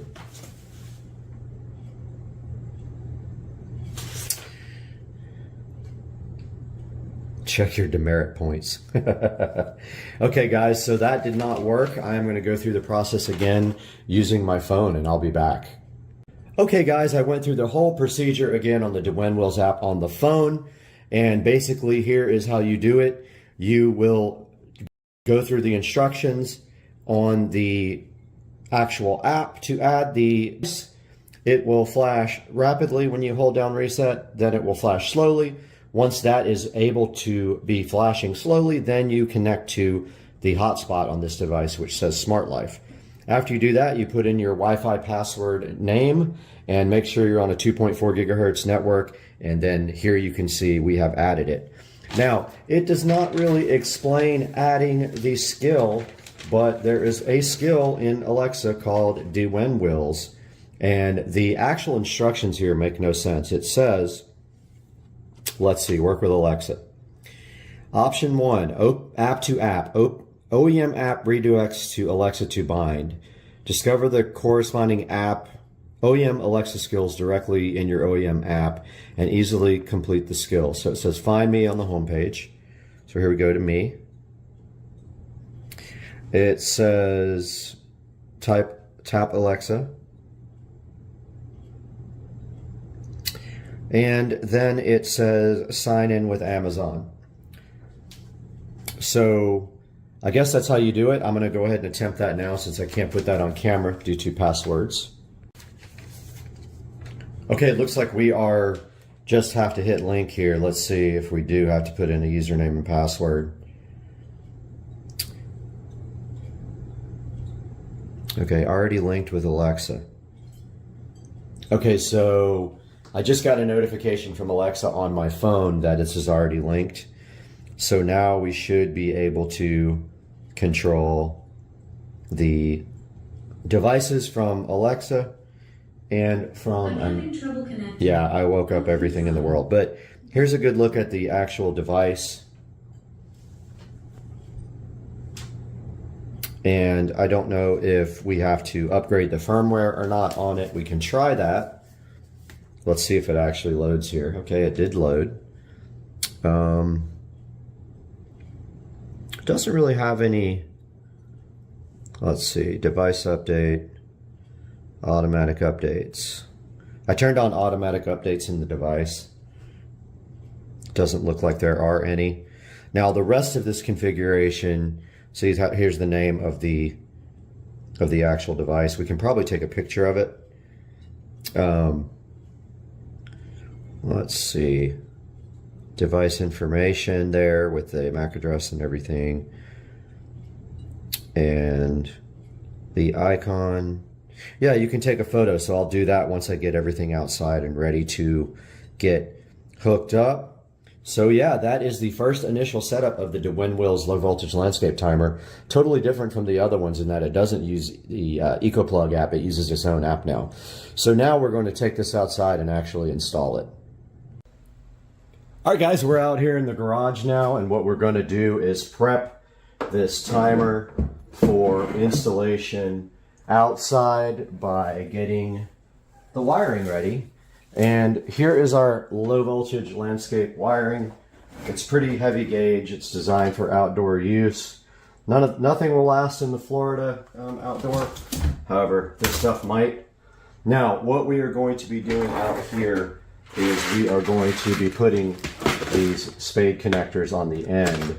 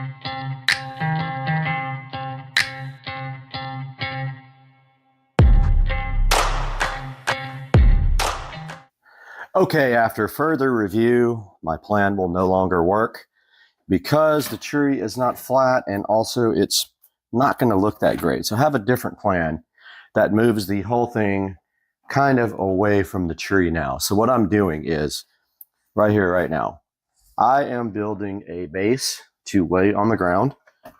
It will lay up against the fence, overhang to the dock, and also serve as a block for anyone getting around the dock on that corner because I don't want the kids doing that anymore.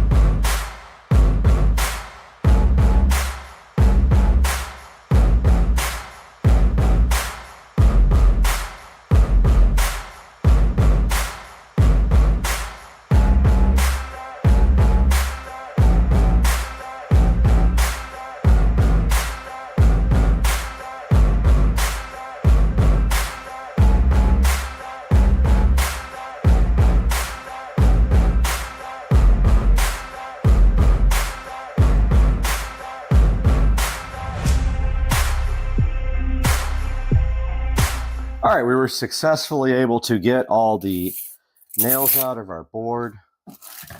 And so what we do now is remeasure 7.5 from the edge, about right there. And that should be the point where we can start driving down our screws here.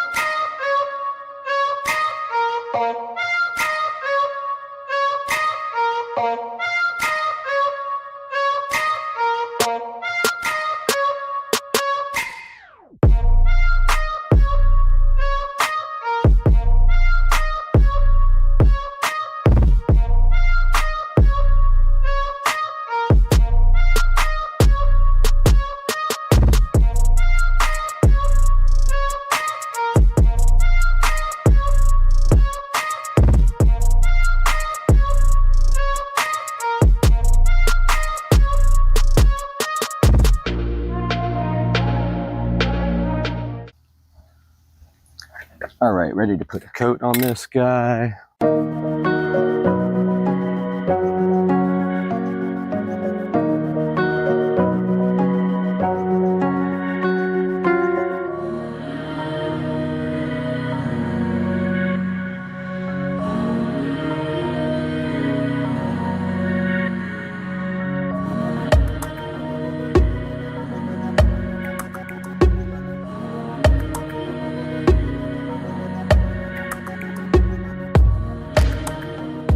All right, we're out here with our friendly neighborhood alligators. There's one right there.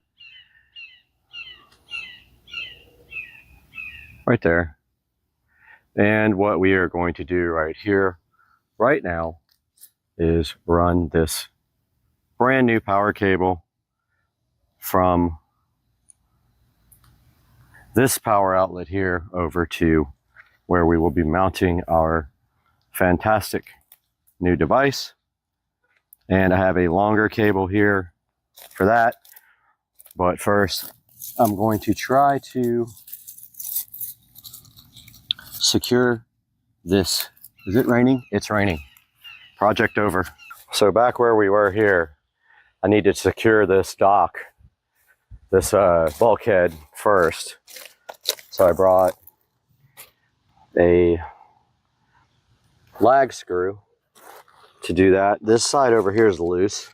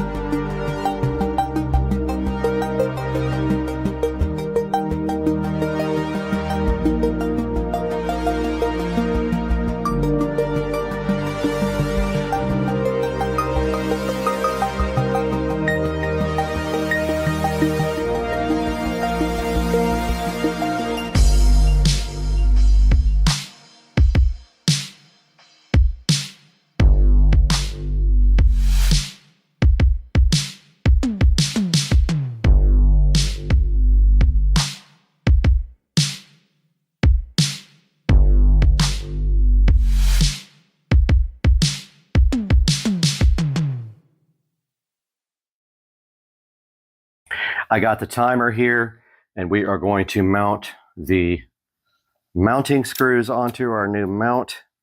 And so we measure across from here to here, and that is right in the center, 3 3/4. So we will have to come over here into our board and get a level 3 3/4 screw on each side of 3 3/4. So I'm going to go ahead and do that now off camera, show you guys the result after.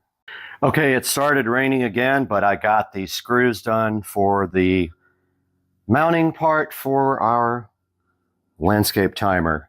So all I have to do now is hang this timer on here, and it should be fine because all the weight will be pulling straight down and not towards us.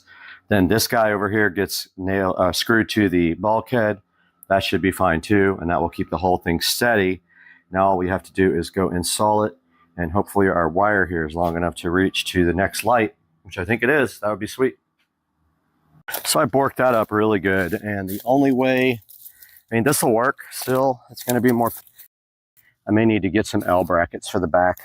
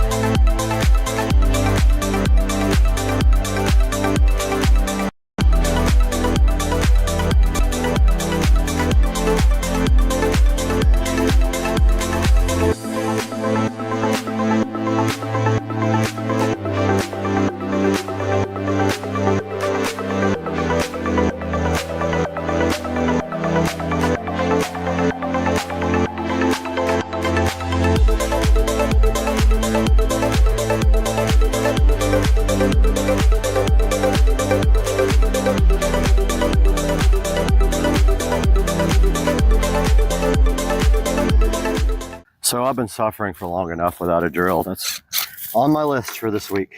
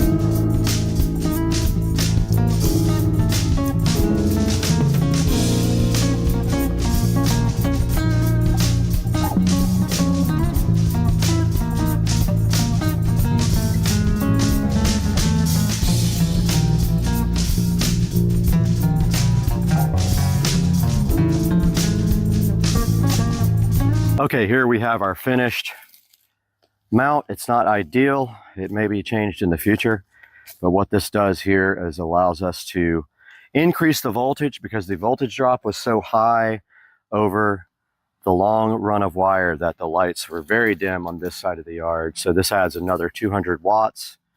It is connected to Wi-Fi. I haven't tested it with the phone. I'm going to do that next. But yeah, got all the wiring tied back in together. All I'm doing now is cleaning up and testing.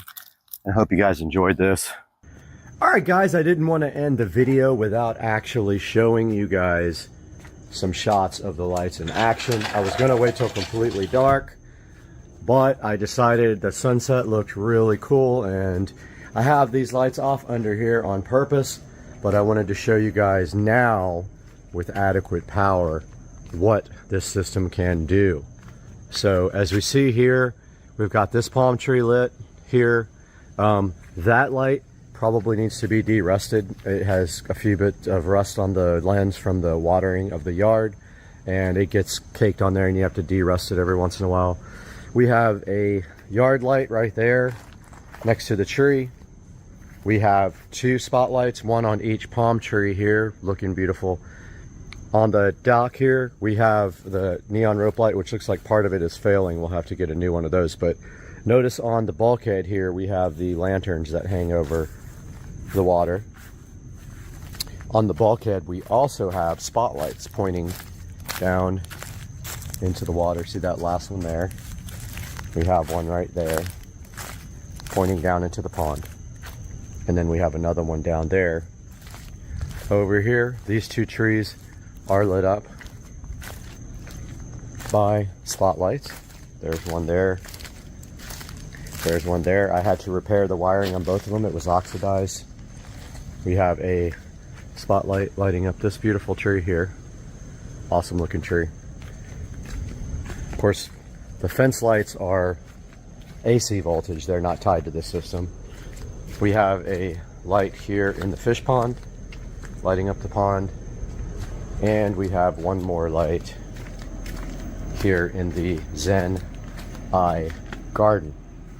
So that is our lighting upgrade once we added the second power supply over there. It instantly picked up, I'd say, double the lumens that it had before. It just, the issue being the runs for wiring are way too long, and the wiring is not large enough to handle that long of a run and not drop. There's too much resistance on the wire. So adding a second timer over there in the corner, which I'll show you now, has really picked up the brightness back here. You know, we probably have a total of, what, 30 lights back here. But there is the timer all finished up. I just need to get some mulch and cover that all up in the corner there, but it still looks okay, and also serves to keep people from coming around the corner. And you can see the LED rope light around the dock. It looks like part of it has failed in the front as well. Looks like the front is, yeah, the front is out completely, so that's going to have to be replaced. Yep. It happens. Those things are on 24 hours a day, sometimes. Not anymore. I turned that down. Moon looking beautiful. The sunset out here in 4K. And there is the yard from the back. Almost warrants a nice picture from back here for the thumbnail. Guys, I hope you enjoyed this, and if you have any questions about landscape lighting, make sure you hit me up in the comment section, and I will see you guys soon. Bubba! It's Rat TV! Cooper! And Cooper! Get it? It's Rat TV, Bubba! And Cooper! And Bubba! Rat TV!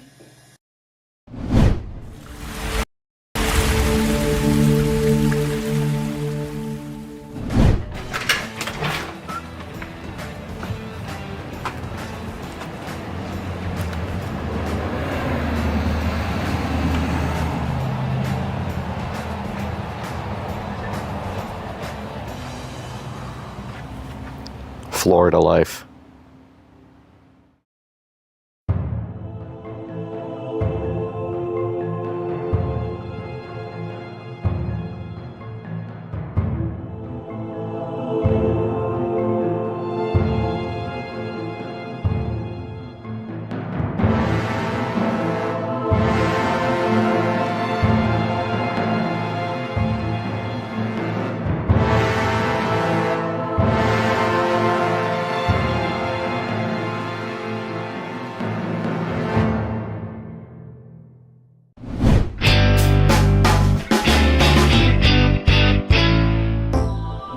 All right, guys, we are out front of the Supercar Street Racing compound, and forgive me, I am sick right now, but I wanted to show you guys these old plastic plants that we put in from IKEA about 2 years ago. That's how far they made it. The wind basically took every bit of them apart. You can see that there's hardly anything left here to these old plastic plants. We got one on each side now, though this one's doing a little bit better, but it is still also missing some leaves, but it still looks presentable. But these guys right here have to be replaced. So we have something inside, I think that will be perfect for this.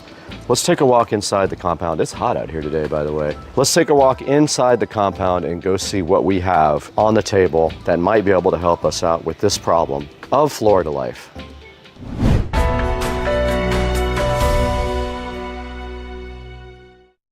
Guys, we are interrupting this program for a message from Priority Chef. Now, Priority Chef did contact us a few weeks ago and asked us to go ahead and take a look at their 6-piece mixing bowl set. They did send me a set of these and they are absolutely awesome. I love them. I'm gonna go ahead and give them to Trish across the street so she can make some awesome dishes with them. But just so you know, this is a 6-piece large mixing bowl set. It does come with lids, non-slip bases, and it does have 3 graters that go right on top to help you grate right into the bowl. Check it out, guys. Right in front of me here, you can see a variety of colors, including black, red, light blue, dark blue, gray. Just very cool that I think you can get a different color for your bowls if that's what matches your kitchen better. And check out the grater set down in the lower left here. That's also very cool. It's hard to find a bowl set with this in it. And another great thing about this is the different sizes that come with the set. You can see right here they have a 1.5 quart, a 2.1, a 3, a 4, and a 6 quart. You have a lot of options there when you're ready to start cooking. Check it out.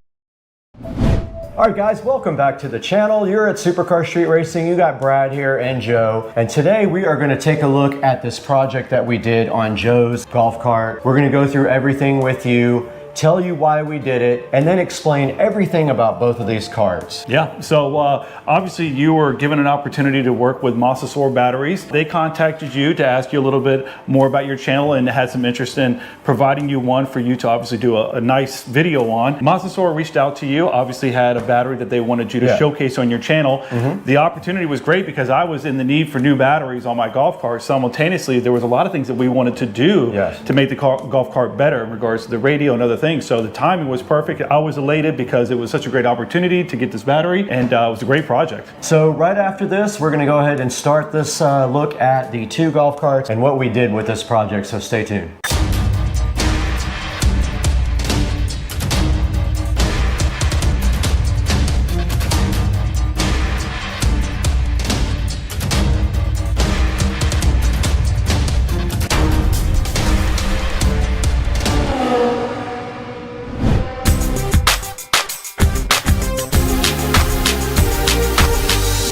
All right, guys, welcome back to the channel. Brad here and Joe is with me, Dukes of Duval. We wanted to tell you guys a little bit about these golf carts and what we've done to them.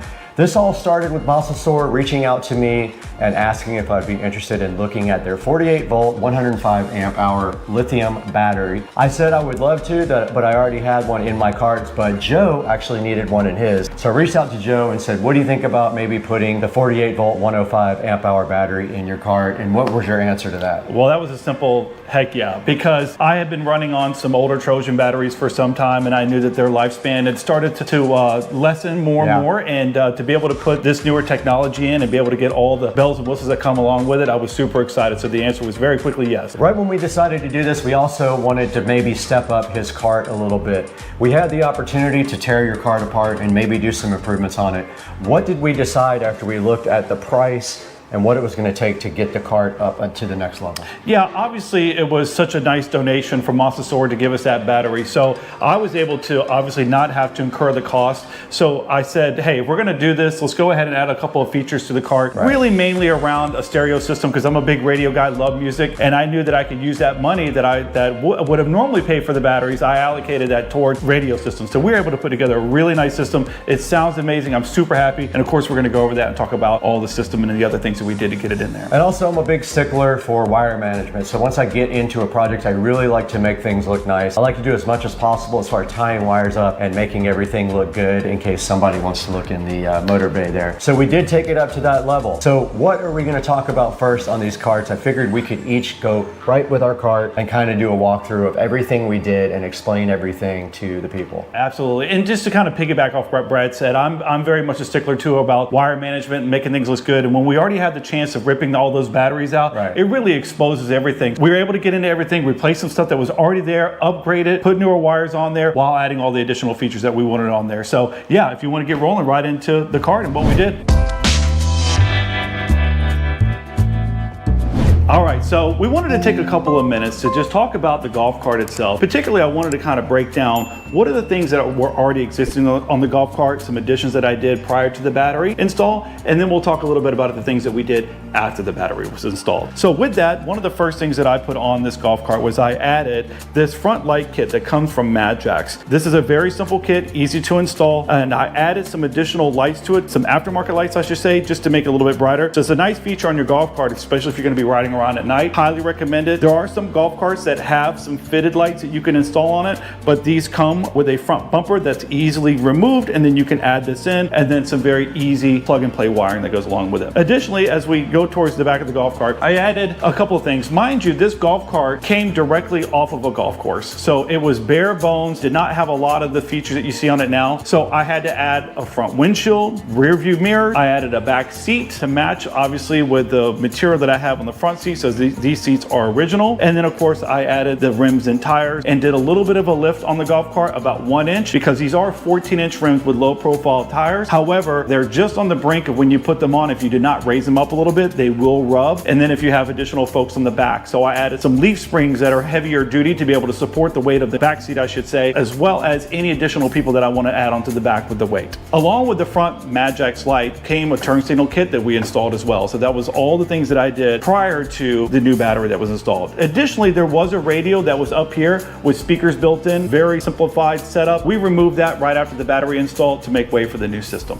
So some of the features I discussed were part of the exterior add-ons that I did to the cart. Now I want to talk a little bit about the things that I did internally on the cart. So one of the features that I wanted to do on this golf cart was to speed it up. So one of the things that I added originally was a 500 amp all track controller. Along with that, I had to beef up the cables, which we no longer need now, add an upgraded solenoid to handle the load of the power, as well as a new motor, which is an FSIP motor. This cart has a lot of capability and did have a lot of capability prior to installing the battery, but this battery install definitely unleashed the power that this cart already had ready to go. So that kind of completes everything that was along with the cart prior to us taking the battery out and doing the other upgrades that we'll talk about now. Now we want to take the time to talk about the battery itself and the other features that we added to the cart with the installation of this battery. So the first thing is that this is a Mosasaur 48 volt lithium ion battery, 105 amp battery itself. This has been a great battery that has a lot of power to it, very easy to install. We'll talk about some of the things that we had to do to get it in here, but I want to kind of cover some of the things that we installed, and then we can talk one by one about what we did. Along with the battery, we added this voltage reducer. So what this allows us to do is to step down the power that's coming out of this 48 volt battery and convert that to 12 volt. That's very important when you want to run a radio and additional items on the cart. You're going to want to step that down because most things run off of 12 volt. So from here, we went to a little fuse block right here, which makes it simple for us to come off and be able to run other features on this golf cart, which include this inverter that we have here. This is very helpful for us when we want to have lights put on the cart, additional USB ports. It's very functional for the holidays. When you're running around, you want to put Christmas lights on. It's a very nice feature to have. We have this tar amp here. This is an 800 watt tar amp that has 4 channels. So what we decided to do is that we were going to run the 4 speakers that are 6.5 that we installed. We put 2 in the back, cut those out, installed those, and then we put 2 up the front on a new dash that we also installed as well. Along with that, there is the onboard charger. This is probably one of the nicest features that I like about having this new battery, is that now my charger goes everywhere I want. I have taken this golf cart many places. It's not really fun to have to run around with a charger and having to plug it in and not know whether you have your charger or not. This thing is always going to be with me, so if I run out of power, all I got to do is find a source of power somewhere and I can plug it in and it'll charge it back up. We'll talk a little bit more about the additional features on the front panel here that we did, because this was a big part of it. I want to talk about the second most important thing that we did to this golf cart that I was excited about besides the battery was putting this front dash on. This front dash gives us a capability to do a couple of different things. One, it has built-in speaker holes for it, which is really nice, so we were able to add the 6.5s up for the front. Additionally, it has a front flat area that typically, and if I could take this off, I can show you, some are different than others that you can buy, but this one had a single DIN opening for it if you wanted to put a regular radio in.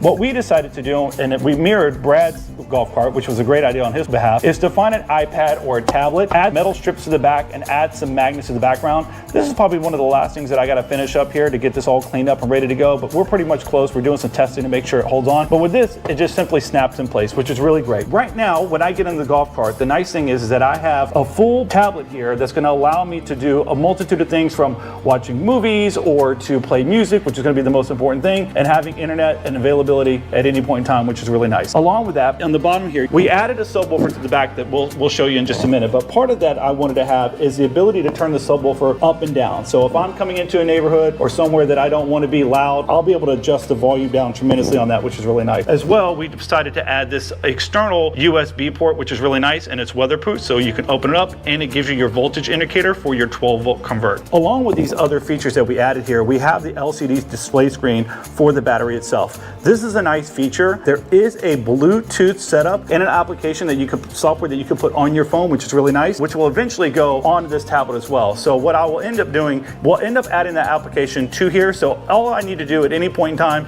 is to be able to toggle between my music and the application, and I'll be able to see my battery, all the things I need to know about it right at a glance. And lastly, one of the things that we did here was we did add a Bluetooth adapter. So this is very nice because what that's going to do is allow us to take any of the music that's being played off the tablet, send it through the Bluetooth back to the Tar amp, which is then going to obviously feed out through our speakers. All right, and one of the last features that I really wanted to add to this golf cart was to add a subwoofer. Again, I love music, so I wanted to make sure I have ample treble and ample bass. So with this, we took this subwoofer, and actually it's interesting, I found this on the side of the road a couple of years ago, and it's been sitting in my garage. And we took the time to obviously redo the entire carpet on it, go through it, make sure the port was corrected, and glue back in, and then obviously install it in here. So it just happened to work perfectly that it fits flush right inside here. This is just a 10-inch subwoofer, and I can tell you when pulling up that Brad certainly can hear me in the house rattling everything. So it's got a lot of power coming from this 800 watt amp to support this 10-inch subwoofer, and it's a great feature.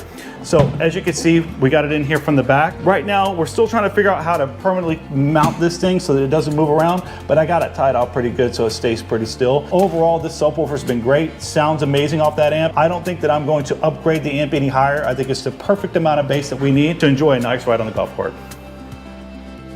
All right, so that was a quick overview of my golf cart. Again, I just want to say thank you to Masasora for such a great battery that they gave us to obviously talk about and install, and it's been fantastic for the week and a half that I've had it, and it's really allowed me to make this golf cart so much better because of the power that it has and all the capabilities. So thank you for that. Now we're going to pass it over to Brad's cart to give you a little bit of comparison of the things that he did to his cart versus the ones that I did with mine.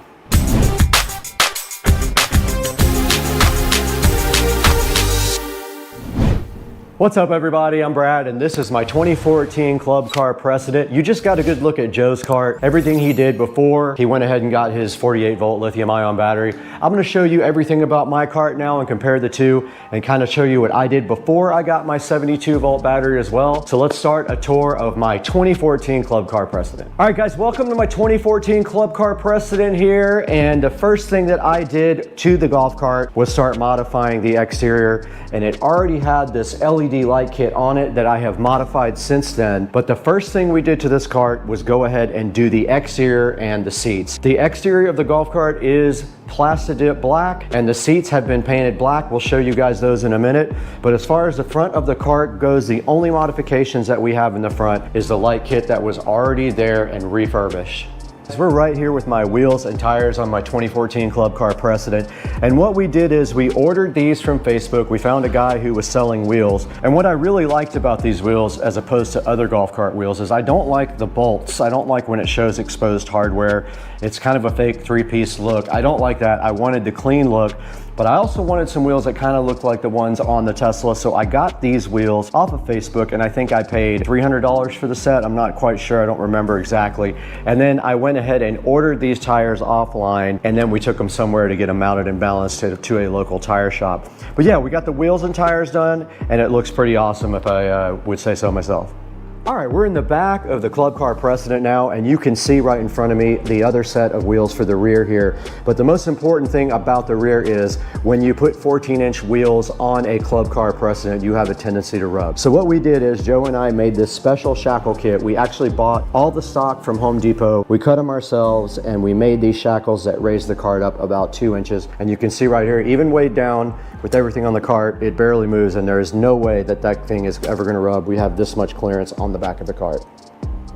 Okay, I'm around the back of the Club Car Precedent now, and this seat was actually already on the cart, and it was actually brand new. So you can see here, it's one of those seats that you can flip over, and then it does have a little storage thing right there, but it goes to the subwoofer in my case. But yeah, this seat was brand new, and it comes with this nice place here to put your feet. So this was already there, I didn't have to add it, but it is a good feature to have on the cart. Okay, we're here in the motor bay of my club car, and you can see right here we have the 70-volt eco battery, 105 amp hour, and this battery was not given to me. This was not sponsored. I actually paid for this battery. It was about $5,000, not including all the other hardware I had to get. So this is the 70-volt 105 amp hour eco battery. It is a little bit more expensive. We'll explain why in a minute, but all the supporting hardware that goes with the eco battery is the controller, the motor, and the solenoid were also upgraded at the same time. And also we went from DC to AC at the same time, which improves your torque and your range and everything else about the battery. Now, looking in this battery compartment compared to Joe's, there are some differences. I do have a handheld controller here that I've never actually used. I have a 12-volt switch for my 12-volt system here that cuts all power from my voltage reducer. I have the same fuse block here, and then I have the onboard charger back here, and that kind of rounds out everything that I have in my bay. So you see I have a lot less things in my bay because we'll show you where everything else is momentarily. All right, you can see here the back seat of the Precedent, and located on the back seat is everything to do with the audio system and a few things to do with power as well. And starting on this side, we have our voltage reducer. This does take 72 volts and drops it down to 12 volts. And there was a question as to whether it would handle 72 volts, and it handles it like a champ. Right above that, we have a actual relay that is for the amplifier. So instead of a fuse block, we actually have a relay that you can reset by pushing a button if it does trip. Moving over to the center here, we have my amplifier here. It is a 5-channel amplifier. And then right behind that, we have my epicenter, which is my bass enhancer. And then over on that side, we do have the inverter. And one thing I forgot to mention here, right here in the center, I have the same Bluetooth adapter. This Bluetooth adapter is connected to my tablet, and it feeds RCAs to my amplifier for all 5 channels of my stereo system. And that rounds out what we have on the back seat of the club car. All right, we just wanted to touch on one thing. Notice that the size of the battery is a big reason why Joe has more room. This battery is about 6 inches longer, or if you want to say wider, than the battery that's in Joe's cart. That prohibits me from really doing a lot, and not only that, it came with a ready-to-go mounting kit for the club car. So all we had to do in this case was literally put our brackets down and shave a few things off, and the battery fit right in the center. It was designed to go in the center. With the other battery, the Mosasaur, we were able to move it to one side and create a lot of space, which is an advantage if you need space under your seat. Okay, we're in front of the charging port. Now, a big advantage also of the Eco battery that you don't have with the Mosasaur, but they are going to work on it, I heard, is the fact that we have a male charging plug right here, a male extension cord plug, your standard 110 volt plug. So you just take a extension cord and plug it directly in here to charge. That's a big advantage in my opinion. That one, we had to drill a port for the extension to charge, but Mosasaur is taking that into consideration, and they might improve that in the future. Joe's cart has a Tesla connector on the charger. Mine has a regular 110 volt male plug. Okay, we're up here in the dash of the club car, and we want to talk about the differences between this cart and this cart. Now the first difference is my cart is not watertight. All my speakers are regular audio speakers from a car, for a car. These speakers are JBLs and Joe's are Scar, and the Scars are made for a marine application. My whole cart is not watertight. It cannot be out in the rain or get wet. Now up at the front dash here, you're gonna see moving from the top, we have this Android tablet, and that is what controls everything in the audio system. We can play YouTube, we can play music. We can also look at our speed with speedometer. We can Bluetooth interface with the controller. We can look at the battery. We can do everything we need to do right here on this Android tablet. And then moving down, we have this voltage meter, which is also a charger. But you can see here, it thinks it's 7.6. It's actually 76 volts is what it's reading here, not 7.6, because it's not designed for that high of a voltage. So it is actually reading 76 volts there. And then to the right of it, we also have another charger, so we have the ability to charge 4 or 5 different ways up here in the dash. Now down below that, we have our nice pocket here, and we have the display for the Eco battery, and you can see the battery is reading at 73 volts. It's 98% charged, and if we want to charge it, all we have to do is plug the extension cord directly in there. And then we also have a little storage bin where I keep my remote control here for the garage door, but we could also do that from the tablet if we really wanted to. We could open the garage door with that. And rounding off the dash completely, there is a uncommon key here. So this key is not like the other keys that come with the club car. That was just added when we did the dash. And that rounds out the complete club car precedent and everything that we did to it.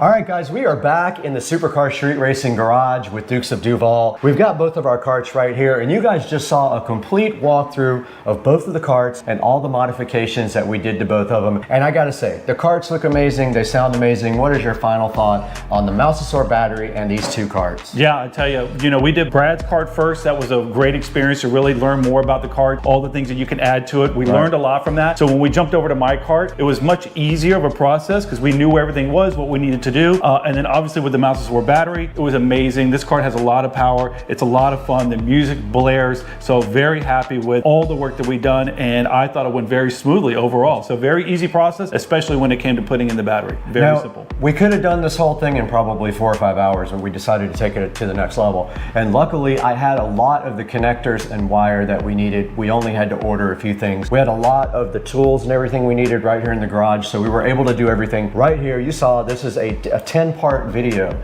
It took probably 40 hours worth of work to do everything, and I had that much video to sort through.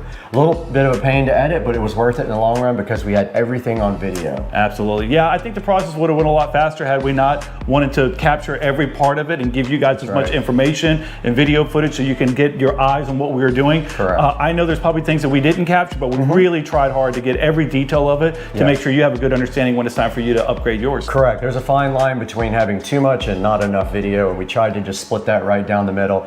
But we want to really thank Mousesaur for supplying us with their 48 volt 105 amp hour battery. Absolutely free, proud sponsor of Supercar Street Racing. They hooked Joe's card up, they hooked us up. We'd like you to go ahead and go onto our affiliate links down below. So we've got a link in the bottom in the description. If they order through our affiliate links, it helps the channel out just a little bit and gives us a few dollars to keep going. Absolutely. And just to give you kind of an understanding, I've been running this battery now for about a week and a half after install, and I have been completely happy with it. It's very strong. There's been no technical issues with it. Once we installed it, it was good to go. So very happy. Great to hear. Mousesaur, thank you once again. Guys, thank you for liking and subscribing. If you're new here, go ahead and hit like and subscribe. And we're glad to have you if you're new. We're glad to have you back if you're an old subscriber. And we'll see you on the next one. Let's get out of here. All right.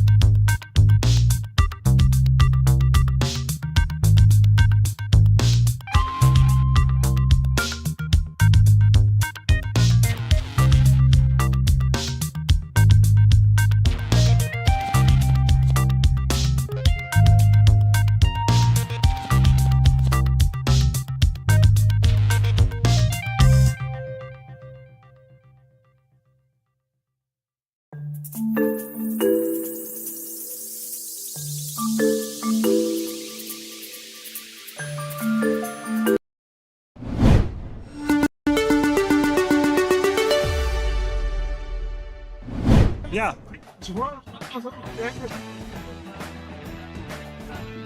Please. And hopefully.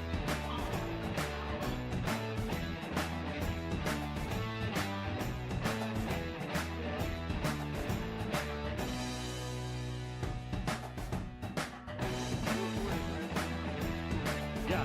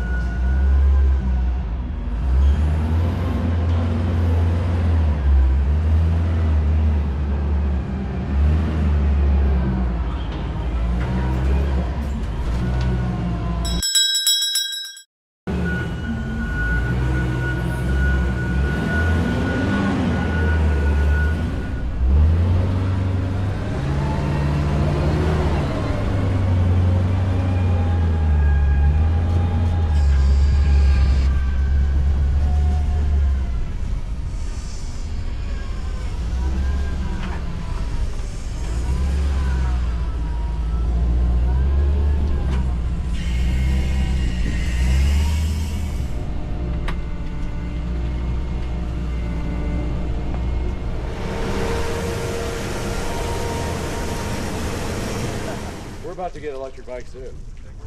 We're talking about it. We're trying to figure it out. There's e-bikes. How do you get the seat up, by the way? You pull it forward and then pick it up.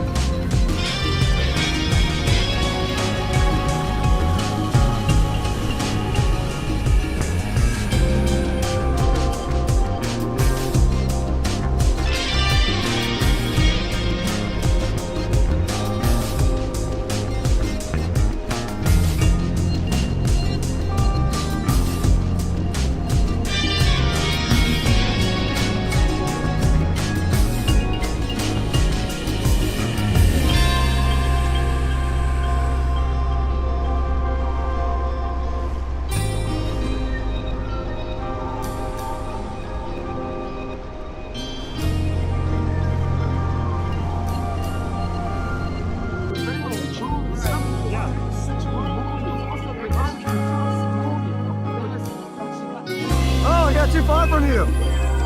It just connected. Yeah, go on. I got you. What? Hey, am I recording?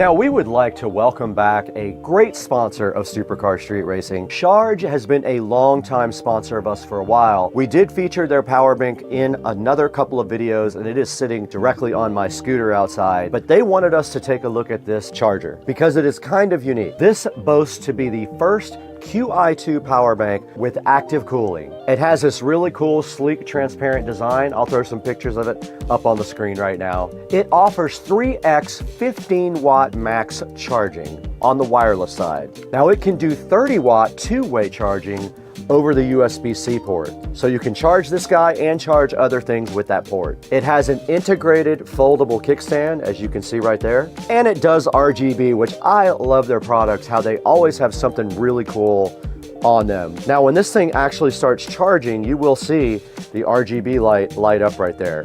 It's pretty cool. Now, it has something called a unique low current mode also, and this guy is 100% airline safe. And you can see right here, I've got it sitting directly on the wireless part of my phone, and it is charging right there. You can see the RGB right there as it's going. Very cool. You just sit it on top of your phone and it starts wirelessly charging it. Very neat device. Go ahead and check out the Ice Mag 2 in the description.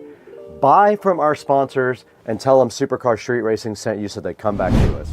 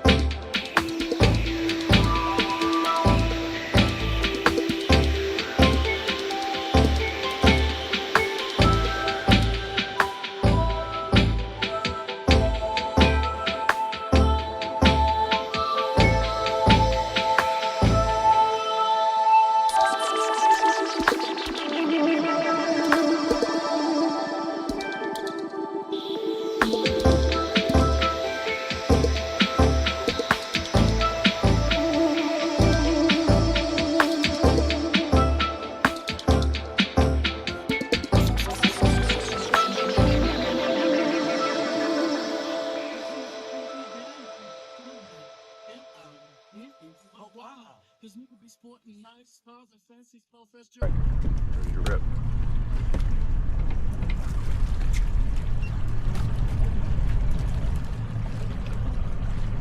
Turn the volume up on your phone or something, because you got control of the radio.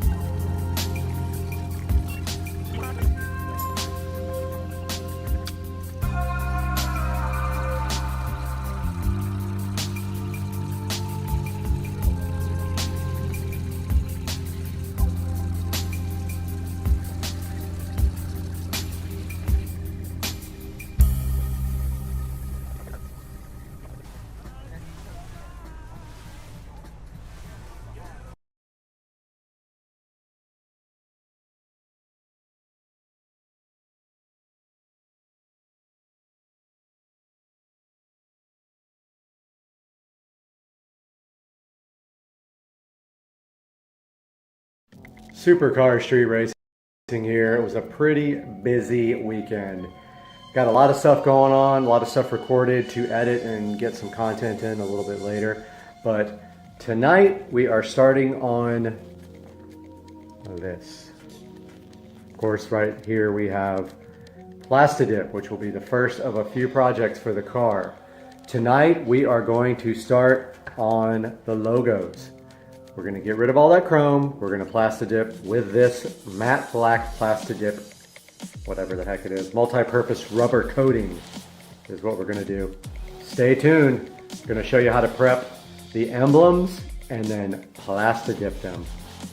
Okay, folks, right here we got our Plastidip paint directly from Advanced Auto Parts. You can order it on Amazon as an add-on item. That's probably what I would recommend. Now, what you want to do first is get this Plastidip a little bit warm. Now, what that does is that helps the Plastidip come out of the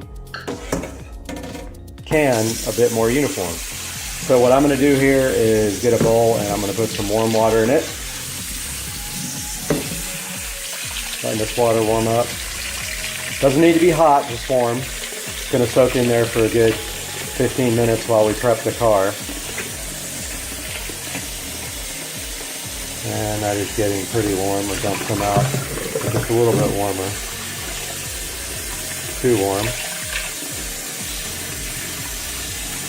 Don't want it hot. That will also affect the spray. Good enough. We take that Plastidip can, put it right in there. Should be fine. I don't see any reason why you can't leave it just like that.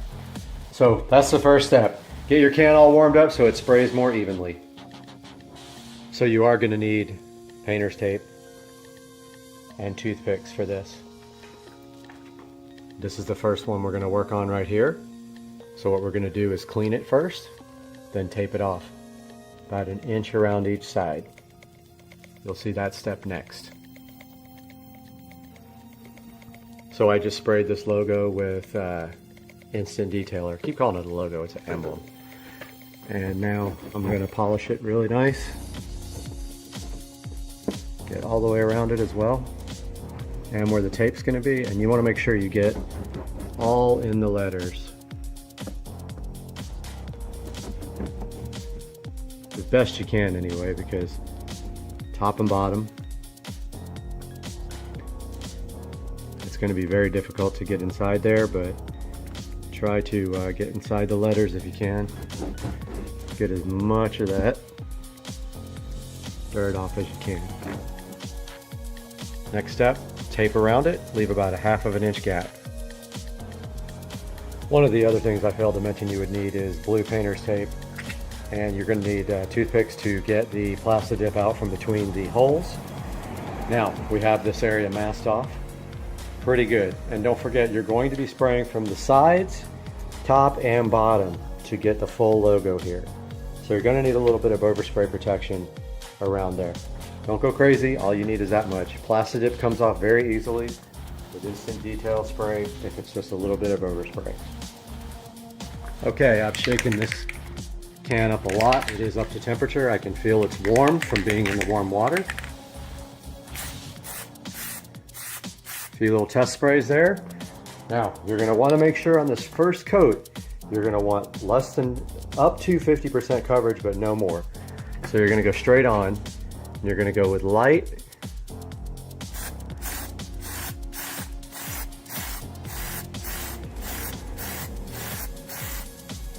That's all. Maybe one more. 50% coverage. Maybe up here, and maybe down here. One from the side, one from this side. That's it. Don't go crazy on the first coat because it will drip. This needs to dry for 10 to 15 minutes now. We'll be back. Okay guys, it's been about 15 minutes since we put this first coat on. Here's a good look of how that looks. Sorry, the camera won't zoom in that close.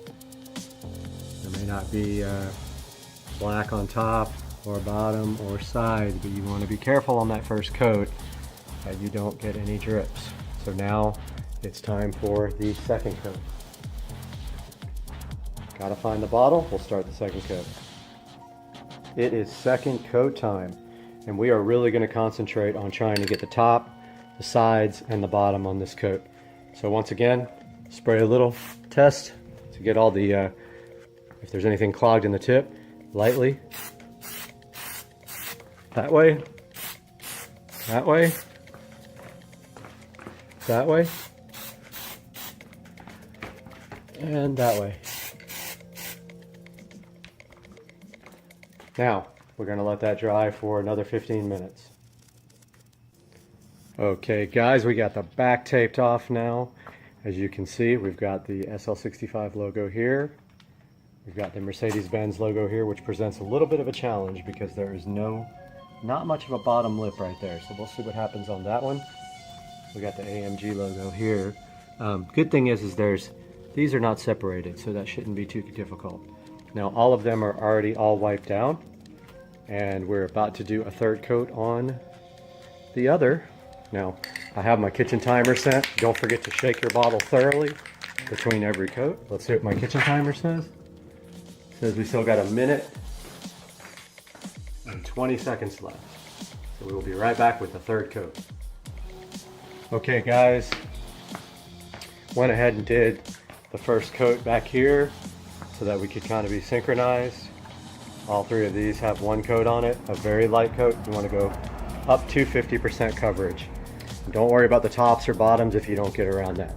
Now on this third coat here, for this logo, we're going to go just slightly heavier. It's called a wet coat. So here we go. We're going to try to emphasize the top, then the side, then the bottom, and this side. One in front. Now, these coats are now synchronized. So let's set our timer. Now, I have not started on the other side. I am going to go ahead and start taping that side logo up now. Got the other side all taped up. Space is limited here. Going to go ahead with a light test coat down there on the ground, and then just go ahead and do my 50%.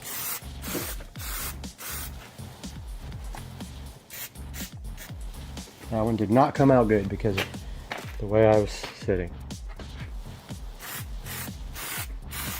Okay, yeah, I did not do a good job on that coat. So be careful for holding the can. You notice I got a lot of splotches there. So hopefully that comes out better than it did. Notice, see the splotches? That was my fault. I think that'll be okay though for the first coat. Got the Plastidip sitting in the water bath, having a great time, like a hot tub, keeping that bottle warm between coats. So we do have 15 minutes and it does have time to cool down. Got about 8 minutes between the second coat in the back and the fourth coat on the first part of the side.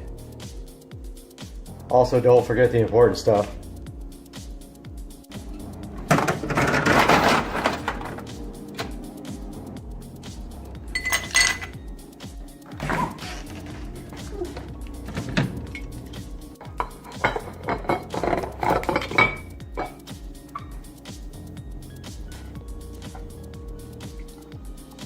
Oh yeah. Now for the moment of truth. We are going to try to peel this. We're going to need these toothpicks also afterwards to get the Plastidip from between the logos. So we will have that open and ready. Now, I see a lot of people have difficulty with getting the you want to try to get the tape off without taking the Plastidip with it. So let's see if we can do that first. Might be kind of hard here. Alright, see the Plastidip starting to peel? That's perfect. Let's get that out of there. Start on this one. Okay. Perfect. Now you see how it rips on that tape line? It's exactly what it's designed to do. That's why it's so amazing for these decals or logos or whatever you want to call them. One day I'll get it right. Okay, let's try this top one. Sorry about not getting the camera on it. It's very difficult to video and do this at the same time.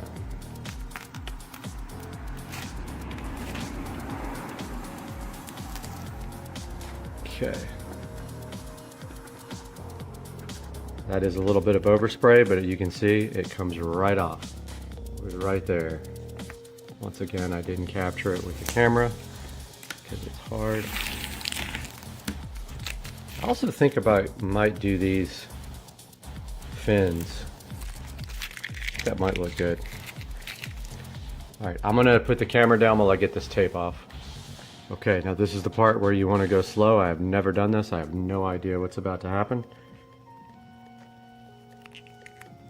Apparently you just peel like this and it should come right off, and it looks like it is doing what it's supposed to do. Take your time here, don't go fast. See how it's coming off around the letter? I'm sorry if I'm not getting the camera.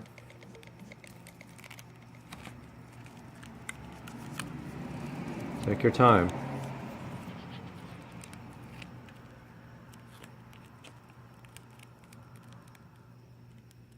Don't worry if you get a little bit left.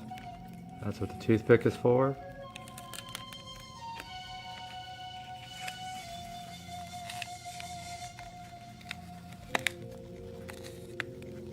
You can see it peeling right between these letters. Now you see that little bit that's left? Don't be careful with that because you can pull it right off the logo. Just like that. Perfect. I'm going to go ahead and do the rest of this one. I'll update you after. I need both hands. So this is what we have left after we peeled. Notice that we have a little bit of extra inside the letters. Okay, that's what you use your toothpick for. So grab your toothpick. Never done this before, so it's the first. Grab your toothpick and get it in there. Be patient. Get the rest of that out of there. See how that peeled right off? Do that for the rest. Here is the finished Plastidip logo. As you can see, it came out really good. Now what you have to do, honestly,